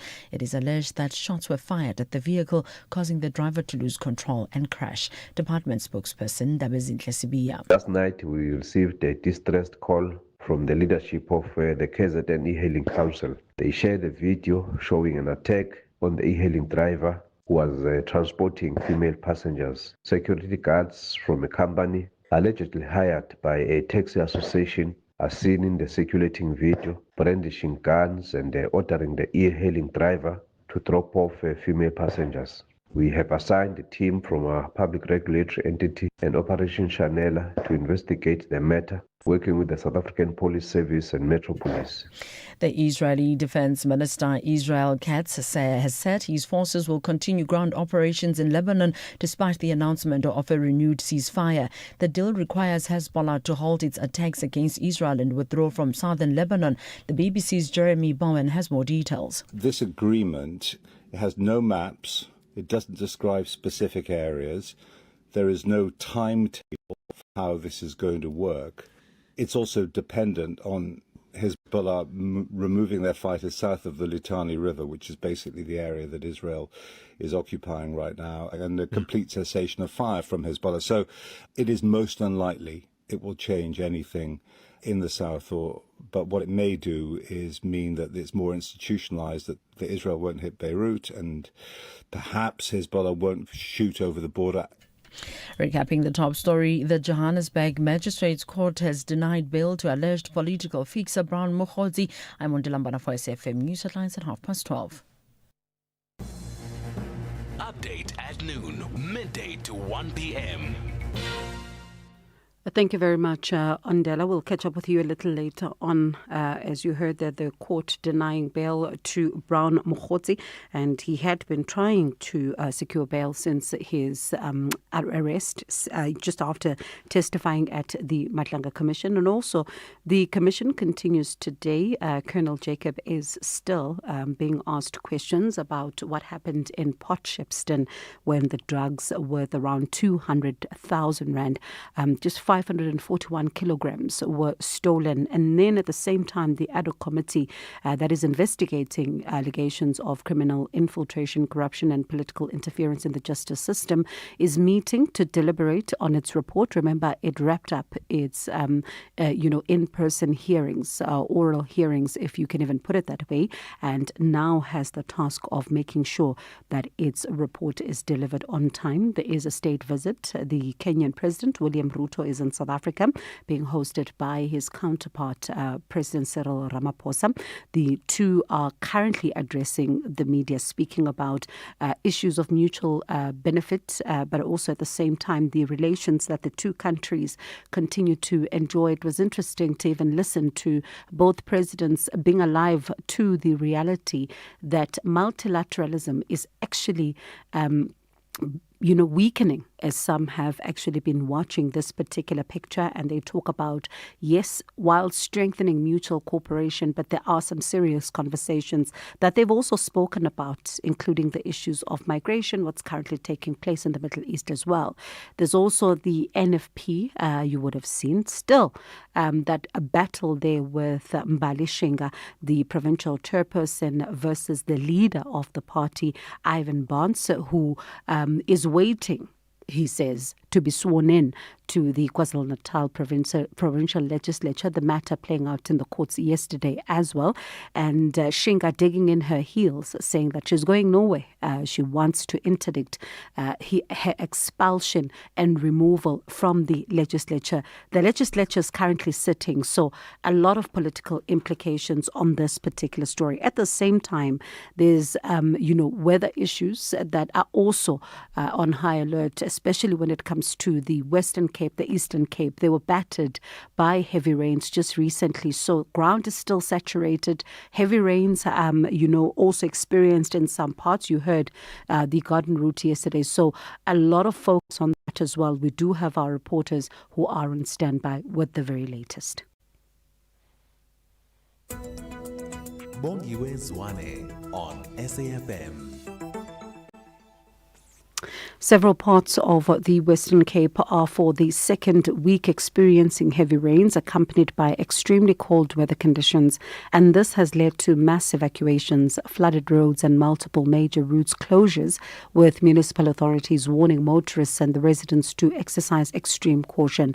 Let's get the latest now and speak to Sagre Chetty, our reporter, to just give us a sense of what's happening on the ground. Sagre, thank you so much for your time. So let's talk about just the very latest in terms of the picture regarding, some displacements as well as the weather. Good day to you and the listeners. Yes, as far as displacements goes, there have been a few evacuations. We've been to George this morning in the township of Thembaletu, where some people from the informal settlement, where their homes were built on a floodplain, they were evacuated due to water coming into their homes. So they're currently being housed in a community center, and meals are being provided for them. It's raining quite a lot throughout the entire region. I'm told that some precautionary evacuations were also took place in Oudtshoorn, and this is people that live close to the river. So this is just in case of the river coming up again and flooding. So those people were moved already on Monday, I believe, because, people knew that another Category 8 storm was going to come through. And when you look at, some of the areas, for example, the municipalities that would have been impacted before, I'm thinking, for example, Garden Route, Breda Valley, the Winelands as well, have those areas experienced the largest parts of the rains, and how are they managing? Sagre? Sagre? All right. Let's see if we can get Sagre back on the line to talk to us about some of the, the municipalities. You heard yesterday in the Garden Route, for example, some people were already evacuated ahead of, the landfall, the storm making landfall. So ultimately, it's now going to be, again, pressure on their resources, because especially when you think about the fact that these are the areas that would have had, flooded dams. They don't have catchment areas to be able to, let the water flow. But also at the same time, some of the families who are now facing uncertainties, they don't know are they going to be able to return home or not, or what's going to happen anytime soon. But also at the same time, the resources of the municipalities are getting stretched. And you would have heard the Kokta minister there, Velenkosini Hlabisa, speaking about the importance of making sure that municipalities rise to the occasion and be able to at least, be, responsive when it comes to some of the communities. Please there, but also at the same time, be prepared for the adverse weather conditions. And speaking about the weather conditions, let's speak now to the South African Weather Service forecaster, Lehlohonolo Thobela, just to give us a sense of how things are expected to look and where are we when it comes to some of the rainfall, peak rainfall intensity for some of the areas across the country. Lehlohonolo, good day to you, and thank you so much for your time. Perhaps you give us a sense first of how things are looking on the weather front as far as the country is concerned. Good afternoon, and thanks for the invitation. Yes, we still have the weather system called an upper air cutoff low, which resulted in a drop in temperatures over the southern parts into the western interior of the country. In terms of the rainfall, we've seen some observations of close to about 50 to 100 millimeters of rain over most parts of the eastern parts of the Western Cape, which would stretch into the Garden Route into the western half of the Eastern Cape. Now, in our forecast, we still have a widespread chance of rain and showers along the south coast into the east coast of the country, which then would impact the eastern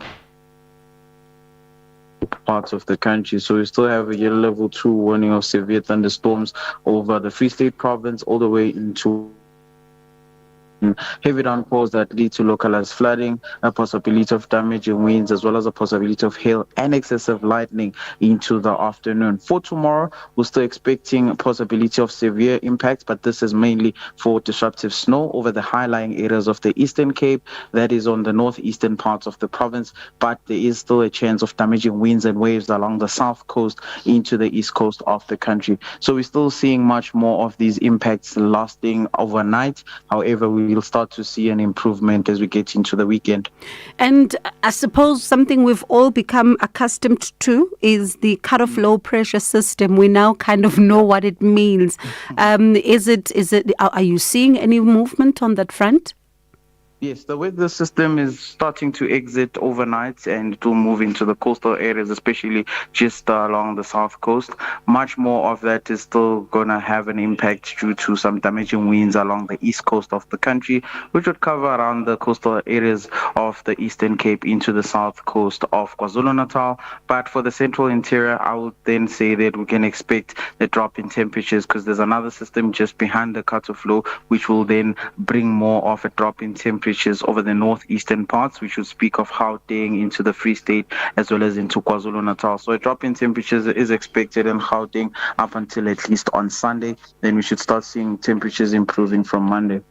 And when it comes then quickly, Hlonolo, before I let you go to going into the weekend or next week, are we expecting any other, adverse impact when it comes to the weather and certain areas as well? Or are things looking, like they're easing up somewhat? Yeah.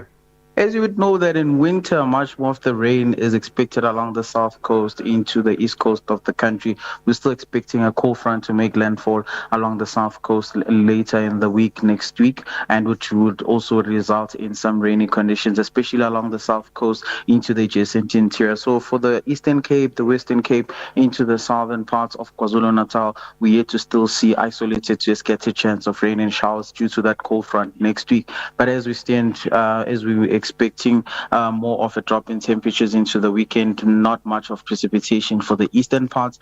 Conditions should start to improve from tomorrow. Appreciate your time. Lehlohonolo Thobela, South African Weather Service forecaster there, giving us a sense of how things are looking. We take you to the ground. Nandi Paplaike is on standby for us in the Eastern Cape. Nandipa, thank you so much for your time. In fact, we will then try to speak to Nandipa in just a moment. Nandipa is going to be painting a picture for us of what exactly is going on as far as the Eastern Cape is concerned. You heard Sagri there speaking to us about the Garden Route and some of the municipalities that have had to, evacuate people ahead of this, and the impact then with some of the families who are experiencing experiencing water coming into their homes. And that in and itself, of course, causing a lot of anxiety at a time when even the agricultural sector is on tenterhooks. You think about some of the farmers as well that would have been spoken to in the province of the Eastern Cape who are saying that how do you prepare for this really, because the ground is saturated. So how then are you going to be able to cope? So let's bring you the latest from the Eastern Cape. Nandipa Blaki is on standby. Nandipa, give us a sense of where you are and what is currently taking place. Well, a very good day to you and the listeners. We are currently in Gqoga municipality here in the Eastern Cape, where people have been evacuated from the Thornhill area of this municipality. They have been evacuated to a community hall. You would remember that this area was hit by floods last month as well, where people had to also be evacuated to community halls as their homes were flooded. So now, speaking to the residents that were at the community hall that were evacuated from their homes, they did say they were still picking up the pieces, because it's just over a month that the floods hit that place, and once again their homes are also flooded now. So they are saying that they were still picking up the pieces from the previous floods, and that since some of them are unemployed, this is proving to be such a difficulty for them. And when we were at the community hall, that we also saw a 1-month-old baby with her mother there. It's truly heartbreaking situation where you see a 1-month-old baby there at the community hall in such extreme weather conditions. And looking at the houses of those residents, their furniture are submerged in water, their beds, their fridges, they have lost so much already, and this is happening to them for the second time. So there are non-profit organizations currently there that are helping the residents with food parcels, with blankets and with mattresses so that they can spend the night. They were moved there from last night. You would remember that this region has received a level 8 extreme weather warning. So these heavy rains, these weather conditions are still continuing today. But also in that area, there's also the Gamtwas River. Would remember from last month's heavy rains, that area, 40 people had to be rescued from that place as their homes were flooded. Currently, they had to be evacuated. There was a warning from the municipality. They were evacuated last night, and there are 20 people who have refused to move from their homes despite the municipality warning them that they should move from their homes. 20 people refused to move. They are still at their homes, and speaking to the municipality earlier, they did say that they cannot force people to move. So there's still people that are still there, and the heavy rains are continuing, and the Gamtwas River, the water is increasing rapidly. So, but in the Gqoga municipality, they're still on high alert. Emergency services are still on high alert just to monitor the situation. All right. Thank you so much for that wrap of what is currently taking place where you are. Nandipa Blaki there speaking to us from the Eastern Cape. She's at the Gqoga local municipality. So we'll continue then to just give you updates on the weather to give you a sense of how things are looking on the two provinces. Bongiwe Zwane on SAFM. All right, the KwaZulu-Natal legislature meeting today in Pietermaritzburg amid a dispute over a vacant NFP seat. Now, party president Ivan Barnes will have to wait at least 2 weeks before any possible swearing in. Speaker Nontembeko Boyce has denied claims that she planned to swearing him in during today's sitting. Now, the High Court allowing parties to file papers and agree on a timeline after Mbalishinga sought an urgent interdict. So let's get a sense of the ramifications of this particular story, or even political implications. There's a lot of them, especially when you think of this political party called the NFP. Political analyst Tobani Zegalala is joining us.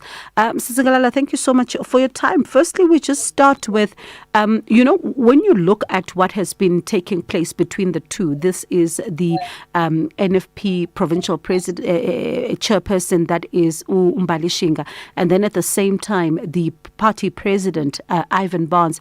Really, it makes for some, interesting reading. What has been flying between the two is quite interesting, but let's perhaps talk about what is the significance of it for the legislature if Ivan Barnes, the president, were to get his way? Good afternoon, Manget. I think for me it's very simple. If Barnes, as for example yesterday, the court denied, the interdict the swearing in because it was deemed to not have agencies. Of course, because it had been put in on the basis that there was supposedly going to be a swearing in of Mr. Barnes today, which of course was denied by the Speaker of Parliament, because Mr. Barnes can't be sworn in until the new amended list of the National Freedom Party has been gazetted. That could take some time, maybe up to about 2 weeks, 3 weeks, or we're not sure.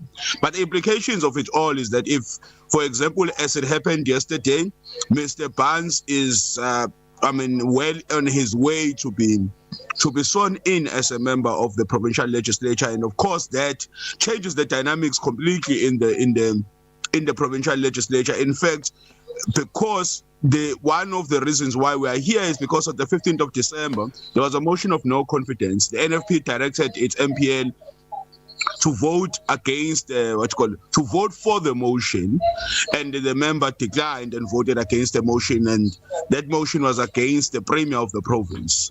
If now Mr. Barnes, who's the leader of the party, is in the provincial legislature, and that motion is brought back into, or the new motion of no confidence is brought in, that changes the dynamics in terms of numbers, and of course that could be the collapse of the government of provincial unity, which is currently led by the IFP and the NEC.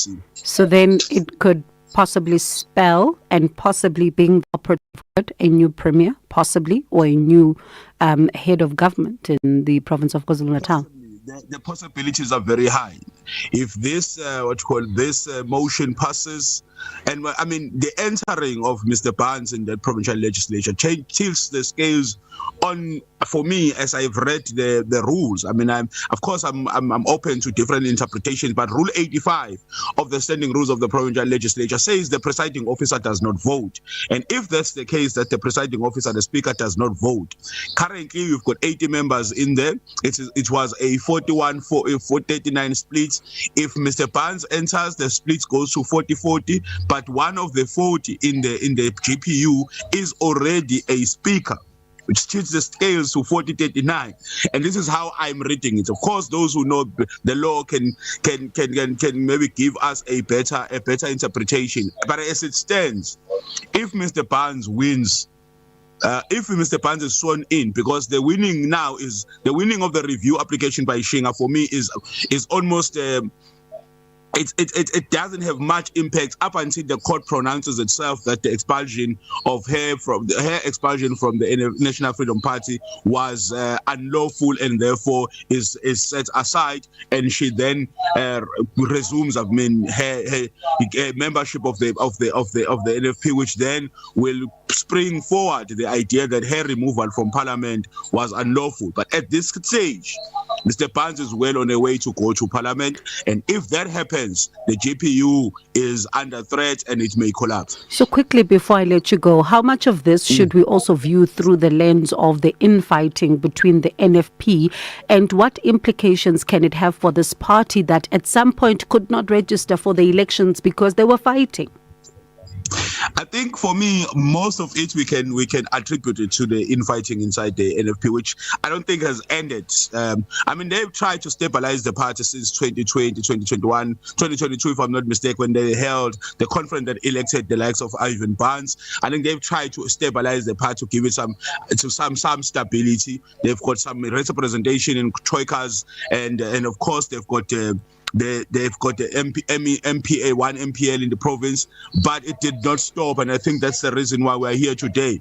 This will mean a catastrophic destabilization of the party, which, if it's not resolved, at the political level. I mean, we don't know whether the organizational framework and structure and integrity can hold this infighting. But if that can hold at a political level, it is very catastrophic. But we will be able to measure it properly in the next local government elections, which I think for me will be a defining moment for the National Freedom Party. If they don't resolve this issue both at the political and organizational level, this could mean the end of the party as a representative party in many of the local government institutions in KwaZulu-Natal. Interesting times ahead. Political analyst Tobani Zigalala speaking to us about the developments within the NFP. Let me quickly shift focus and go to the Johannesburg Magistrates Court that has denied bail to alleged political fixer Brown Mokhotsi. Mokhotsi was arrested, you'd remember, on the 15th of May on charges including unlawful possession of firearm and ammunition, discharging a firearm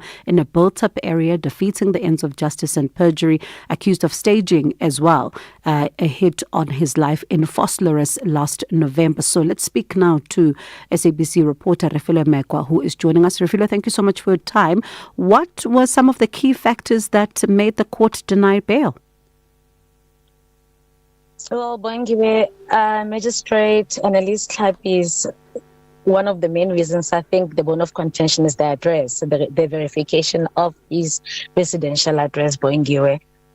She did, during her ruling, indicate that there was no proper address for him, and it will be difficult to trace him in terms of trial when it begins, and he will perhaps even evade trial, and also paint him as a flight risk, and it really emphasizing whether he will be traceable or not, considering that he provided 3 different addresses and they were not even correlating. What did his lawyers have to say about this? Very disappointed, very, very disappointed. In fact, earlier on, before court started, they were very confident, saying that, they believe that he will be granted bail. But unfortunately, it went the other way around. And now they say they don't understand, why should that be the reason why Mokhotsi is not being granted bail, rather. And even though they were provided with 4 different numbers, they did indicate that 3 rather, there was an error in terms of the affidavit, and the affidavit of the wife is the one that stated that, gave them the address, stating, also believing that they will be taking this matter to the High Court. They feel that a different court will probably view this matter differently, Bongiwe. Really, they're saying that it's not fair. And Mokhotsi also looking very disappointed.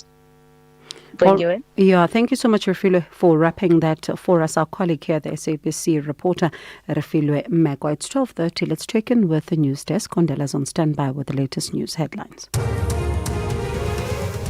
Thank you, Bongi. On the news headlines, the National Student Financial Aid Scheme has confirmed that it has embarked on a refund process for former beneficiaries who have overpaid their study loans.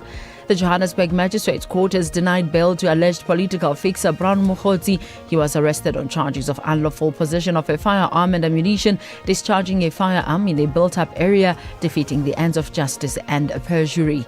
And the Madlanga Commission chairperson, Justice Mbuyiseli Madlanga, has put it to Hawks Durban Unit Commander Gavin Jacob that he made assumptions about the capacity of surrounding police stations to store 541 kilogram cocaine consignment that was intercepted. A full update follows at the top of the hour. Economic news on SAFM. Facts and figures you can count on. The rand is trading at 16 rand 29 cents to the dollar, at 21 rand 89 cents to the pound sterling, and 18 rand 92 cents to the euro. The euro is trading at $1.16 and the dollar is at 159 yen 83. In Brazil, $1 is trading at 5 real and also in Russia at 73 rubles 30. In India, 95 rupees 71, and in China, $1 is changing hands at 6 yuan 70. 1.77. Asian markets were mainly in the green at the closing bell. Japan's Nikkei declining 1.4%, Hong Kong's Hang Seng losing 1.5%, and China's Shanghai index gave up 0.6%. India's markets are lower at the close of trade. The JSE mainly weaker at midday. The all-share index has declined by 0.2% at 112,767. The industrial 25 index is 0.2% lower and financials are 0.6% firmer. The top 10 resources index has dropped 1% and the precious metals and mining has fallen 0.8%.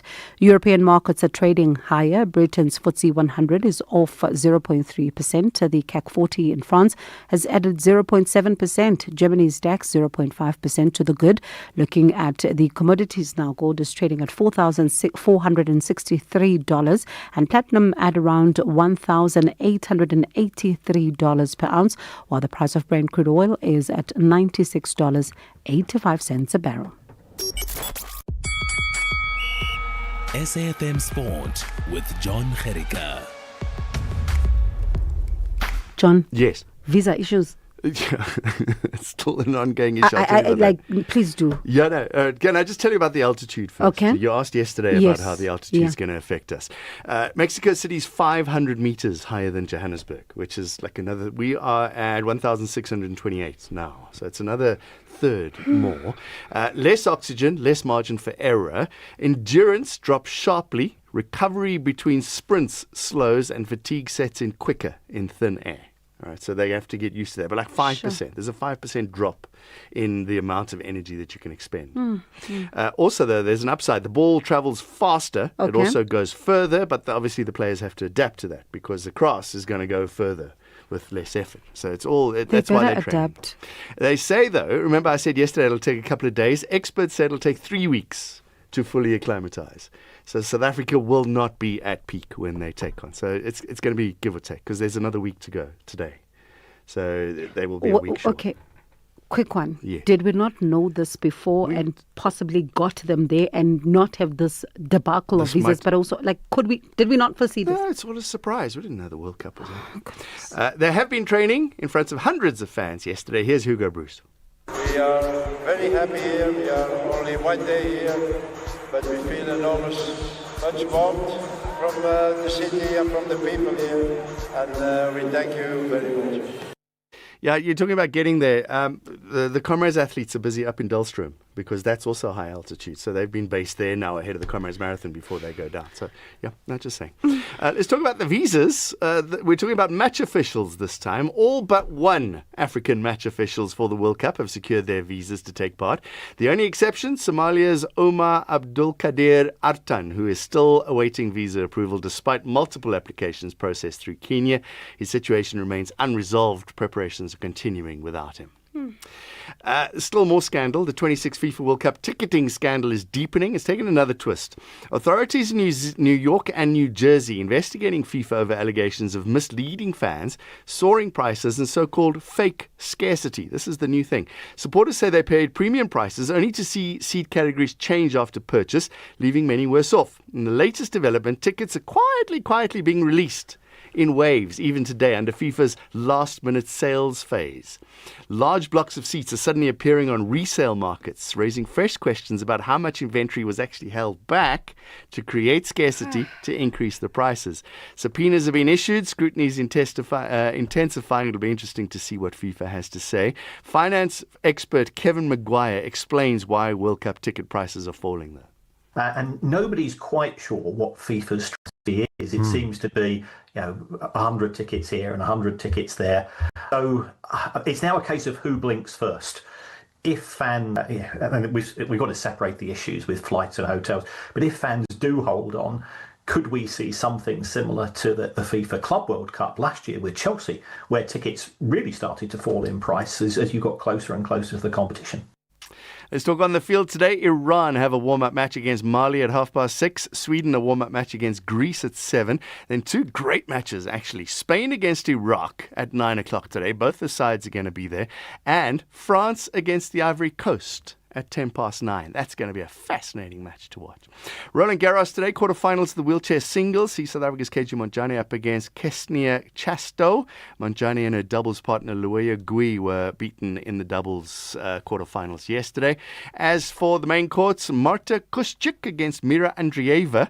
That's Ukraine against Russia. And this is going to be a little bit of a tense match. The pair didn't exchange handshakes after their matchup in the Madrid Open final last month. For Andreeva, though, it's not just her opponent, but also the French crowd who will make their feelings known. Here in Paris, the crowd was not, really against me like that. So I felt like it was still easier. But I would say that if that would happen again, I feel like it would be a little bit easier for me to handle this, because I obviously already know what happened last year. I know how I was feeling and what was pressuring me. And I feel like if it would happen this year, I would know how to fix the things. In the other semi-final, Diana Schneider takes on Maya Chwalinska, who's a qualifier. See, she makes the final.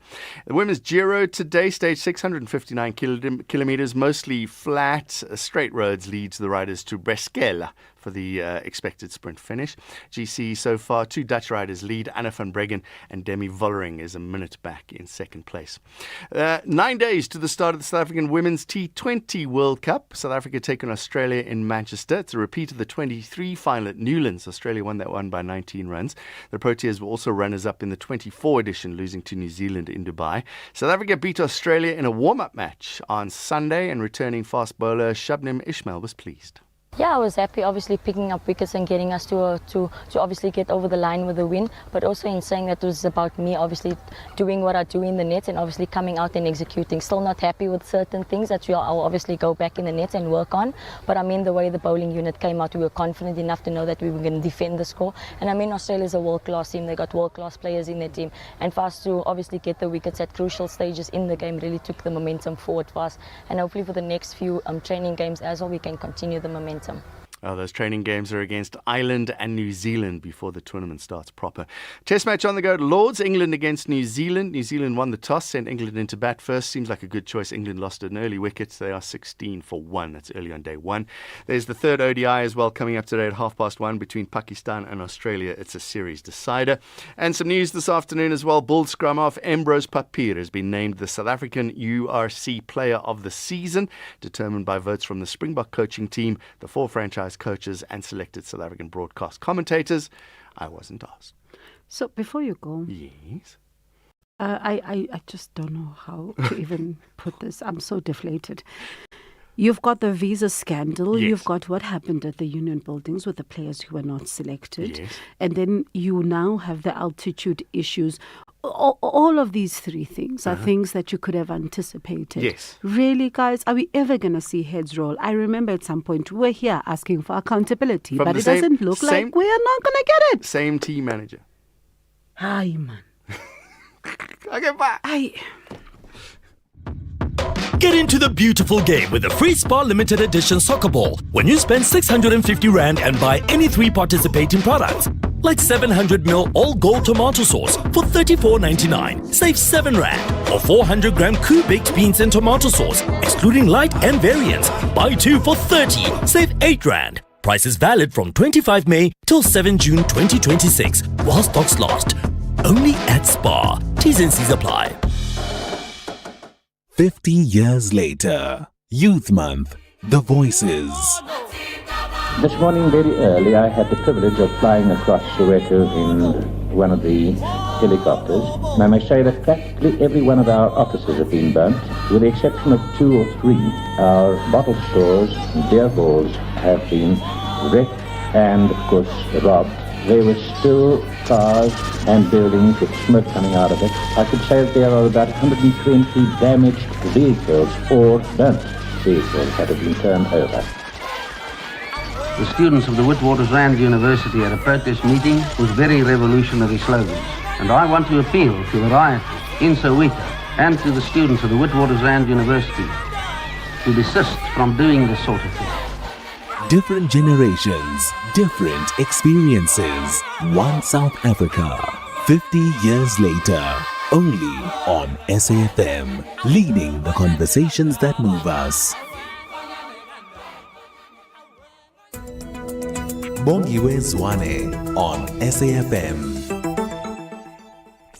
President Cyril Ramaphosa is hosting his Kenyan counterpart William Ruto on a state visit at the Union Buildings. The meeting is looking at strengthening relations between the two countries who have long-standing ties. This meeting comes at a time when the developments in the Middle East have had a serious impact on the continent. President Ramaphosa saying that the meeting comes at a time when also the Sudan conflict continues to rage. Our position is clear. Dialogue and diplomacy must prevail over confrontation. South Africa and Kenya share a commitment to multilateralism and peaceful resolution of disputes. We stand for a rules-based international order applied fairly and universally and consistently. South Africa and Kenya continue to play important roles in seeking solutions to conflicts in our respective regions and on our continent. And together, our countries have stood firm for dialogue, for reconciliation, and an African-led process to resolve disputes. We remain committed to working side by side within the African Union and the regional organizations that we belong to prevent conflict, to support peace negotiations, and to strengthen democratic governance.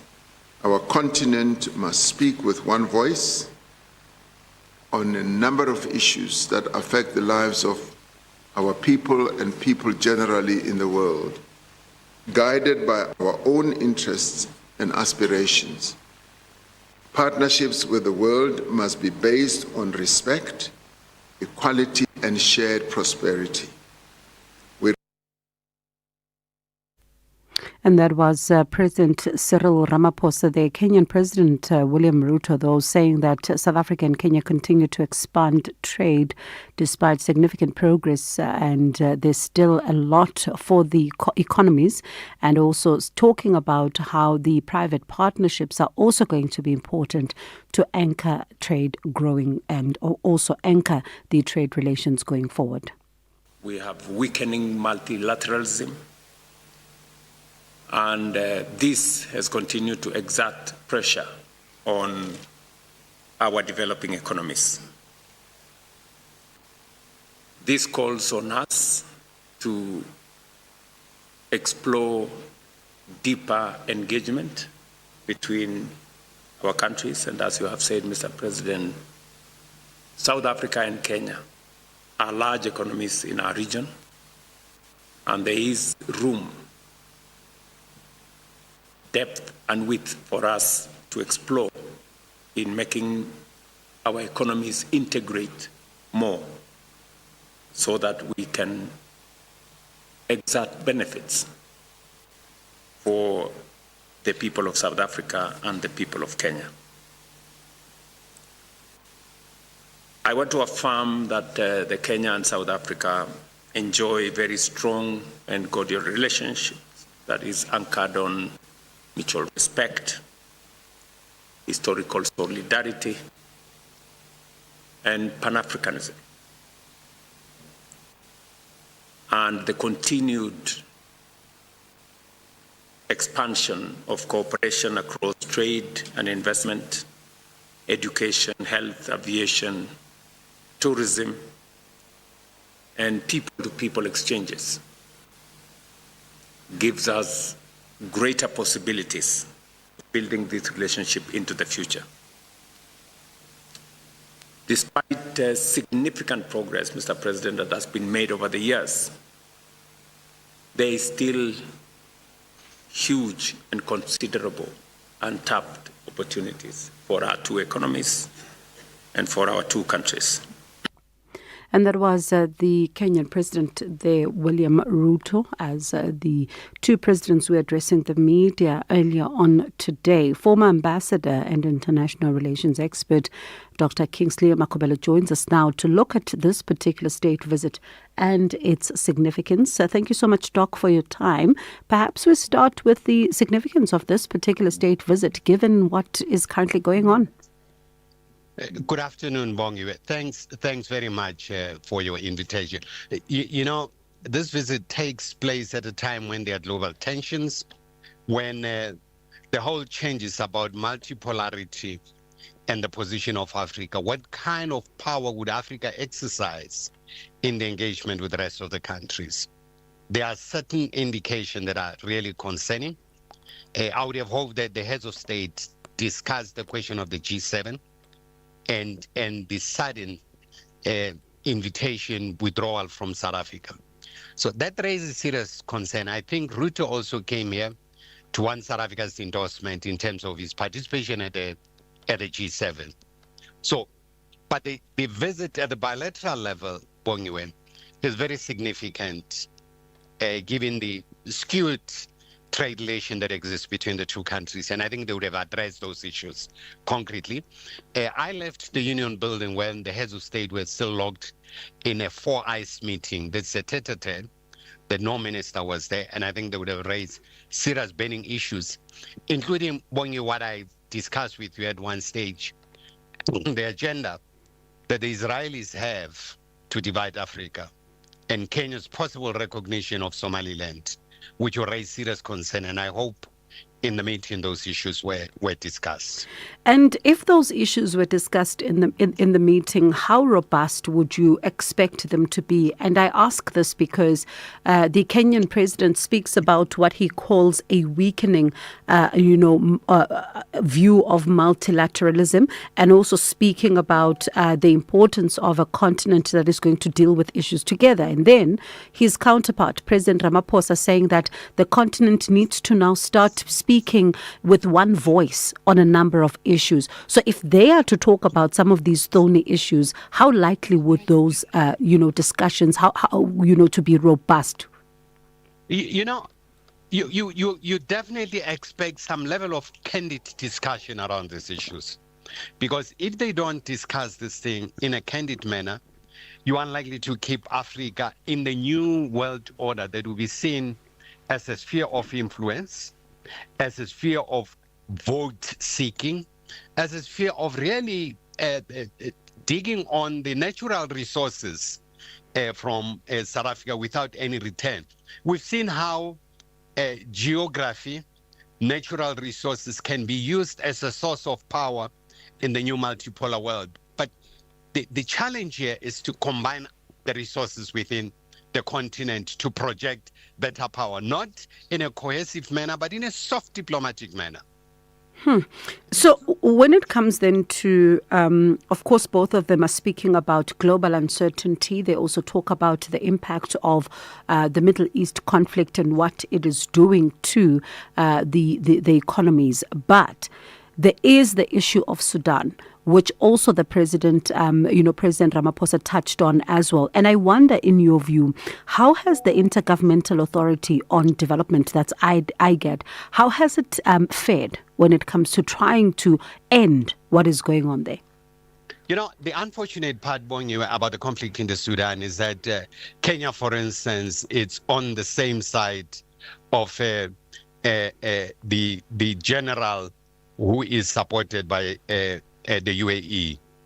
And definitely that's why the General Al-Burhan doesn't want any involvement of Kenya in this issue, because he sees Kenya as having taken sides. But I would have hoped in close meeting there would have been a frank discussion about how Africa has neglected the conflict that is going on in the Sudan. The South Sudan is a totally different matter. Kenya is involved. South Africa is also sending there the deputy president who is involved in that. There's a challenge in the DRC. So what does it mean then? Because this is... all right, Doc, are you still there? All right, let's try to see if Doc is still with us. Doc, are you still on the line? All right, we'll try to get Dr. Makobele back quickly as we wrap up our conversation with him, because, these two countries, right, are meeting up right now, especially in the light of what is currently taking place in the Middle East. And Doc, thank you. I think you're back on the line. We're talking about what is currently taking place in Sudan, and you were just, you broke off there as you were talking about another crisis in the DRC, which appears to also have taken a back seat, and Africa simply just focusing on what is going on globally. The conflict in the DRC would go on unabated as long as the global logistics and supply of critical minerals emanating from the DRC is not interrupted, because the developed world is getting this mineral very cheap. Now you have Ebola going on in the DRC. No one is putting resources to help there. I was delighted to learn today that South Africa has contributed about $5 million to deal with this pandemic in the DRC through the AU. But they are not putting money there. They'll keep on extracting minerals. That's where the challenge is, Bongiwe.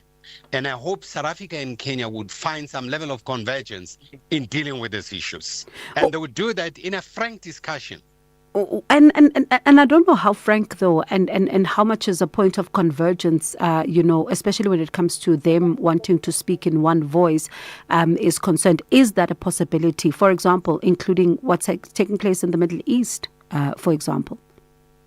It's not possible to speak in one voice, but it's possible to develop areas of convergence. For instance, now we are looking at the shutting down of the Strait of Bab al-Mandab. And shutting down of the Strait of Bab al-Mandab will raise untold challenges around global economy. Country like Eritrea has a critical role to play because they have access to that, to the Bab al-Mandab, together with the Houthis. So I hope they discuss that. And the fragmentation of the Horn of Africa in the midst of these challenges will be a big problem. And having the Israeli forces deployed in Somaliland, in the port of Somaliland, would be a huge challenge, would exacerbate the conflict and fragment the continent further. It's going to be a lot to talk about, but thank you for getting us started. Appreciate it, as always. Former Ambassador, International Relations Expert, that's Dr. Kingsley Makobele. Another story we're watching for you on the go. Our team is at Esikhaweni. This is where we understand that a 2-year-old has passed on after allegedly eating snacks from a tuck shop. So let's get you a sense of what's going on there. We do have Nonhlakanipo Magwaza, who is on the line for us. Nonhlakanipo, thank you so much for your time. What's happening? Good afternoon, Bongiwe, and to the SAFM listeners. What's happening now is that the family is preparing for the funeral. They, some of them have gone to the mortuary, and some of them are still liaising with the police. We did speak to the older sister or the aunt of the child who was with the child on Sunday when she passed away. What she is saying, Bongiwe, is that the child, the 3-year-old, she went with some of her other siblings and cousins to go to the nearby tuck shop that is owned by a foreign national to buy chips before she even had her breakfast. And that was the only thing that she had that morning.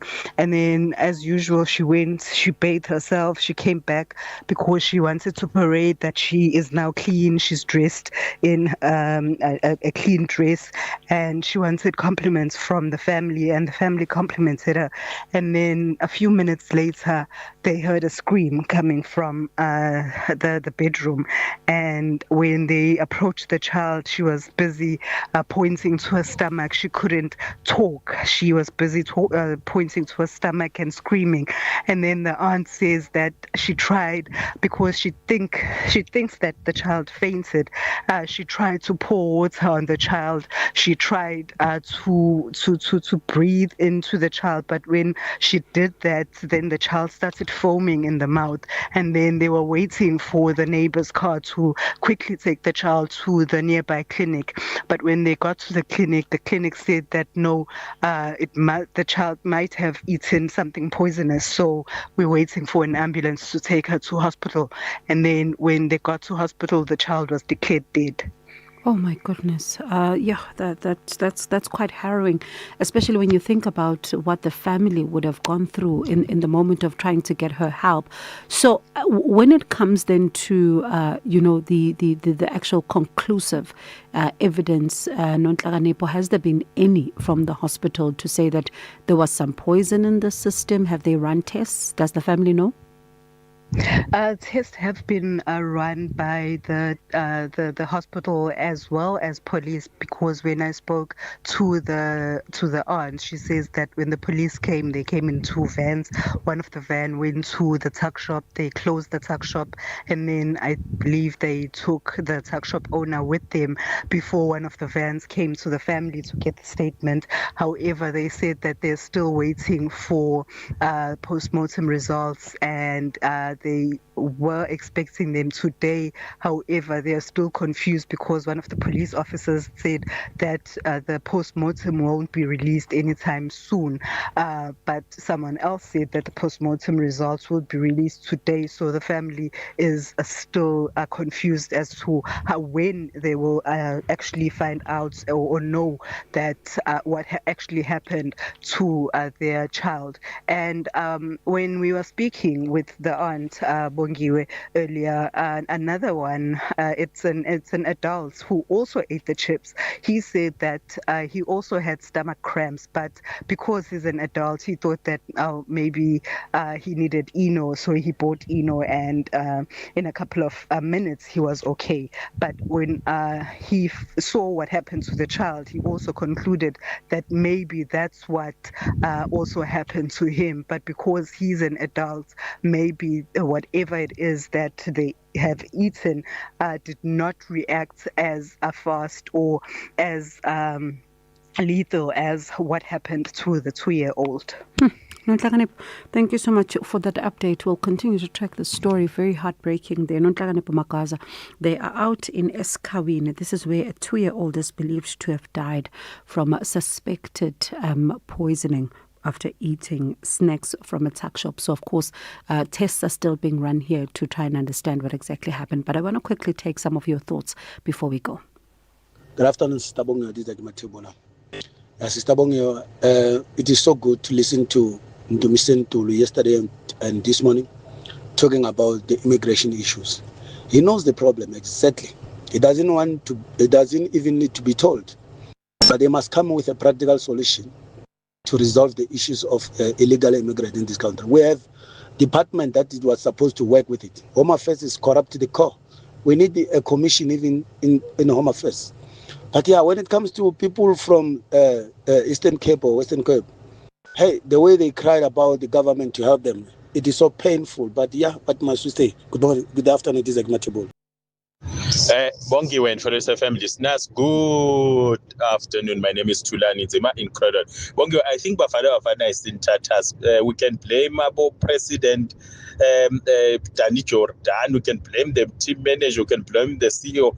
But how on earth did Bafana allegedly played with 12 players? So the problems are not only administratively, they are also technical and definitely not boardroom, but also in the playing field. Thank you.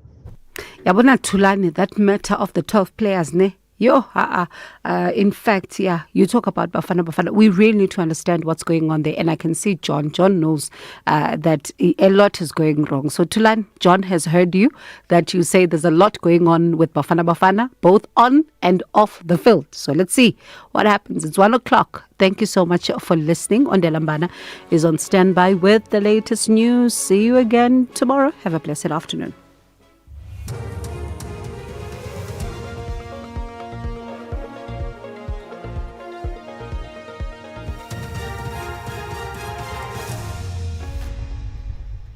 Thank you, Bongi and the team on the top stories. NSFAS to refund those who overpaid student loans, and Fiji rejects rubbish burning energy proposal. For SAfm News, I am Ondelambana, and a very good day.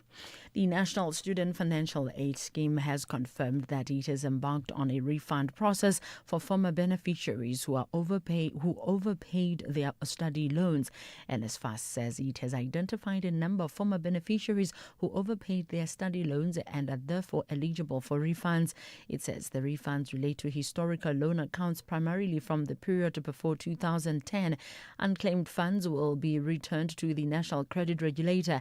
NSFAS spokesperson Ishmael Mnisi. Our loan book dates back from 1991 when the scheme operated as a tertiary education fund of South Africa. But the data that we had to work on dates back to 2010, where we are now working on these refunds. So we are going to contact them through our contact center for those that have overpaid. So the burden is on NSFAS to reach out to them, and then we will then give them mechanisms for them to be able to get the refunds. The Johannesburg Magistrates Court has denied bail alleged to alleged political fixer Brown Mukhodzi. He was arrested on charges of unlawful possession of a firearm and ammunition, discharging a firearm in a built-up area, defeating the ends of justice and perjury. Mukhodzi allegedly staged a hit on his life in Vosloorus of Johannesburg in November last year. In her ruling, Magistrate Annelies Klapi said the residential addresses provided by Mukhodzi were incorrect. There are 3 different addresses provided by the applicant. All 3 addresses, they don't correspond. The applicant failed to prove before this court that he has a proper address. The court cannot accept the applicant version that it is an error by the landlord to write a wrong address as house number 4454 in the lease agreement. Madlanga Commission Chairperson Justice Mbuyiseli Madlanga has put it to Hawks Durban Unit Commander Gavin Jacob that he made assumptions about the capacity of surrounding police stations to store the 541-kilogram cocaine consignment that was intercepted. Evidence before the Commission revealed that the Maiden Wharf police station, located approximately 16 kilometers from the Isipingo depot, was one of the facilities that could have been used to store the 200 million rand drug consignment. Jacob conceded to Justice Madlanga that he had assumed there was no available storage space at Maiden Wharf police station and surrounding police stations. You simply made an assumption that there was no storage. You assumed that there was no storage. Am I correct? You assumed. No, Chair. You assumed because you never asked. It's as simple as all that. Did you ask? Chair, did you ask? No, I did not ask. So you assumed. I knew it would become a problem in the future. You assumed that they could not store the suspected contain. Is that correct? That's correct. The Eastern Cape Roads and Transport Department has advised motorists to exercise caution on the roads. This as ongoing heavy rains across the western parts of the province continue to place significant strain on the provincial road network. The persistent rain has resulted in road closures, flooding, rockfalls and deteriorating driving conditions. The department spokesperson Unathi Bingwase says the R332 into the Bavianskloof Nature Reserve has also been closed following heavy flooding. Bingwase says the department is closely monitoring mountain passes and other vulnerable sections of the road network. The persistent rains continue to take a heavy toll on our road network, particularly in the western side of the Eastern Cape, as some roads have had to be closed due to flooding and rockfalls, while others are deteriorating under the sustained wet conditions. Our teams remain on the ground, closely monitoring the situation, and mountain passes and other high-risk areas where saturated soil increases the likelihood of landslide and further rockfalls are a particular area of interest. We urge road users and motorists in particular to be extra vigilant at all times. The government of Fiji has rejected plans by an Australian billionaire to import hundreds of thousands of tons of rubbish to be burned for energy production. The proposal was blocked, citing multiple severe environmental and public health risks. The BBC's Phoebe Hobson reports. The Australian company The Next Generation Holdings had hoped to build an incinerator capable of consuming up to 900,000 tonnes of waste a year. But the plans proved controversial as the project was to be built close to Nadi, a city on Fiji's main island. That's an important tourism destination. Fiji's ambassador to the UN raised concerns that his country could become the Pacific's ashtray, and local villagers labelled the plans as waste colonialism. The company said burning imported rubbish could help Fiji produce electricity and cut back on diesel. Recapping the top story, the National Student Financial Aid Scheme has confirmed it has embarked on a refund process for former beneficiaries who have overpaid their study loans. I'm on Dilambana for SAfm News at 1:30. If you think you cannot afford a lawyer, think again. Clientele Legal has made professional legal services affordable. You receive 745,000 rand worth of legal services per year. Our range of plans include cover for you, your spouse, children, and extended family. Plans include cover for civil, criminal, and labor-related matters. Whether it's protection orders, gender-based violence, uncontested divorce, or poor service, your Clientele Legal lawyer will be there to assist you. Our services are convenient. Simply pick up the phone and call your lawyer or send us an email and we'll get back to you. All plans include a bail benefit of up to 5,000 rand and we'll go to the police station and pay it for you. Plus, Clientele Legal offers you 24-hour telephonic legal advice. SMS SAFM to 32195. That's SAFM to 32195. Clientele General is an authorized FSP and licensed non-life insurer. T's and C's online. Standard rates apply. 50 years later, Youth Month, The Voices. It was not a racial war at all. It was the black students against the system.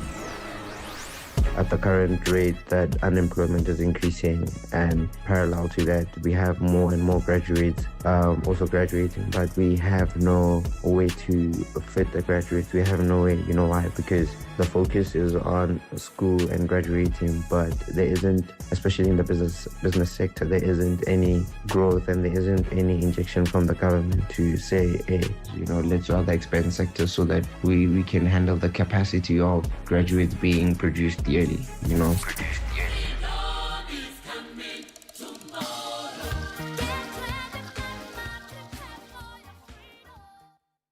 South Africa, history repeats itself. It all begins with a moment you'll never forget. South Africa versus Mexico on the 11th of June. Relive the rivalry, feel the pride, and witness the kickoff of the FIFA World Cup 2026. Catch the opening match live on SABC3 at 9 p.m. and you can stream it on SABC Plus and follow every moment on SABC radio stations nationwide. This is more than a game. It's our story, it's our passion, our time. All of us, all in Kaufela, only on SABC, the official broadcaster of the FIFA World Cup 2026. The Full Circle with Bridget Masinga, Monday to Friday, 1 to 3 p.m. SAFM, playing your music.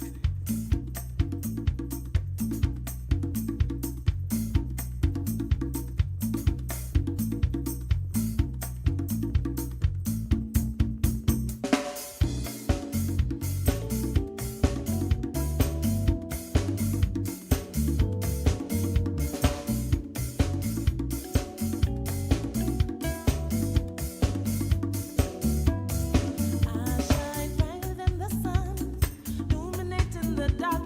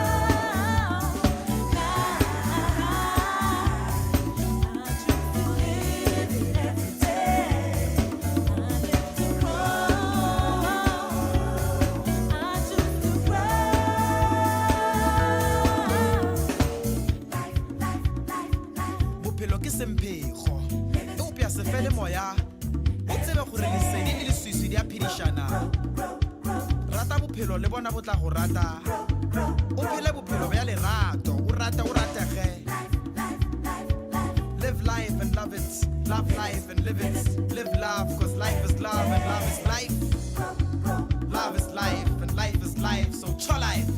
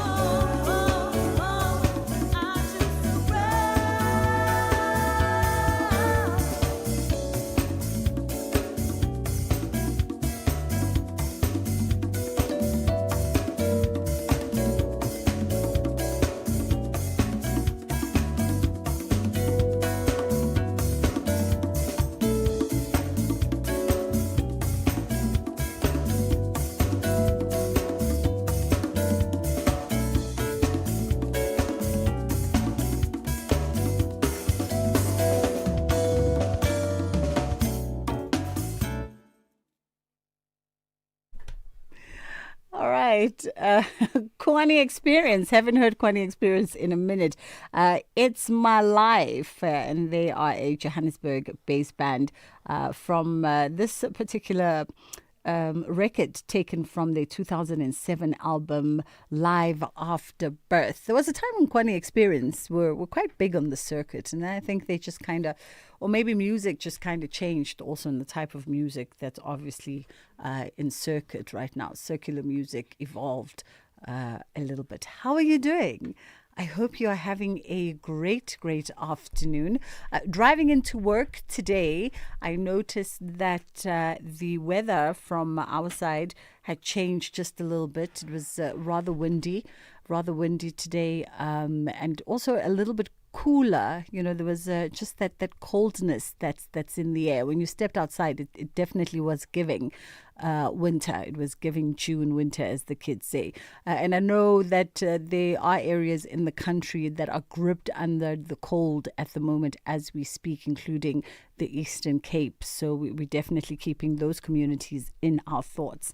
We've got a lot of show for you today. We're catching up with Sbahle Mota, looking at day 113 at the Madlanga Commission. It seems as though things have taken a turn for the witness Gavin Jacob, who's the Serious Organized Crimes Investigation Unit, is part of the Hawks Serious Crimes Organized Crimes Investigation Unit, rather, in Durban. Lots of grilling was happening this morning when I dipped in. Seems like there are some holes that are being probed in his statement that he'd given, in his testimony that he'd given from yesterday. In our family meeting also taking place in this hour, here's a question for you. Do you still buy from your neighborhood spaza shops? And second to that, how do we begin to revive South African ownership in spaza shops again? And this speaks to, you know, the greater conversation around spaza shops in the country, and that what is known as the township economy. How do we tap into that as South Africans, as local citizens? And how do we revive those spaces again so that that corner store is owned by Ubab Chabu Nosisbusi from around the corner? 086 is our number, 086 461. Or rather, 08. Hi, guys, what's going on with me today?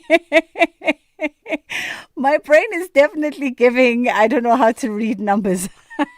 061, there we go, 061 410 4107. That is our WhatsApp line, 061 410 4107. Let's go to Sbahlemot. Protecting your family means staying one step ahead. And that starts with knowing the facts about human papillomavirus. HPV is linked to over 99% of cervical cancer cases and claims the lives of more than 5,000 women in South Africa every year. HPV doesn't discriminate and will at some point affect both men and women, young and old. Protect yourself and your loved ones. Ask your healthcare provider about vaccination. This message was brought to you by MSD. You can become a victim of a legal problem: wrongful arrest, assault, uncontested divorce, rental disputes, maintenance matters, or labor problems. It can happen to you. Clientele Legal provides tough professional lawyers for an affordable monthly premium. Our legal team is standing by to assist you 24 hours a day. Join today. SMS SAFM to 32195. That's SAFM to 32195. Clientele General is an authorized FSP and licensed non-life insurer. T's and C's online. Standard rates apply. Water bottle, check. Sunscreen, check. Binoculars, around my neck. Is that Tembi? The same couch potato who shouts when we interrupt his soapies with But look at her now, a professional bird watcher. Oh, I'm shook. She's finally out here. I love the peaceful sounds of nature. Live life outside with Cape Union Mart. You are listening to The Full Circle. All right, let's try this again with our WhatsApp number, 061 410 4107. And you know, it's really in my head. Sbahlemot joins us now, SABC News reporter, looking at day 113 at the Madlanga Commission. How are you doing this afternoon, Sbahle? Good afternoon to you, Bridget, and thank you so much for having me. Thank you for the time. Okay, so we saw some grilling. Let's get straight to it. We saw some grilling this morning of Gavin Jacobs. It seems as though that between the commissioners and the evidence leaders, there's a lot of holes that are being poked from some of his testimony and evidence yesterday. No, definitely. I think at this point it feels like Justice Madlanga just wants him to say, you know what, we stored this consignment at Port Shepstone for the reason of just having it disappear. But obviously that can't be the way that he approaches the matter. But I think what has been central to his testimony is this consignment that was stored at Port Shepstone. And what we are finding out, Bridget, is the fact that, you know, there is a police station called Maidenhof in Durban, and this was one of the options that they could have stored this consignment in, because weeks after they had made this breakthrough with the 541 kilograms of cocaine at Isipingo Depot, you know, Maidenhof actually stored close to a ton of drugs at their premises. So this actually dispels his argument and his testimony that all these police stations that were surrounding Isipingo did not simply have sufficient capacity to store this consignment. So we are already seeing quite a number of holes that the commissioners as well as the evidence leader, Advocate Mahlapesilo, are poking in his testimony. It seems as though with that poking of the testimony, somewhere, somehow, well, at least from my sort of small observations this morning, Gavin Jacobs could be somebody that we might call persons of interest, or perhaps persons whose negligence and actions somewhere lacked and led to a particular chain of events. No, definitely. And if you remember Sanders, Warrant Officer Sanders' testimony, he had actually alleged that was informed by Jacob to say that they do know who the suspects in the matter are. And secondly, he said that those people who had allegedly stolen this consignment were very close to top Hawks officials, alluding to the fact that they were close to General Lesetja Sinona. But I think what is interesting is the fact that these are the questions that are going to be posed to General Lesetja Sinona and sort of the relationship he may enjoy with Jacobs at this moment or even before. What else is yet to come this afternoon, Sbahle? I sort of dipped out earlier in the day, but what else is yet to come after lunch? No, so we are going to continue with his testimony, but I think quite a lot of discrepancies have been pointed out during his testimony, and just the procedural, sort of way that they handled this drug bust. And what we are finding is that in most instances, when there's such a large consignment that is intercepted by police, the first people on the scene or the second people on the scene are supposed to be the local criminal record center, and these are the police officials who actually lift the DNA as well as fingerprints. And what we are finding is that Jacob and his team did not even bother calling the LCRC in the matter. And what he's saying is that no, in most instances, they never actually receive their results from the LCRC, which again, goes back to the national instruction, which dictates that they must call the LCRC. So what we are finding is that him and his team actually made their own decisions regarding this, drug consignment, from moving it from Esipingo and taking it to the police station. Just in lighter Madlanga news, South Africans offline rallied behind Warrant Officer Carl Sanders in the last 36 hours and raised in excess of 120,000 Rand for him. In part, this started off as a raising donations for him to get a new coffee machine after his was stolen at that Durban facility, that Hawks facility. No, definitely. And I remember when he delivered this testimony before the Madlanga Commission, and he even said that he had actually been polygraphed for stealing his own coffee machine. It was something that was laughed off. But again, this speaks to sort of the heart of South Africans and just how empathetic they can be towards people who they believe, are astute members of the public, especially policemen, in light of the allegations that we are hearing about alleged corrupt police officers. And they've managed to raise such a significant amount of money for him to replace, this coffee machine. And I think it's sort of the stories that are welcome, especially seeing the sort of evidence that we are hearing coming out from the Madlanga Commission. Absolutely. Sbahle Mota, thank you so much for the time. That was our SABC News reporter broadcasting live from the Bridget Mabandla Justice Centre out in Tshwane.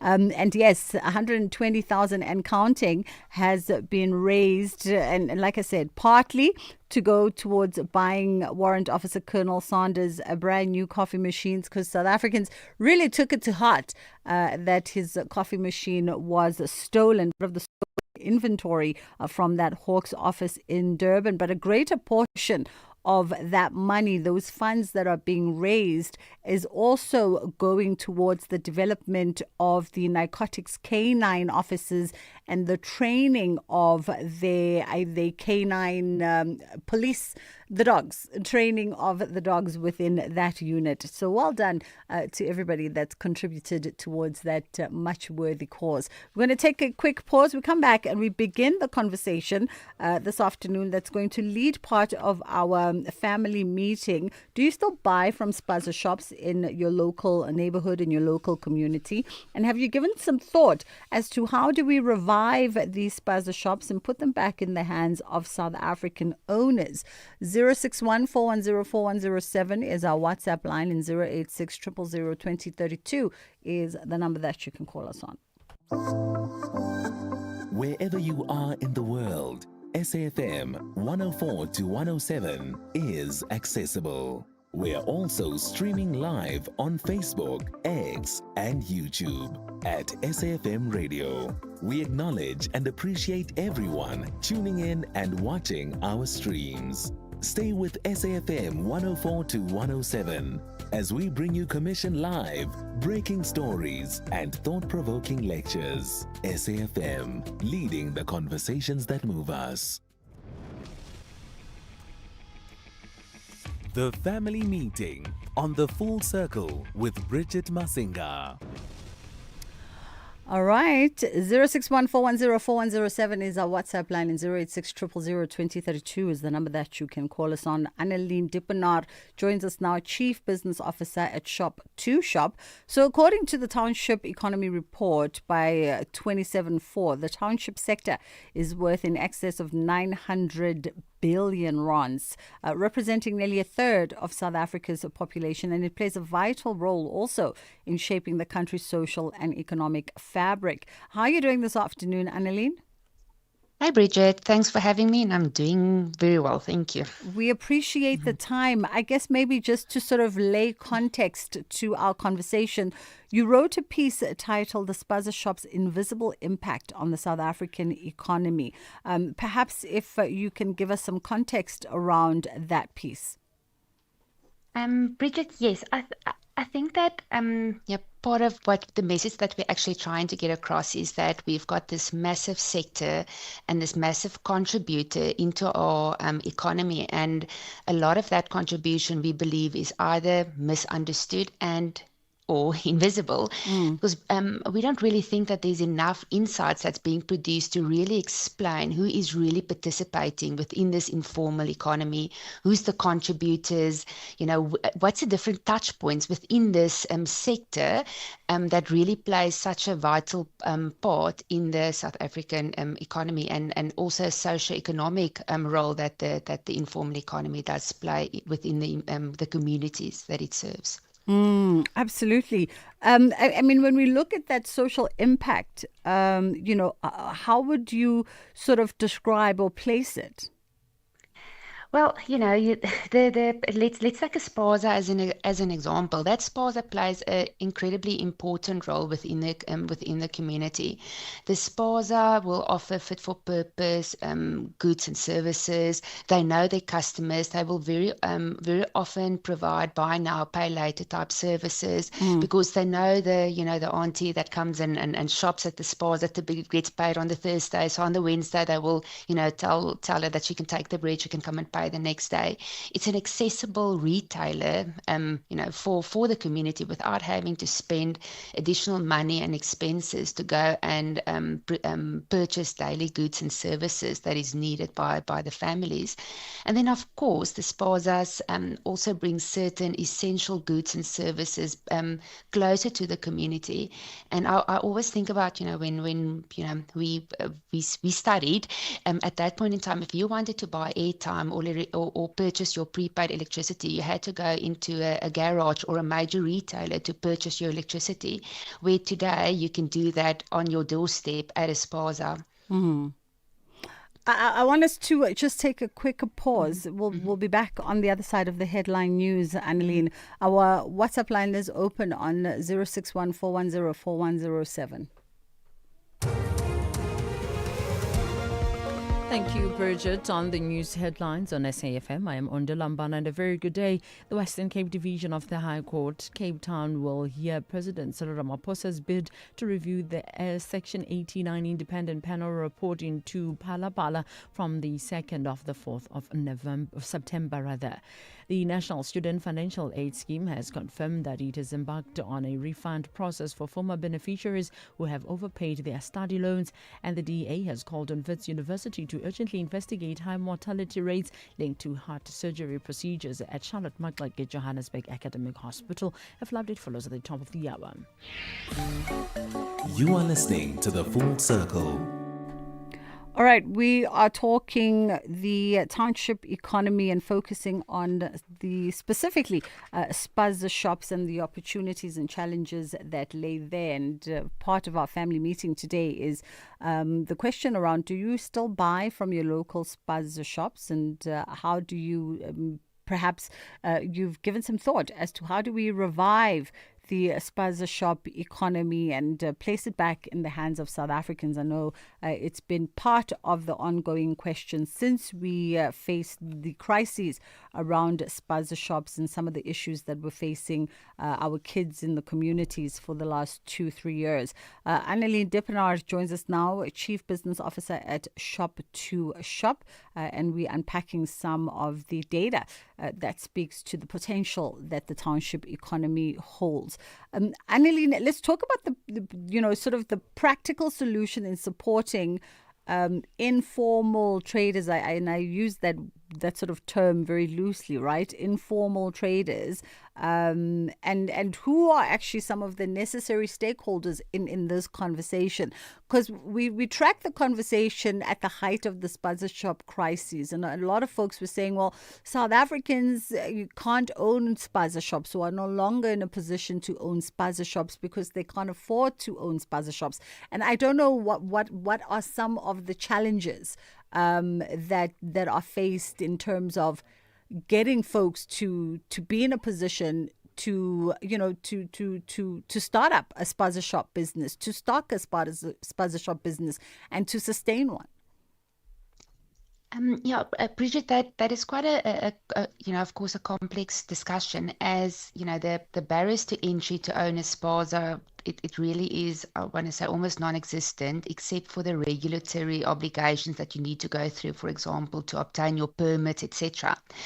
There is this, and another point perhaps that is worth discussing is when you look at the informal economy and let's say the FMCG sector specifically, where the spaza shop is the outlet or the downstream retailer. Yeah. There's a lot of participants within this informal economy and sector that is not, that cuts across various different nationalities, and most as we see it, most often exclusively South African. So you have, for example, your local manufacturers, you have your logistics, your wholesalers, your distributors, which are mostly as the data that we've seen, which is mostly South African. So I think sometimes there's some information, and maybe it goes back to my first point where all these data points aren't readily available, and I think sometimes that misinforms how we talk about this. So I think that's just one point to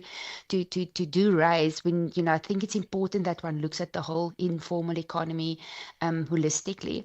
But when we look at let's say if you want to own a spaza, there's various government supports and also local corporates that support the establishment of a spaza. So there are grants that's being offered by by government to specifically also young people to support them to open a spaza.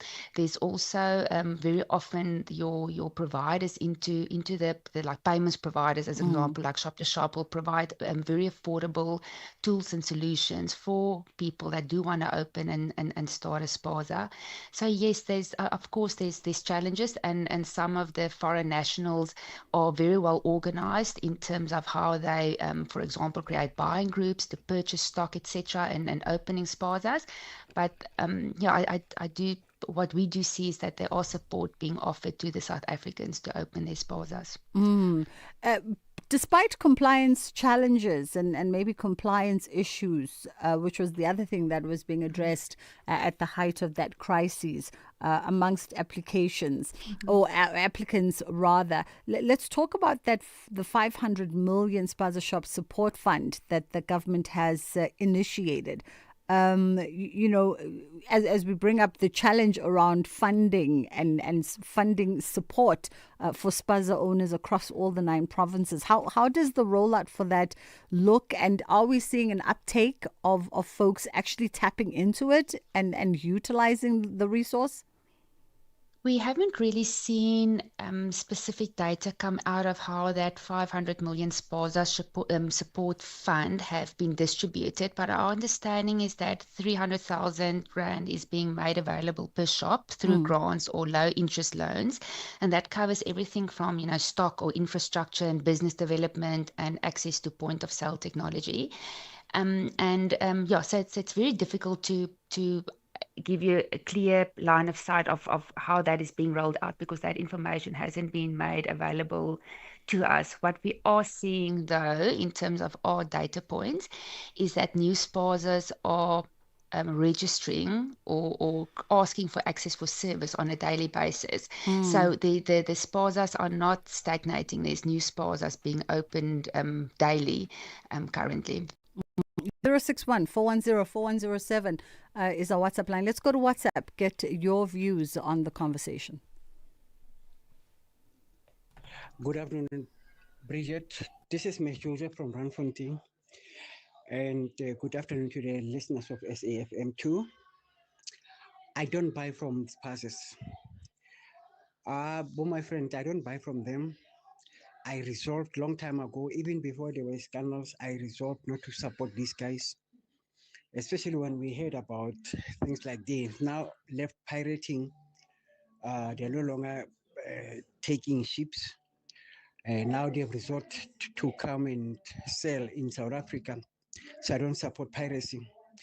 And my mom is the one who likes to buy from this. And I always tell her, stop buying. Now we hear that the child has died again in South Africa. You know? Yeah. No, thank you. This is Ms. Joseph from Ranfontein. Afternoon, Bridget. Spaza shop is not something new. It has been there long ago. Some call is hoqa. And then others couldn't afford, just like the old shops. They couldn't afford them.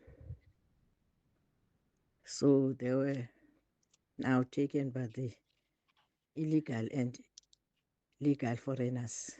It's not something new. Thank you, Bridget. Good afternoon. A very interesting and a nice topic. I'll speak from a guy who stays in the suburbs. Each time I make an effort to go to the location, I make sure that I get my car washed there, and all the necessities that I can do in the location that are there, I go and do them there. Even when I fill up the petrol, if I'm in a location, I fill it up there, do my hair there. But when it comes to spaza shop, I'll be very honest that I check who's the owner. If the owner is not local, I don't buy. I just make a U-turn. That's me. Andy Lane, Breaking Downs. Thank you. All right. That was just a snippet of some of your views. As we go into a break, we'll come back on the other side with more voice notes. 061 410 4107. No one gets fit overnight. It takes discipline, and your money is no different. A Nedbank 32-day notice account helps you build financial strength with up to 7.3% interest and zero maintenance fees. The higher the deposit, the higher the return. Invest in under 2 minutes on the Money app and get money fit with Nedbank. For more information, go to nedbank.co.za. See money differently. Nedbank, we're a licensed FSP and registered credit provider. T's and C's apply. I'm Samela Kelpoy, an actress and a mum. Do you know what's in your cupboard?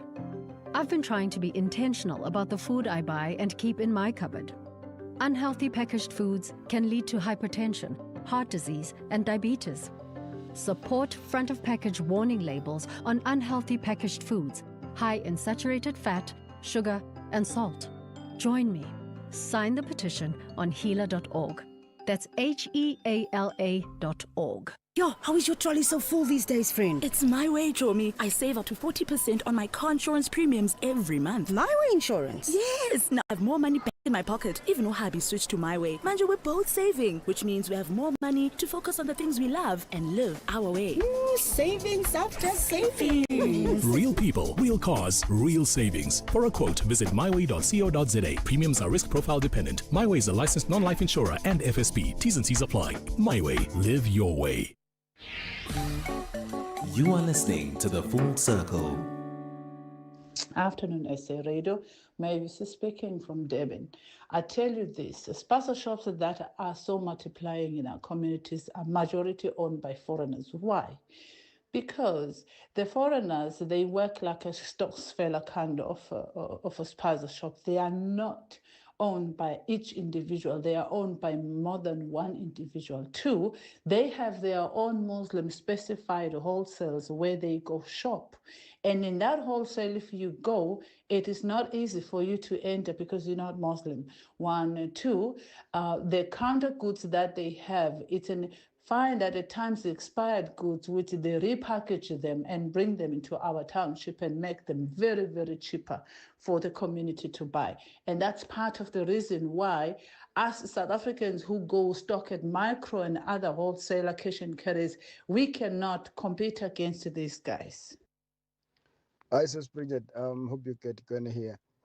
This issue of sponsorship, Sis Bridget, I work on the ground every day with these guys.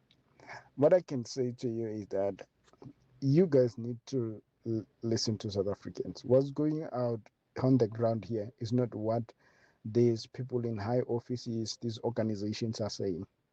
It's a complete different. You go to every city, you will see the chain, how these guys have manipulated and embarked and invaded our economy. They have everything, even the logistic. They have their own logistics. They're not using each and every logistic. The only logistic they use is when they order from external, like South African companies that produce something that they cannot produce. So yeah, you guys must do a thorough investigations. SA listeners, afternoon, Bridget in the studio and the team. I want to comment on a spaza shop. You know, we still got a challenge whereby the dissemination of information is still not effective.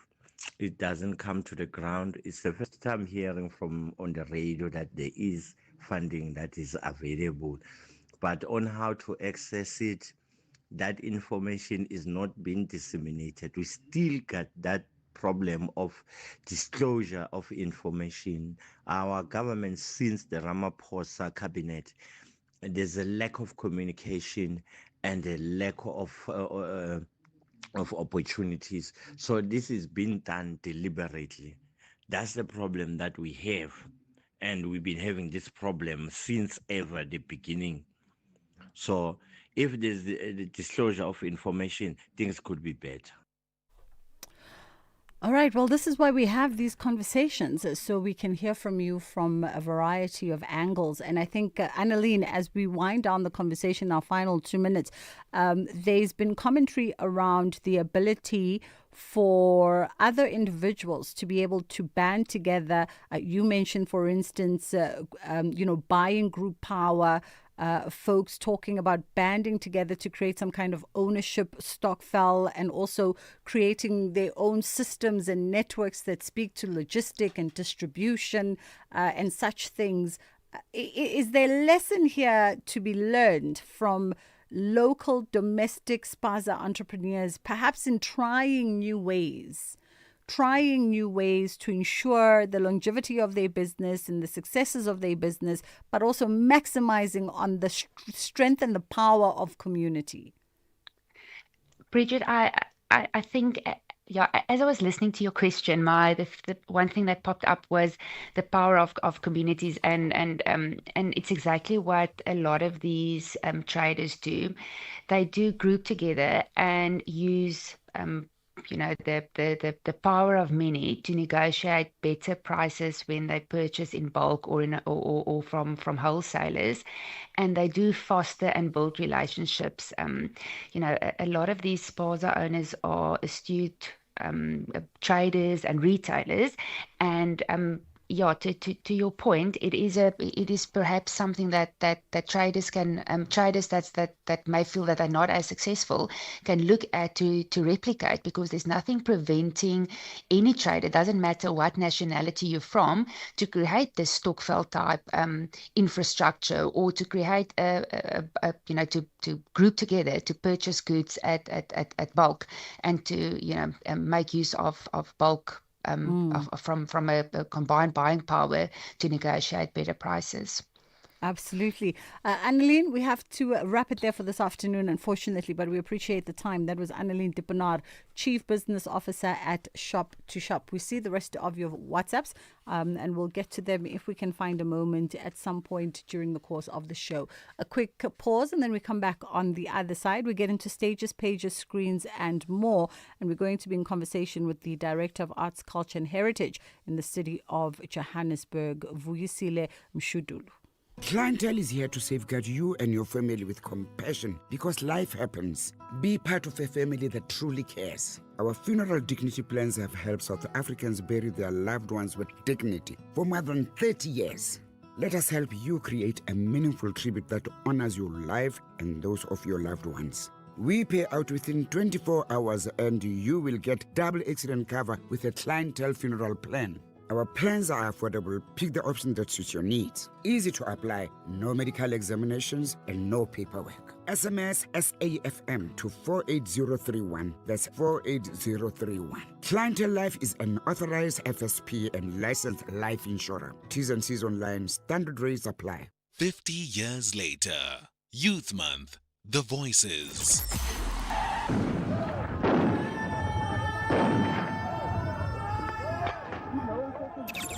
I got up very early. 4 cops were marching to the Orlando police station. That was my first picture. Then I went into the township. All hell broke loose. Do you think that your generation is using social media effectively and impactfully compared to a generation that did not have? I know with my circle at least that there's a few people in my circle who are activists online. They're always posting things about free this country, free that country. And then I have other mutuals. It's just posting their brunches and their lunches and, oh, I'm in another country, whatever. So it honestly depends on your circle and who you surround yourself with.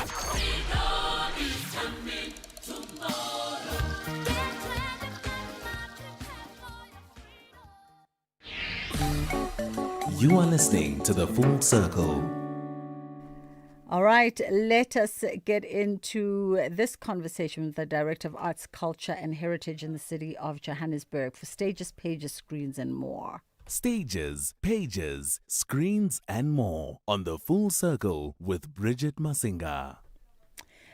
It's Embo, a sonic commemoration of Muziwake Anton Lembede and the endearing spirit of youth-led resistance. So the city of Johannesburg presents the 2026 edition of Embo, a festival described as a powerful cultural and intellectual commemoration honoring the endearing spirit of youth activism, African consciousness and resistance against colonial domination. We're talking now to Uvuyisile Mshudulu, Director of Arts, Culture and Heritage in the city of Johannesburg. Always doing interesting things from your end. How are you doing this afternoon? Good afternoon, Sis Bridget, and good afternoon to the listeners of SAFM. We're doing great, gearing up for Embo, which is going to be a fascinating festival, bringing together, creatives, young people at the Soweto Theatre on Saturday, the 6th of June. And yes. Continue. Yes. Now, we've got a packed program that is going to start at 11 in the morning with a memorial lecture that is going to be delivered by Dr. Pedro Mzileni, a thought-provoking lecture really by an Afrocentric scholar, Dr. Mzileni. And then, to unpack the, very complex but very fascinating legacy of Ubabu Muziwake Anton Lembede, we are going to also host a panel discussion with Sis Napo Mashiani, a theater maker and also a critical thinker, and also with Jackie Shandu, who's a Afrocentric thinker. And this is really to, shine the spotlight on youth activism and the intellectual legacy of Anton Muziwake Lembede that he has left for us. And this is quite opportune, coming at the backdrop of the 50th anniversary of the Soweto uprising, which is another landmark moment in South Africa's history and African history broadly, to show that young people have at various times within history, shaped history and decided the course of history by standing up and resisting colonial domination and various other ways in which colonization has manifested, particularly in the education system. Absolutely. So, yes. And the day will culminate in the evening at 6 o'clock with a sonic commemorative concert where we will be having Babu Tlokwe Sihume, and we'll also having Ujoliza, Ushunwe Pata, invoking his spirit through sonics that are really indigenous and trying to also nudge us back to the essence of who we are as Africans. But because Ubabu Lembede was a man of letters, and a critical thinker, somebody who has left a endearing intellectual legacy, we also have a number of poets that are going to be traversing many other literary works to make sure that we pay tribute to him through a poetry session. We will be having Meg Manaka, who's going to be delivering, fascinating poets as well. We have Makafula Vilakazi and we have Leseho Rampolokeng.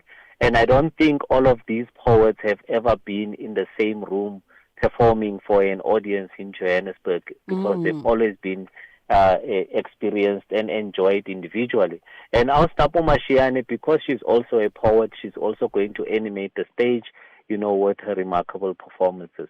So it's going to be a full day. Tickets are 100 Rand for the concert that starts at 6 on the 6th of June at the Soweto Theatre. But also for those who would like to come to the memorial lecture in the morning and the panel discussion and some poetry in the morning as well. You don't have to pay for that. You just have to arrive early to make sure that you get a seat in the theater. Well, I mean, it definitely sounds like a comprehensive and robust program for the day. I want to also get into, Visile, I want to get into, the essence of who was Anton Muziwake Lembede. And you mentioned a man of critical thought, a man of letters, and really an agitator against the colonial domination. Give us, the historical background also of this powerful voice and this person. So Muziwake Anton Lembede, was born in KZN, and his first teacher was his mother, and he started formal schooling quite late, but developed a passion because of the education of his mother in particular. Grew up in a farm, very remote area, because his father was a farm worker. And he really rose through those trying conditions, which are, testament of many other young black people, and acquired a bachelor's degree, or Bachelor of Laws, LLB, and then later on also completed a master's in philosophy. And he then traveled to Johannesburg in 1943 to serve his articles under another giant of the liberation struggle, Ubabu Pixlika Isaka Seme, who was running a law practice in Johannesburg. And they then became, intellectual interlocutors, and he was in many ways a mentor as well. But in 1944, this is what then shoots Anton Lembede into prominence, because then he becomes part of the collective that founded the ANC Youth League, and he was then elected as the founding president of the ANC Youth League in 1944. But one of the most pertinent legacies that Lembede is known for is his, major contribution to what was then the Youth League Manifesto, which in 1949 was adopted as the program of action of the ANC. Now, this is for the first time in the history of the ANC since its establishment in 1912, but also generally for the liberation struggle, that there is a clear, coherent, ideologically sound plan of action of how the liberation movement should be posited and positioned against colonial domination at the time. So this is the legacy that Anton Lembede has left, and his enduring legacy. He was only in his 30s at the time because he sadly passed on at the age of 33 in 1947. So this is really because of the short but highly impactful legacy that he has left. It is important that we invoke the names of these icons and that they are not left in the periphery of history, but they are put at the center of commemorative history in this country. Also of interest is that Lembede has often been described as the architect of African nationalism in South Africa. Let's talk about the significance of that, particularly so in the context of the 1940s. The philosophy of African nationalism is ascribed and attributed to Anton Lembede because he was a theoretician, and he also owing to his multilingualism managed to study and understand, particularly the Afrikaner at the time. He managed to understand and study various ethnic groups within South Africa. And he had a sound grasp, having also stayed in the Free State and being fluent in Sesotho. He had a sound grasp of the lived conditions and the lived reality of black people at the time. And this is what then infused and informed the legacy of African nationalism that he has created during the 40s. And that legacy still is sustained because if many of you would recall that the Africanist group that left the ANC in the late 1950s to form the Pan-Africanist Congress of Azania under the leadership of Robert Sobukwe. They were also inspired by the ideas of Anton Lembede. So his legacy continues to endure up to today. When people talk about Pan-Africanism in the context of South Africa, you cannot but mention the name Anton Lembede as a key figure that gave content and character to that philosophy and the content of that theory of African nationalism. As you pointed out, Vuyisile, as we begin to wrap up the conversation, this is the 50th year in commemoration of that 1976 uprising, and had an Anton Lembede lived on, to see 1976, no doubt would have been a powered voice in that moment and in the events leading towards that moment. Let's reflect on the responsibility, perhaps, that you believe other generations and older generations have towards today's youth. When it comes to the successive youth generations, I always resort back to Frantz Fanon, who in the book The Wretched of the Earth said that each generation must, out of relative obscurity, define their mission and either fulfill it or betray it. And I think that, the youth of South Africa in contemporary history, on contemporary times, have got to define the character of their generational mission, and they have to pursue it with even greater vigor, because we do know, based on our lived experiences and our observance of, the geopolitical situation, but also the current political situation in South Africa, that we are not yet Uhuru, and it is incumbent upon the youth of today and even us, the not so youth of today, to craft our generational mission and to pursue the ideals and the liberation ideals that informed the sacrifices that people like Anton Lembede made in the 40s. Because until we attain freedom in our lifetime, which is also a phrase that was coined by Lembede, I don't think that any generation of young people, particularly black young people, must rest until we attain true freedom and not the illusion of freedom. Well, listen, we always appreciate your time and, of course, the efforts that you make as the Director of Arts, Culture and Heritage in the city of Johannesburg. That was Vuyisile Mshudulu. Don't forget, it's a sonic commemoration of Muziwake, Anton Lembede, and the endearing spirit of youth-led resistance is taking place this Saturday, the 6th of June, at the Soweto Theatre. So you can check the theatre's box office for the ticketings that need to be bought and scheduled. But as you heard, the bulk of the daytime program is really free to entry for everybody. Just get there nice and early. 2 o'clock, smack on the dot. Ndelambane is standing by with your top of the hour news.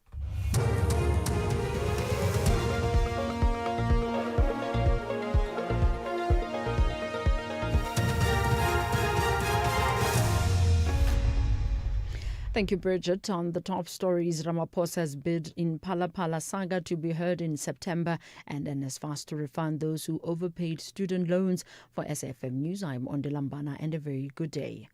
The Western Cape Division of the High Court, Cape Town, will hear President Cyril Ramaphosa's bid to review the S89 independent panel report into Phala Phala from the 2nd to the 4th of September.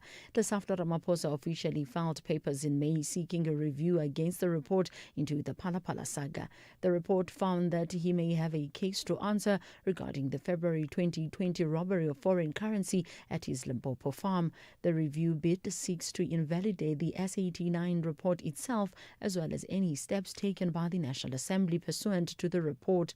These steps include the National Assembly's impeachment process, which is reliant on the report that is well underway. President Cyril Ramaphosa says Kenya's state visit is a powerful reflection of the enduring friendship and solidarity between Pretoria and Nairobi. Speaking alongside Kenyan President William Ruto at the Union Buildings, Ramaphosa reaffirmed the two nations' commitment to deepening cooperation in trade, investment, regional integration, and Africa's development agenda. Despite growing global uncertainty, he says South Africa and Kenya remain united in championing multilateralism, dialogue, and African-led solutions to conflict. South Africa and Kenya share a commitment to multilateralism and peaceful resolution of disputes. We stand for a rules-based international order applied fairly and universally and consistently.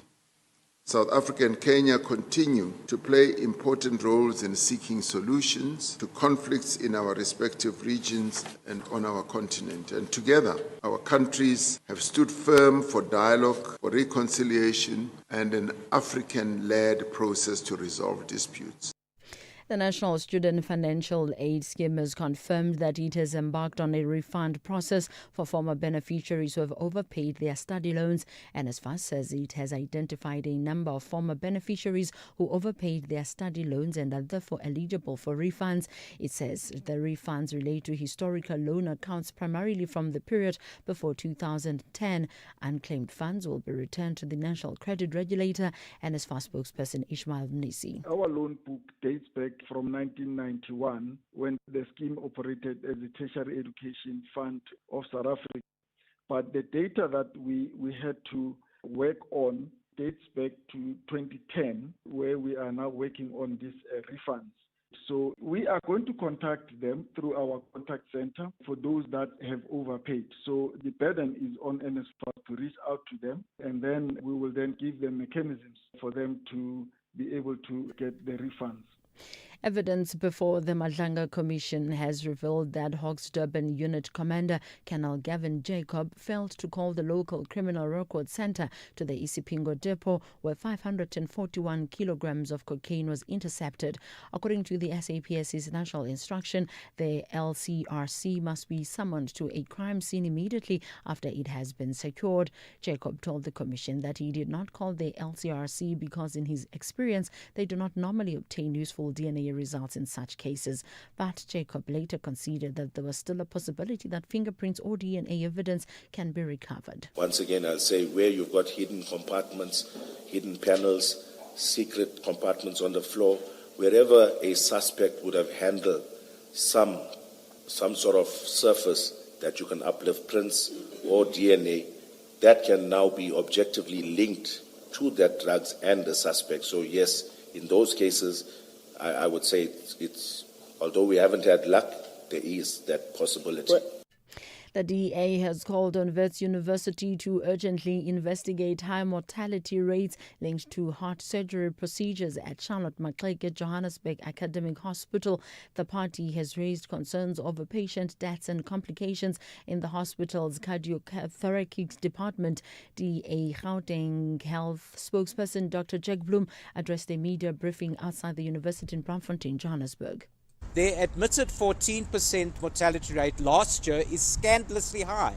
In leading overseas cardiac centres, mortality rates exceeding 2 to 3% would trigger an immediate formal inquiry. So here we have an admission, 14% mortality rate for heart surgery. Overseas, if it's like 2%, there's an emergency investigation. And here, nobody seems to care. And I think that's what's most disturbing, most of all. But anyway, they give morbidity figures for heart patients. They're also very high. 22% last year and similar percentages in previous years. Recapping the top story, the Western Cape Division of the High Court in Cape Town will hear President Cyril Ramaphosa's bid to review the S89 independent panel report into Phala from the 2nd to the 4th of September. I'm Mondilambana for SAFM News Headlines at 2:30.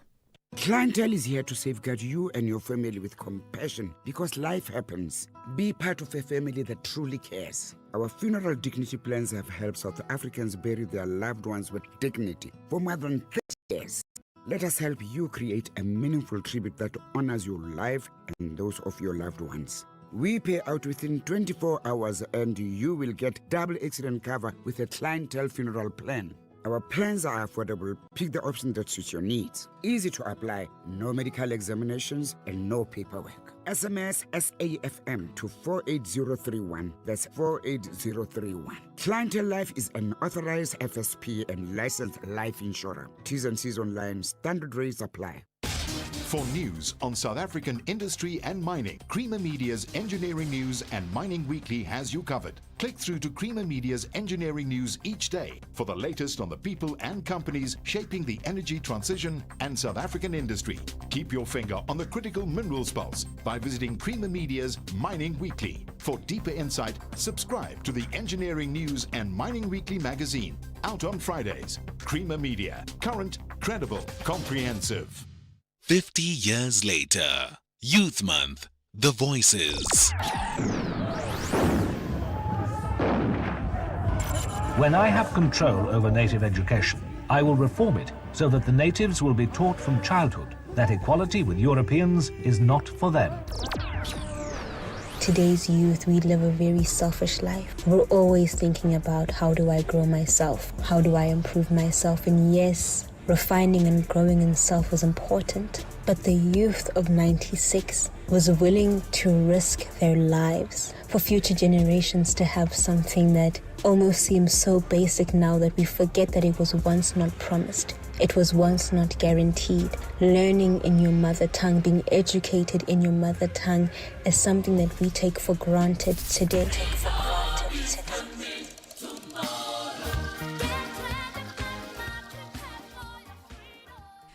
The public is invited to nominate persons who have expertise or knowledge in the field of broadcasting, journalism and media, and of broadcasting law or related fields for an ad hoc appointment to the Appointment Committee of the Broadcasting Complaints Commission of South Africa. 3 committee members will be appointed to serve a term of 4 years starting August this year to the 31st of December 2026. Persons with a financial interest in the broadcast or printed media industry are not eligible. Motivated nominations, nominees' acceptance and a short CV should be addressed to the registrar on the email bccsa@nabsa.co.za. Nominations close on the 17th of June 2026. And for more information on the tasks of the Appointment Committee for the Broadcasting Complaints Commission, visit www.bccsa.co.za and see the Constitution. Only the best qualified nominations will be called for an interview. The Full Circle with Bridget Masinga, Monday to Friday, 1 to 3 p.m. SAFM, playing the music you want to hear.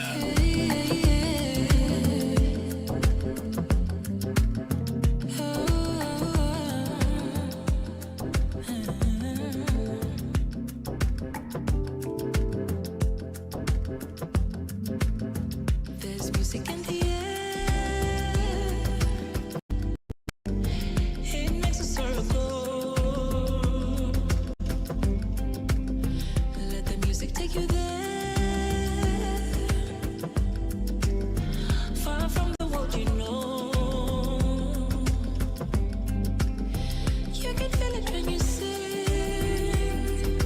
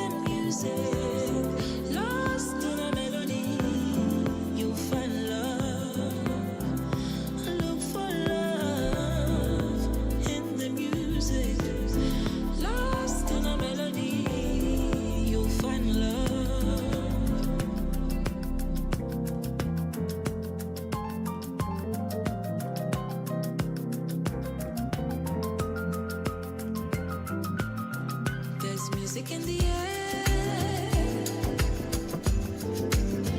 It makes the sorrow go. Let the music take you there.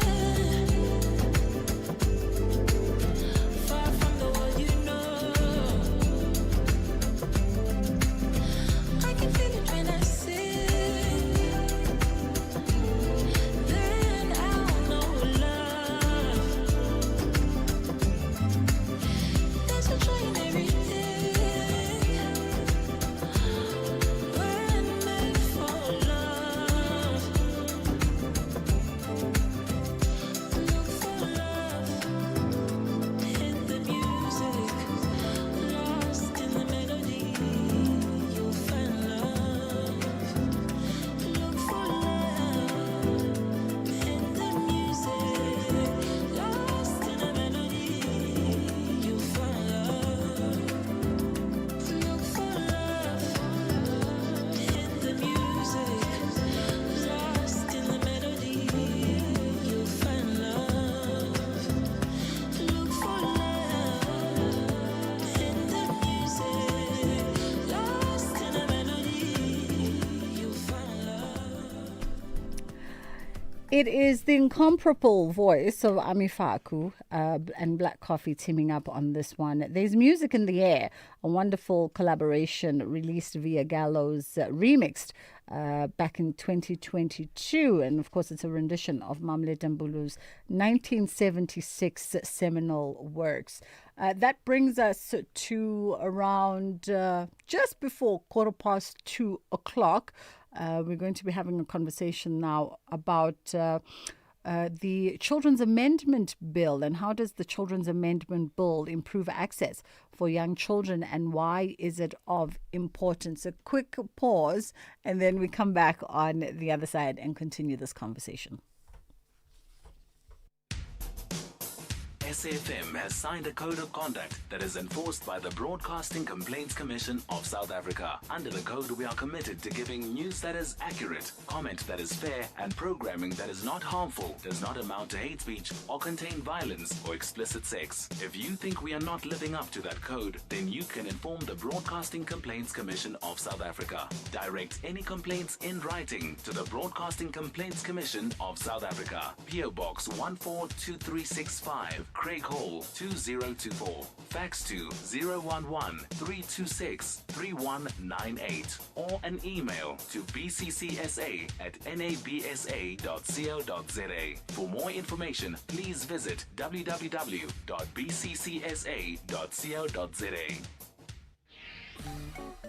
You are listening to The Full Circle. All right, we're catching up with Pascal Barkus now, who is the education specialist and head of communications at Africa Tikkun. And we're looking at the Children's Amendment Bill and how does the bill improve access for young children and why is it of critical importance? How are you doing this afternoon, Pascal? Good afternoon. I'm doing well. Thank you for having me on your show. We appreciate the time. Let's get into the Children's Amendment Bill. So there's been discussion around the bill. It's prompted also a national conversation that speaks to access, equity, and of course equality in particularly ECD, in the ECD sector in South Africa. Paint us a picture about the critical importance of this bill and what the bill actually speaks to and aims to achieve, and then we can try and navigate our way through the rest. So this bill has a lot of legal jargon that can be quite complex to unpack.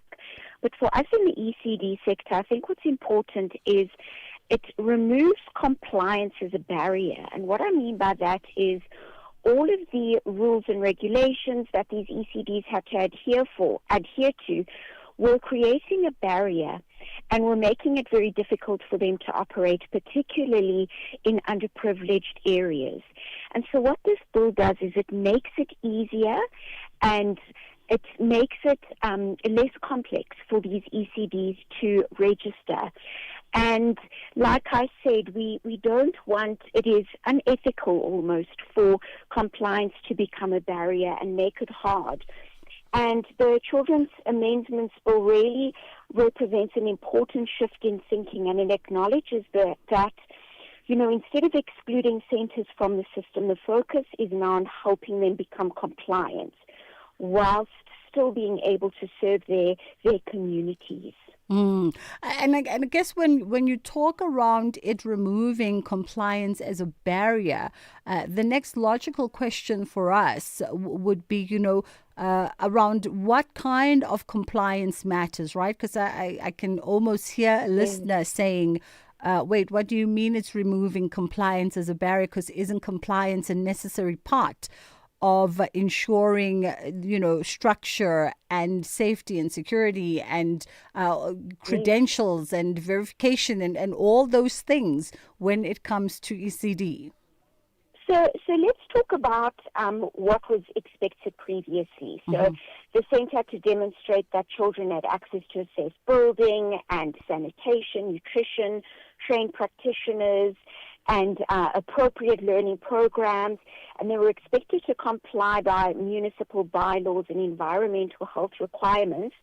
And yes, these standards are important because we have to protect children's well-being, and we are absolutely in agreement with centres being safe for children.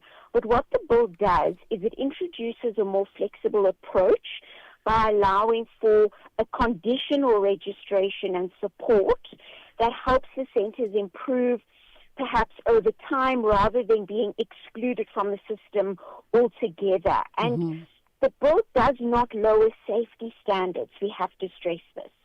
And the children's safety remains a non-negotiable, which is what we agree with 100%.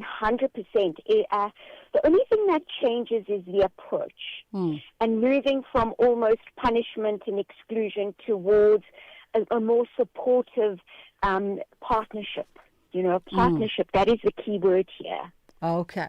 We're going to take a quick pause, Pascal. We'll come back on the other side. We'll continue our conversation because ECD is one of those recurring themes on the show. And we have a lot of ECD practitioners as well and stakeholders in this space who listen with keen interest to any updates that affect the sector or how they operate. Our lines are also open on 061 410 4107. Let's take a quick pause. We'll be right back. You can become a victim of a legal problem: wrongful arrest, assault, uncontested divorce, rental disputes, maintenance matters, or labor problems. It can happen to you. Clientele Legal provides tough professional lawyers for an affordable monthly premium. Our legal team is standing by to assist you 24 hours a day. Join today. SMS SAFM to 32195. That's SAFM to 32195. Clientele General is an authorized FSP and licensed non-life insurer. T's and C's online. Standard rates apply. I'm Samela Kelpoy, an actress and a mum. Do you know what's in your cupboard? I've been trying to be intentional about the food I buy and keep in my cupboard. Unhealthy packaged foods can lead to hypertension, heart disease, and diabetes. Support front-of-package warning labels on unhealthy packaged foods, high in saturated fat, sugar, and salt. Join me. Sign the petition on healer.org. That's HEALA.org. 50 years later, Youth Month, the voices. Soweto, under fire. The country's largest township had a dark cloud hovering over it. June 16, 1976, presented a new form of resistance towards the Afrikaans language policy introduced under the Bantu education in 1953 under the then apartheid government. On that fateful day of June the 16th, what was supposed to be a peaceful protest by black students against the Afrikaans language policy turned ugly. Police fired at thousands of protesting students, killing 176 of them and leaving thousands injured. Different generations, different experiences. One South Africa, 50 years later. Only on SAFM, leading the conversations that move us. You are listening to The Full Circle. All right, we're in conversation with Pascal Barkus, now education specialist and head of communications at Africa Tikkun.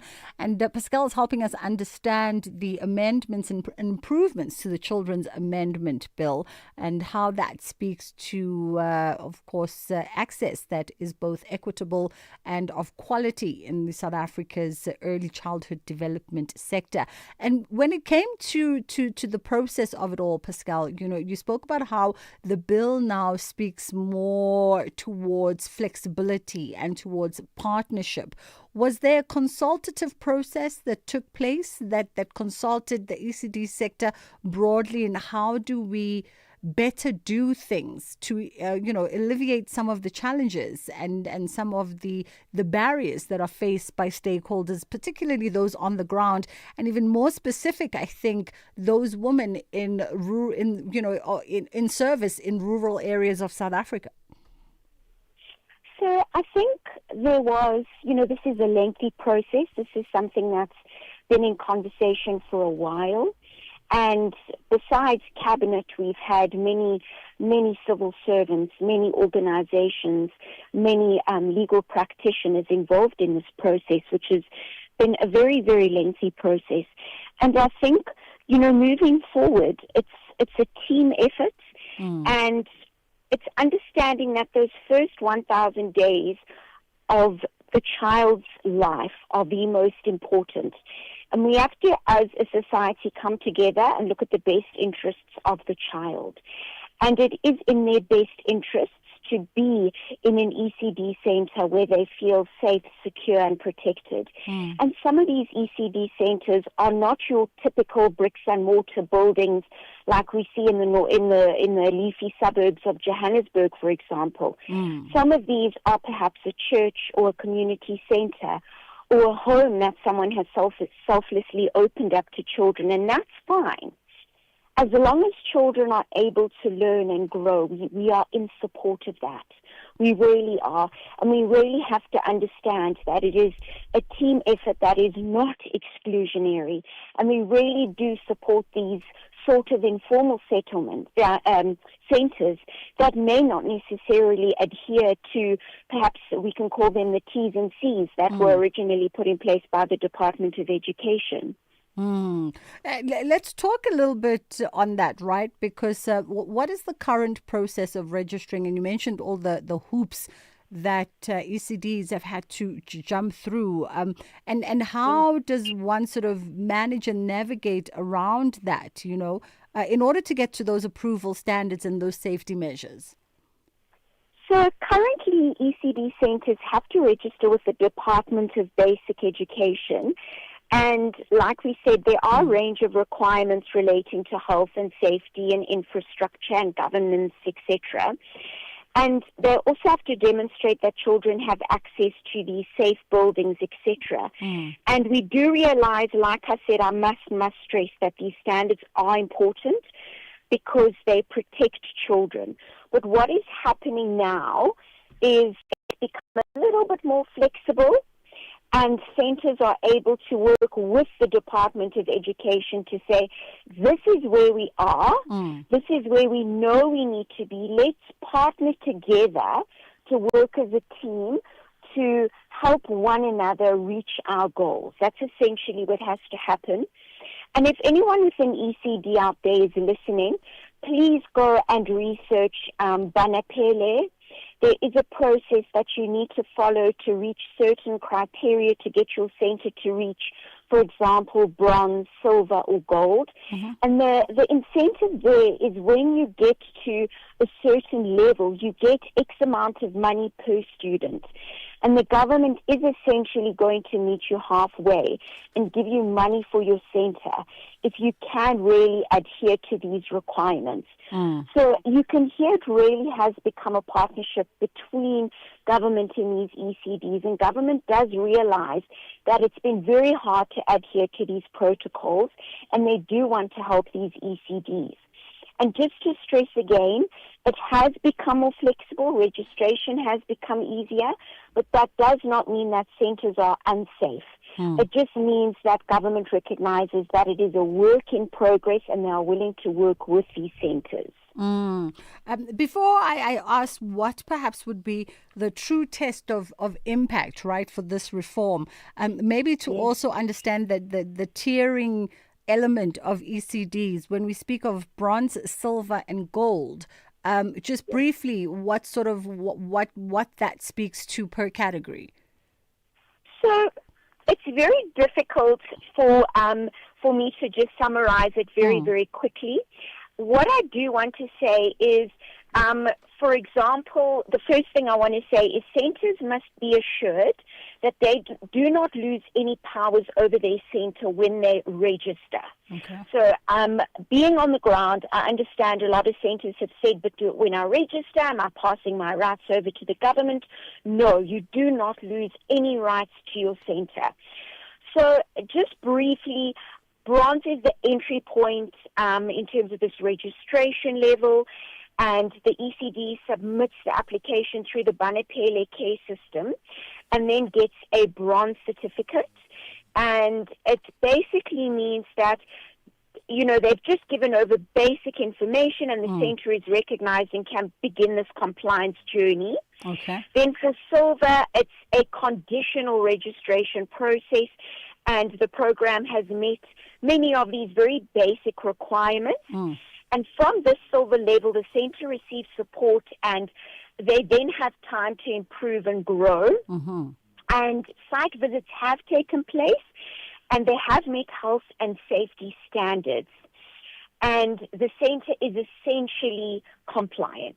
Gotcha. And they now have a little bit more time to address any, for example, loopholes or any downfalls that have been recognized in order for them to reach gold. So you can see it becomes a process. Okay. And then when you have gold registration, it's the highest level, and it means that you've met all the registration requirements, you're fully compliant, and this is granted for a period of 5 years, which is really nice. So centres don't have to stress about getting examined every single few months. It is a 5-year certificate. You are now gold for 5 years. And essentially you've met all requirements. It's fully registered with the government. Children can access services in a program that's, you know, met these regulatory standards. And the centre then is better positioned to access this government support. So, you know, it is, you get funding, you get help and advice from government. We do really recommend that you undergo this process. You have nothing to lose and everything to gain. And Africa to Bambanani does come and help with these registration processes. We do have registration drives, and we understand it's a lengthy process, and we are with you on this journey from bronze to silver to gold. Wonderful stuff. Pascal, we appreciate the time and just for simplifying the Children's Amendment Bill. That was Pascal Barkos, Education Specialist and Head of Communication at Africa Tikkun Bambanani. It's approaching 2:30. Ondalambana is standing by with your news headlines. And then from there on, we'll go straight into our kids programming with Kids Corner. And then we'll come back and we'll wrap up the show with momentum, of course, on our journey to success. Thank you, Bridget. On the news headlines, the Western Cape Division of the High Court in Cape Town will hear President Cyril Ramaphosa's bid to review the Section 89 independent panel report into Phalaphala from the 2nd to the 4th of September. The legal representative of alleged political fixer Brown Mukhodzi says they will appeal the decision by the Johannesburg Magistrate Court to deny him bail. And Kenyan President William Ruto says growing geopolitical uncertainty is placing increasing strain on developing economies and making stronger regional partnerships more important than ever. A full update follows at the top of the hour. 50 years later, Youth Month. The Voices. How did the struggles of the 1976 generation impact on you? Impacted greatly in terms of also one, getting involved in politics, wanting to be part of keeping the democratic project alive, but also taking inspiration from that generation in terms of confronting injustice to ensure that we live in a just society, so that we live in a safe South Africa that is prosperous and that ultimately we can get to unite South Africa behind. From the class of 1976 to the generation of TikTok, AI, and unemployment, the conversation continues on SAfm, leading the conversations that move us.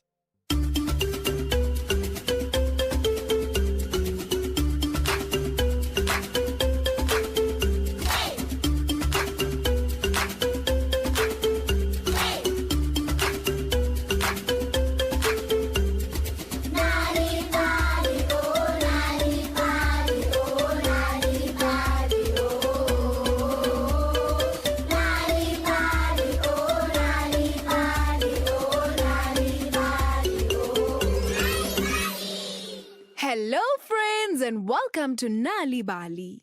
Have you ever had a moment where you got upset with someone only to find out later that it was all a misunderstanding? Sometimes we argue, fight, or get angry because we think someone meant to hurt us when really they didn't. Fighting doesn't always solve the problem. In fact, it can make things worse and leave everyone feeling sad or confused. But when we take a deep breath, talk calmly, and listen to each other, we often realize that things can be fixed without shouting or hurting one another. Learning to solve problems peacefully helps us build stronger friendships and kinder communities. So next time something goes wrong, try talking it out, listening carefully, and finding a way to understand each other. You'll be surprised at how much better things can turn out when we choose peace instead of fights. Today's story is called The Princess of Peace, written by Natasha Simon. But before we listen to today's story, let's all get up and...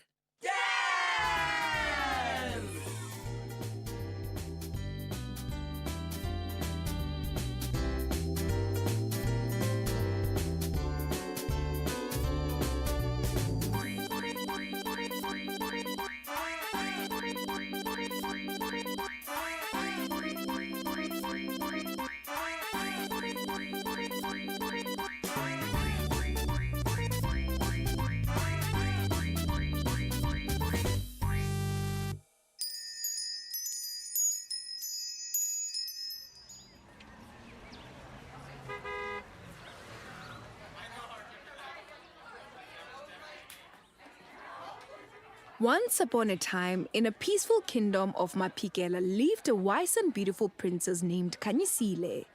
Her kingdom was known for its wealth, prosperity, and the strength of its people.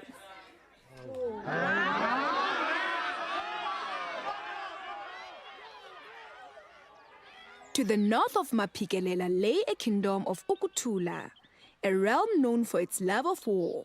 The people of Ukutula were fierce warriors, always ready for battle, and their king, King Tulani, was relentless in his desire to conquer more lands.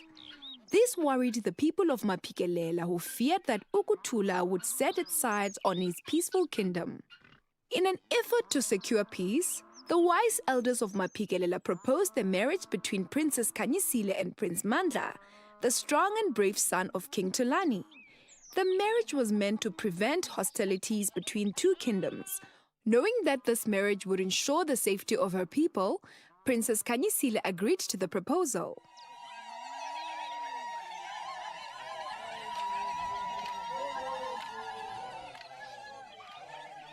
The wedding was a grand affair, filled with celebrations and promises of a peaceful future. However, Princess Kanyisile knew that Ukutula's love for war would not simply vanish after her marriage to Prince Mandla. She feared that once the marriage was finalized, King Tulani and his warriors must still want to invade Mapikelela. So Princess Kanyisile devised a clever plan and approached King Tulani. Your Majesty, she began, as your daughter-in-law and the future queen, I wish to help make your warriors even stronger and more powerful. I have seen the strength of the men in Mapikelela, and I believe I can help the warriors of Ukutula become just as strong, if not stronger. King Tulani was not happy that Princess Kanyisile thought he needed her help to train his warriors, but he wished to please his new daughter-in-law. Fine, all right. What is your plan, Princess Kanyisile? Command your men to work the land for a year. Farming is hard work, and it will build the warriors' strength and endurance. The men of Mapikelela are strong because they work the land. If your warriors do the same, they will become just as powerful. King Tulani sighed. What a waste of time, honestly, for warriors to still farm the land. But you are my daughter-in-law, so I will allow it. After all, the men of Mapikilela are indeed strong and big. Thank you, Your Majesty. You will not be disappointed, said the princess. She wasted no time. She organized the warriors into groups and assigned them patches of land to cultivate. She taught them how to care for the soil and how to look after crops.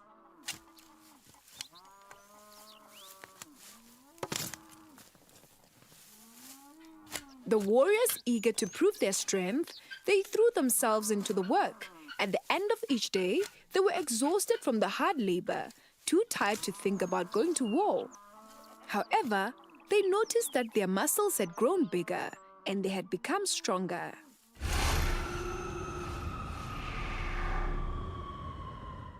One afternoon, King Tulani walked through the farmlands. He noticed that his warriors who had been lean and supple before had become powerful with rugged bodies. The men were focused intently on their work, hardly noticing his presence. Princess Kanyisile, come and talk to me. Look at my men. They are so much more stronger as you promised. But they're also too distracted by the farming. These are my warriors after all. The king said unhappily. Kanyisile smiled and said, Your Majesty, strength is not only about the body. It's about the strength of the spirit too. They are proud of what they are creating. The king nodded thoughtfully. I can see that. But what if they forget their warrior ways? He asked. Kanyisile shook her head. No, Your Majesty. Do not worry. They will always fight to defend their homes and what they have built. The princess assured the king. Not long after, an advisor to the king arrived with news. Your Majesty, our neighbors to the west are weak. Their king is very ill. Shall we prepare the warriors to invade? Immediately, King Tulani summoned his minister of war, his generals, and the warriors. His minister of war stood before the men. Warriors of Ugutula, our neighbors to the west are weak. Their king is very ill. Now is the time to bring honor to our great nation and conquer their lands.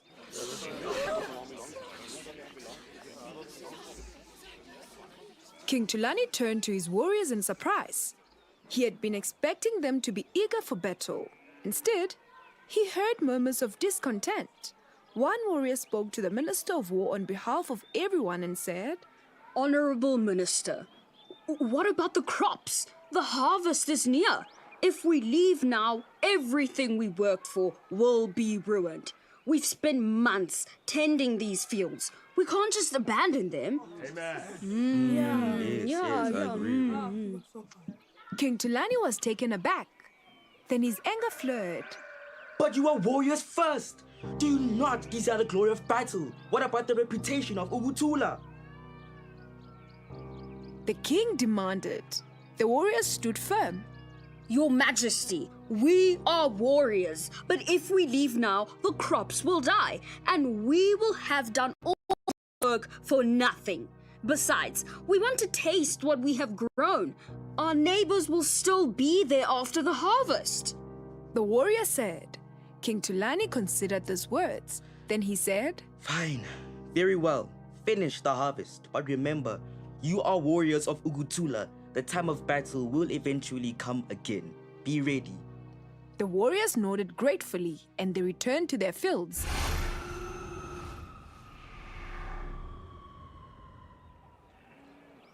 The harvest season finally arrived and the warriors reaped the fruits of their labor. King Tulani called his minister of war, his generals, and warriors together once again, thinking the time for battle has come. Warriors of Ugutula, the harvest is complete. Now it is the time to march out and claim victory. The minister said, but to his surprise, the leader of warriors spoke up again. Honorable Minister, the land must be prepared for the next season. If we do not start now, we will miss the planting window and jeopardize our next harvest. Abandoning it now would be foolish. The king sighed and shook his head at his minister. Very well. By the King's grace, you may continue with your work. But remember, you are warriors of Ukutula. The time for battle will come again. The warriors nodded and returned to the fields.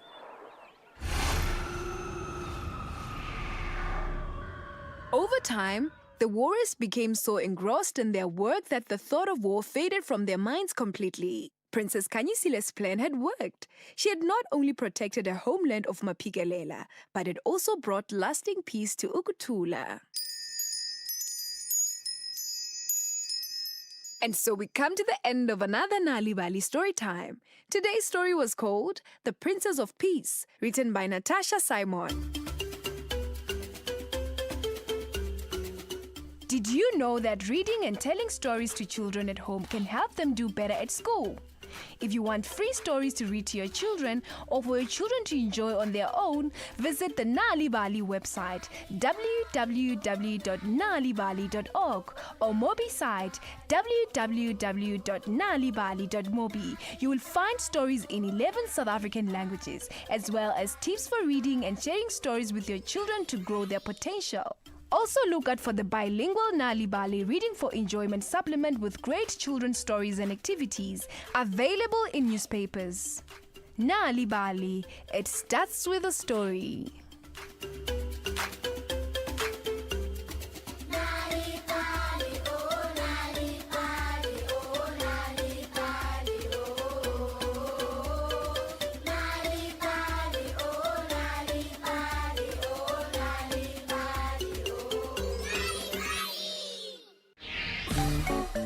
You are listening to The Full Circle.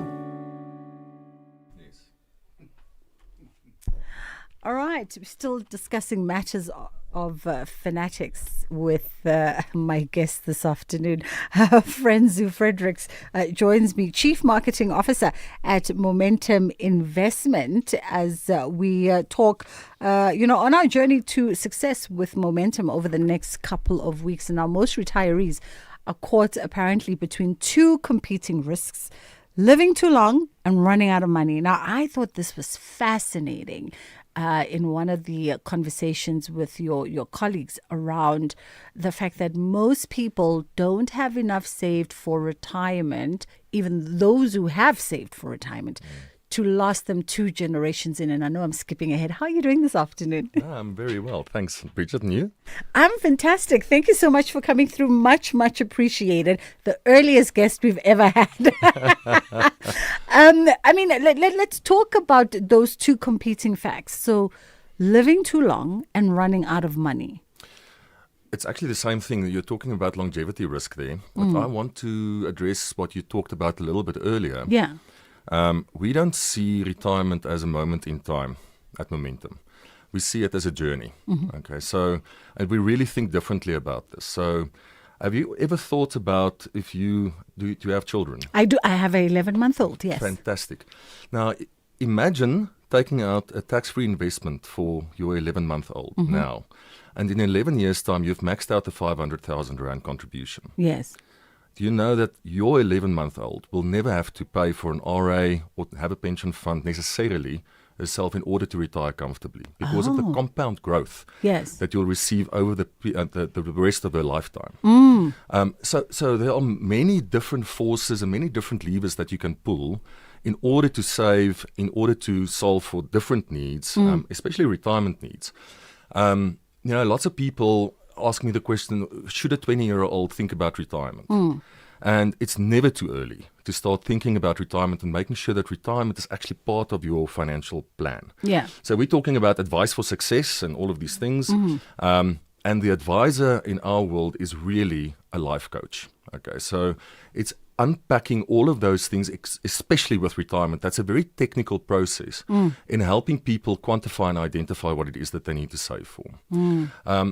Because there was a study done a couple of years ago by a pension fund administrator, and they found that in their pension fund membership, only 6% of people, and these are people that are saving already in a pension fund, only 6% of those people could retire comfortably. Oh, wow. Now, think about the rest of the country that don't have necessarily employee benefits or pension funds. Okay, so it's a lot less. So that's why it's important that you need to make the right decisions together with your guidance that you get from your financial advisor, especially when you have to retire. And what is retirement? Retirement is when you start paying yourself an income.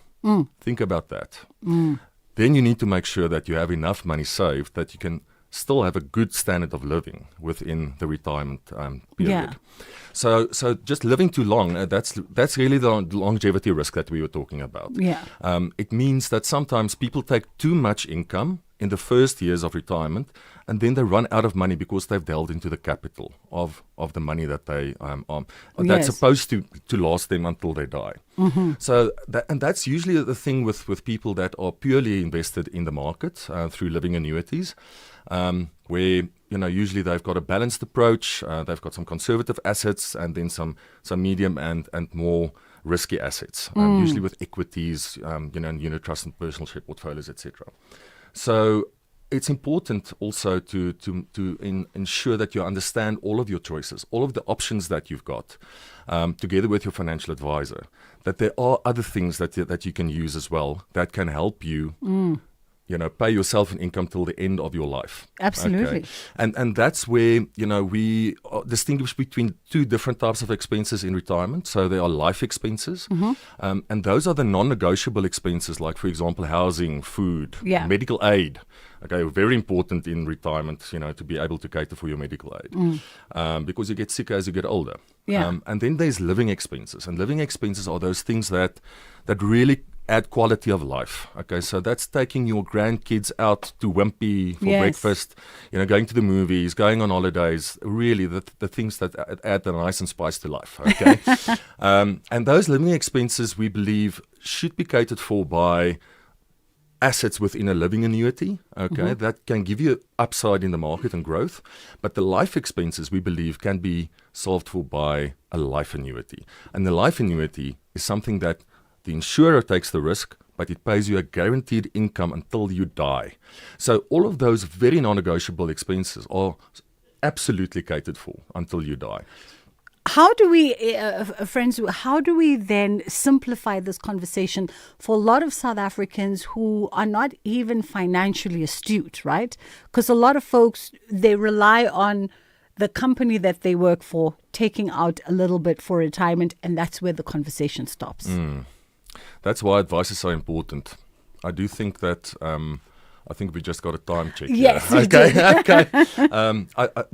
At Momentum, we believe that financial advice is really key to becoming financially successful. Okay, and that's why with us, you can find a financial advisor. If you don't have a financial advisor already, we've got accredited financial advisors that can help people. And it's important because people can't quantify their needs themselves. It's very, very difficult to do that if you're not in the financial space. So a lot of people don't know that there are short-term, medium-term, and long-term savings requirements, actually. So short-term, you need to make sure that there are emergency funds available. If something happens, if your car breaks or swimming pool starts leaking or whatever that is. Medium term are things like schooling for your kids, making sure that they can go to university, etc. And then long term is obviously retirement. And that is usually the thing that people almost shy away from. It's almost like a little bit of an internal conflict thing. But it's one of the most important things that they need to have a conversation with a financial advisor about. We're going to take a quick pause for the ad break. We'll come back on the other side, and we still have about 4 minutes to this conversation. And hopefully we'll be able to make sense of how we should be structuring our lives to speak to those three requirements. It's at 10 to 3 o'clock on The Full Circle with myself, Bridget Mussing. Whether it is a CCMA referral, problems with a mechanic, unfair blacklisting, or an uncontested divorce, Clientele Legal offers professional legal services to all South Africans. Our plans are affordable, and you receive up to 745,000 Rand worth of legal services per year. We cover civil, criminal, and labor-related matters. Our nationwide legal teams are standing by to support you 24 hours a day. Plus, all plans include a 5,000 Rand bail benefit. Join today. SMS SAFM to 32195. That's SAFM to 32195. Clientele General is an authorized FSP and licensed non-life insurer. T's and C's online. Standard rates apply. 50 years later, Youth Month, The Voices. The youth of 1976, 50 years on in 2026, should be worrying around what they are handing over to the youth of 2026, and perhaps asking themselves the hard question as to what will the youth of 2026 hand over to the youth of 2076, a century, and what have we achieved in a century, uppermost in their mind as they hand over the baton to the youth of 2026. I'm sure the point is, or the worry is, what is it that we have given this youth of 2026? There's a lot more failure than success. Surely this is not where we were supposed to be. From the class of 1976 to the generation of TikTok, AI, and unemployment, the conversation continues on SAfm, leading the conversations that move us. Quantum on SAfm. Step into the future with Quantum. The radio show that goes beyond the headlines to explore how you can evolve, adapt, and thrive in times of rapid change. We will explore cutting-edge thinking coupled with practical life design applications.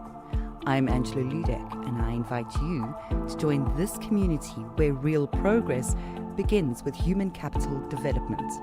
Quantum, Monday to Friday, 3 to 5 a.m. on SAfm. Bridget Masinga is streaming live now on Facebook, YouTube, and X at SAfm Radio.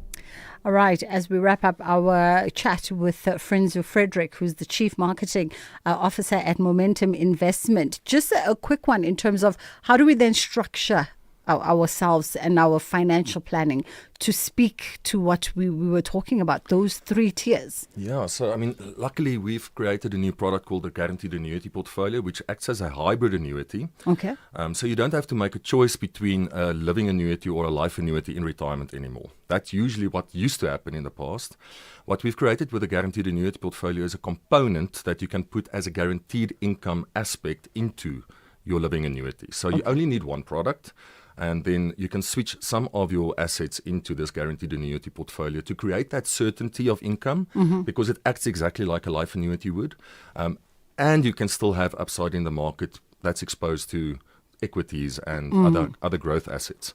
Okay. So what it does is it actually stretches the time that you are going to be comfortable in retirement for a lot more years than just being exposed to the market through living annuity assets. And what we've created a tool called the Income Illustrator for financial advisors. Okay. Because it is such a technical thing, this, to try and calculate and quantify what the amount should be that should be parked in the certainty bucket. And so this Income Illustrator helps the financial advisors identify the type of client or the client itself that would benefit, as well as the quantity that needs to be switched into the guaranteed annuity portfolio. So we believe through creating all of these advice tools, we just create a much better advice journey, and that we believe that people are more successful as a result of that. Absolutely. For anybody that's listening to our conversation, and we've fast come to the end, but for those that are interested and just want to educate themselves a little bit more, is there a resource online that Momentum has simplified languaging so we can understand? There's definitely a space, so you can go to momentum.co.za. We actually have created some technical documents as well. So there's an actuary in our team that created a white paper with lots of research around all the risks in retirement. And what we've done as part of that white paper, we got Dr. Michael Moll to assist us in creating simplified videos that explains this. So all of these videos are also on YouTube. You can go there and look for reimagining retirement, and you'll be able to see what those risks are and how you can address them. So you can either read the technical document or you can just go to YouTube and watch the videos. Awesome stuff. Already some of my team here, my camera operator, writing some of the advice and some of the leads. I'll go to YouTube and and watch Reimagining Retirement. That was Frenzo Frederick, Chief Marketing Officer at Momentum Investments. In our last few moments of the show, we're going to be reflecting back on day 113 of the Madlanga Commission. And today we continue continue with the commander of the Hawks Serious Organised Crime Investigation Unit in Durban, Colonel Gavin Jacobs, who returned to the witness stand and has been continuing his testimony under much grilling. This is the Madlanga Commission update on SAfm. Do great solutions start with good conversation? SAfM, leading the conversations that move us. How do you work? You come across, or at least to me, as suggesting that you have to beg for space when you have done your job and you need secure space. You literally have to beg because somebody is going to reject your request. So in the end, you end up not even making the request. Yes. Is that how you operate? Yes, can I elaborate on that, Commissioners? It may not be a pretty picture to paint. I think it was a year or just over a year back, my EPR group seized around 8 tons of copper in the Malvern policing precinct. Firstly, there's no space to keep 8 tons of copper. The stakeholders, meaning Transnet, Eskom, PRASA, don't want to safeguard those exhibits like they usually do. So we stuck with 8 tons of copper. I personally had to acquire a container, a shipping container that we moved at our own making our own logistical arrangements. Get a container, call in favors, ask the station to house the said container there, lock up the exhibits in this container at Malvern Station. Within a year, every bit of that 8 ton of copper was stolen. There's various cases opened by the police station themselves for petty thieving, but 8 tons eventually was lost. That's one incident with Malvern Station. It's easy for management sometimes to come here and say, we should have tried this station, that station has placed, this station has a big safe. When you seize these type of exhibits, sometimes you're at a crime scene for a day or two. To remove 8 tons of copper, the police is not logistically equipped, even with large amounts of drugs. So you're having now to request specialized units like TRT, NIU, POP to come and guard those exhibits. They're okay with guarding it for maybe a night or two, but they've got their own duties to attend to. Now you've got pressure from their commanders calling you to say we need to withdraw our members. Then I'm calling every district commissioner, every station commander trying to get assistance in this regard. That can never be justification for you not even asking whether storage space was available. You simply made an assumption that there was no storage. You assumed that there was no storage. Am I correct? You assumed. No, Chair. You assumed because you never asked. It's as simple as all that. Did you ask? Chair, did you ask? No, I did not ask. So you assumed. I knew it would become a problem in the future. You assumed that they could not store the suspected contain. Is that correct? That's correct. You already took this very strange view that you had, open quote, exhausted all avenues, close quote, for storage. Yeah. And yet you didn't. You simply made an assumption. Is it factually correct that you had exhausted all avenues? Is that factually correct? It's not factually correct. All right, and that was a recap from this afternoon's Madlanga Commission, which is still sitting, by the way, with Colonel David Jacobs, who is the Durban Hawks priority crime commander, still fielding those tough questions from the commissioners as well as the evidence leaders. That's where we are going to leave it today. I'm told it's a birthday boy on the National Pulse. A happy birthday to Ashraf, who celebrates his birthday today. I hope you treat him kind and show him all the love. Send him a happy birthday on WhatsApp. It's 3 o'clock. It's time for the SAfm News with Momentum. And those with financial advisors have a better shot at generational wealth. So speak to a Momentum accredited financial advisor for advice that meets your context. Inshallah, we'll do it again tomorrow.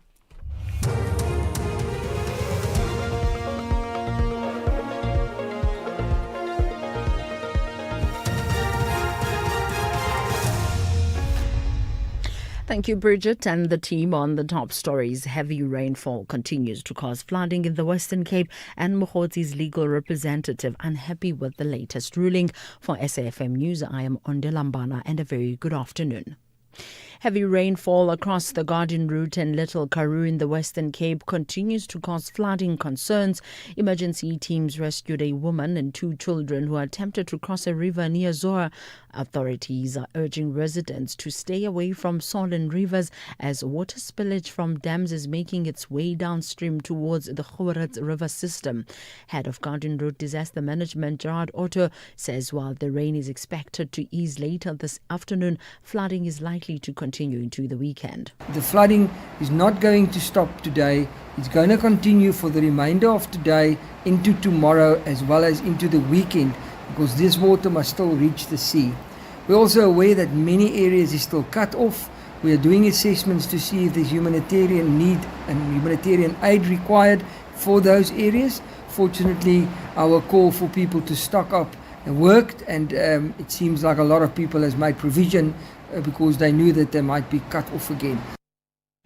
The Western Cape Division of the High Court in Cape Town will hear President Cyril Ramaphosa's bid to review the Section 89 independent panel report into Phala from the 2nd to the 4th of September. This after Ramaphosa officially filed papers in May seeking a review against the report into the Phala saga. The report found that he may have a case to answer regarding the February 2020 robbery of foreign currency at his Limpopo farm. The review bid seeks to invalidate the Section 89 report itself, as well as any steps taken by the National Assembly pursuant to the report. These steps include the National Assembly's impeachment process, which is reliant on the report that is well underway. The legal representative of alleged political fixer Brown Mokgotsi says they will appeal the decision by the Johannesburg Magistrate Court to deny him bail. Mokgotsi is facing charges of unlawful possession of a firearm and ammunition, discharging a firearm in a built-up area, defeating the ends of justice. He allegedly staged a hit on his life in Vosloorus, east of Johannesburg in November last year. The matter has been postponed to 12th of this month. In her ruling, Magistrate Annalise Tlhapi said the residential addresses provided by Mokgotsi were incorrect. Mokgotsi's attorney Makao Sekhaja believes they've done enough in ensuring that all locations were correct. The only discrepancy is only how these particular numbers follow each other. There's 3 4s, there's 1 5. It's something that one can actually make a mistake about. It was an honest mistake. One thing that we know for sure is that there is a pin location, and the magistrate, fully aware of this particular pin location, still was not satisfied with the address. So at this particular moment, we're not satisfied with the decision. So I believe we have done enough in actually ensuring that the address is correct. And it is the wife who actually gave us this particular address, and there was nothing more that we could have done. And this particular issue relating to the address, and we believe that that alone is not sufficient to actually deny bail. Kenyan President William Ruto says growing geopolitical uncertainty is placing increasing strain on developing economies and making stronger regional partnerships more important than ever. Ruto is in Pretoria for a reciprocal state visit hosted by President Cyril Ramaphosa following the South African leader's visit to Nairobi in 2022. Echoing calls for deeper economic cooperation, Ruto says South Africa and Kenya must continue expanding trade and investment ties to deliver tangible benefits for citizens in both countries. I appreciate the ongoing consultation towards elevating our bilateral relations into a strategic partnership framework. Against that background, the conclusion of the additional agreements in trade facilitation, maritime cooperation, gender equality and women empowerment, on our technical, vocational and training centers in arts, culture and sports are an important milestone for the visit that I am undertaking today, because these agreements will add momentum and value, and their effective implementation will grant the people of our 2 countries tangible benefit for our citizens. The former wife of a member of Dubai's ruling family has gone missing. She's been embroiled for years in a bitter custody battle with her ex-husband, the nephew to Dubai's current ruler. The BBC Sebastian Asher reports. Friends of Zainab Javadli raised the alarm when they lost contact with her on Tuesday night.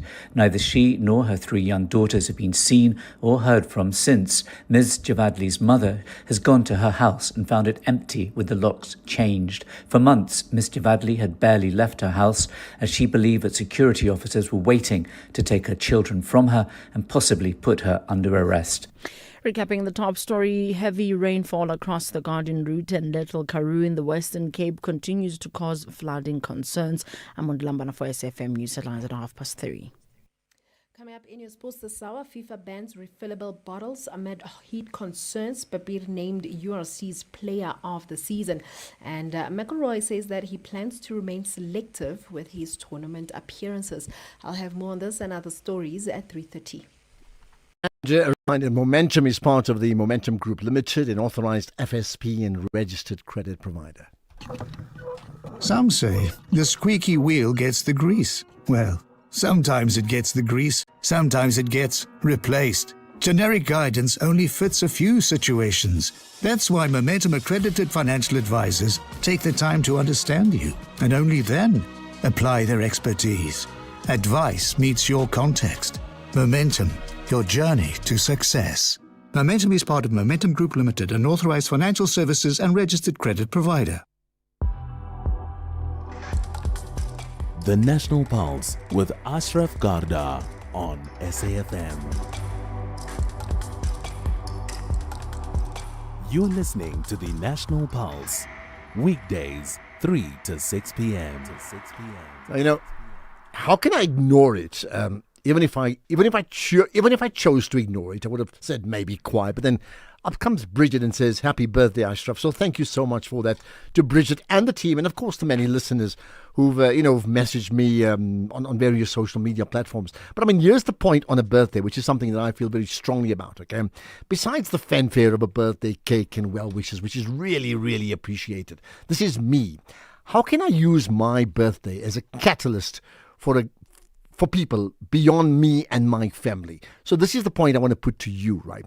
Can you, as my birthday wish for myself, can you identify a person and make that call for that person today that will set them on a path to, book them a seat at the table? That means build that person into a champion. Take one decisive step. It could be just that, opening up a door.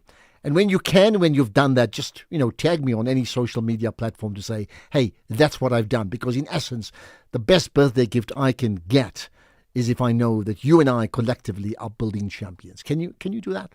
That's the best of all, isn't it?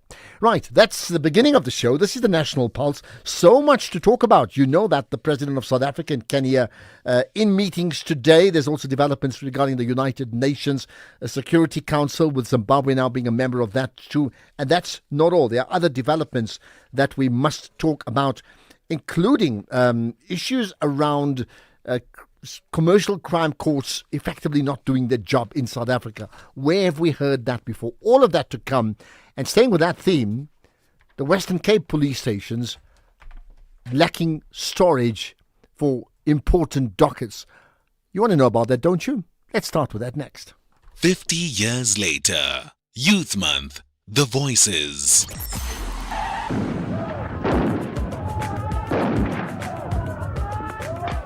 What is needed is not just a readjustment in the details of the policy, but a change of policy altogether. I think that's what is needed. In other words, separate development is not a solution, it is a problem. The system has done so many things and so much harm to my people that the people are no longer interested in having equal rights. What I'm saying is that we need to believe as young people again, have that spirit again that the youth of 1976 had, that we can also bring about the change. We are the change that we are the change. We should let us be the change that we want to see. Let us exercise our rights, voting. Let us exercise our rights.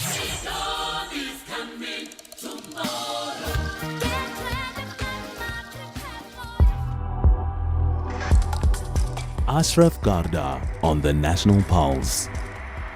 Right, listen, of all the bizarre stories, and you can give me your one-line comment about it. But by the way, just on that issue of, building champions on my birthday, perhaps you've done it already. Perhaps you've made one call that's opened up a door for someone, that's booked a seat at the table for someone, that's built them into a champion. If that's the case, share your story, because that's what I want to be, a catalyst for something greater than I am myself. If that's the case, We'll open the lines just now, 086 000 2032, and then to WhatsApp, it's 0614 104 107, and that you can do a text or a voice note. You can tweet as well. Tag SAfm Radio, tag myself on, Twitter, on the X platform, on Facebook, on Instagram, wherever you are, we there as well. Now, how about this story? According to the Police Oversight and Community Safety MEC in the Western Cape, that's Andrew Murray, dockets linked, you know how important a docket is, isn't it? So dockets linked to murders, robberies, and other serious crimes in 125 of the province's 151 police stations. So basically, like 80%? Those dockets are being stored in ordinary offices at most police stations in the Western Cape because detectives do not have access to a secure, lockable storage room. Basically, what it means is those dockets are not safe, even though they're in a police station nogal. Let's try and understand more of that with Dr. Mxolisi Matebula, who's an independent crime and policing expert. Appreciate your time, Dr. Matebula. Thanks for joining us on the National Pulse. Dr. Matebula, thanks for joining us. Okay, we've got you there now. Dr. Matebula, thanks for joining us. Good afternoon, Ashraf, and good afternoon to the listeners. Much appreciate your time, right? Now, I mean, you've heard those numbers. 125 of the Western Cape's 151 police stations basically do not have a safe place to store critically important dockets. Does that number surprise you? It doesn't necessarily surprise me, but ideally, detectives must have safes in their offices where they store dockets, because dockets are controlled items and they contain very serious evidence. Without a docket, there's no case. Let's look at the case of rape, for instance. A J88 is an important evidence that must be presented in court that proves that indeed the victim was raped. And if that docket is lost or that docket is stolen, then there's no case. Then the victim will not see justice. So it is very bad. Okay, so these are the numbers for Western Cape. Would you know whether those numbers are similar around the country? That is, I may not have the figures, but that is very possible because we know the SAPS, they occupy some of the buildings that are old and they are struggling with resources as we speak. I wonder why we're still talking about physical dockets, because there is this system that they were talking about as well, the Integrated Cash Docket Management System. That system talks about an e-docket. In this age in time, we're supposed to talk about e-docket. It is safer because evidence will be stored in computers rather than be stored in safes where you have physical dockets. But they are struggling to implement that system for about more than 5 years now. And I wonder, where is the problem? But be as it may, dockets are getting lost almost every day in the police stations. Dockets are being stolen in the police stations. You remember the case of Sergeant Kosi, who appeared at the Madanga Commission, where 6 dockets were found in his house. What were dockets doing there? So that is a situation that is happening within the SAPS countrywide. But I mean, if that's the case, as you said, you may not have numbers for elsewhere, but why would we think it would be any different, right? If we extend that across the nation, that means that potentially there are lots of potential cases that are compromised. And when we wonder why we can't nail down cases, I mean, these are examples of it. Why would this be allowed to continue if it's that obvious? I wish they can do a fully fledged audit countrywide so that they can see that this is a serious problem, and those who are in authority, they need to take actions and solve this problem. But Ashraf, I'm still saying, in this age and time, we shouldn't be talking about physical dockets. They must implement the system, the technology. You have the white paper on police of 2016. You have the national policing policy of 2025. All these documents are talking about similar things: professionalization of the SAPS, the modernization of the SAPS. But these things are not happening. They must just try and expedite the implementation of technology into policing. Then we'll see a difference. Would you have any idea just how many police stations and therefore investigations have actually been compromised? You gave me one example earlier, but say as a general trend, are we able to put a number to say, in fact, X percentage of cases are actually compromised no matter what? I may not have the exact figures, but from experience, I know that cases are being. It's easy to compromise a case if you're an investigating officer, because everything is in your hands. You have the docket, you have the evidence in you.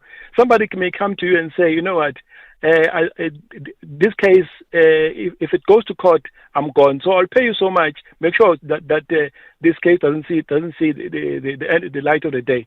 So it's very easy for an investigating officer to pull out one paper or one statement, because the docket contains statements of witnesses, contains evidence that will make the case stronger. So if one evidence is lost, then the case possibly will be struck off the roll. So these things are happening in the SAPS. I know countrywide they're happening. I mean, you know, as we talk, there's the Madlaga Commission on the go now, which really talks about some serious compromises. In many ways, you know, this may be more low level, but potentially the compromise is even more severe. Do you know, as an example, whether, you know, because one thing is having the dockets, the assumption made the dockets are not safe, but it actually doesn't mean they're stolen. Would we know whether the dockets generally have been stolen, are lost? Some dockets are not stolen, but are being sold at a price, because criminals are very smart. They know that Matebula is investigating my case, and they know that Matebula is going through some financial difficulties. Then they will just say, Matebula, name your price. We want this docket.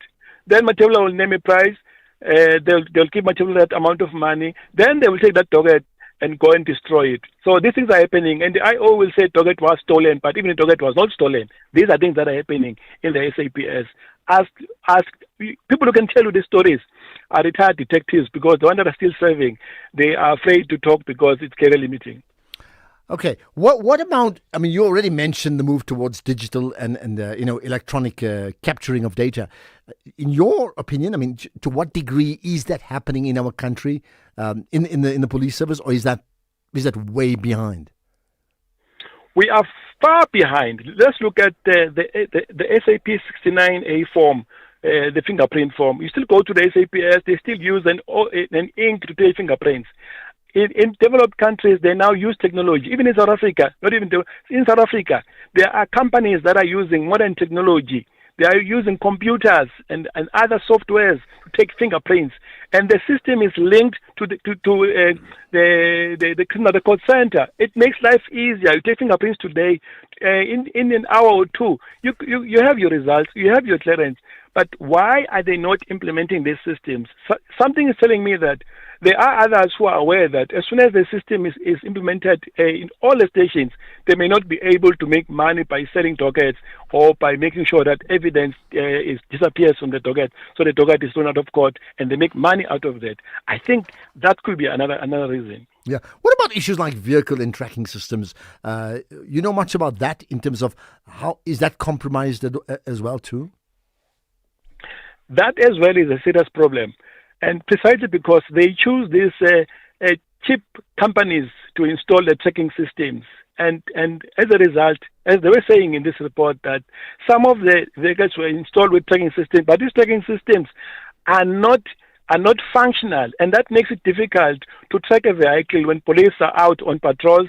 And it makes even worse that police will just misuse the vehicles, knowing that wherever they are, they may not be tracked because tracking system is not happening. These are realities in the SAPS.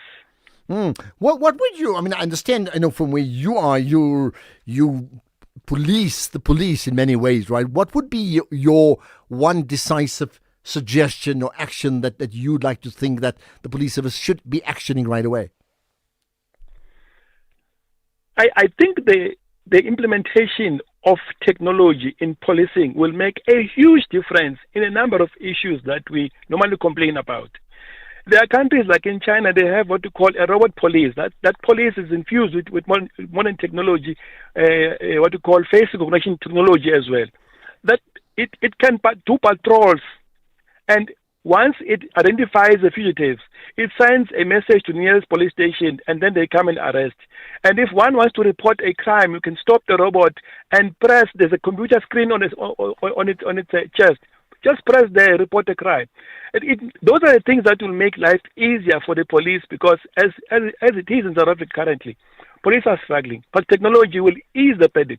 But again, there's a pushback because all detectives are saying they cannot use modern technology. For instance, ICDMS it cannot be implemented fully because all investigators are struggling to use the system. So they must train new and young investigators who can use the system. And you wonder, some may talk about budgets and this being a developmental state, which is another story for another time. Appreciate your time, Dr. Mxolisi Matibula, the independent crime and policing expert. There we are, just looking at one province as an example, the Western Cape. 125 of the province's 151 police stations have their docket stored in a place at the police station that is actually not very secure. Sure, man. What do we do about that? And that's just one region, according to the MEC for policing and community safety in the Western Cape, Andrew Murray. What's your experience elsewhere? You could well be a police yourself. You could be someone who's an activist and you're well aware of that in your region. Have cases been compromised? What happened next? This is the National Pulse. Babe, I'm getting extra cash from my insurance. I was thinking romantic getaway or a treat for the kids. You're getting money from your insurer? Yes, my cash back from my way. I'll get back 10% of my monthly premiums for staying claim-free for 2 years. I'm getting 5,680 Rand. Now that's real cash. Mm-hmm. Real people, real cars, real rewards. For a quote, visit myway.co.za. My Cashback is a feature on qualifying products paid after 2 claim-free years and all premiums paid. Premiums are risk profile dependent. MyWay is a licensed non-life insurer and FSP. T's and C's apply. MyWay. Live your way. EFC is live this Thursday. The continent's most dominant women in MMA are set to collide in the Ultimate Champion versus Champion showdown. Reigning EFC flyweight champion Amanda Mad Dog Lino, a force behind some of the most brutal moments in EFC history, defends her throne against Nigeria's own Juliet Chukwu, the reigning bantamweight champion. EFC 134, live from the World Sports Betting Arena. Watch it on SABC Sport Channel on DTT Channel 4 from 7 p.m. Brought to you by SABC Sport.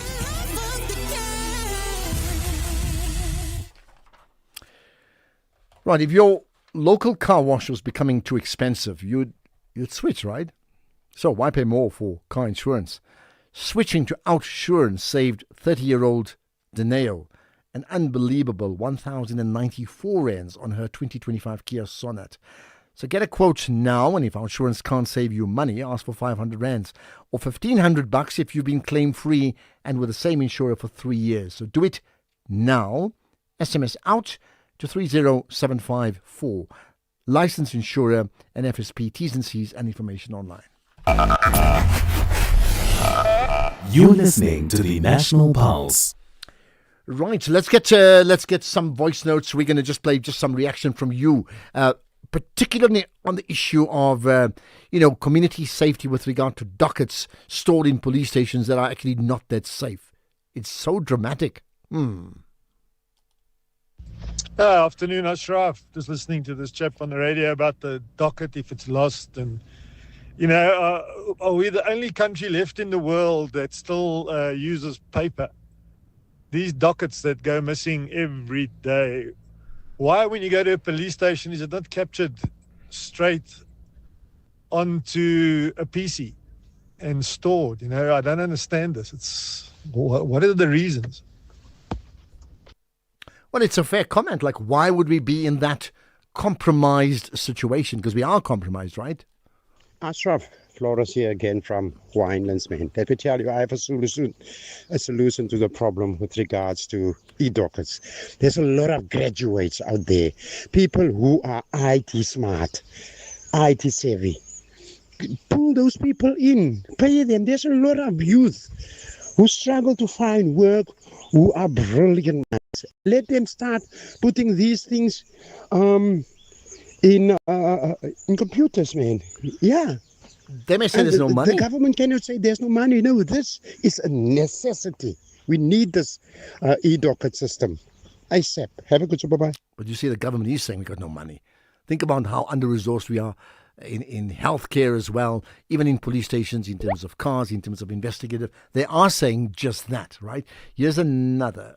In fact, we'll get to more voice notes just now. In the meantime, let's get to another development that I think is quite significant, right? And that's the visit by, Kenya, their President William Ruto in South Africa today. and of course engaging with President Ramaphosa. With me is Kayalitle Kumalo James, SABC News international reporter. Appreciate your time and thanks for joining us on the National Pulse. Well, fantastic. Thank you so much for having me, Ashraf. Thank you. Now, first of all, before we even talk about the significance of the visit, what's the overall relationship between South Africa and Kenya? Well, obviously, these are very dynamic partners, Ashraf, in their respective regions. You look at South Africa, right in Southern Africa, in terms of its being positioned as a gateway, but also just in terms of its industrial capacity. In fact, the Kenyan president was saying that they are hoping to land in terms of new ways really of boosting trade, but also by the very same token, if you look at Kenya and East Africa, it has positioned itself as a logistics, as a transport hub for this particular region, and something that is very progressive for South Africa and Kenya, Ashraf. As you know, that a couple of years ago, we saw that massive consignment as part of the African continental free trade area. So these are two countries really well aligned in so many aspects in terms of their foreign policy and many other issues as well, whether you talk about the global reforms of key institutions like the UN, your IMF, the World Bank, and many others as well. Okay. Now understand, and therefore what would be on the agenda today? What would they be talking about? Obviously plenty of issues, Ashraf, but it really boils down to the issues of trade, the deepening of investment, especially because already you do have quite a number of South African companies playing a very pivotal role in Kenyan economy. And also the trade is really skewed in favor of South Africa. I think they're looking at those particular issues. And as we speak right now, there is a business forum that is currently at Galaga Estates in Midrand, where the two leaders as well will be addressing the business community in terms of the opportunities, whether you're talking about the issues around renewable energy, but also in terms of really just making sure that they address these particular issues. But obviously, geopolitical issues as well, Ashraf. We know that the Kenyan President, William Ruto, will be going to the G7 summit in France, and obviously what's going to be a main message that are facing a number of African nations, whether you talk about the debt issues, whether you talk about the global reforms of the financial architecture, almost very similar issues like the issues that were prioritized by South Africa's G20 presidency, and obviously some security as well, Ashraf. As you know, that South Africa and Kenya, they work together, whether you're looking at the current situation in Sudan or South Sudan as well, where they are part of the C5. What about, let's just talk very quickly before we get to the news about the G7. So that's the G7 that the door has been closed on South Africa, right? Would the Kenyans then do South Africa's bidding at G7? Could they do that? Well, because we saw the context and the events really that preceded this particular summit that will take place in France, where we do understand President Ramaphosa was supposed to go, but because of the alleged pressure from the U.S., that particular invitation was not given to South Africa. But the French authorities were at pains to say that in light of their France-Africa summit that was held in Kenya, it's quite key for Kenya to continue and be part of these proceedings in France and really just re-establishing the ties with Africa, working with the continent in so many aspects in terms of really business opportunities and many other issues as well.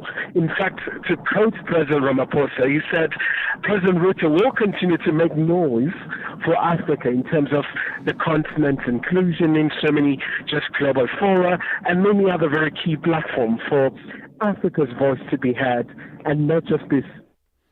Okay, and that's where we leave it. Kayalitle Kumalo James, SABC News international reporter, covering the story of the Kenyan president in South Africa with his bilateral talk with conversation with, Kenya, South Africa, ahead of the G7, which South Africa, as you know, invited, uninvited. I wonder what you make of that. 3:30, here's the news headlines with Ondela.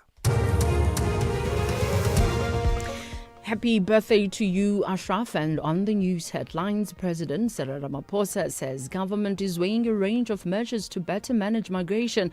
The Hawks Durban Unit Commander Colonel Gavin Jacob has testified that the instruction to move the 541-kilogram cocaine consignment to Port Shepstone came from a Brigadier Msizi Nyuswa. And heavy rainfall across the Garden Route and Little Karoo in the Western Cape continues to cause flooding concerns. A full update follows at the top of the hour. This is SAfm Sports with Duming Kapele. I'll tell you what, Ondela, I've never made the news before, certainly not on a birthday news day, but there we are. Chumi, let's talk about bottles of water. Well, before that, happy birthday, Ashraf. I'm hoping that you're having a great one. But it's 7 days until the FIFA World Cup. And news just coming in is that now fans won't be allowed to bring in reusable water bottles.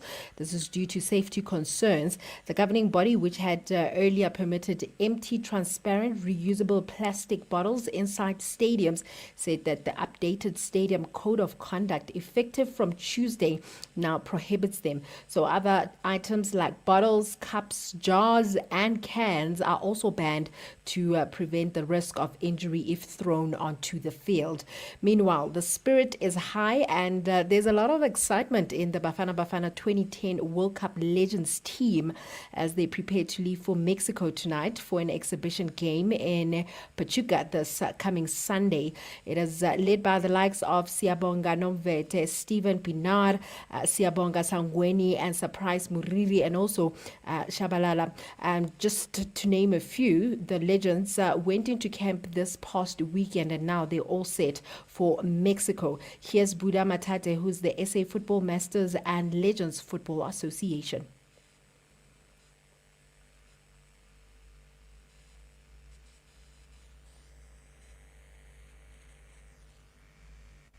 Yeah, it's a very, very fitting tribute to this class, the class of 2010, to be part of the 2026 FIFA World Cup. Because on the 11th of June in 2010, these legends played against the same Mexico that they are going to play with on the 7th of June 2026 in Mexico. And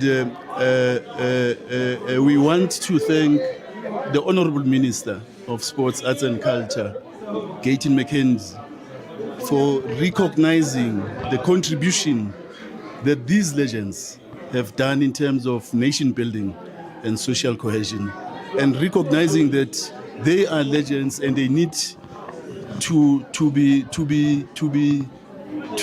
celebrated.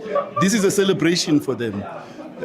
But also more importantly, this generation supporting the current Bafana Bafana. It's extremely important because we as SAMLAFA leadership now, we have an obligation to hand over to this generation and the 1996 generation so that the current Bafana Bafana players, when they retire, it's a transition. They get into the organization led by legends that have played the game. Well, the game is going to be at 11 p.m. South African time, but it will be behind closed doors. Still staying with football, Durban City goalkeeper Frederick Asare says that he's fully prepared to take over the club's number 1 jersey. This is after the retirement of experienced shot stopper Darren Keat at the end of the 2025-26 campaign. Keat brought an end to an accomplished professional career. This is after helping the Citizens secure the Nedbank Cup title, leaving a significant void between the posts, and the Ghana international believes that Keat has set a high benchmark at the club and says that he is ready to embrace the responsibility that comes with becoming the team's first choice goalkeeper. Meanwhile, Manchester City are weighing legal action after Real Madrid presidential candidate Enrique Riquelme claimed that he would sign Erling Haaland if elected.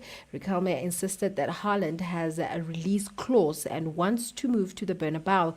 He even held a real shirt with Haaland 9 9 on the back. Riquelme also, who faces Florentino Perez in Sunday's vote, also pledged to sign City midfielder Rodri. However, City says it all falls in formation. In rugby, Bull scrum half Ambrose Papier has been named the Vodacom United Rugby Championship Player of the Season. Papier scored 9 tries in the regular league campaign, plus 2 more in the man of the match performance against Munster. Anything's off with golf. Rory McIlroy says that he will continue to pick and choose the events that he plays on the PGA Tour's new look schedule because it brings balance to his life. The 6-time major winner has been more selective with his schedule over the past couple of years and has only played 2 tournaments since retaining his Masters title in April. Earlier this year, PGA Tour chief executive unveiled proposals for the circuit's future, which includes promotion and relegation between different tiers of the tournaments and more significant events with expanded fields of 120 players and 36 hole cuts. That's it from my side for now. I'll have more in the next hour. Ashraf, since while you're posing a question to our listeners, let me pose the same question to you since while it's your birthday. So what are you doing that is giving back to the community Well, in today? fact, I think I've just done that. I mean, at the very basic level, I've used all my social media platforms, all the platforms I've used to ignite in people the consciousness to say, can you do one thing, just one thing, that will open a door for somebody else, then lead them on a path to a champion life, whatever that may be, right? So I think I'm doing that now already. I'm just inspiring, and perhaps you being inspired too to do something like that.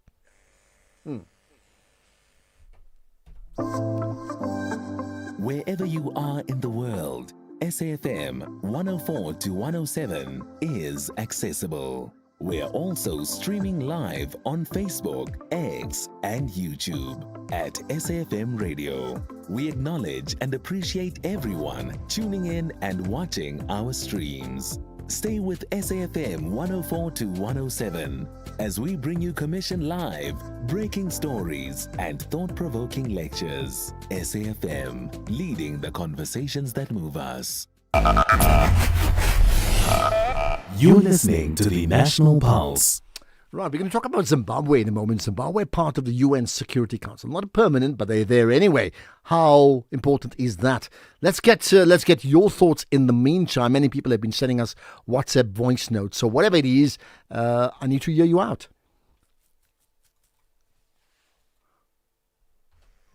Good afternoon, Ashraf. I want to remain anonymous.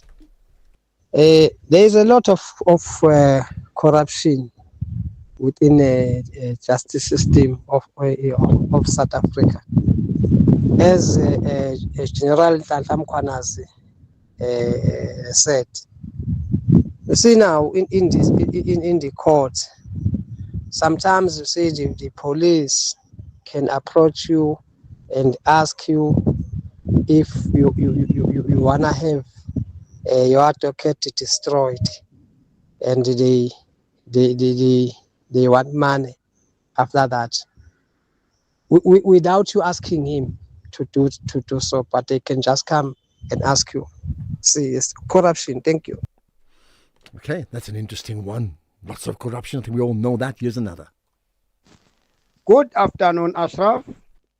Happy birthday to you, my brother. Ashraf, I fail to understand when this guy said the South African policemen, they can't use computerized to keep the dockets on e-filing, although they were using a smart phones and whatsoever. The reason why they are using a paper dockets, they wanted to steal it, my brother. South Africa is a banana republic. Is a country that is full of thieves and thugs. From Pastor Ben 10 at Namakwa. Thank you. Did you start Ben 10? I've heard that Ben 10 word before, if I heard it correctly. But listen, when we talk about full of corruption and banana republic and what have you, listen, we have problems. Don't for one minute assume we're the only country who's got problems. What I'm saying, I'm not saying that to deflect from the problems we have, because we do. But I am saying it to the point that do not think we're the only country that's swallowed up in this den of corruption and how it affects us. There's many countries there are. So there's also hope for many who've come through this. And maybe we need to look at solutions and be inspired by the great people in our country all of the time. And there are many like that. Right. We're going to, let's see if we can pick out another. In fact, we got one more voice note we're going to play. Yeah. Good afternoon, Ashraf, and hope you're having a wonderful birthday. It's Funda from Durban. Ashraf, I believe the pushback for the digitization of the police service is from government, based on the fact that they know that the work what it entails, because it means that they have to capacitate the justice system, capacitate the prisons, which are overly full. So they give an opportunity for the people that can pay and corrupt their way out of justice to do so, which is unfortunate. Right, next up, Shivan Bryce, please. This is Global Watch on the National Pulse. Right, let's talk global issues. In fact, it's about our neighbour and the impact that it has on the globe. You may have followed the story overnight, with Zimbabwe now securing a seat on the United Nations Security Council. Well, how significant is that for Zimbabwe? How significant is that for the UN Security Council? Meaning, what do they really do? We talk about them often. What do they do? Shivan Bryce Pease is the SABC News UN-US correspondent. Shivan, appreciate your time. Good morning to you. And good afternoon and happy birthday to you. Much appreciated. Thank you. I suppose it's like a birthday day for Zimbabwe in many ways. What I'm trying to say is it's celebration for them or not. Look, I think in terms of the turnaround you have seen from Zimbabwe on the international stage, think of it in this context. Would this have happened 20 years ago? It was just in the last two years that the EU and the United States lifted sanctions. They were a pariah, particularly in Western regions of the world. And now they will share this horseshoe table in the UN Security Council that is mandated to maintain international peace and security with the very protagonists that they've been fighting for so long. The United States will be there. The European Union will be represented there, in the likes of France and the United Kingdom and others. And so this is certainly a big moment for Zimbabwe on the international stage, even though the idealism of this moment will meet reality when they join this council next year. So let's talk about the idealism. How does a country... and we know there's a difference between permanent members and non-permanent members, right? There are 5 permanent members. How does Zimbabwe get onto, let's call it, onto the board of what that means with the UN Security Council? Right. A lot of money is spent on lobbying member states. Their foreign minister was in town, as were all the other candidates, chief diplomats and ambassadors. You lobby member states, you have events, you talk about what your vision is going to be. And central to that vision has to be, upholding the tenets of the UN Charter, respect for international law, the peaceful resolution of disputes, weapons as a last resort, right? If and only when it is authorized by the UN Security Council, or if you're asserting Article 51 of the UN Charter, which is your right to self-defense if you were attacked first. So their proclivity here is to really assert what is the African Union's position, what all African nations do, because they're endorsed by the AU for this position. And that's why you don't have these sort of, they don't run up against anybody when they're nominated by the AU. It's a clean ballot. So you know that they're going to get the numbers that they receive because they have the backing of the regional body. And so it's very much to assert the AU's position, but also to work with the other African countries in the Security Council. In this instance, it will be the DRC and Liberia next year. Somalia will leave the council. Zimbabwe will replace them. And what you have seen over the last number of years, even when South Africa served on the council, is something called the A3. The A3 works collectively, sometimes even articulating their position as a singular voice in the council. One country will articulate what the A3 position is. And so that broad consensus that Africa is seeking to put on the global stage will now be through the voice of a Zimbabwe, a Liberia, or in this instance, the Democratic Republic of Congo, depending on what day of the week it is. And then in terms of clout, what is the difference then between the permanent members of the UN Security Council and, in this case, the non-permanent members? Well, a huge difference, right? The 5 permanent members, your United States, your UK, France, China, and Russia, have something called the veto. So essentially, you can have one country that undermines the broad consensus. You saw that a lot on Ukraine. You saw that a lot on Gaza. So essentially, you can have 14 countries in consensus about what the international community should do about a problem, and then you can have one country based on their bilateral relationship or whatever that can undermine that by asserting their veto power. Non-permanent members don't have that. And so you really have to rally consensus. There's something called the E10 in the council, which means the elected 10. And sometimes that elected 10 tries really to assert itself. But at the end of the day, you can only do so much in the face of one veto. And I mean, I take it, you gave some historical examples now. They're not successful at that in terms of being able to overturn the Big Five. If one of the members of the Big Five chooses for whatever reason that it's not in their interest to pass a resolution, right? Unfortunately not, and that's why you hear this constant refrain, Ashraf, about UN Security Council reform. It's in the speeches of heads of state when they come to the UN in September. President Ramaphosa has been fighting for this. But if you go back to, it was Nelson Mandela that probably was one of the first that I can remember that came to, to push here at the UN for this Security Council reform, because the veto is undermining global consensus. It stands in the way of consensus at the UN, which is very important at the UN, right? Multilateralism is essentially about consensus. And so to have this proclivity that was decided on in the aftermath of 1940, the Second World War in 1945, no longer bears relevance in the geopolitical constructs that we see today.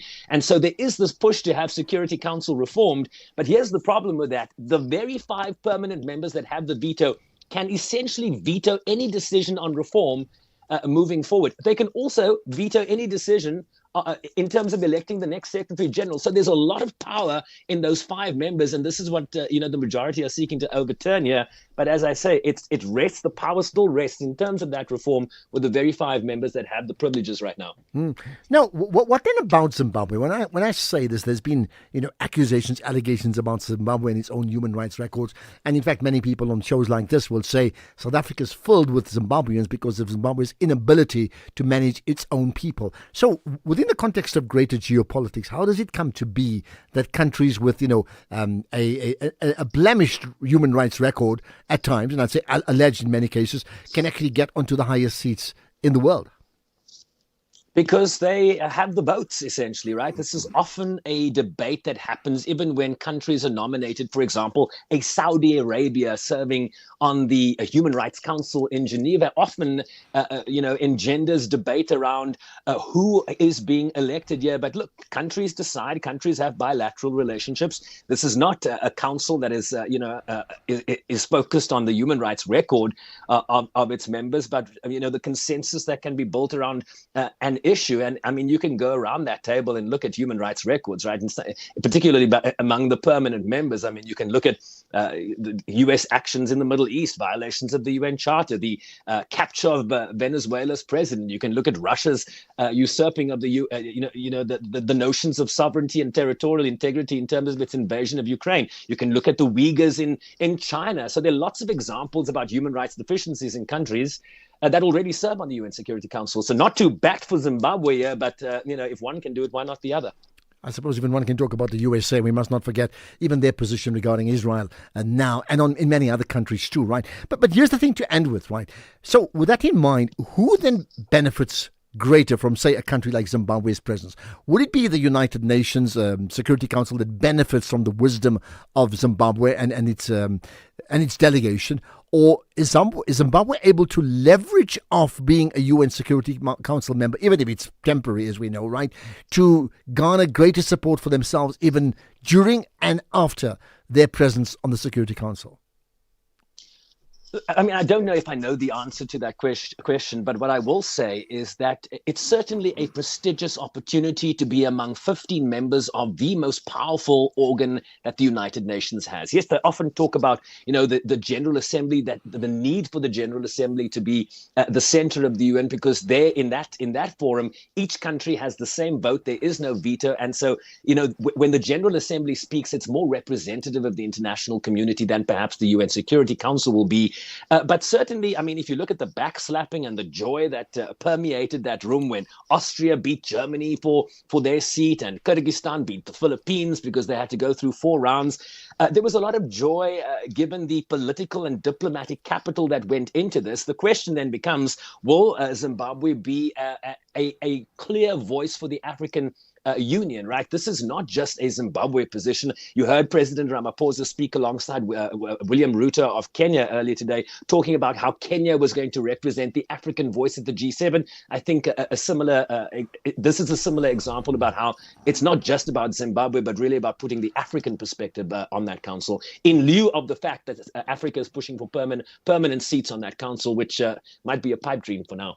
Pipe dream or not, maybe one may think about, with 1 week to go to the World Cup being held in North America. I mean, is this the ultimate World Cup of nations? Sharon Bryce, please hold that thought. Much appreciate your time here on the National Pulse.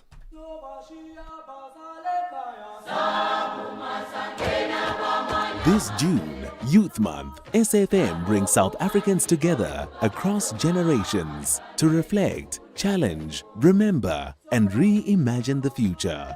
From students to struggle veterans, from campus radio to community voices, from 1976 to 2026. This is 50 years later, a month-long national conversation, only on SAfm. SAfm, leading the conversations that move us. The big issue on the National Pulse. Right, let's get reaction firstly from you. Reaction on the position of Zimbabwe, now a member of the UN Security Council. Reaction on Ramaphosa and William Ruto meeting, that's Kenya, South Africa.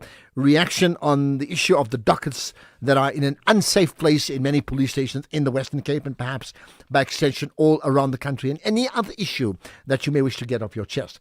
You've heard, of course, about the big issue. Every day now, for the entire week, we deal with one big issue and we run it with 5 different ways, 5 different angles on it. This week, in being aligned to Youth Month, right, the issue of youth unemployment is a big issue.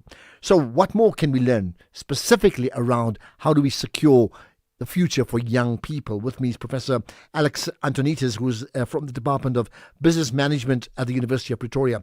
Prof. Antonitis, thanks for joining us on the National Pulse.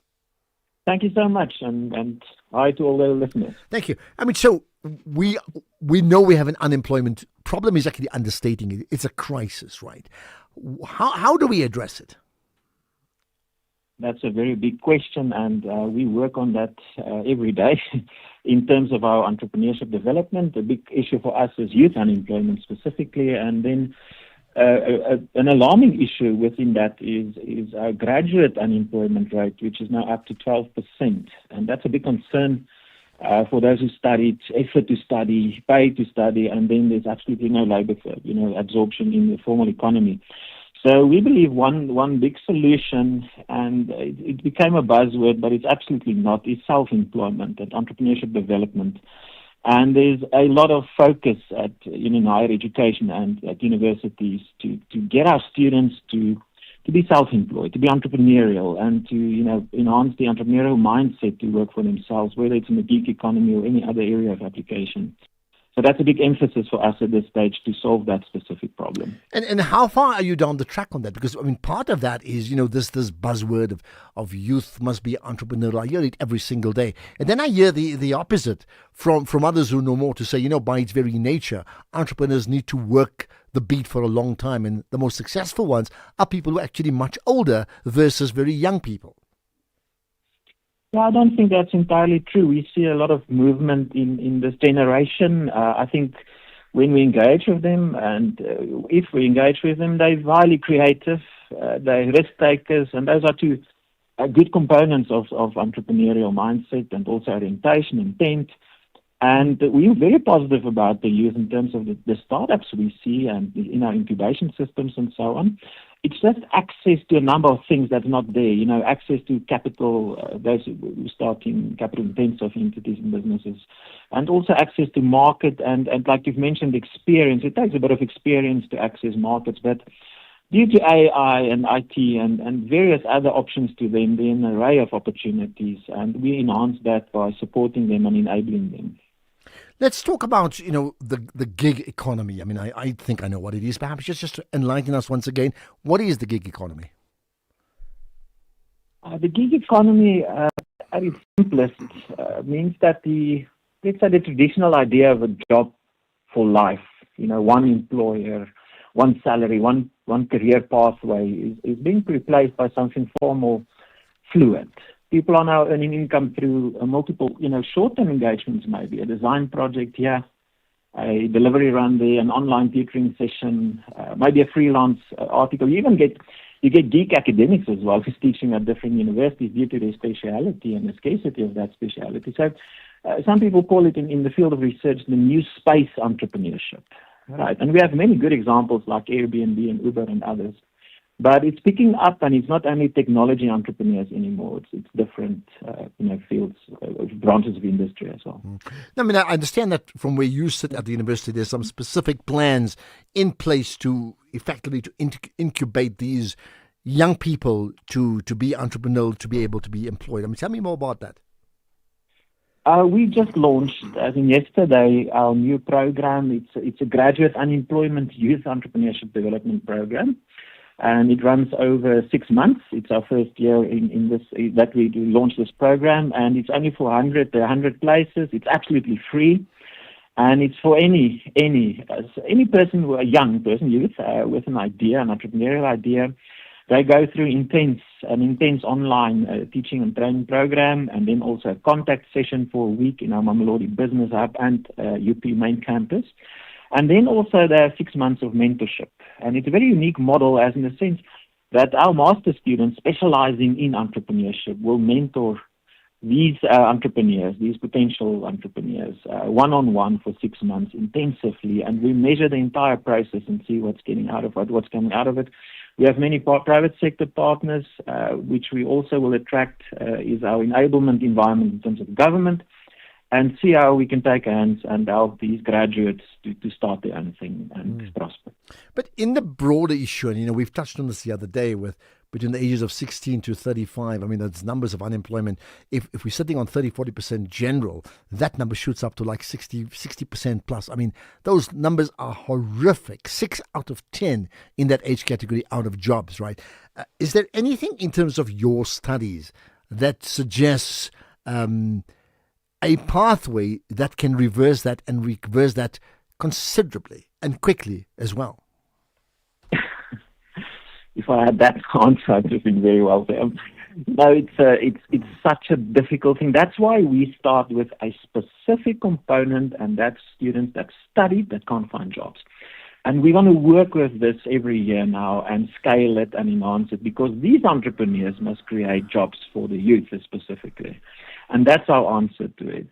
We see less and less employment in other areas in private sector, and that's probably a trend. So we need more entrepreneurs, and the theory shows us, practice shows us that entrepreneurs create jobs. That's the sector, the small business sector is the job creator, and we have to enhance that. I think that's a short answer for a very big problem. Yeah. Just on that part about, how do you address the numbers of young learners who have graduated, forget even those who have not, who have graduated and are unable to join, to get jobs? I mean, besides your entrepreneurial example, meaning when you speak to them on a one-on-one basis and they have a sense of hopelessness, how does one address them? It's very difficult and it's hard because it's so expensive to study as well, and subsidy-wise also expensive for our tax money and the government and so on. We sometimes get them to study postgrad if possible, and out of that create the possibility to be more employable. That's one option. But the bigger issue and the bigger problem is that they study fields that there is absolutely no jobs for and no demand for. So that's one component. The other component is get them employable and work ready, and get more skills in and competencies to make them work ready. Communication skills, critical thinking, creative thinking, more IT-oriented skills, and to be more work ready. That's another thing we emphasize a lot. And then we also throw, obviously, entrepreneurship into the equation. Okay, studying for fields that there are no jobs for. That's such a telling point made. Professor Alex Antonides, thanks for your time. from the Department of Business Management at the University of Pretoria. But they've launched a whole new program around entrepreneurship development. Just check it out. You can Google it. You can get all the examples from them. By the way, quick comment on Zimbabwe. Good day, Ashraf. For Zimbabwe, this is a calculated move for the United States of America and the West. If you remember, the Americans have made a deal with DRC, so now DRC can exit. The deals they are going to make with Zimbabwe will be very bad for Southern Africa. So this is just a calculated move. They know that Zimbabwe is desperate. Zimbabwe is desperate. Who else is desperate? I would think that everyone is desperate. Even South Africans are desperate about having this, you know what's that phrase? A better life for all. It's 4 o'clock. Time for the news. Here's Ondela Mbana.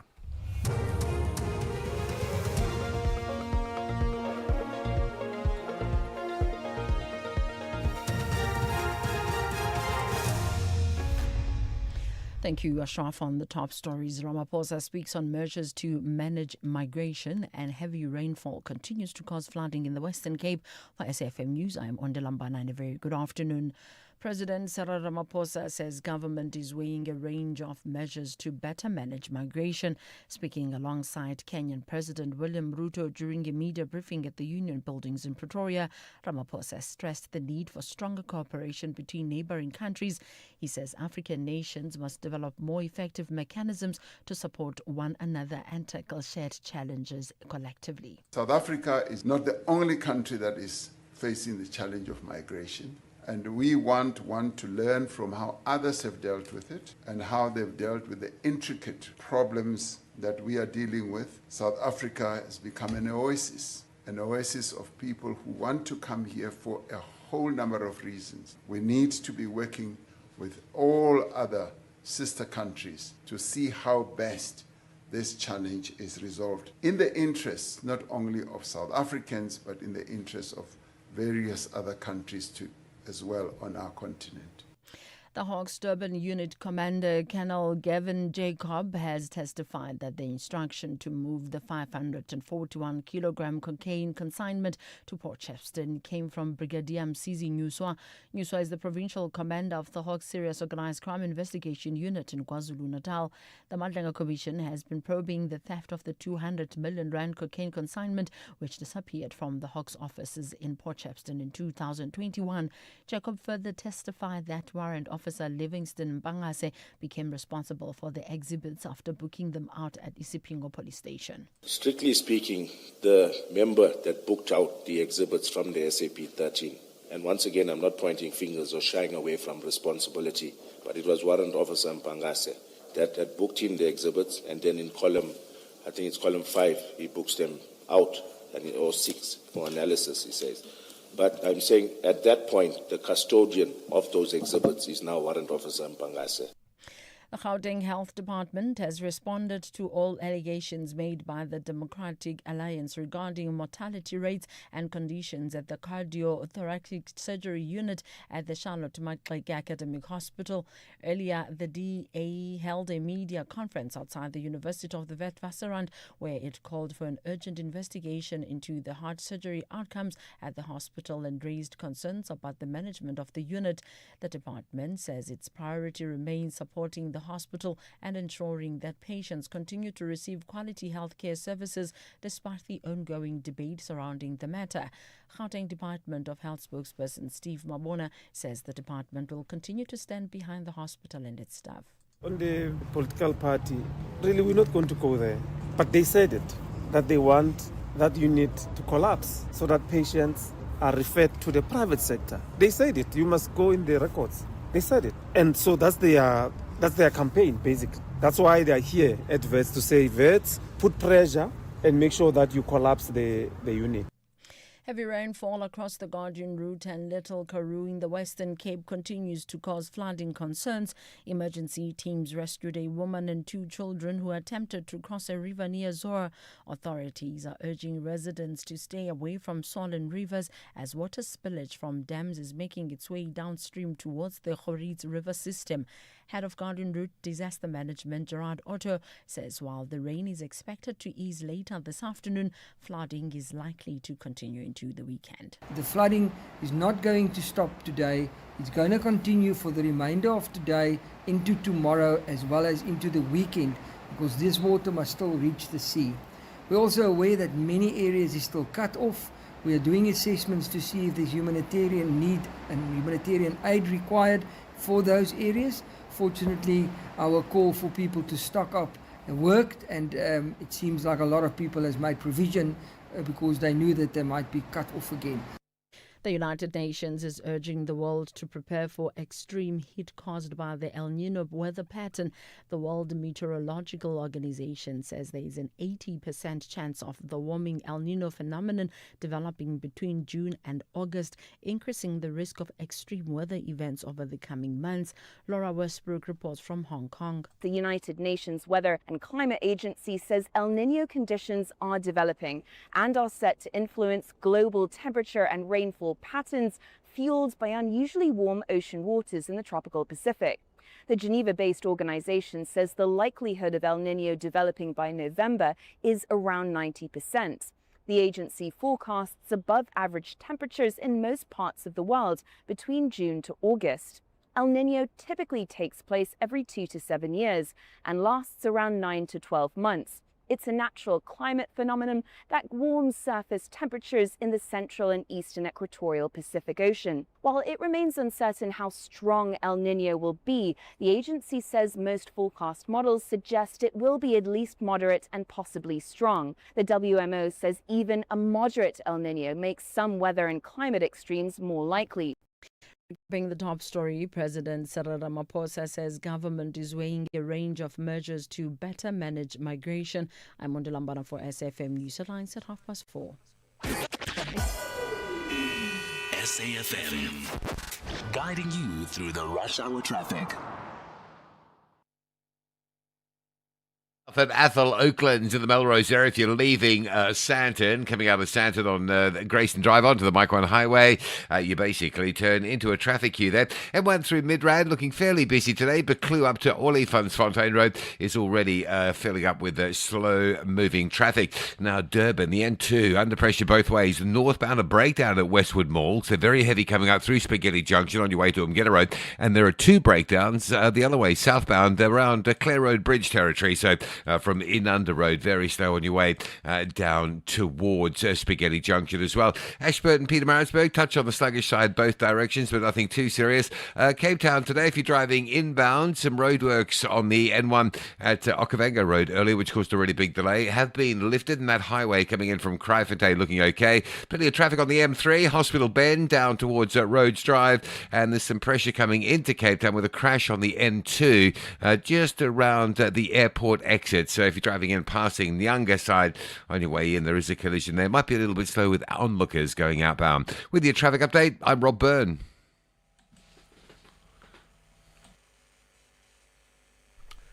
Thanks for that, Rob. And of course, we'll have Tumi coming up, in fact, right now. Well, coming up in your sports this hour, Fulvard calls for balance at the T20 World Cup. Webb returns to sevens for Bok Women's Mission, and Bafana gearing up for Jamaica. More details at 4:30. The National Pulse with Ashraf Garda on SAFM. You're listening to the National Pulse, weekdays 3 to 6 p.m. Right, lots more to come, but listen, I want reaction from you on the issues that we've been speaking about, and that's just some of them. But what else? What are the other conversations that move you? And if that's the case, then share that with us. What is it that you want to get off your chest? Local, global, whatever.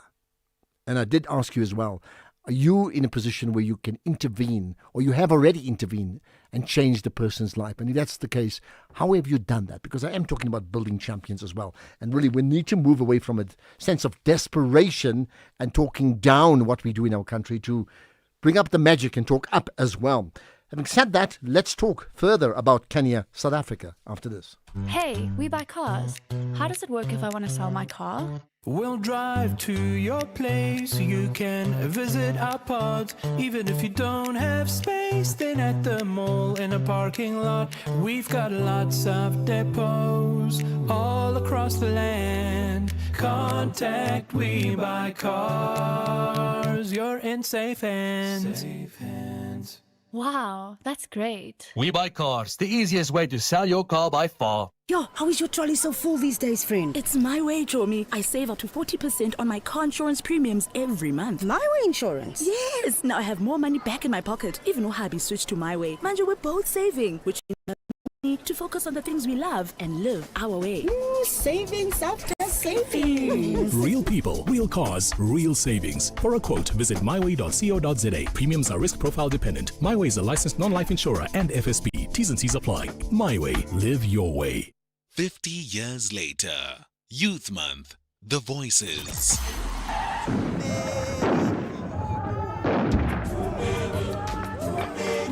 In Alexander Township, that was now on the 17th, a bullet went past my head, aimed at two young women who were saying, "Power, power."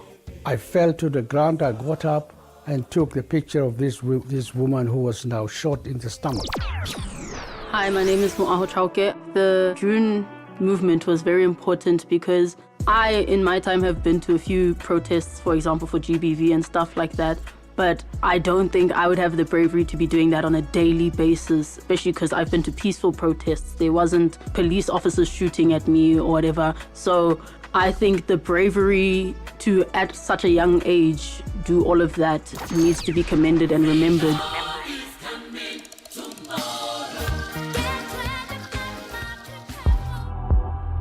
The National Pulse with Ashraf Garda.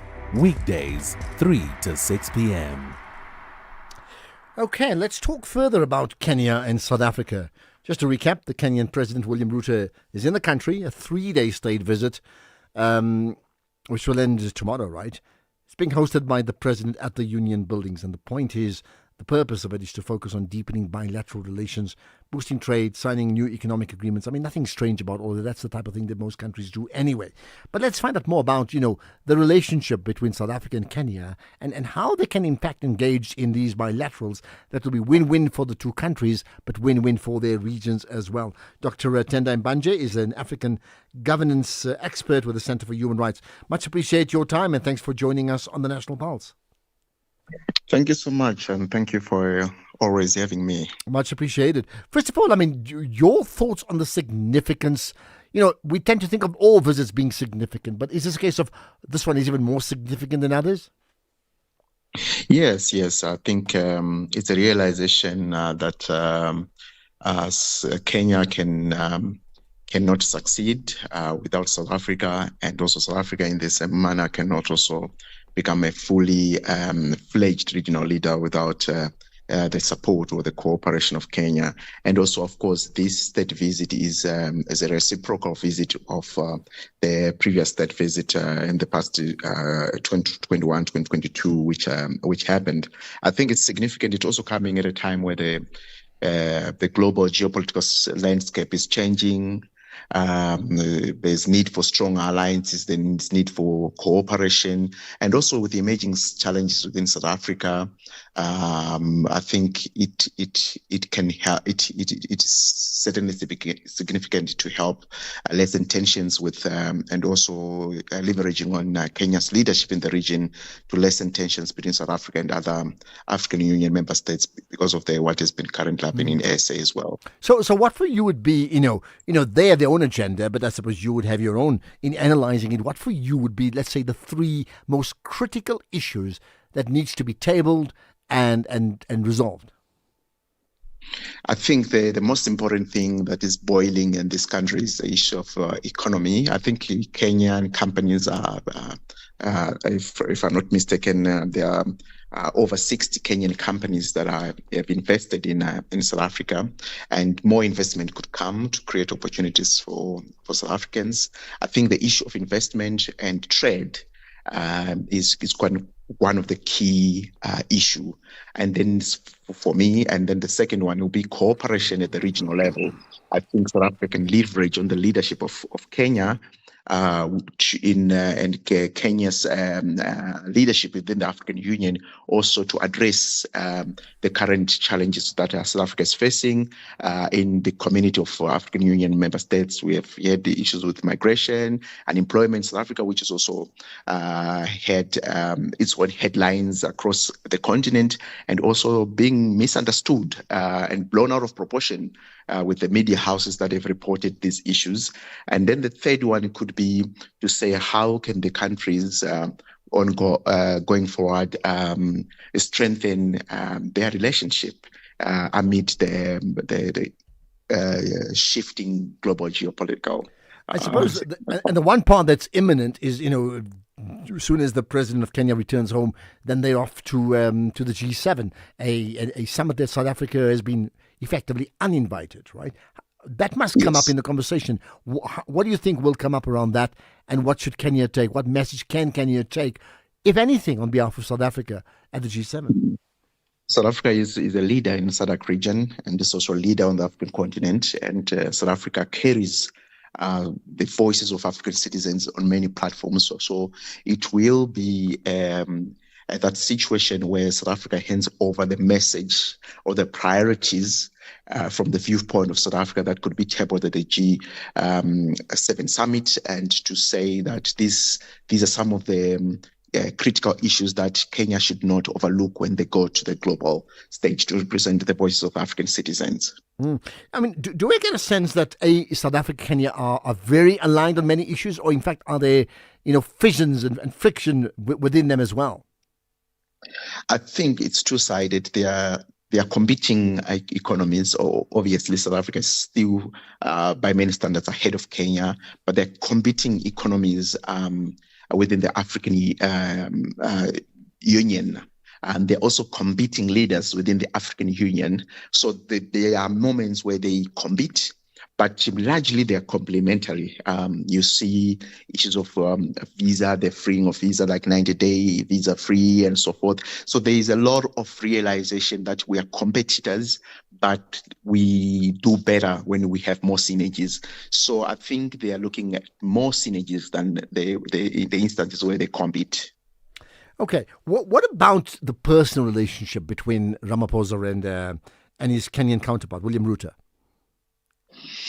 I think there has been no major reports about a relationship that is not working. I think they have a working relationship, and to some extent, I think that they get along, and the fact that you see that there's been more progress in Kenya and South Africa's relationship post when Ruto came into power. I think it shows sign that they too they somehow have an aligned vision, and at the end of the day, we see the fruit of it with these state visas, where even Kenya, before they go to G7 summit, they have to come to the critical point to talk to South Africa and to say, what else can we do to amplify the voices of African citizens? I think there's a positive relationship from the views of observers and experts. Now, we do talk to you at a time when there's been friction between South Africa and the USA, over the better part of over a year at least, right? Starting with the South Africa taking Israel to the ICJ, then the issues of allegations of a genocide with Afrikaners in this country. At the same time, there's been the tariff wars, as has been discussed with AGOA, but there's also been the issue, the relationship of influence of China.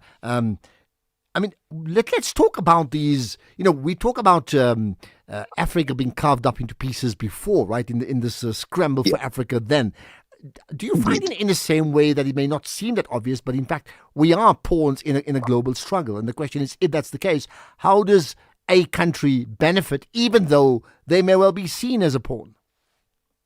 Yes, you see that South Africa is more aligned to BRICS alliance, and Kenya is not part of that alliance. Kenya has a very strong relationship with the US and some EU partners and so forth. So I believe Kenya and South Africa relations and what is unfolding, even this state visit, could also broker relations that could also soften approaches within these emerging alliances, and also alienation, where South Africa is being alienated. So I do think that the relationship could also serve as a way in which other alliances could also take a softer approach when they deal with South Africa, and when South Africa positions itself within the community of nations. And maybe that's what we all hope for. Dr. Tendai Mbanje, the African governance expert with the Center for Human Rights, talking to us at a time when the Kenyan president is in South Africa meeting with his South African counterpart, Cyril Ramaphosa. Win-win, win-lose, what is it? You can give me your own thoughts on that. This is the National Pulse. EFC is live this Thursday. The continent's most dominant women in MMA are set to collide in the Ultimate Champion versus Champion showdown. Reigning EFC flyweight champion Amanda Mad Dog Lino, a force behind some of the most brutal moments in EFC history, defends her throne against Nigeria's own Juliet Chukwu, the reigning bantamweight champion. EFC 134, live from the World Sports Betting Arena. Watch it on SABC Sport Channel on DTT Channel 4 from 7 p.m. Brought to you by SABC Sport. Get into the beautiful game with the Free Spa Limited Edition Soccer Ball when you spend 650 Rand and buy any 3 participating products. Like 2-liter Coca-Cola regular only. Buy 2 for 47, save 9 Rand. Or 200-gram Baker's Tennis Biscuits. Buy any 2 for 44, save 16 Rand. Price is valid from 25 May till 7 June 2026. While stocks last. Only at Spa. T's and C's apply. 50 years later, Youth Month, The Voices. When 1976 stormed, it was a normal day. People were going to work as usual, myself included. I was using public transport then, got into a taxi, went to my school. Nothing was wrong, no suspicion of anything. And to me that morning was just like any other morning. I was preparing myself to go to work, but I was going to a march. They had said that they are inviting the press to a march that is to be held by all the high schools in Soweto. Different generations, different experiences. One South Africa, 50 years later, only on SAFM. Leading the conversations that move us. You're listening to the National Pulse. We're going to feature, a new feature called My City, My Concern. Basically, it's your voice, right? Which we'll talk about regarding municipal debt in the Msunduzi municipality. That comes up, well, not quite now, in about 20 minutes' time or so. Listen out for that, right? In the meantime, having spoken about the dockets in the Western Cape, police stations not being safe at a police station, nogal. What about South Africa's specialized crime units or crime courts?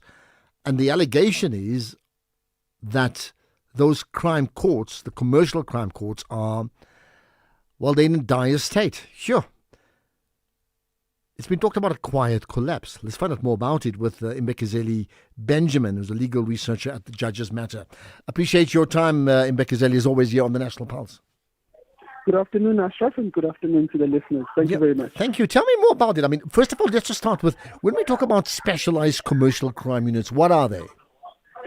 So specialized commercial crimes courts are courts that are set up to deal with, as the name suggests, commercial crimes. And usually those are crimes like fraud, corruption, money laundering, and those crimes are dealt with in a different court that has it should have a specialized magistrate, a specialized prosecutor. But of the prosecutors from in that division, they work in the SCCU, so the Specialized Commercial Crimes Units of the NPA. So that's what specialized commercial crimes are. Okay, now what has happened here? When we talk about they're in dire states, like what does that mean? So over the last 25 years, these courts have been in existence. Initially, there were about 9 of them all over the country, and then as time went on, they established, especially in the last 3 years, they established 23 more. But what the research done by the Democratic Governance and Rights Unit at UCT has found is that these courts are actually underutilized in some ways. Because if you look back from about 2015, the average conviction rate, so the number of convictions that the court achieved, were about 800 or over 800. And just before COVID, that went down to about 400 and something. And then now, in the financial year 2023-24, there were only about 250 convictions. And so over time, they are declining. And the explanation that's given is that the focus is now on the bigger, more complex cases, and you're weeding out some of the smaller cases into the mainstream courts. But when the DTRU research finds is that even when you zoom into the limited cases that are put there, they are not as complex as they are meant to be. They're meant to achieve the value of those crimes is supposed to run into the millions or hundreds of millions, and the average case is about 500,000 rand. And so the DTRU report is essentially saying those courts seem to be underutilized. They are not achieving the aim that they were originally set up for. Mm-hmm. And so why are they underutilized? So there are a number of factors. Like I was explaining just before COVID, there was a policy decision to say that because you have limited resources, you will try to focus your resources only on the large, complex commercial crime. So cases that involve, for example, the state capture cases. That's why you'll see a lot in the news, cases involving the state capture and corruption. They'll go to the Palm Ridge court. Palm Ridge Court is a specialized commercial crimes court, or the Belvin Court. That's also a specialized court in Cape Town. And so the idea was that you will narrow your focus on those cases. But what is actually the experience or the research is finding is that that is not necessarily the case. The better explanation is that there doesn't seem to be as much of an appetite to go for those big cases, and actually the cases where the chances are you might not win. So you only go for those cases where you guarantee the win versus those you are actually going to just attempt to prosecute, and it might not win or it might win. So that is one of the reasons. Okay, so the obvious question then is, are we as a people, are we being compromised because of this? So look, the specialized commercial crime courts still achieve a high conviction rate. Like the lowest that they've gone over the last 5 years is about 88% conviction rate. So still quite high in terms of the cases that do proceed. So it's not that justice is not being done, that people are not being put into jail, or that money is not being recovered. It still is.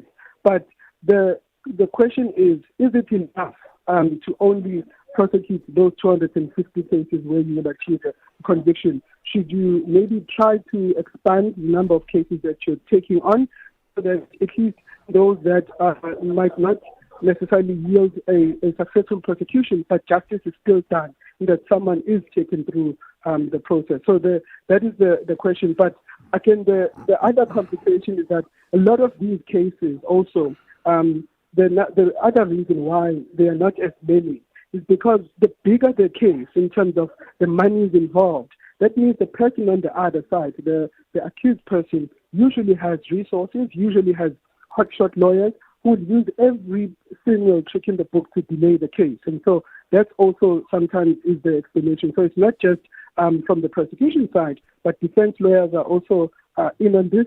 And even in some ways, the judiciary is not coming to board, because if you look at the court hours, for example, that are utilized in these cases, the average is lower than sometimes what is required in the norms and standards that are set in the law. Okay, so in terms of your analysis and where you sit at Judges Matter, right, if there was one intervention that needed to be made now, what do you think that should be?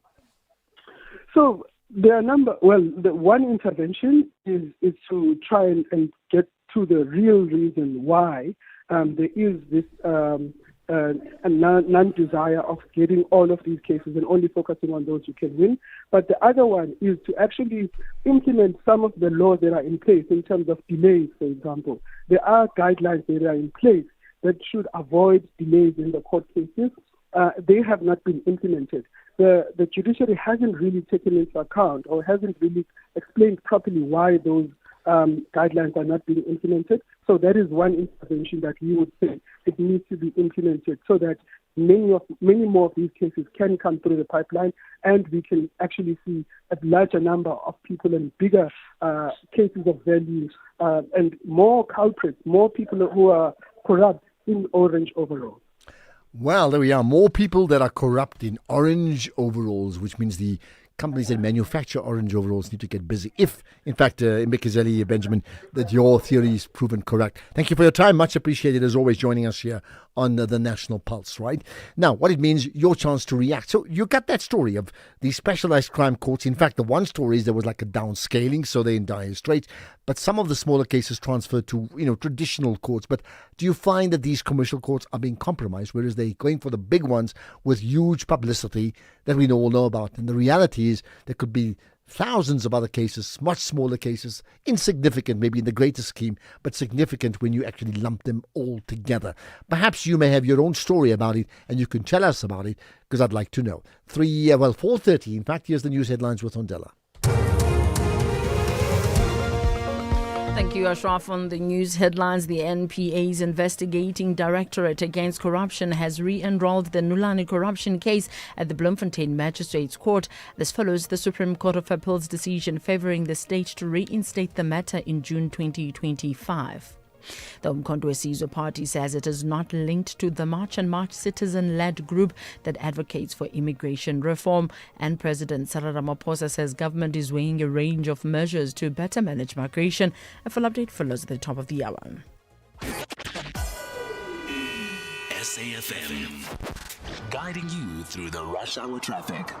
Good afternoon. We kick off in Joburg with a crash on the Mike 1 South at Boyson. It's very slow coming into that from Parktown, just after Houghton Drive. You're really sitting traffic all the way down through Crown and into that. Also, a crash on the Mike 1 South at Athol Oakland, so leaving Santon, heading down through Melrose. That's quite busy. A prang on the N1 South at Buccleuch. Traffic coming into Joburg from Allendale Road starting to backlog. And a stationary vehicle in the usual spot N3 South at Van Buren. All sorts of pressure getting through Galoody's N3, N12, R24 routes in from Ekurhuleni. All of those quite slow today. Plenty of pressure at the Dustport Tunnel, just western side of Pretoria, Trans-Orania North and southbound into that tunnel area, very heavy. Durban around Moses Mabhida, a lot of traffic congestion there today. Umgeda Road outbound looks like it's closed towards the stadium. Sandili Tusi is backlogging in that area as well because of the pressure on Umgeda Road. That whole sort of run out from Old Fort Greyville going north into Stamford Hill, very heavily congested. Breakdowns on the N2 North just by Westwood Mall, so a lot of pressure through Spaghetti Junction. N3 both ways, and the N2 North, also a breakdown N2 South before you get to Spaghetti Junction, and a breakdown on the N2 South before Kwamashu, pushing a queue back towards the Umhlanga exit. R102, the roadworks between Ottawa and Phoenix causing delays both ways this afternoon. And if you're driving out of Cape Town, a crash on the N2 at Hazelden. That's slowing traffic from Somerset West heading out to Gordons Bay. With your traffic update, I'm Rob Byrne. This is SAfm Sports with Tuming Khapele. Well, Tumi, you know what? We're exactly 1 week away from the FIFA World Cup. But how many days away from the Women's Cricket World Cup? I think it's around 12 because it starts a day after the FIFA World Cup. But Proteas women captain Laura Fulvard says that it's important that they strike the right balance between experience and youth in the team, which will give them the best chance of success at the T20 World Cup in England. Fulvard will have the old guard of Marizanne Kapp, Shapneem Ismail and Danae van Niekerk to bounce ideas off at the tournament, and she says that it will definitely help offload a bit of pressure on her shoulders. At the same time, she hopes that the exuberance of youth with the likes of Kayla Reneker and Karabo Meso will inject some energy into the side when things get tough. South Africa are going to start their T20 World campaign against Australia, and that is at 3:30. And that is happening on the 13th of June. On to rugby. Springbok women's star Nadine Webb has made a surprise return to the Sevens setup, answering the call to help the team through an injury crisis ahead of the HSBC Sevens World Championship in Bordeaux. Now, the 30-year-old, who has represented South Africa at 2 Rugby World Cup Sevens and 2 15 World Cups, had shifted her focus to 15s this season after missing out on the 2024 Olympic Games. But Webb says that love for country convinced her to rejoin the squad. Now with France and New Zealand looming, and Bordeaux, Webb admits that the challenge is immense, but insists that the team spirit is very strong and South Africa must finish in the top 8 to regain course status for the 2027 season. Onto football. Bafana's next and final preparation match against Jamaica in Pachuca is tomorrow, and it puts them closer to the opening 2026 FIFA World Cup game against host Mexico. And head coach Chico Bruce says that this is the test that they need for the opening game. We played last week against Nicaragua, but the time between that game and the first game against Mexico was too long. So I'm happy. I'm happy with Jamaica. It's 74 on the ranking, so it will be a good opponent. And for us, it will be the last test before that opening game. So again, I'm very happy with it. Oh, I will not make declarations about that. For me, I have something in my head, and I will see also if we can use that for the first game against Mexico. Well, the game will be around 3 p.m. Mexican time. I think it's around 10:11 South African time, but it will be behind closed doors. Elsewhere, Italian Serie A runners-up Napoli confirmed that coach Antonio Conte will leave the club after 2 years, with former AC Milan manager Massimiliano Allegri tipped to take over. The 56-year-old, who guided Napoli to the Serie A title in the 2024-25 campaign, has been widely touted as the favorite to take over as Italy coach. Napoli are reported to be in advanced talks with Allegri, who was sacked as AC Milan coach after missing out on next season's Champions League. Then finally in athletics, star sprinter Bayanda Walaza can step on his comeback trail when he finished fourth in the men's 100 meter at the Paavo Nurmi Games in Finland today. Now, Walaza clocked 10.26 seconds with fellow South African Abdurrahman Karim taking second place in 10.22 seconds, and Britain's Rommel Glave winning the World Athletics Continental Tour meeting in 10.16 seconds after overtaking Walaza, who had led the field at the halfway mark. And before I leave, Ashraf, actually, one of our listeners was asking if there's any talks with regards to Bafana's incentives. And what we know is that SAFA President Danny Jordan was saying that they're still ironing out the final details with regards to the bonuses, but they don't want it to be a problem, and we're really hoping that they'll sort it out before the World Cup begins. But I think for me, I really had hoped that they would have sorted this bonus thing out before the team left South Africa. But hey, we have to wait and hear from SAFA what they're going to talk, what they're going to say with regards to the bonuses. But I do know that the SAFA president does not like talking a lot with regards to the bonuses. Well, I mean, quite honestly, that's a bit ridiculous. I mean, either they've got the bonuses or they don't have the bonuses. If they don't want to share it publicly, that's fine. But why would you still say we're still sorting it out? Like with the World Cup, on the eve of the World Cup. We qualified, 6 months ago? I think it is. By that time, a month later, we know the bonuses. Whatever it is, it just sounds rather crazy, because I've heard too many stories of teams that are derailed because of conversations about bonuses literally at 1 o'clock in the morning when they're playing in the afternoon the next day because they're in the knockout stages, and then they have this debate about bonuses and whether they should go on strike. I mean, why would we want to put ourselves into that situation? Absolutely, and it's always the case when it comes to Bafana, but hopefully things will change this time around. Maybe they're still trying to figure out how much exactly they should give each player. We asked rugby legend Frans Steyn what he thinks of the all-new Toyota BZ4X. Frans, would you say the BZ4X is a rugged all-wheel drive SUV? Yeah. Cool. Was the acceleration and handling good? Yeah. All right, so you think the BZ4X can handle South Africa? Wat dink jy? Well, there you have it. The all-new Toyota BZ4X, an all-wheel drive battery electric SUV made to handle South Africa. The BZ4X, it just got real. At Specsavers, we're committed to offering affordable and professional eye care. That's why we're offering 1,500 Rand worth of savings with our winter promotion. Get a free frame up to the value of 1,500 Rand or use the 1,500 Rand on one of our leading vision enhancements, like Climate Eyes, which automatically adapts to changing light. To qualify, simply purchase a comprehensive eye examination and prescription frame and lenses. Affordable eye care, Specsavers. T's and C's apply.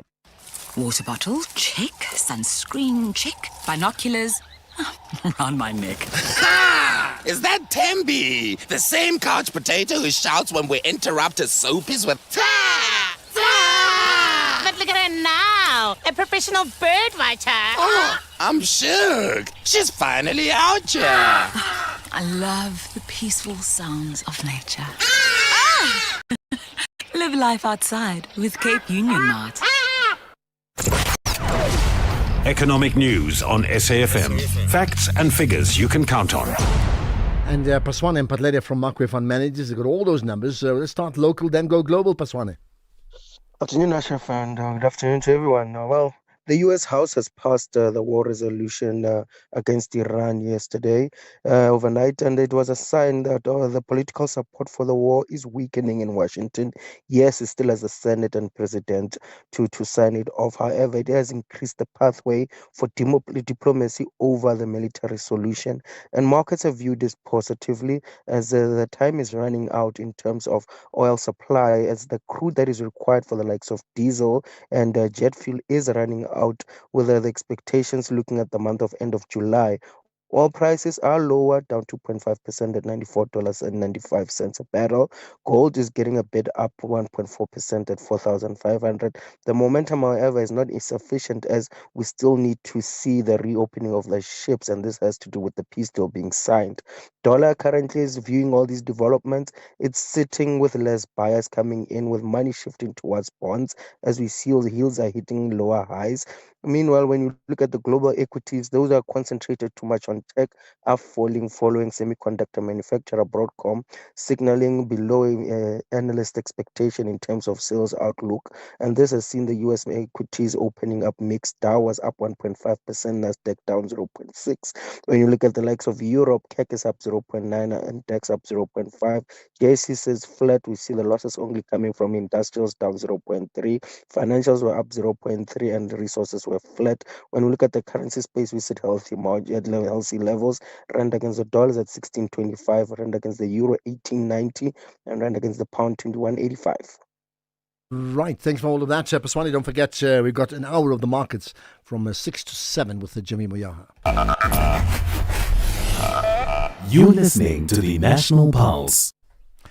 Right, let's get to some of the calls first. Then I want to get to what we call this new feature called My City, My Concern. And of course, you are concerned. Mabule in Polokwane, hi.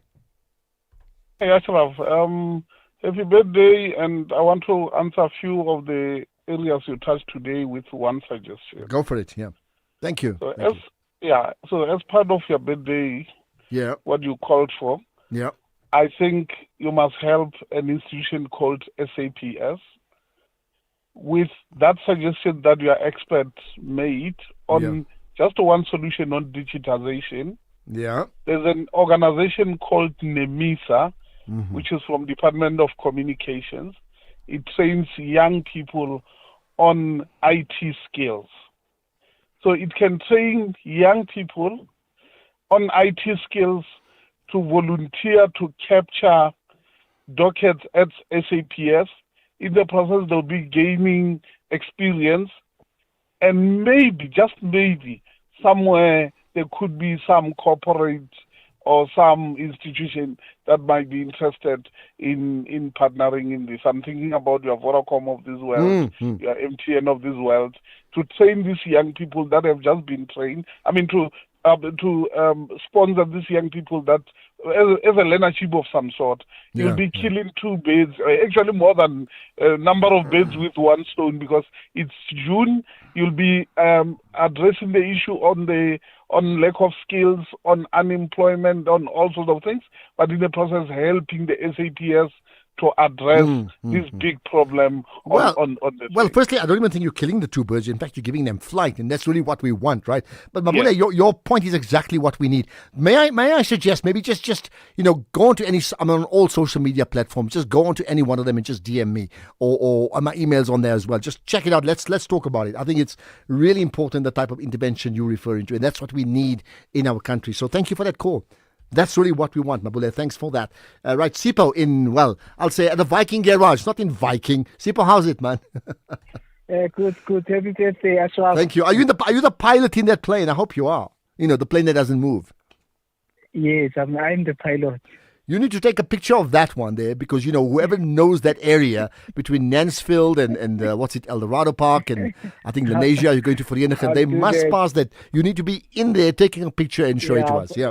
At least they must see their pilot.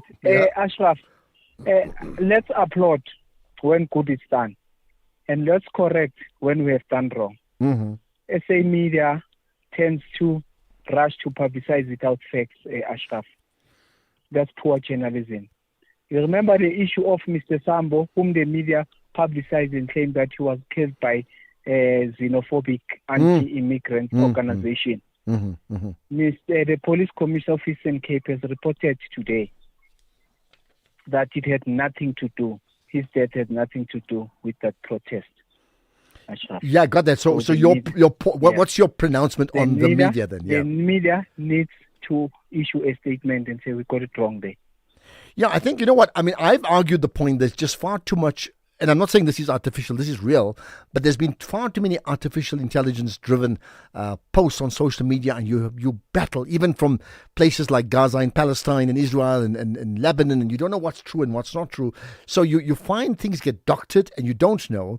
And in a case like this, I think newsrooms do need to verify, who's posting it, because it is a bit of a minefield, and you're right. And before you know it, that story is spun as an actual, and that's no good. So point taken, Sipho.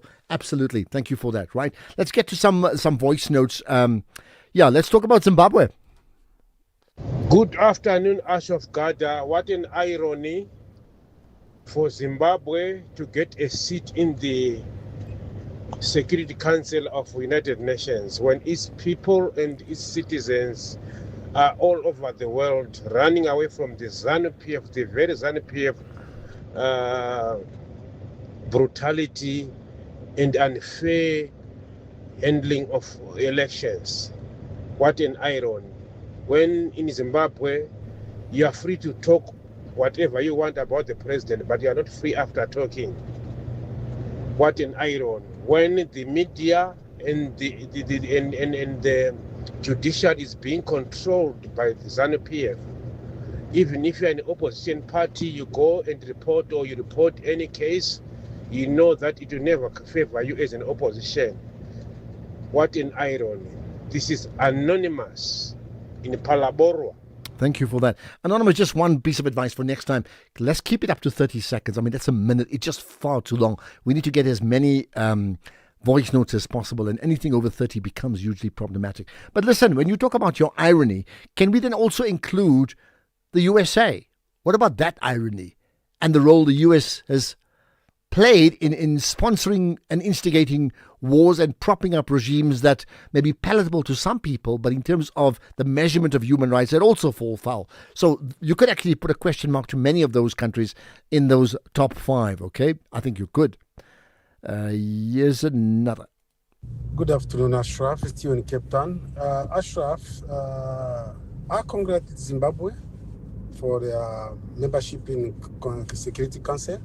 But for South Africa, they need to forget about it, because South Africa are taking battle that are not, it's not for them. So as far as Donald Trump is there, I don't think South Africa will have any role in the international arena to play. So Donald Trump is there, South Africa will not play any major role at all. That's my point of view. It's you in Cape Town. Thank you, Ashraf. Okay, then we are. Well, I don't know. I think South Africa already has a role, and there's some significance in the role. They're not the biggest country in the world. They're not the most impactful. But don't you think South Africa does make an impact. I think and just think of the examples. I think they do. Right, Mumsy in Cape Town. How's it, Mumsy? Happy birthday, Ashraf. Thank you. Much appreciated. We need to have one big party, I think. But the biggest impact is can we use this day to build other people into champions? So you make a call and open the door for somebody else. I'd love that. Yeah. Thank you. Go for it. Okay, I wish to find out, when they're speaking about the youth unemployment, Mr. Ramaphosa, when he places someone on suspension or something, those people still get an income. Now, with the saga that is going on about the IDs, people carrying fraudulent IDs, is there a way maybe Dr. Schreiber can hire the youth that is unemployed to actually check the documentation that have been submitted by these people that have got South African IDs? I know he has dismissed health officials, so those spots can be actually filled by the youth to actually at this time hire them and do the job, train them how to check the documentation. The other one is, we had a lot of Nigerian pastors that are coming to the country to preach that they can raise people from the dead. That is perjury. That Nigerian pastor should have been jailed. So all I wanted to ask, can't Dr. Schreiber actually check all the educational institutions, the people that applied for jobs, and they have study permits that are not expiring. They are shielded by these universities. Right. Can they hire those people to actually do the work at the moment? All right. You've made your point. I think it's very clear. And I think, that is certainly an issue that many people are looking at now, right? So thank you for that, Mumsy, in Cape Town. Here's another about countries. Afternoon, Ashraf. Ashraf, no. I don't well appreciate your words, my brother, as you usually say. Ashraf, your words that you have just said now are not constructive at all. That's what politicians utter or say when they mess up with this country and the people's lives. That we are not the only country experiencing these problems. Are those words not equipping or propelling those who are doing the wrong deeds to continue? Thanks, Ashraf Mqete. Thank you, Mtete. You haven't been clear what you're referring to now. I wish you did, okay, so I know exactly what it is you are talking about. Right, more to come. This is the National Pulse. You're part of the Pulse community. What are the biggest conversations that, that drives you today, that moves the nation today? You can become a victim of a legal problem, wrongful arrest, assault, uncontested divorce, rental disputes, maintenance matters, or labor problems. It can happen to you. Clientele Legal provides tough professional lawyers for an affordable monthly premium. Our legal team is standing by to assist you 24 hours a day. Join today. SMS SAFM to 32195. That's SAFM to 32195. Clientele General is an authorized FSP and licensed non-life insurer. T's and C's online. Standard rates apply. I'm Samela Kilpoy, an actress and a mum. Do you know what's in your cupboard? I've been trying to be intentional about the food I buy and keep in my cupboard. Unhealthy packaged foods can lead to hypertension, heart disease, and diabetes. Support front-of-package warning labels on unhealthy packaged foods, high in saturated fat, sugar, and salt. Join me. Sign the petition on healer.org. That's HEALA.org. Sanmoran, this is Shugela from Amalanga Wafani. Hi, my name is Sipho Mbele, playing the role of Masangu on Amalanga Wafani. Sanmonani. Hello, my name is Zazi Kunene, and I play Untando on the new season of Amalanga Wafani. Catch Amalanga Wafani on SABC 1. Do yourself a favor. Tune in every weekday at 6:30 p.m. only on SABC 1. That's the show.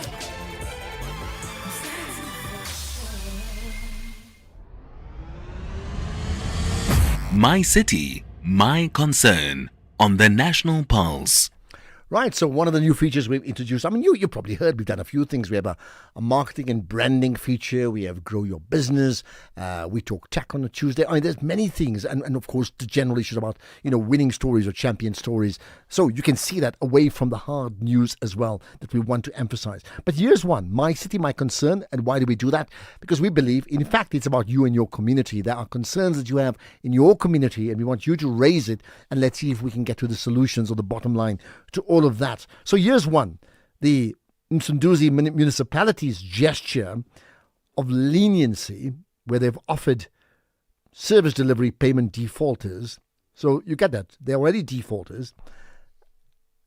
And they've offered them a 50% discount on over 8 billion rands in debt. So that's the total debt. They've offered these defaulters a 50% discount if I think they come to an arrangement and they settle it, so I understand.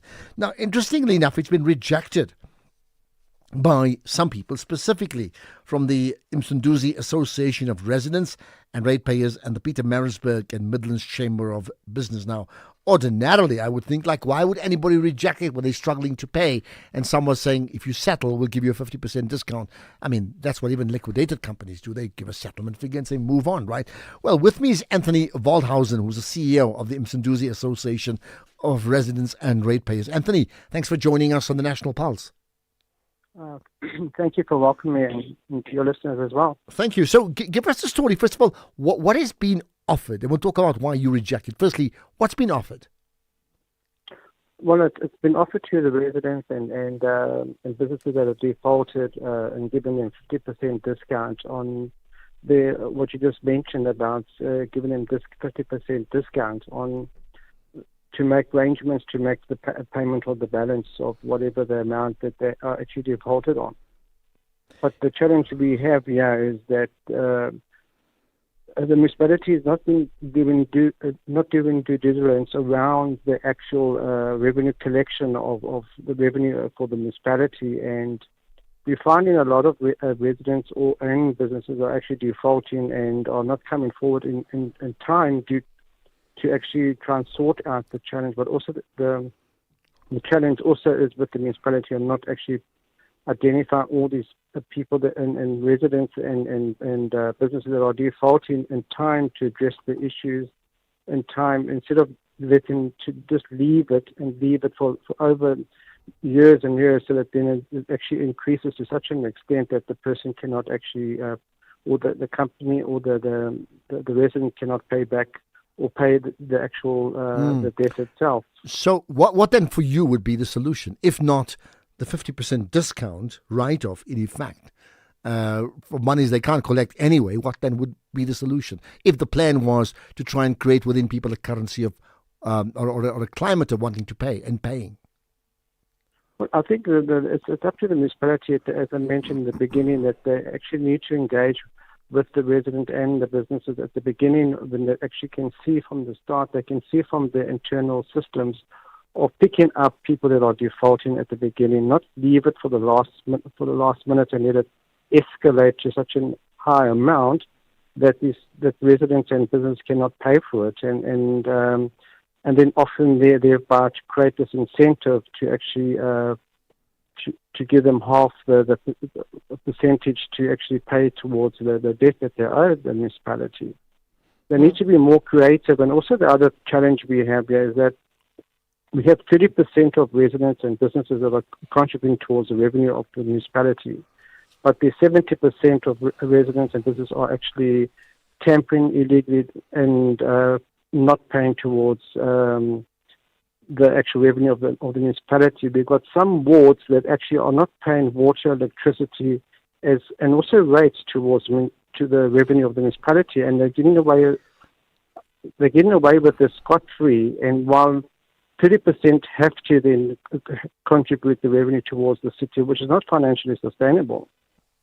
So, if this continues the way it's been proposed, how then do you see that playing out? Well, the thing is, the municipality is not able to actually to collect the actual revenue it's needed to sustain the actual expenses of the municipality, and it can forever get out of hand at the moment. And the municipality's approaches of trying to address the revenue collection is not actually creative enough to actually be much more engagement with all stakeholders that actually have to contribute to the municipality. So how can one be then more creative and able to actually receive the revenues that are outstanding from people who are, maybe you get a few who just can't, who are cooking them and just delaying things, but many of them are absolutely cash-struck. I understand that, but the thing is, the challenge we have here is that as I mentioned, the municipality is not picking up the non-payment of the consumer at the beginning, and instead of waiting at the last minute to address these issues, where that's actually escalated and it's gone right out of hand, that consumer might be over 100,000 rand in debt, but if it's picked up early in their system, to actually identify that and actually engage with them at the beginning so that it doesn't escalate to a large amount, so that they can actually deal with it when it's at the beginning, so that we actually deal with it straight away, which the municipality is not doing. And the other challenge we have here as well too is that the municipality's billing system is completely dysfunctional, and this is where we have continuous problems with residents disputing their accounts as well too. And I take it you engage with the municipality? Yes, we do. We try to do that, but it's been a challenge. And we actually work with the revenue department to look at creative ways of engaging with them, to also work with the consumer itself, the residents and businesses. I mean, what we've tried in the past is that we've actually invited them to different communities to actually have imbizos to bring the revenue department to come to it, so that they can engage with residents to educate residents around how to read your bill, how to deal with the issues of water and electricity outages and all things like that, and challenges. So we've been creative enough in engaging with them as well. Okay, let's leave it at that. Anthony Waldhausen, the CEO of Msunduzi Association of Residents and Ratepayers. That's in that, Pietermaritzburg region. Just to tell you, we've reached out to the Msunduzi local municipality to be on the show. They haven't responded, which means when they do, we will get them on, because that's part of this issue of, my city or my community, my concern, my voice. We absolutely need to get your voices heard. So, that will hopefully happen soon. 5 o'clock, it's time for the news with Greg.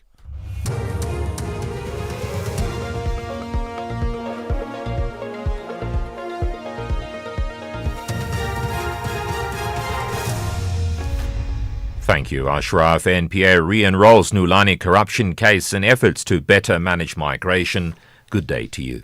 The NPA's re-enrolled the more than 24 million rand Gupta-linked Nulani fraud and corruption case in the Bloemfontein Magistrates Court. This follows a decision by the Supreme Court of Appeal supporting the state's case to reinstate the matter last year. The Free State Department of Agriculture paid the money to the Nulani Investment Company for a feasibility study on potential farming projects in the Free State. The 5 accused include the former head of the Free State Department of Rural Development and another alleged Gupta associate. Spokesperson for the Investigating Directorate Against Corruption, Henry Mamutame. The accused bid to have the Constitutional Court overturn this decision was also dismissed. The matter was postponed to 22 September for the state to disclose the docket to the accused. Schools in the Eden and Central Karoo Education District in the Western Cape will reopen tomorrow. The Provincial Education Department says individual schools that have permission to remain closed due to blocked roads and flooding will communicate directly with parents. Provincial Education Minister David Mania. Schools will now implement catch-up plans to ensure that teaching and learning returns to normal, and schoolwork missed over the 2 days is covered. Our default position is always to keep schools open and only close schools in exceptional circumstances on the advice of the Provincial Disaster Management Centre. The Matlanga Commission has heard that Gavin Jacob, the Hawks Durban Unit Commander, instructed investigating officer Livingston Pangase to take samples to the Forensic Science Laboratory despite being on leave. Commissioner Sesi Baloy further questioned why Jacob would continue issuing operational instructions despite not being on duty. She further pointed out there was no official record indicating that Jacob had returned to work when he allegedly communicated with Mpangase about the drug exhibits. So you're still on leave and you give instructions to an investigating officer. How is that? You're on leave. You have no record anywhere as you are on leave that indicates you are on duty and you are giving instructions such as this. This is a big instruction. As it happens in this commission, it has become a matter of controversy whether that happened, whether you spoke to Kuzwayo or not, and did she give you guidance. But you are on leave, so obviously it's not recorded as you being on duty, and here you are giving instructions. The MK party says it's not linked to the March and March citizen-led group that advocates for immigration reform. The party's Secretary-General, Sibonelo Nomvalo, addressed the media in Johannesburg following the party's national officials meeting earlier this week. Some members of the MK party have been spotted taking part in March and March recent protests against undocumented immigrants. Nomvalo elaborates. The voices of the people must be heard, and we acknowledge the role such initiatives play in bringing these issues to the center of our national discourse. At the same time, we must make it clear that the MK party has neither formally aligned itself with nor endorsed March to March. President Cyril Ramaphosa says government is weighing a range of measures to better manage migration. Speaking alongside Kenyan President William Ruto during a media briefing at the Union Buildings in Pretoria, he stressed the need for stronger cooperation between neighbouring countries. South Africa is not the only country that is facing the challenge of migration, and we want to learn from how others have dealt with it and how they've dealt with the intricate problems that we are dealing with. South Africa has become an oasis of people who want to come here for a whole number of reasons. We need to be working with all other sister countries to see how best this challenge is resolved in the interests not only of South Africans but in the interests of various other countries too, as well on our continent. The top story, the NPA has re-enrolled the more than 24 million rand Gupta-linked Nulani fraud and corruption case in the Bloemfontein Magistrates Court. That's SAFM News. I'm Greg Hoos. In sports, the sour countdown continues to FIFA World Cup kick-off. Vard calls for balance at T20 World Cup and Andriva through to her first Grand Slam final. More details at 5:30. SAFM, guiding you through the rush hour traffic. Good afternoon. A couple of crashes around Sandton and Joburg. One on William Mandela and Sandton Drive. Pretty heavy queues there getting out of Sandton towards that one. Also crash on the Mike 1 south at Athol Oakland. Still slowing traffic going down from Sandton. And just around Randburg today, no lights. Jan Smuts and Republic. So some extra delays out that side. N1 north up through Midrand. Busy as far as SAmRadio today. Lights around in Pretoria, East Oliver, Mishlango and Jacqueline. So that's very slow going. And the Transurania run to Dustport Tunnel stays absolutely solid. Durban breakdowns between Spaghetti Junction and Mgeta Road. Southbound, it's heavy coming through from Queen Nandi Drive. Northbound, up through the interchange up to a breakdown near Westwood Mall. N3 inbound from Pavilion, outbound from Berea quite heavy as well. Durban City Centre really busy, and big queues on the Esplanade queuing out of Durban Central towards the M4 highway. And that crash on the top of Fields Hill still causing a backlog through Kloof on towards the hill. If you're trying to get from Kloof through to Pinetown, that's quite busy today. Cape Town, roadworks on the N1 inbound at Okavango Road. That's really heavy all the way back. Massive queue to Kryfontein, Justenburg perhaps. Might want to try the old Paarl Road. The R101 is the alternative through that area. And a crash on the N2 outbound, still slowing traffic between Somerset West and Gordons Bay. That crash on the N2 outbound at Hazelden Drive. With your traffic update, I'm Rob Byrne. The National Pulse with Ashraf Garda on SAFM. You're listening to the National Pulse, weekdays 3 to 6 p.m. By the way, any thoughts on Iran and Kuwait? You know, that's been an ongoing issue of the ceasefire. That's not the ceasefire, the Iranians bombing Kuwait, so-called, so we believe, was it yesterday? Any thoughts on that you may have? Just add your own thoughts to that too, right? Now, still to come, we are going to talk about Malawi, because you may have heard about it. Malawi implementing a voluntary repatriation of its citizens. So we'll touch on that and what that means. It's in the context of this massive drive in South Africa, as you know, about, undocumented foreign nationals need to leave. And these deadlines set by some organizations, like, for 30th of June. So we'll talk about that. But we'll also talk about a really interesting issue around correctional services and Mangaung prison, which you're going to find fascinating right after this. 50 years later, Youth Month, The Voices.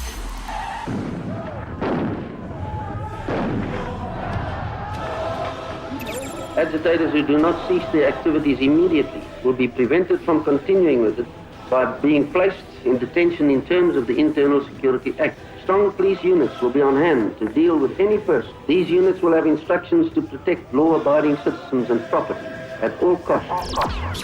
Hi, my name is Intanta. From 1976, what they did, I see the influence they had in the rest of the country. Because I know it sparked more revolution in townships all over the country. My mom's from Eastern Cape, even they were fighting because of what was going on, you know what I mean? That's something that people don't really speak about the influence it had in other places. So I think that, if they weren't brave enough to fight, I wouldn't be living nice in Centurion, living comfortably.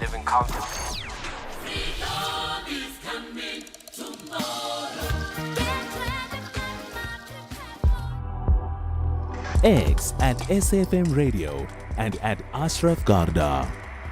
Right, so listen to this story. The Portfolio Committee on Correctional Services has expressed serious reservations about the Department of Correctional Services preparedness to take over the management of the Mangaung Correctional Centres. So there you are. You get correctional services who are due to run the Mangaung Correctional Centre in the Free State from the 1st of July, so imminently so.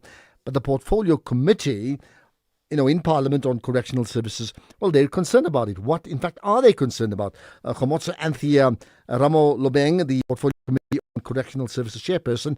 Thanks for joining us, Khomotso. You're on the National Pulse. Thank you so much for having me, and good afternoon to the listeners at home. Right. Why would you be concerned for something that could be like pretty routine stuff? Concerned because the recruitment process to have officials that would are supposed to start on the 1st of July has not yet been concluded or finalized, so appointments have not been made as yet. So that makes us to be worried whether when it comes on the 1st, all systems will be in place.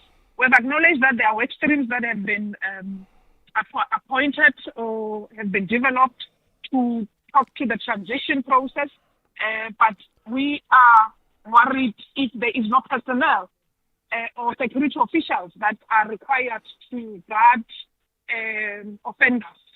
Then how do the department start the process of taking over the facility on the first? Because it houses around 2,928 offenders, and these are maximum offenders, those who have life sentences or sentences above 10 to 15 years. So we are not dealing with a facility that is a medium where you can take chances. You are dealing with highly profiled maximum offenders. Well, if that's the case, how then did we get to this? Where you're saying effectively the entire prison would be compromised, right? That's what we're saying, is that we're afraid of instabilities, we're afraid of incidents that might happen. And so even though the department has assured us that they have all systems in place and there's nothing for us as the Portfolio Committee to worry, according to them, they've already have deployed around 70 officials, if I'm correct, to the facility to start with the process of the transition. Already there are officials on site who are dealing with assets verification from subcontractors, the healthcare and nutrition arrangements from those who are mending the kitchen and the clinic that is there, the IC integration from the subcontractor that was doing the IT infrastructure to the department. So there has been work streams established to make sure that there is that transition, which we took note of and acknowledged, but we are just worried that not all arrangements are finalized. They are still work in progress. So we thought when they come before the Portfolio Committee, they will be able to tell us that we have completed the recruitment process.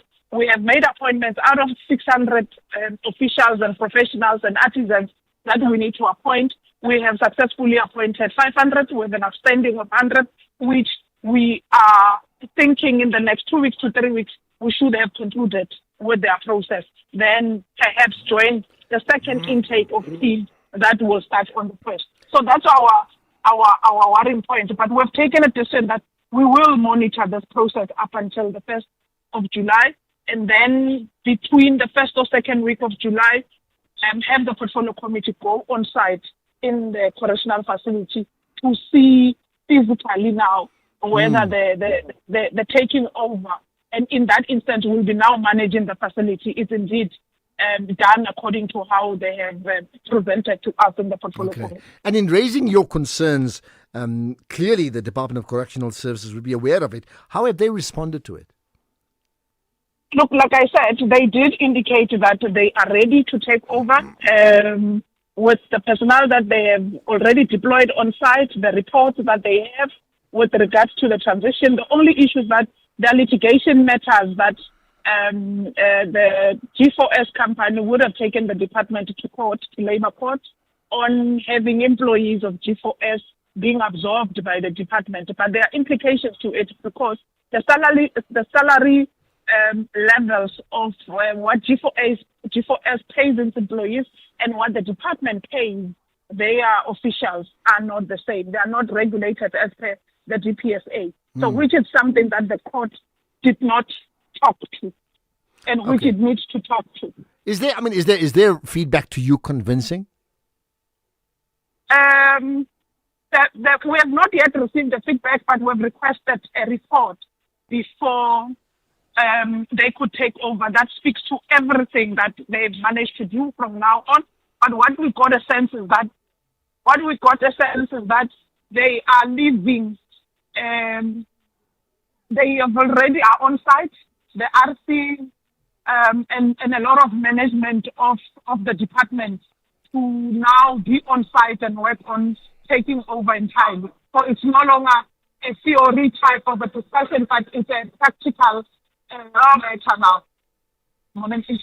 Yeah, indeed. I tell you what, before I let you go, we at SAFM is in conjunction with the fact that it's Youth Month. We've been asking questions about, hope and just, other people's expectations of the youth in this country. So, and we want to bank all those voices. So if I can put this to you, Khomotso, what's the one thing that gives you hope about the youth of South Africa? Just hold on. I'm still in Parliament, so they are waiting. Can you kindly repeat that?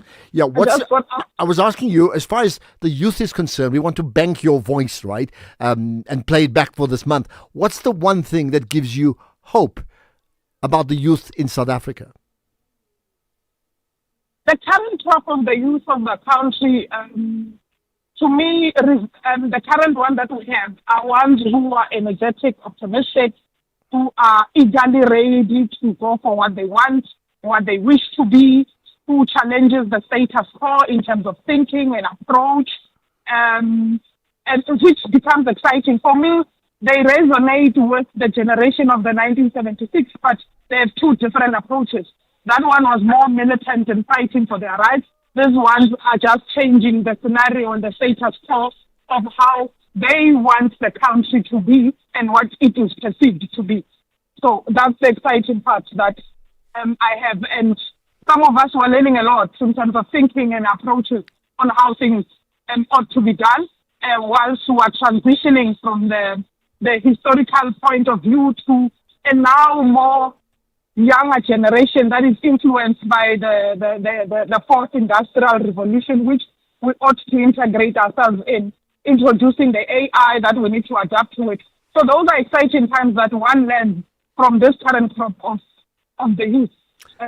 It's exciting but scary at the same time. Okay, and appreciate your input on that. That voice will be banked. Khomotso Anthea Ramolobank, Portfolio Committee Chairperson on Correctional Services. But there's a bigger issue around correctional services and the ability or inability to manage the Mangaung prison. And that's their concern from the Portfolio Committee. This is the National Pulse. With the ever-changing financial landscape, it can be difficult to make sense of all the moves at times. Join me, Jimmy Moyaha, on the SAFM Market Update with MoneyWeb, Mondays to Thursdays, 6 to 7 p.m, as we break down the key market trends, top financial stories, and smart investment insights, all in one place. It's everything you need to stay financially informed and ahead of the curve.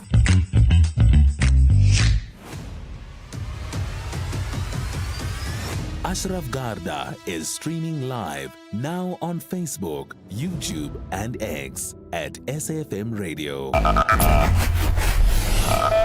You're listening to the National Pulse. Right, there's another story regarding foreign nationals we're going to touch upon just now regarding Malawi and what their plans are. Let's, however, get to some of your thoughts that have been raised. Here's one that's very interesting. Good afternoon, Ashraf, and happy birthday. Ashraf, can you please clarify this for me? Has your employer, the ACBC, taken a stance that all the presenters at SAFM and other radio stations, that you will call illegal foreigners undocumented foreigners? And I think there's a clear distinction of what an undocumented person is, an illegal, immigrant is. So I just wanted you to clarify this for me, whether there is a brief from your employer to say all presenters of SAFM will not refer to illegal foreigners as illegal, but as undocumented. Thank you very much. Well, I mean, the answer is okay. The straight answer is no. Nobody has told me what to say. That's the only person I can speak about, myself. Okay, but perhaps you may want to tell me why when you say there's a big difference. What is the big difference for you? I'd love to get your thoughts. I think it's very important. So do tell us on that one too. Right, let's get to another. Hi, Ashraf. I'm calling from Cape Town, first-time caller. I just want you to explain to me what's the rationale where people usually say government should give people jobs. Really, government can't employ everyone. I think most developed countries, they just create a conducive environment for private entities to invest in a country and create jobs. But it seems like everyone is expecting the government to give people jobs. They all can't work in government. Well, listen, they all can't work in government, but in a state like this, you also can't leave everything to business to determine. Don't you think that there's a hybrid between the two? That government has to play a role as well, as opposed to simply leaving it to the free markets? I certainly think so. Right, here's another. Hazar Ashraf, Lester here from PME. Just regarding Mzanduzi and the gentleman you had earlier. So, I live in Mzanduzi municipality. As soon as my water and lights is not paid, it can even be 2 days or 1 day after it was due, the year to disconnect. So I don't understand how how some people get to 100,000 and owing the municipality. If I'm 2 days late, they are there to disconnect. So I'm not sure if there's a different approach to the suburbs and maybe to other areas, and maybe certain people are allowed to, maybe for whatever reasons. I think there's something up there. There's something up there. Now, what would that something be? Well, you can think about it. Ashraf High is a young unemployed freelancer. The gig economy is a charade.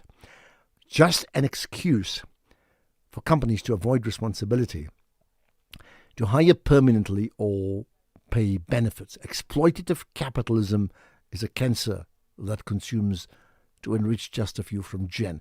But I hear you, Jen. But I mean, what happens in a world where companies actually can't employ people full-time and actually don't want to? And otherwise, we're not talking a minimum wage here. Otherwise, the alternative is no employment whatsoever. Here's another voice note. Atra, good afternoon. It's Sonabo from Armanas. You know, Atra, how I wish you guys, when I'm saying you guys, I'm talking about the South African media generally, how I wish you guys can stop always when we complain about something in this country, and you always making a comparison that we are not the only country that we experience these problems. I, for one, I don't care what is happening in Zimbabwe or Malawi. I'm not a Zimbabwean or a Malawian. I'm only concerned about what is happening in my country. For example, the case in the table, the SAPS that we're talking about. How I wish you guys can stop always comparing us with other countries, Europe or whatever. You guys got that. Message is loud and clear. We must stop. Well, okay. I mean, I hear you. And I wonder if others think the same. I know I've said so earlier on. Nowhere in making the comparisons are healthy, because they give you a perspective, a global perspective or a continental perspective, right? It's like saying in sporting terms, if you're fifth on the log, okay, who's first and why are they first? That's the sort of thing that helps you in understanding countries. But nowhere did I say, and I'm not sure about other people to say, because other countries also have a problem, that it's okay to have a problem in your country. Nowhere did I say, for example, if we have thousands of people that go to public hospitals and there's no blankets for them and there's no beds for them and there's no nurses for them, did we think it's okay? Don't worry about that. Look at the problems happening in Palestine. Never said that. Wouldn't. No, and I think if you're thinking that the point is like, should we be compromised? Not at all. We cannot be compromised. You're listening to the National Pulse. Right, talking about compromises, what about Malawian nationals living in this country and now heading back home? That's been the story, and linked to that is the fact that the Malawian nation has now opened up voluntary repatriation of its own citizens. And this, of course, in the light of the ongoing protest from many people who are talking about, yes, undocumented foreign nationals who need to leave South Africa. Dr. Crispin Impande is a political history scholar from the Mzuzu University in Malawi. Dr. Impande, I appreciate your time. Thanks for joining us on the National Pulse. Thank you so much. Can you hear me? Yeah, I certainly can. Thanks for joining us, right? Firstly, what is your... Give us a perspective from where you are in Malawi in terms of your understanding or your country's understanding of what is the current narrative in South Africa. It's rather very unfortunate because Malawi and South Africa has had bilateral relations for quite some time, ranging from way back when we had one party state regime under Dr. Mzubanda. So as of now, individuals are expressing different sentiments. Because in fact that with those old links, some people here in Malawi have got relatives in South Africa, like the Ngonis have got relatives in South Africa. Now they're saying whatever is happening is very unfortunate. But as I said, there is no formal government condemnation or government in terms of condemning what is happening. But all they are doing now is just playing it safe to make sure that at least the Malawians are safe and then they are repatriated back home, and making sure that at least they should create networks so that at least by the end of the day, a good number of Malawians should come back home safely. And is that the government line, meaning should come home safely or may come home safely if they choose to? In my view, it could be the better way would be may, so they may come home safely, because some are saying yes, we'll come back to Malawi and return to South Africa. So we are saying that you have to be safe, because whatever is happening in South Africa now, you can't be sure, because even some universities here in Malawi who are who are planning to send some students, some of the staff members to do some study in South Africa are now saying, hey, wait a bit, it's not safe for you to go there and study. Anything can happen. So it's really tricky as of now. So in terms of opening up the voluntary repatriation, has it started? How many people do you know expecting to take up the offer who are currently in South Africa and they want to head back home to Malawi? Statistically, I don't have the figures because they are still trying to create networks so that at least they should come back to Malawi.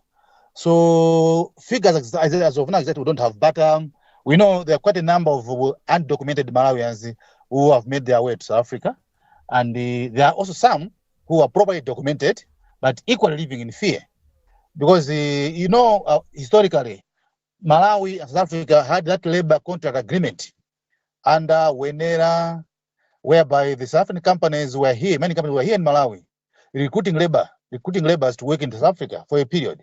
Others came back, others remained there. So some would say we're going back following our grandfathers who went to South Africa and settled there permanently. So it's that kind of relationship which is very tricky as of now, because especially there are people from Mzimba, the Ngonis from Mzimba, who claim that their forefathers came from South Africa. And there are also people from Mangochi who are very good at businesses. So they come to South Africa, work a bit, buy some materials, and come back to Malawi and then do their businesses. So it's quite a kind of tricky scenario, because others are saying we are not there to settle permanently. All we're doing is work a bit, raise some money, buy some materials, and then open business in Malawi.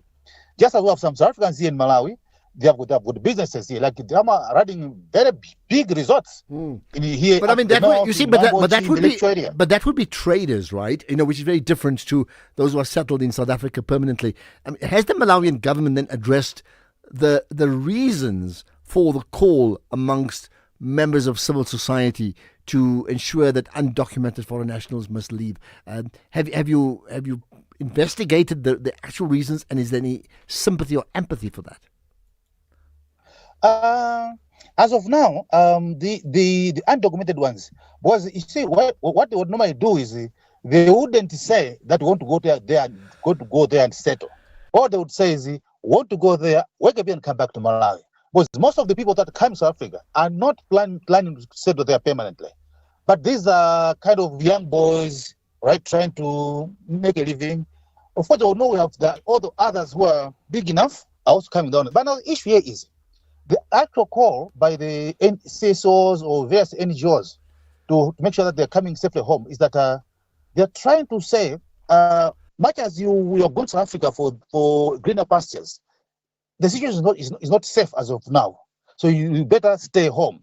So this kind of arrangement whereby they have to find alternatives where these young ones now will find something to do to make a living. Okay, but just lastly, those that are going to take up this offer, I mean, that makes the assumption that they may find work in Malawi, and who knows if they can, you can tell me.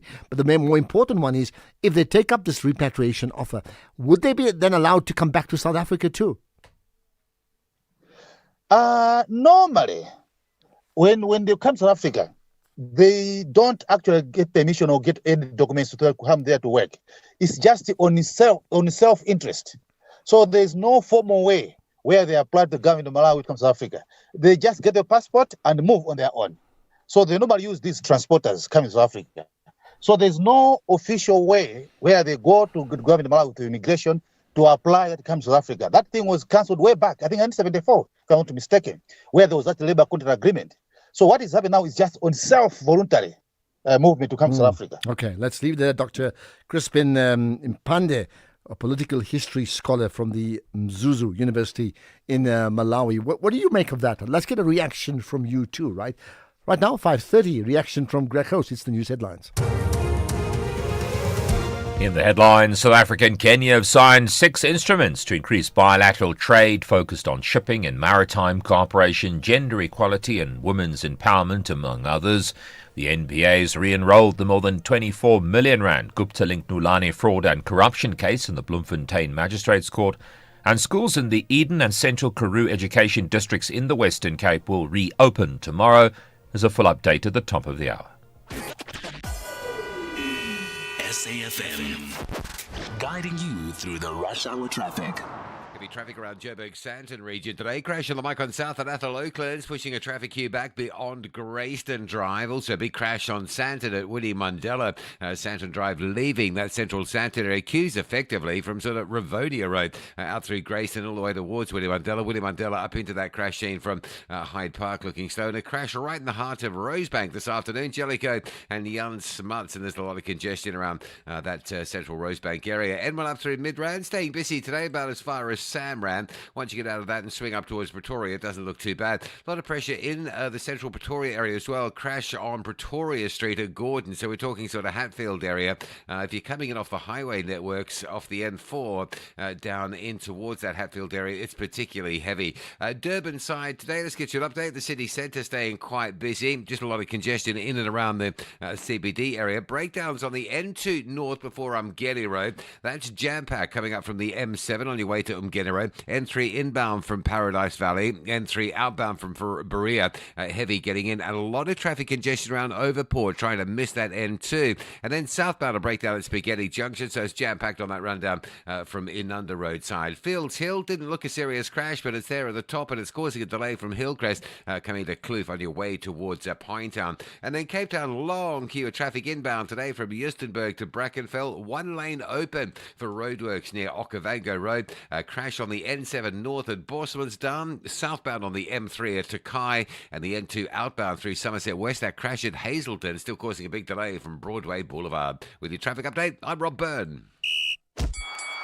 This is SAfm Sports with Doming Kapele. So to me, I tell you what, it's Thursday today, right? So next week, Thursday, 9 p.m., where will you be? It'll be the FIFA World Cup. Well, the countdown is on, specifically for Bafana's FIFA World Cup opening fixture against Mexico on the 11th of June.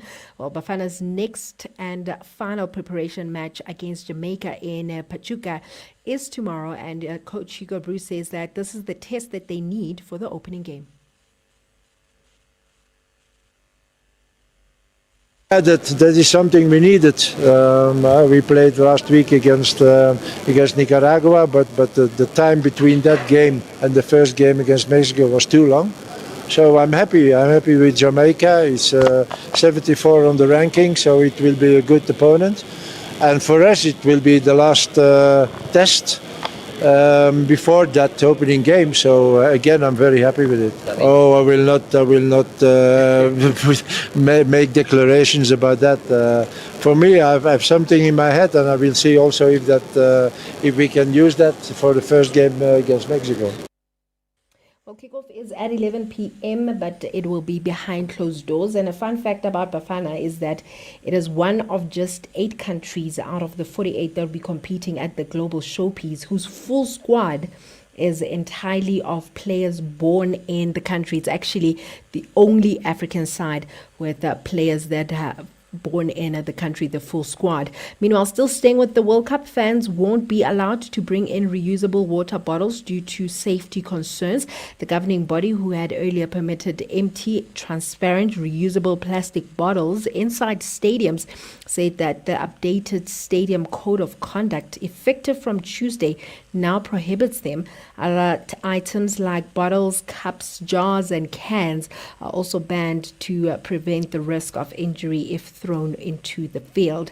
Elsewhere, Italian Serie A runners-up Napoli confirmed that Antonio Conte will leave the club after 2 years, with former AC Milan manager Massimiliano Allegri tipped to take over. The 56-year-old, who guided Napoli to the Serie A title in the 2024-25 campaign, has been widely touted as the favorite to take over as Italy coach. Napoli are reported to be in advanced talks with Allegri, who was sacked as AC Milan coach after missing out on next season's Champions League. In rugby, Bull scrum half Ambrose Papier has been named the Vodacom United Rugby Championship Player of the Season. Papier scored 9 tries in the regular league campaign, plus 2 more in the man of the match performance against Munster. In terms of cricket, Proteas woman captain Laura Fulvard says that it's important that they strike the right balance between experience and youth in the team, which will give them the best chance of success at the T20 World Cup in England.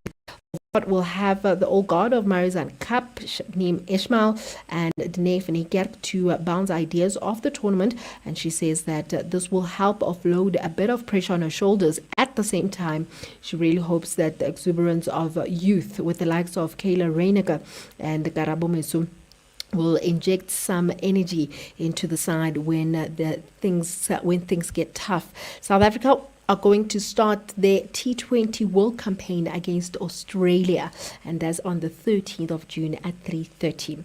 In golf, Rory McIlroy says that he will continue to pick and choose the events that he plays on the PGA Tour's new look schedule because it brings balance to his life. The 6-time major winner has been selective with his schedule over the past couple of years and has only played 2 tournaments since retaining his Masters title in April. And then in tennis, 19-year-old Mira Andreeva is through to her first Grand Slam final. The world number 8 beat Ukraine's Marta Kostek 6-1 and 6-3 to become the 4th youngest woman to reach a French Open final in the past 30 years. Ashraf, before I say goodbye, remember we were talking about benefits and incentives for the Bafana squad. We actually have a comment here from Dr. Sediko, who says that bonuses usually are discussed between employer and employee, and that Bafana squad was just announced recently, and it means that SAFA is now negotiating contracts including bonuses with players who made it to the final squad, and that there is no way it was going to happen 6 months ago, as his response to what we were saying earlier on. And you think? I mean, I think I fully agree, but I just feel like before they had left the country, I would have expected that SAFA would have concluded how much they want to give the players.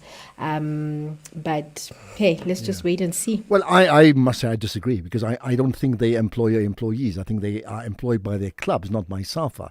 And then when they play at the World Cup, they get, let's just call it a stipend, a big stipend, obviously, for appearances and a whole lot of things. And I would think SAFA would then negotiate a broad-based bonus scheme for all the players. It's not a one-on-one employer-employee situation, not at all, right? And that broad-based negotiation as a bonus based upon the monies we have here in the country, that should be sorted out 6 months ago. So the players may change, but the broad principle of how much each one gets if they get to certain points or certain levels in the World Cup, I think that should have been done a long time ago. The fact that so I really don't see it as an employer-employee situation, not at all, actually. Well, let's just hope that they sort it out before the World Cup starts. With that said, ke na tumeng kgapele, Modimo ke yo. 50 years later, Youth Month, The Voices. The youth of 1976, 50 years on in 2026, should be worrying around what they are handing over to the youth of 2026, and perhaps asking themselves the hard question as to what will the youth of 2026 hand over to the youth of 2076, a century, and what have we achieved in a century, uppermost in their mind as they hand over the baton to the youth of 2026. I'm sure the point is, or the worry is, what is it that we have given this youth of 2026? There's a lot more failure than success. Surely this is not where we were supposed to be. From the class of 1976 to the generation of TikTok, AI, and unemployment, the conversation continues on SAFM, leading the conversations that move us. Economic news on SAFM. Facts and figures you can count on.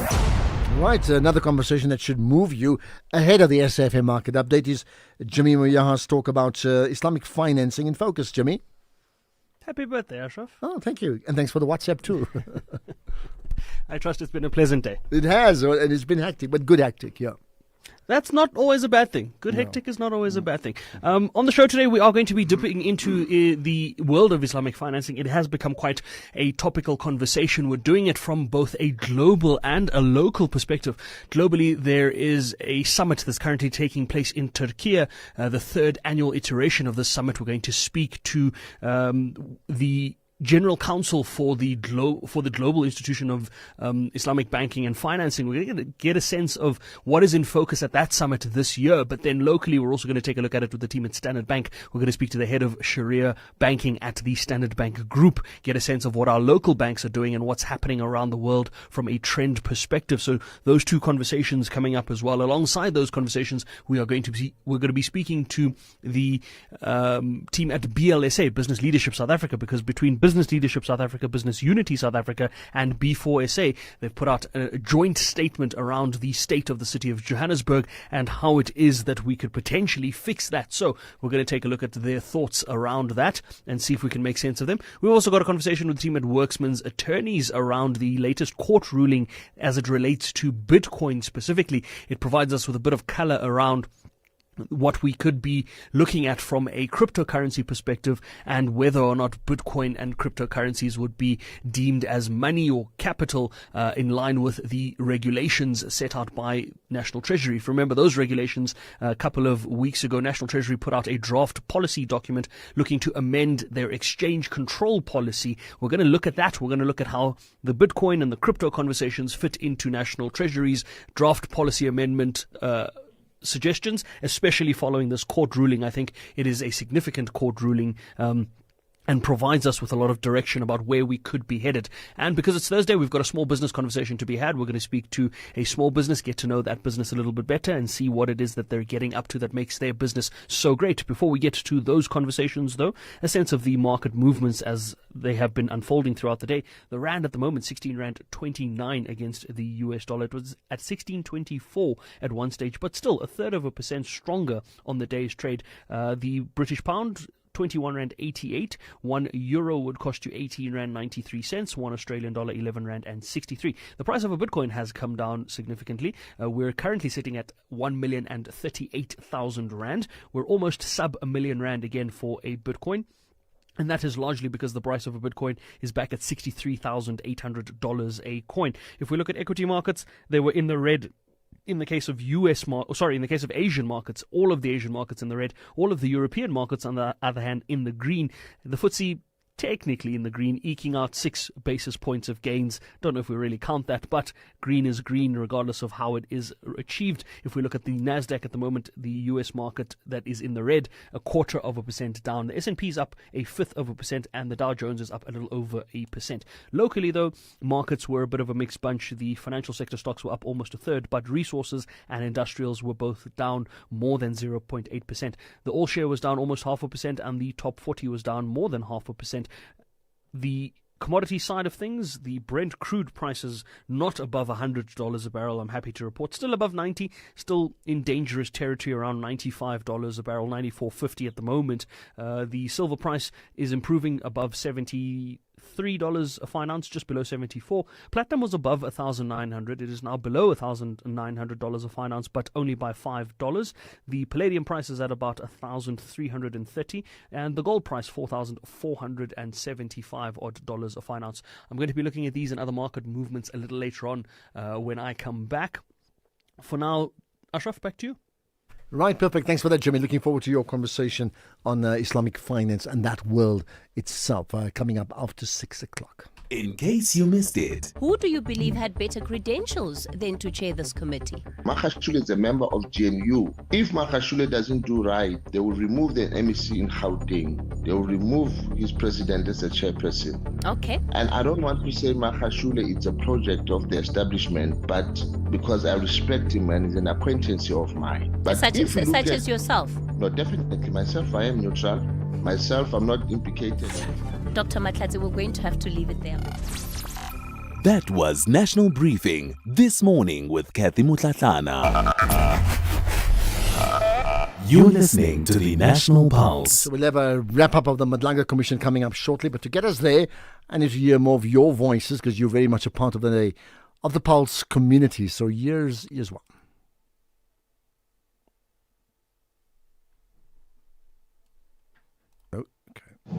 Ashraf, good afternoon, Matabuche. Ashraf, I'm sending this voice note to say to you, I concur fully with you. I wanted to call when she announced what the doctor was saying. Your vision is 100%. This should be a principled thing.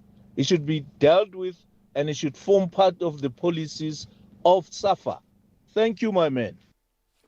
Okay, we're in agreement. Thank you. Let's talk about something else we can debate, right? Hi, Ashraf. Good afternoon. I want to say to you that I did make a call to the Malawi embassy, and that was even today. I asked them. I heard that you are now providing transport for people that wants to go back home. They said yes, but we don't have buses, so we are only writing down names of those that wants to go home. I said, so when are the buses coming? They said, we even don't know when. So this is really confusing. You must just give your name, but you don't know when can you travel to go back home. How can you prepare yourself? Said Edward Bott from Cape Town. Isn't that the point? They lack the capacity to get their citizens home safely. And others may argue they lack the capacity to ensure that the citizens can effectively, reach their highest aspirations in their own country. And that's a problem. Prince in Durban, hi. Mr. Ashraf. Yeah. Ashraf, there's this issue I heard over the radio. They were talking about, this buying to the foreign tuck shop and someone got sick and died and stuff like that. The biggest problem with this is that us, the poor people on the ground, we do not really have the choice of choosing what to buy in terms of human well-being. We are bound to go for the cheapest, whether illegal, whether it's of bad quality. We don't have that luxury of choosing, unlike the middle class, because of our affordability issue. This is the biggest problem, because the economy of this country, it doesn't begin on the ground, it begins with the middle class. So as long as that keeps on happening, then this foreign illicit trading on the ground will never end. Yeah, point making. I mean, I hear you. I'm going to move on because I think you've made your point. You don't have the luxury of choosing. And you see, that's the reality of people living on the ground in certain spaces. There's the theory and there's the practice. The practical in this case here, right? Prince, thanks. Mateber in Pretoria. Hello. Good afternoon, Ashraf. How are you? Yeah, I'm good indeed. Go for it. What's your point? I'm good, yes. You know, I want to say the leadership of Ramaphosa, it's too weak. You know why? Look at now the issue of illegal immigrants. I will take you back to the issue of AfriForum when he went to the United States and saying there's a genocide in South Africa about the white farmers. Then now there's the issue of march and march with illegal immigrants. Can you see there's a leadership crisis of Cyril Ramaphosa, where he can take a leadership stance in relation? Okay, you think it's just him, or is it's his whole party or the whole government? The leadership of Ramaphosa is too weak.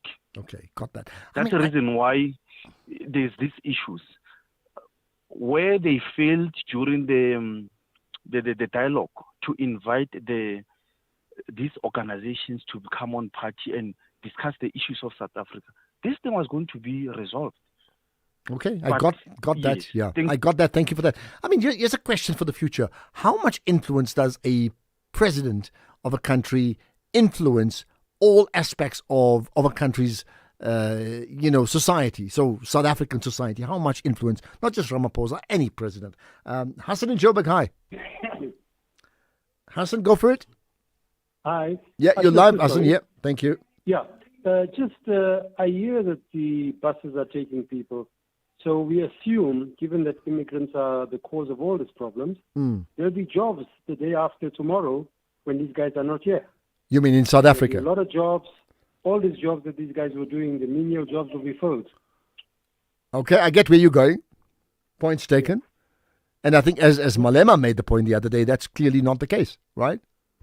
Yeah, I mean, and what we need to get into our heads, Ashraf, it's not the first time that South Africans are tackling foreigners for their problems. Eh? This happened from '94. And if you go to Zeno Watch, the figure that they give that people being killed since 1994 is close to 700. 700. Yeah, sure. Foreign nationals, and a number of them South Africans that appear to look like they are foreigners, whatever that may mean. Okay. Hassan, quick one in 30 seconds. What for you would be the solution here? I think that there must be an African solution for an African problem. South Africa used to be called British South Africa. Mine workers in Lesotho for 80 years, right? What do you expect them to do? Not to have families here? Samora Machel was a nurse in Davidson, Benoni. I mean, it's just crazy. We just have to get over this moment and see our solutions as being integrated. I keep saying our water comes from Lesotho. What do we want? We don't want their water? Yeah, then we must not have it. Okay. But we must realize we are interrelated. Right. In more ways than one. We need to have a longer chat about the interrelationship and that ecosystem that you refer to. Thanks for that, Hassan in Joburg. Right, Madlaga Commission next. You're listening to the National Pulse. Right, day 113 of the Madlaga Commission. Let's look at the highlights of what's happened today. Colonel Gavin Jacob, the unit commander of the Durban Serious Organised Crime Investigation Unit, attached to the SAPS Directorate for Priority Crime Investigation, continued with his testimony today. It was led by the Commission's evidence leader, Advocate Tlape Sello, Senior Counsel.